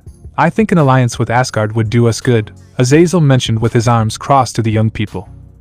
This is a lot to process, it feels like we're in some kind of hurricane, Kiba commented while rubbing his head. Many things were changing very suddenly. But we knew things would be like this. The world is changing and it is necessary for us to do so too. We cannot remain stuck in the past, Akeno mentioned with a smile as she looked at the brown-haired boy who just nodded. What does God Odin think about all this faction stuff? Rias asked the Fallen since her brother wasn't paying attention. Odin wants to end the enmities. His opinion of Issei is different from that of the Greeks since to a certain extent he and his kingdom admire and respect him since he was crowned king of the underworld and ended the Maus. He even said that he would go to the underworld to talk about certain issues with us. But mainly with Issei, Azazel commented seriously as he focused his attention on the brown-haired boy. I guess he'll come during the youth meeting in the underworld. I don't know why, but I have a feeling something's going to happen, Issei mentioned with intrigue while having a hand on his chin. Something good or something bad? You're almost always right in your predictions, Azazel commented with doubt and a poker face to the brown-haired boy. I don't know, I feel like it's good, but at the same time it's going to screw up my life. As if the universe wanted to reward me but at the same time continue screwing me over. Whatever it is, I'll find out later. I'll gladly accept Odin's visit. I just hope nothing bad happens. I already have enough with my job to worry about little things, Issei mentioned lazily, letting out a sigh. I hope so too. With Asgard on our side, we would have a new possible ally, and I bet that if we spoke to the ruler of Kyoto in the words of Serafall, we would have her support, Azazel commented, smiling at the idea of the union of different factions. Kyoto. If I'm not mistaken, their leader is a nine-tailed kitsune, being an extremely powerful yokai that is on par with a supreme-class devil. I understand that Kuo Academy will organize a study trip with the second-grade students. I suppose we can take advantage of that and talk to the yokai about the alliance, Issei mentioned seriously, entering his role as leader. Call it omen or instinct, but for some reason I feel like I'm going to hate you more than I already do for having Gabriel, as if you were going to obtain another unattainable fruit, Azazel commented with his eyes narrowed at the brown-haired boy. I thought I was the only friend, but I also feel something strange about Kyoto, Issei mentioned in the same state while he was rambling in his thoughts. Going a little bit further from that, if I remember correctly, we have to go to the underworld during the holy days. What will we do there? Kates asked the teachers, taking him out of his thoughts. Oh, I'm glad you asked, Azazel replied while looking happy. As I said before, everyone here will be trained, Issei commented seriously as he walked away from his desk to go to the window. Trained? The question was asked by Murayama. Although he had already been told about it, he wanted to know more about it. That's right, everyone here, although they have been trained in something, still needs to improve a little in what they specialize in. In the month that they will be in the underworld, they will improve what they know with the help of their masters, Azazel mentioned calmly as he took the opportunity and took a seat at the desk. Does this have to do with the meeting of the young devils that will be held? Rias questioned, showing surprise upon hearing such a good reason for training. Right now they must improve what they are good at, and then polish the rest. In the case of sacred gear users, perhaps obtaining the balance breaker would be a good start, Azazel reported, obtaining a nod of confirmation from the young people present. Beep beep. Once again in the room a phone began to ring. This time it was the brown-haired boy's, who quickly took the call when he saw that it was one of his girlfriends. Tell me, Penemune, Issei answered, lowering his seriousness since it was one of his girlfriends. Hi honey, how are you? That's what Penemune said over the call with her boyfriend. Well Penemune, do you need something? Issei questioned the fallen, forgetting an important topic that involved him and his two angels. When will you call me love, my sweetheart, my queen? Haha, I'm just joking. I know it would be weird for you to call us like that. But I didn't call for that. I called you to remind you about this afternoon, specifically what will happen in an hour, Penemune mentioned to the forgetful brunette's confusion. About the afternoon? Oh yeah, don't worry, I'll be there. So where do we meet? Issei asked once he remembered that he had an appointment with Gabriel and Penemune this afternoon. Simple, at the entrance of the shopping center. Let's get there a few hours early to walk around there, Penemune commented calmly to the brown-haired boy. It was a good thing he couldn't see her because her face at that moment reflected anything but something good. That wicked smile gave a lot to think about. Okay, I'll see you there soon, Issei calmly replied to his girlfriend as he walked away from the window.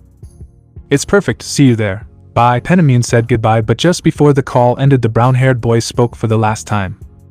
Yes, see you there my beautiful Detenchi, Issei mentioned with a daring tone to his girlfriend, achieving his goal. I idiot D don't see call me that, fool. Stop that point after Penemune's outburst where you could clearly hear that she was embarrassed. The call was cut off and Issei could swear that at that moment his girlfriend was super blushing since that nickname caused that in her. Everything alright Oni-san? Rias asked once she saw how the brunette finished his call. Oh, nothing to worry about girl, it was just Penemune reminding me of the appointment I will have with her in a few hours. Well, we have already dealt with the most important matters for today. Return to your activities and prepare for the trip to the underworld. That would be all for today, Issei mentioned as he prepared to leave the room. Hi Gremory-sama, the young men responded to the brunette with a slight bow. When are you going to take me out on a date Issei-kun? Akeno asked the brunette with amusement. It was clearly a joke, but unfortunately her love interest didn't see it that way. Get strong Akeno, overcome your training and I'll take you to it, Issei replied nonchalantly while waving his hand to the brunette without noticing her blush. Lied to me, was Rias's thought when she saw that her best friend was behind her older brother. Issei, take her to the moon for me, Azazel shouted dramatically from the ground, stretching out his hand to the brunette at the door of the room. You didn't have to be too smart to know who he was referring to. Haha, I assure you that it will not only be to the moon Azazel. I will make Gabriel see the stars if you understand me, was the last thing said Issei with amusement as he left the room leaving a black-haired man crying blood. Damn you Gremory, was the cry full of pain that Azazel gave as he crumbled like dust in the wind. After that, the members of the Gremory entourage set about carrying out their activities without giving much importance to the fallen on the ground curled up in a ball, whispering things like, New God, Issei-sama, among other things that no one wanted to hear. Okay guys, go and make your contracts, and then get everything ready for both the move and the vacation. While I'm going to talk to Sona about all this, you can go, Rias spoke softly to her friends while taking some papers. Hey Madam President, they all responded just before leaving to carry out their activities. On the other hand, outside the academy as well as far from it, Issei could be seen walking to the nearest train station to take the train that would take him to the mall. He could use magic and get there quickly, but there were still several minutes left, and he wanted a moment of relaxation. It didn't take him long to get there, and he just paid the ticket to go to that destination. Before getting on the train, he met his friends Wave and Kurom, who were apparently coming from an amusement park. The cotton candy and funny hats on both of them said a lot.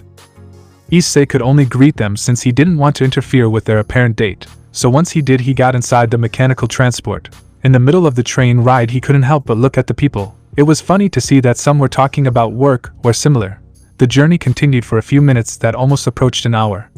So the brown-haired boy decided to relax in his seat while waiting for it to reach his stop.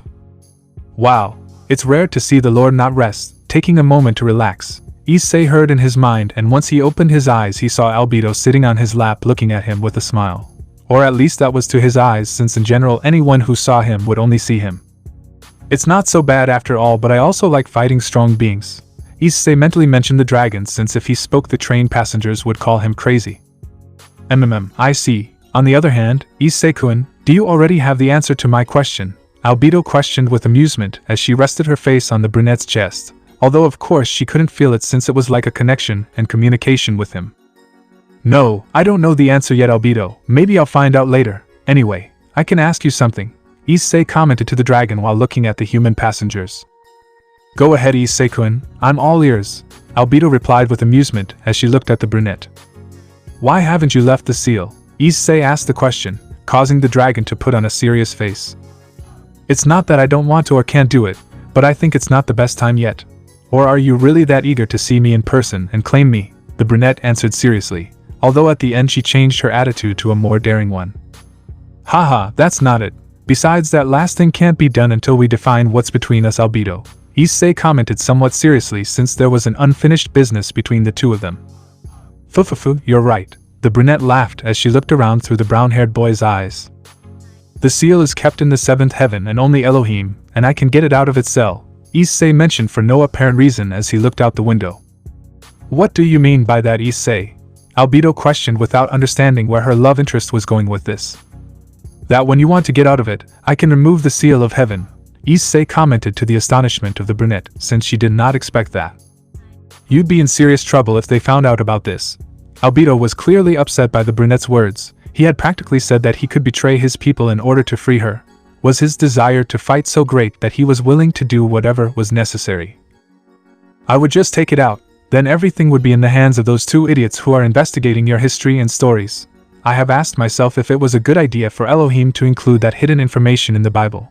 But oh well, why are you looking at me like that? Issei questioned the dragon upon seeing the dead and emotionless look she gave him. You definitely want me enough to do all that, even knowing the risk and conflicts that would create in your friends and family. Are you willing to do it? That fighting spirit of yours is worrying, but at the same time, just for that, I will reward you very well when you and I are alone in a room, Albedo whispered in the brunette's ear with a rather suggestive tone. I must beat you first, Issei declared seriously, unfazed by the dragon's charm. First you have to try. You and I are honest beings, Issei, and we know perfectly well the other's feelings and desires. But before any feeling or emotion is our battle, which is what is most important for us, the rest will come later. But I'm telling you this so that when the day comes you don't show anything but fighting instincts against me, Albedo mentioned firmly to the brown-haired boy, showing a dangerous smile. I know that very well, Empress of the Night. My priority is to defeat you and obtain the title that does not yet belong to me, to be the most powerful existence of all only below Chisato, Issei declared firmly, holding his gaze with the dragon on his lap. I'm curious to know who will win that fight. We are both equal, and in terms of power we are even, Albedo commented with amusement, while relaxing her posture like the brown-haired boy. By the way, Issei, how many do you want? The brunette's unexpected question threw the brunette off guard as he hadn't understood. I want what? Issei questioned with confusion and intrigue as he had gotten lost in the conversation. Children. There will come a point where each of your girls will end up pregnant like the Dragon Queen currently is. But I'm getting off topic. What I wanted to get to is how many children do you want from me? If he was drinking any drink at that moment, Issei was sure he would have already spat it out from such a question. What questions are those? Issei refuted with slight nervousness to the dragon with a sideways smile. Just out of curiosity and to pass the time while you get to your destination, Albedo answered without giving much importance to the matter. For her it was fun to see the brown-haired boy's reactions. Ha! I don't know, Albedo. I'll leave it to your choice, Issei mentioned, evading the question as he looked away from the brunette. Oh, then get ready, because when the time comes, you and I will spend a good time in a room. I will make you take my purity and give me my offspring, Albedo declared with quite a bit of enthusiasm to the brunette. The blush on her face was clear proof that she was not lying. You know, I wonder if I'll be a good father, Issei thought, obviously being heard by the dragoness as he relaxed in his seat. There's no doubt about that, darling. The way you are with your girls, your children won't have any problems, especially your future daughters, Albedo mentioned calmly while tapping the brown-haired boy's nose with her little finger. Even if she couldn't touch him directly, the message could be understood. Don't even mention it. Maybe I should implement some mechanism to keep my future girls safe and sound from any ruffian who dares to even get close to them, Issei whispered with annoyance, thinking of future scenarios that for him were disastrous. If you know that if you have daughters, they will have to expand their horizons and find love like your girls did once they are older, right? Albedo questioned the brunette with a drop of sweat running down her neck at his exaggerated behavior. I do, but whoever wants to take one of my babies will have to prove themselves worthy of them by beating me in a fight, Issei declared firmly while crossing his arms, sure of his idea. You know that's impossible, right? The brunette said with more drops of sweat on her neck. And just for that reason no one is worthy of them, Issei commented without changing his mind regarding the current situation and topic. Poor things, they haven't even been born yet and they already have a jealous and overprotective father, Albedo lamented to herself as she shook her head. Next stop, the shopping mall. A voice was heard over the train's speakers, giving Issei the indication that his stop was next, so the brown-haired boy got up from his seat with the dragon still on top of him, who surrounded him with her legs despite it being an illusion. Oh well, we'll talk another time. Have fun on your date, Issei-kun. Albedo said goodbye to the brunette with a kiss on the cheek before disappearing from his visit. Issei just let out a sigh as he looked out the window and was glad to see that the day and the sky were in perfect condition. At least he didn't have to worry about the rain. He saw the electronic announcement that his stop was near, and when he saw the doors open he didn't waste any time and crossed said door a second before it closed. Once outside he headed towards the stairs of the underground station, where once he climbed them he reached what would be the track communications area, which was close to his destination. The brown-haired boy noticed that there were several minutes left to reach the shopping center, so he just sighed as he began to walk and enjoyed the quiet atmosphere around him. On his way he came across a vending machine, so he decided to get a soda without noticing the unholy looks that the women in the area, whether teenagers or adult women, were giving him. But it was understandable in a way, since for him if it wasn't about his girls, the rest was irrelevant. Once he finished his drink he walked to his destination. And that while he was walking to the meeting place with his girlfriends, something caught his attention. It was an alley in the middle of two buildings, which made him want to look at that place in more detail for some strange reason. As if he felt he should be there in the first place. So he stopped his steps, and while people walked by his sight was focused on a peculiar cardboard box located in the alley that was constantly moving. Invaded by curiosity he approached the object without expecting anything big. He didn't even know why he did it, but it was as if his instinct was telling him to go, and he hated it when something got into his head and he couldn't get it out. So he had nothing to lose by seeing what it was. Let's see what's going on here, Issei said to himself as he lifted the box to see what was moving it, being slightly surprised at the moment. Meow. What was in the box was nothing more and nothing less than an adorable black cat that looked suspiciously at the brown-haired boy. At that moment Issei lowered the box to the ground and crouched down to be closer to the animal. He had always wanted a cat since he discovered how adorable Tiamat could be when she purred like one, and finally the universe was playing in his favor. So he slowly brought his hand closer to the little animal, but it scratched him and growled threateningly. Calm down, I won't hurt you, Issei mentioned while raising his hands to the little animal as if telling him that he was safe and nothing bad would happen to him. But the cat didn't lessen its annoyance and scratched his hand again. It was at that the brown-haired boy noticed how the little cat tried to get up to probably escape from there but failed miserably, falling face first onto the ground while letting out a meow of pain. Looking more closely, Issei noticed how the little animal's hind legs were injured and bleeding, so that was what it was about. Hey careful little friend, Issei commented softly as he took the cat and cradled it in his left arm, receiving several scratches from it, but he didn't give it much importance. Fortunately the little animal calmed down as the seconds passed. See, I told you I wouldn't hurt you, now let me help you with your problem, Issei mentioned calmly as he moved his hand to the kitten's hind legs. Meow. The cat meowed threateningly when he saw the brown-haired boy's intentions, but one look from him made him understand that he was in good hands. So, taking a risk, he placed his trust in him and stretched out his little paws. "This will remain a secret," Issei commented with amusement as he proceeded to heal the cat in his hands. The next thing that happened was that his hand gave off a red light that lasted a few seconds. By the time it had disappeared, the little animal's wounds had done so as well. "Ready. Like new," Issei mentioned smiling, placing the cat back on the ground. But to his surprise, it climbed onto his shoulder and began to rub its face against his cheek while purring as if it were thanking him for his action. "Haha, not at all, friend," Issei commented happily, bringing out a side of himself that is not very common. He almost looked like a child with his pet. "Meow." The cat's meow to the brown-haired boy, oddly enough, sounded to the brown-haired boy as if he were annoyed at how he had called him. "Oh, sorry, I didn't notice, hee. You're welcome, friend," Issei retracted, getting a nod from the cat and a lick on his cheek. "Damn, look at the time. Gabriel and Penamian are going to kill me for being late. This is where our meeting ends, friend," Issei mentioned hastily after seeing the time as he left the cat on the ground and proceeded to get up. "I don't know how you ended up hurt, but for that reason have this.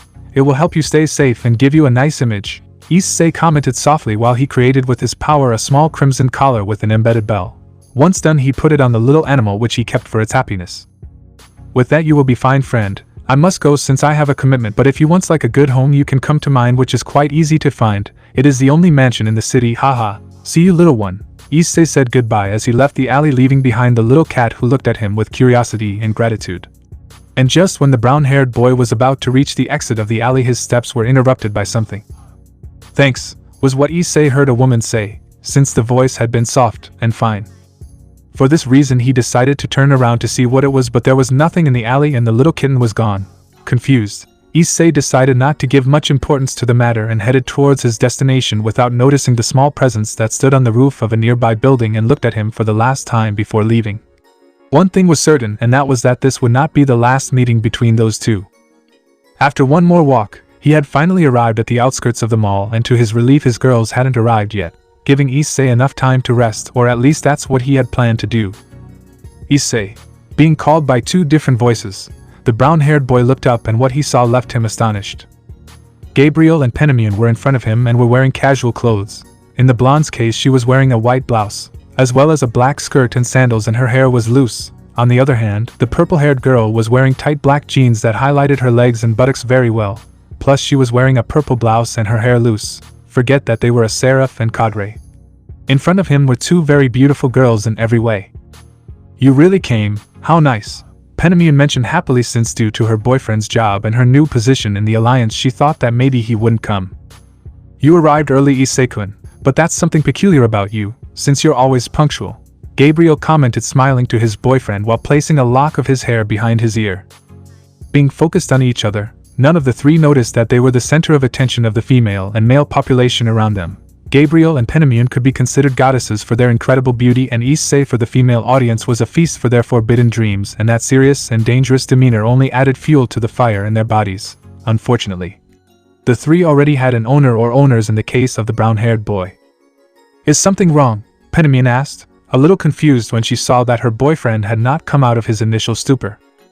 No, it's just that." At that moment when Issei spoke, he noticed how his girlfriends smiled when they saw that he had undoubtedly left him shocked. Not for nothing were they considered the most beautiful of their factions. "Oh, I see. Amazed by our beauty," Penamian commented mockingly, wanting to play a little with the brunette, since it was always fun to see him get nervous, but she had forgotten the deadly side that Issei had with all his women, and that was his sincerity. "Well, surprised? No, Penamian, since I have always thought that each one of you are very beautiful, and today you have reaffirmed it to me. Gabriel, Penamian, you look very beautiful," Issei mentioned sincerely while smiling at his girls, who did not expect that and blushed a little at the compliment. "Not to mention that I love spending time with you," Issei commented calmly as he watched people pass by. "Ah, really?" the sisters asked, blushing deeply at their boyfriend's words. "Yes, I enjoy being with you as well as the other girls. You are all my reason for being, by the way. What do you want to do now?" Issei asked his girlfriends, focusing his gaze on them. Simple. Let's walk like this from now on. We can talk and be close to each other," Gabriel mentioned as he approached the brown-haired boy's arm and hugged him, burying him in his breasts, being imitated by his sister. "Come on then, I can take you to see the attractions in the park. I read about the place and I know where to go," Issei commented calmly without realizing that he was the envy of many men at that moment, being with two beauties. And so the three of them began to walk, and in the middle of the walk, both Gabriel and Penimian were amazed by the place. Although they had previously passed by there due to certain things they had to do in the city, they could never really take the time to look at the place carefully. Their jobs as seraph and cadre respectively did not let them enjoy their daily lives. What a beautiful place. It reminds me of the Garden of Eden in heaven, Gabriel mentioned as they walked through a park full of flowers. I couldn't say if it's the same since I've never been to heaven, except for the time I went to look for her father, Issei commented softly while holding hands with both sisters. Maybe one day I can show it to you, Issei-kun. What do you say, sister? The blonde questioned the purple-haired girl while looking at her.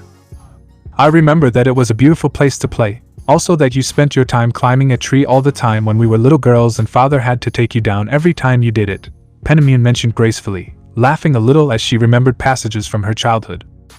Penimian, Gabriel protested with shame and a blush on his face when he saw that his boyfriend had discovered a passage from his childhood. Oh, so you were very naughty, Gabi-chan. I would have liked to see that, haha, Issei commented with amusement, enjoying his blonde's pout. Mo, I wasn't the only one. Penimian was always playing pranks on father and our brothers on more than one occasion, and she almost always ended up punished for it. Now it was the purple-haired girl's turn to blush in embarrassment at Gabriel's words. Haha, the two of them were definitely a pain for the old man, Issei mentioned with amusement, while hugging his girls.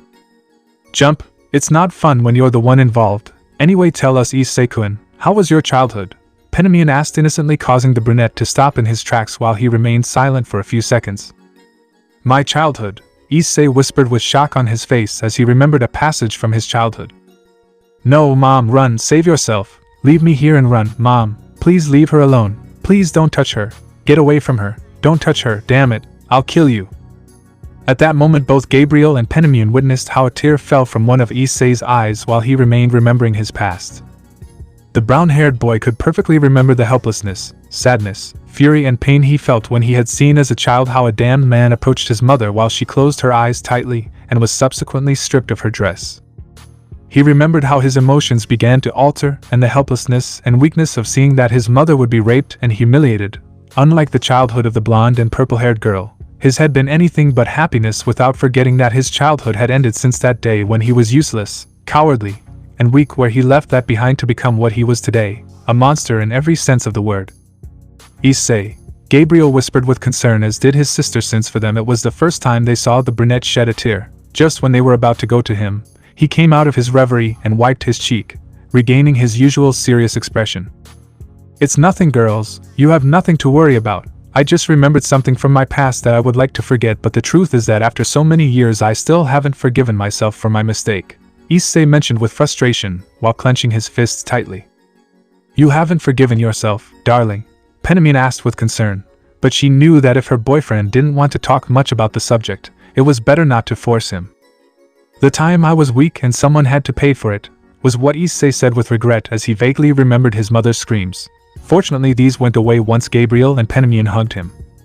You know, Issei, sometimes I think you keep many secrets and also some wounds from the past that you have not been able to heal, or rather you have not left them because you believe that you deserve to continue feeling that pain of your mistakes. But you are not alone, and you should not carry everything alone. Remember that we are with you at all times and we will never judge you for your mistakes and actions. So when you feel ready, keep in mind that I, my sister, as well as the rest of the girls, all of us will listen to you as you do. We will support you and give you our courage, and we will also welcome you with open arms so that you can get out that pain that you keep. Do you know why, Issei? Because we love you and accept you with all your mistakes and wounds, Gabriel finished saying while smiling at his boyfriend and kissing him on the cheek. We are your girlfriends, Issei, your women, and we will never ever leave you or judge you, so trust us a little more than you already do, Penimian commented, imitating her sister, and then together with her pulled the brunette forward and reunited with their date. They are right, maybe one day I can free myself from this pain. After all of them are the cure for my wounds, Issei thought as he was pulled by both sisters. After that, the three of them resumed their date, and went to the central part of the park, the place where there was a lake famous for allowing boat rides.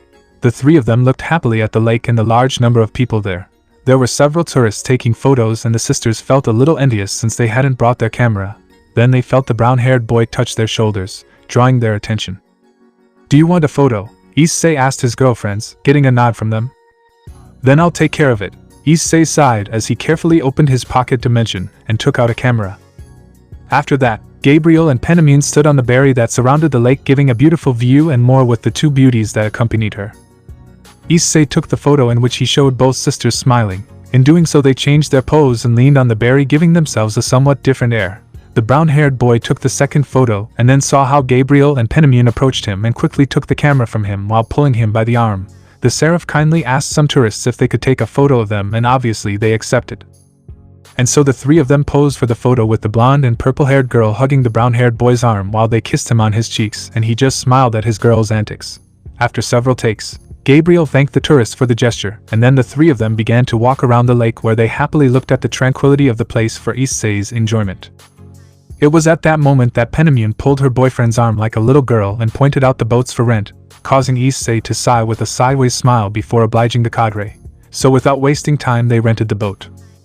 In the middle of the lake, Issei was rowing, and for his first time he wasn't doing badly. On the other hand, Gabriel and Penamune just looked at the water like little girls and smiled at the sight of the fish, since it was fun to relax a little.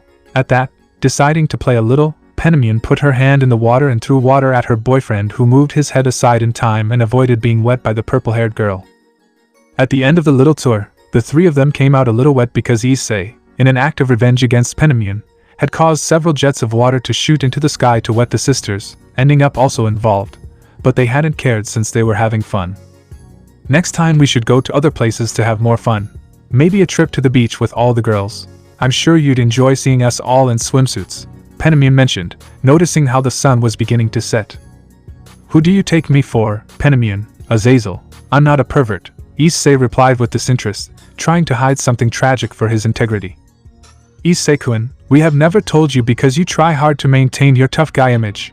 But we all know that you love breasts, and on more than one occasion we have secretly noticed when you stare at all of ours, as well as how you also enjoy contact with our bodies. But don't worry, we are your women, and you are allowed to touch us and look at us in a perverted way, Gabriel commented, not taking into account that his words had been a dagger in the brown-haired boy's heart. I'm a pervert, Issei lamented as he fell to his knees dramatically and lamented that fact. Oh come on Issei, what man isn't? At least you control your desires, and if it's about looking at or thinking those things, you only do it with your girls, which we appreciate since you don't look at anyone but us. And between us, darling, you're not the only pervert. Or do you think that all of us haven't thought those things when you spend time shirtless in the house or sleep with everyone? Everyone in this life, even if they deny it, has their perverted side, Penamune mentioned while patting the brown-haired man on the back. Wait a second, you're saying that all of you are? Gabriel too? Issei asked, already recovered, as he looked at the blonde with suspicion and unable to believe that the purest and most innocent being would turn out to be in the same equation. Believe it or not, despite his innocence, you would be surprised to see how perverted Gabriel is and his fantasies with you, Penamune responded mockingly, causing the blonde to blush furiously. And that's not true, Gabriel shouted, quite blushed, looking away as she remembered that today's plans had been her idea. Well, but for the next outing we will definitely have to go to the beach, Penamune commented calmly while looking at her boyfriend and sister. I agree with that, this has been the best date I've ever had, or well, the first one since I haven't gone out with anyone other than Issei-kun or the girls, Gabriel mentioned, already recovered from her embarrassment, while smiling. I don't know why, but I feel like someone will be cursing me at that moment, Issei thought as he saw his girls' next plans while they reunited with their date, or what was left of it since it was starting to get dark. After the talk between the three, they decided to end the date in the best way according to Gabriel and Penamune's words, since Issei had no idea what the sisters' true hidden intentions were on today's date. On a certain street in Kuo City, there was an establishment from which music and countless voices could be heard coming from inside. This place was called Black Dog Bar, an establishment created by Azazel. Right in front of the outer door were the Seraph, Cadre and Demon, who were let into the establishment by the guard once he recognized who they were. Well, let's go inside, Penamune mentioned enthusiastically, pulling her boyfriend and sister into the establishment. Are you sure about this? Issei asked, a little doubtful about what his girlfriends wanted to do. Of course, darling, I've already asked a friend of the place and he didn't mind, plus you'll be surprised to see who works here, Penamune commented with amusement, calming the brown-haired boy as he headed to enter through the door of the establishment. The blonde and the brown-haired girl followed the purple-haired girl into the place.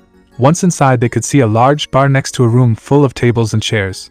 At that very moment the place was almost overflowing with people, but despite that they already had a destination in mind, and that was the bar. There was a young man of Japanese origin with black hair and grayish eyes, better known as Tobio ExE, bartender of Black Dog Bar, and bearer of the Longinus Canis Lycaon. "Hey kid, long time no see," Penamune greeted happily as he approached the bar. "Oh, so many celebrities there tonight. It's a pleasure to see you in my establishment, Penamune-sama. Lady Gabriel, Gremory-sama. How's everything?" Tobio answered while holding a cocktail shaker without flinching at the newcomers, although he was a little nervous about having the famous Issei Gremory in the place. Boy, was he intimidating. "I see you are strong boy and you have a very nice place, not bad," Issei commented after sitting in the bar seats and greeting the young black-haired man. "Well, we're not late, are we?" Penamune asked Tobio as he looked around. "Not at all, they even arrived early, since Lavinia was still singing," Tobio replied, then pointed to the small stage that had been set up in the establishment, where the beautiful blue-eyed girl with long blonde hair was wearing an elegant dress while performing a song, receiving applause from the audience, especially from the men.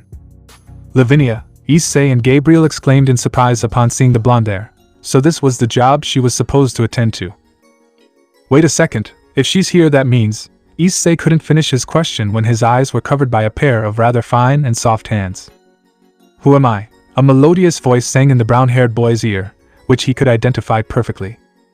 "Valerie," Issei replied calmly as he removed the woman's hands, where he turned around to find the smiling silver-haired girl wearing a waitress outfit. "Do you like it?" Valerie asked nervously as she looked at the brunette waiting for his answer.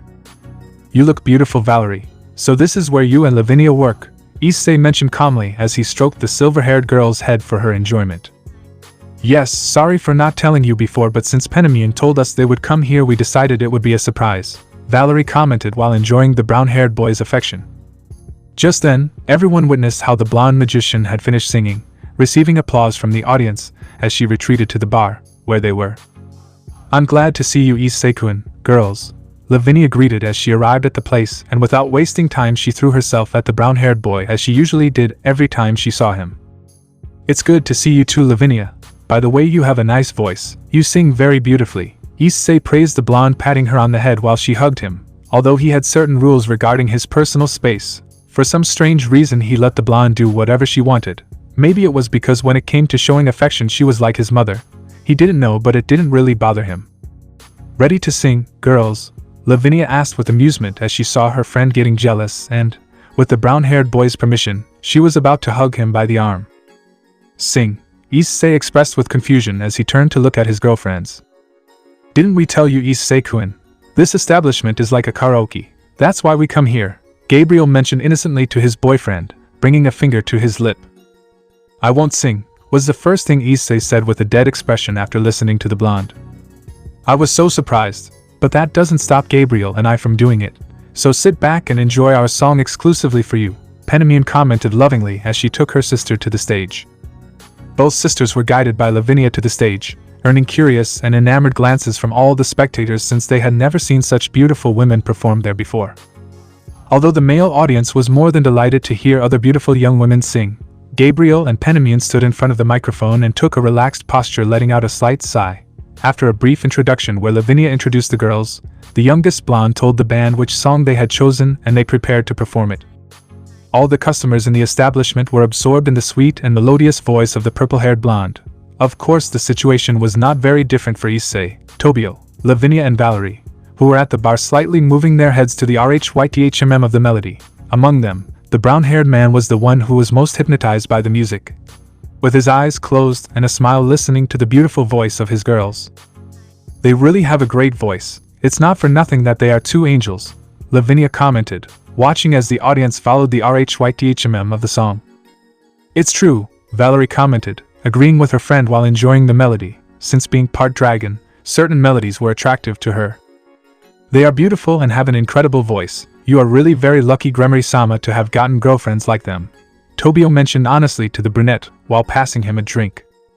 "It's the first time I've heard them sing, and it's certainly a sight worth seeing. Their voices are very beautiful, and in a way they fill me with peace," Issei replied without any hint of coldness or seriousness in his being. Apparently the girls' voices had a certain healing effect on him. With the last beats of the song, the girls stopped singing and for a few seconds looked at everyone present, who were silent.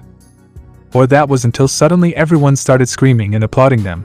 At that moment Gabriel and Penamune bowed with happy smiles on their faces that the people liked the performance. especially seeing that Issei couldn't take his eyes off them with a smile of pleasure on his face. But every pleasant moment would go to hell with the things the brown-haired boy would hear next, and they definitely wouldn't be very funny to him. "You're so sexy, purple-haired girl," a random man from the audience shouted at Penemune, causing both her and her sister to put on a face full of horror at what the stupid man had done. "You're a beautiful blonde girl. Be my girlfriend, please." Now it was Gabriel's turn to be horrified by the compliment, or death sentence from a random man in the audience. "No, stop, don't continue or..." But Penemune couldn't finish his warning and prevent chaos from breaking out when one last customer decided to speak. "I love you both, marry me." That was the last of the many sentences the brown-haired boy heard, which was the straw that broke the camel's back. "Who was the bastard who said that?" Issei exclaimed with his patience on the floor and his fury at its peak as he stood up from his seat, making his aura present, where the atmosphere became tense and the entire building began to shake. "Issei, please calm down," Valerie asked, trying to prevent the brunette from going after that customer, apart from the fact that she didn't want any damage to the bar. Ara, it seems that someone got jealous," Lavinia commented, letting out a small laugh watching the funny scene between Issei going to the stage and Valerie stopping his advance as best she could. "Very well, first of all you should know who we are. I am the Seraph Gabriel and she is my sister the Cadre Penemune. We are already engaged to our only love interest, so I ask you for her well-being to refrain from any lewd comments since my beloved Issei Gremory does not tolerate these much." It was the strong response that Gabriel gave to everyone in general, causing several reactions in the public, the most present being fear. Issei Gremory, the male audience of the venue thought in fear, slowly turning their faces back where they saw a red-eyed brown-haired man being held by a silver-haired girl. "Run away before I kill you," was the warning that Issei angrily gave to the idiots, who either slow nor lazy left the place for their lives. "Hey, you didn't pay," Lavinia shouted indignantly as she stood at the door of the establishment and threw a bottle of wine at the cowardly men, hitting one of them on the head. "You are very jealous, Issei-kun, but don't worry, your Penemune-chan is only yours," the purple-haired girl mentioned lovingly while rubbing her cheek against her boyfriend's, calming him down in the process. "But we are two in a way, so it's okay, I guess. I'm sorry the customers left without paying. We'll pay for it," Gabriel commented as he climbed onto the brown-haired boy's back and hugged him tightly and petted his head to calm him down. What they had to do to calm a dragon, who would have thought? "Don't worry, I'll charge Azazel for it, so there's no problem," Tobio mentioned nonchalantly, downplaying the matter. "What do you say we keep singing now that the place is empty?" Lavinia suggested once she arrived, getting confirmation from Gabriel and Penemune. "As long as there are no inconveniences like the one now, it's fine," Issei commented seriously as he possessively hugged his girlfriends and gave Tobio a death glare, as he was the only man in the establishment apart from him, as if giving him a warning. "Calm down, old man, I already have a girlfriend," Tobio mentioned, nervously raising his hands in peace with the brown-haired boy. After that, Issei just nodded, and the next few minutes the girls spent singing while he drank a few drinks with Tobio.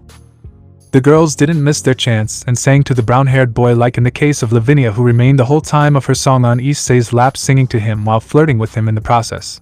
Gabriel and Penemune also sang for their boyfriend individually for his enjoyment, and even Valerie did so, although with some embarrassment. She was able to sing a song for the brown-haired boy.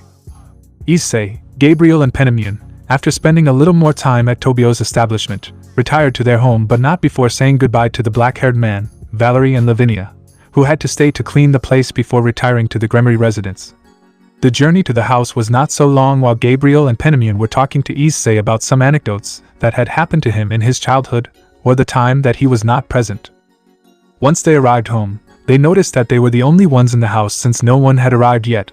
Once inside, they decided that it was a good time to sleep, or that was what Issei was planning to do, but he found on his desk some documents that needed to be reviewed regarding Odin's visit to the underworld during the young people's vacation.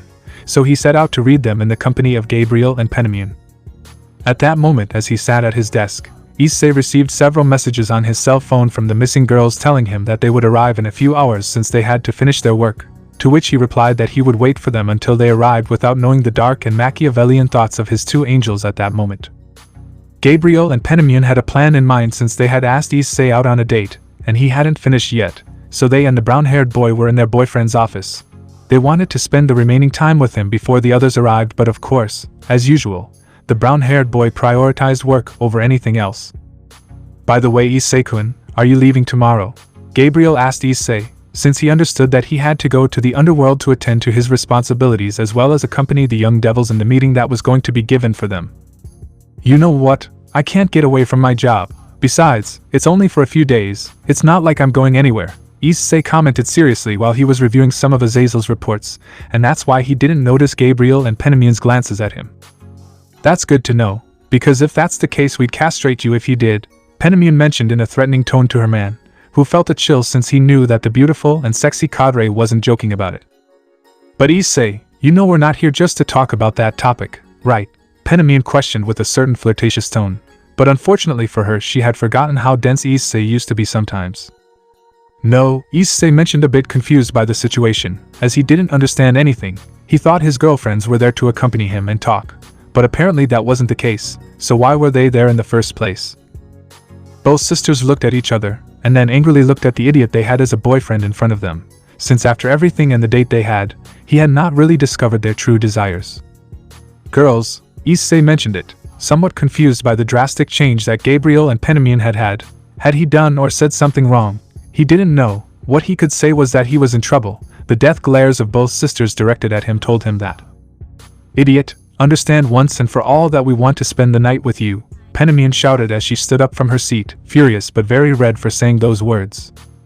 What? Issei expressed totally lost. He didn't understand what the girls in front of him were trying to get at. Oh my father, Issei, do you really think that after all these years we will waste this opportunity without having consolidated our thing? Gabriel commented as he stood up and walked towards the brown-haired boy in a sensual manner, which surprised and hypnotized Issei, since he believed that Gabriel was too pure for these things, but apparently he was wrong. They say that the quietest are the most dangerous. Issei, today we want to be yours, Penamien mentioned, imitating her sister. Only she swayed her hips more sensually as she arrived where the brown-haired boy was sitting, standing next to her sister in front of the man they loved madly. Once he heard and understood what the beautiful Seraph and cadre wanted, Issei swallowed hard. The idea of doing it with them, two beautiful women who loved him, made him happy, but he knew that both of them, more specifically Gabriel, had a drawback for that act. His nature and race prevented him from performing and experiencing carnal pleasure, because if he did, he would lose his great magical powers and his place in heaven, something he did not want to happen. Issei, I know what you're thinking and you don't have to worry about it.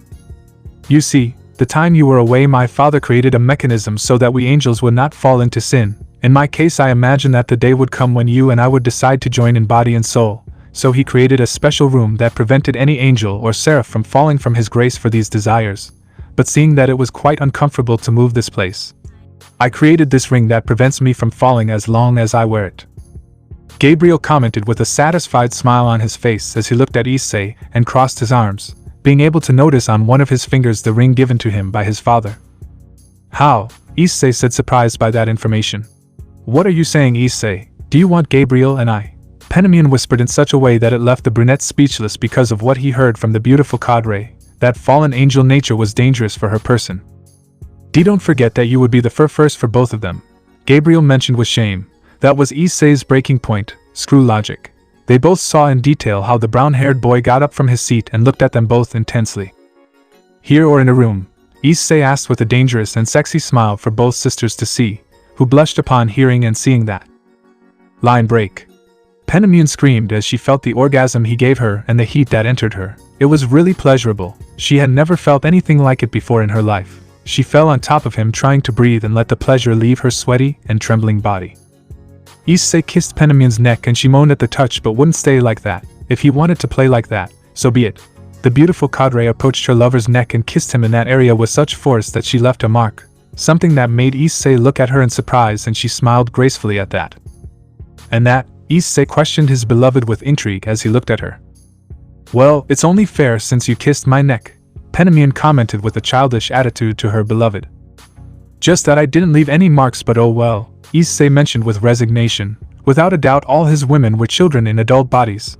That thought was confirmed when he saw Penamien smile proudly. That side of her delighted him, but it also drove him crazy. What am I going to do with you? Whoa, Issei couldn't finish because he felt something licking him on his cheek. It was then that both he and Penamien turned to the side and saw Gabriel near them. Fufufu. I'm sorry, but I want another round, Gabriel mentioned as he stood next to Issei and looked at him tenderly. In those moments Issei wondered where the hell the sweet and pure Gabriel was, because the one next to him was very different from the one he always saw. Maybe she was a closet pervert. It's not that he disliked it, it's just that he didn't expect that. "Oh, I see you're ready for another round, my love," Penamion mentioned with amusement, as she felt Issei was ready again.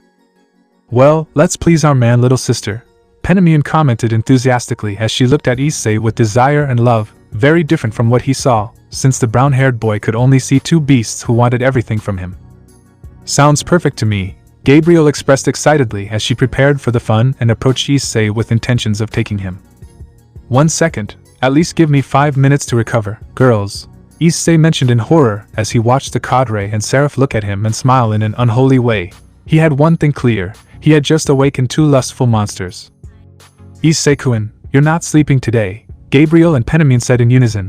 That voice and response from both made Issei understand that he was screwed, but if that was what they wanted, so be it. He was never going to let himself be dominated by anyone. "Ah, hell nah," Issei commented.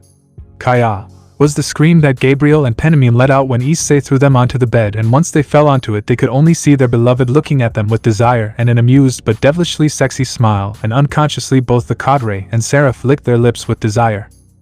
The night apparently had not ended, and it was far from over.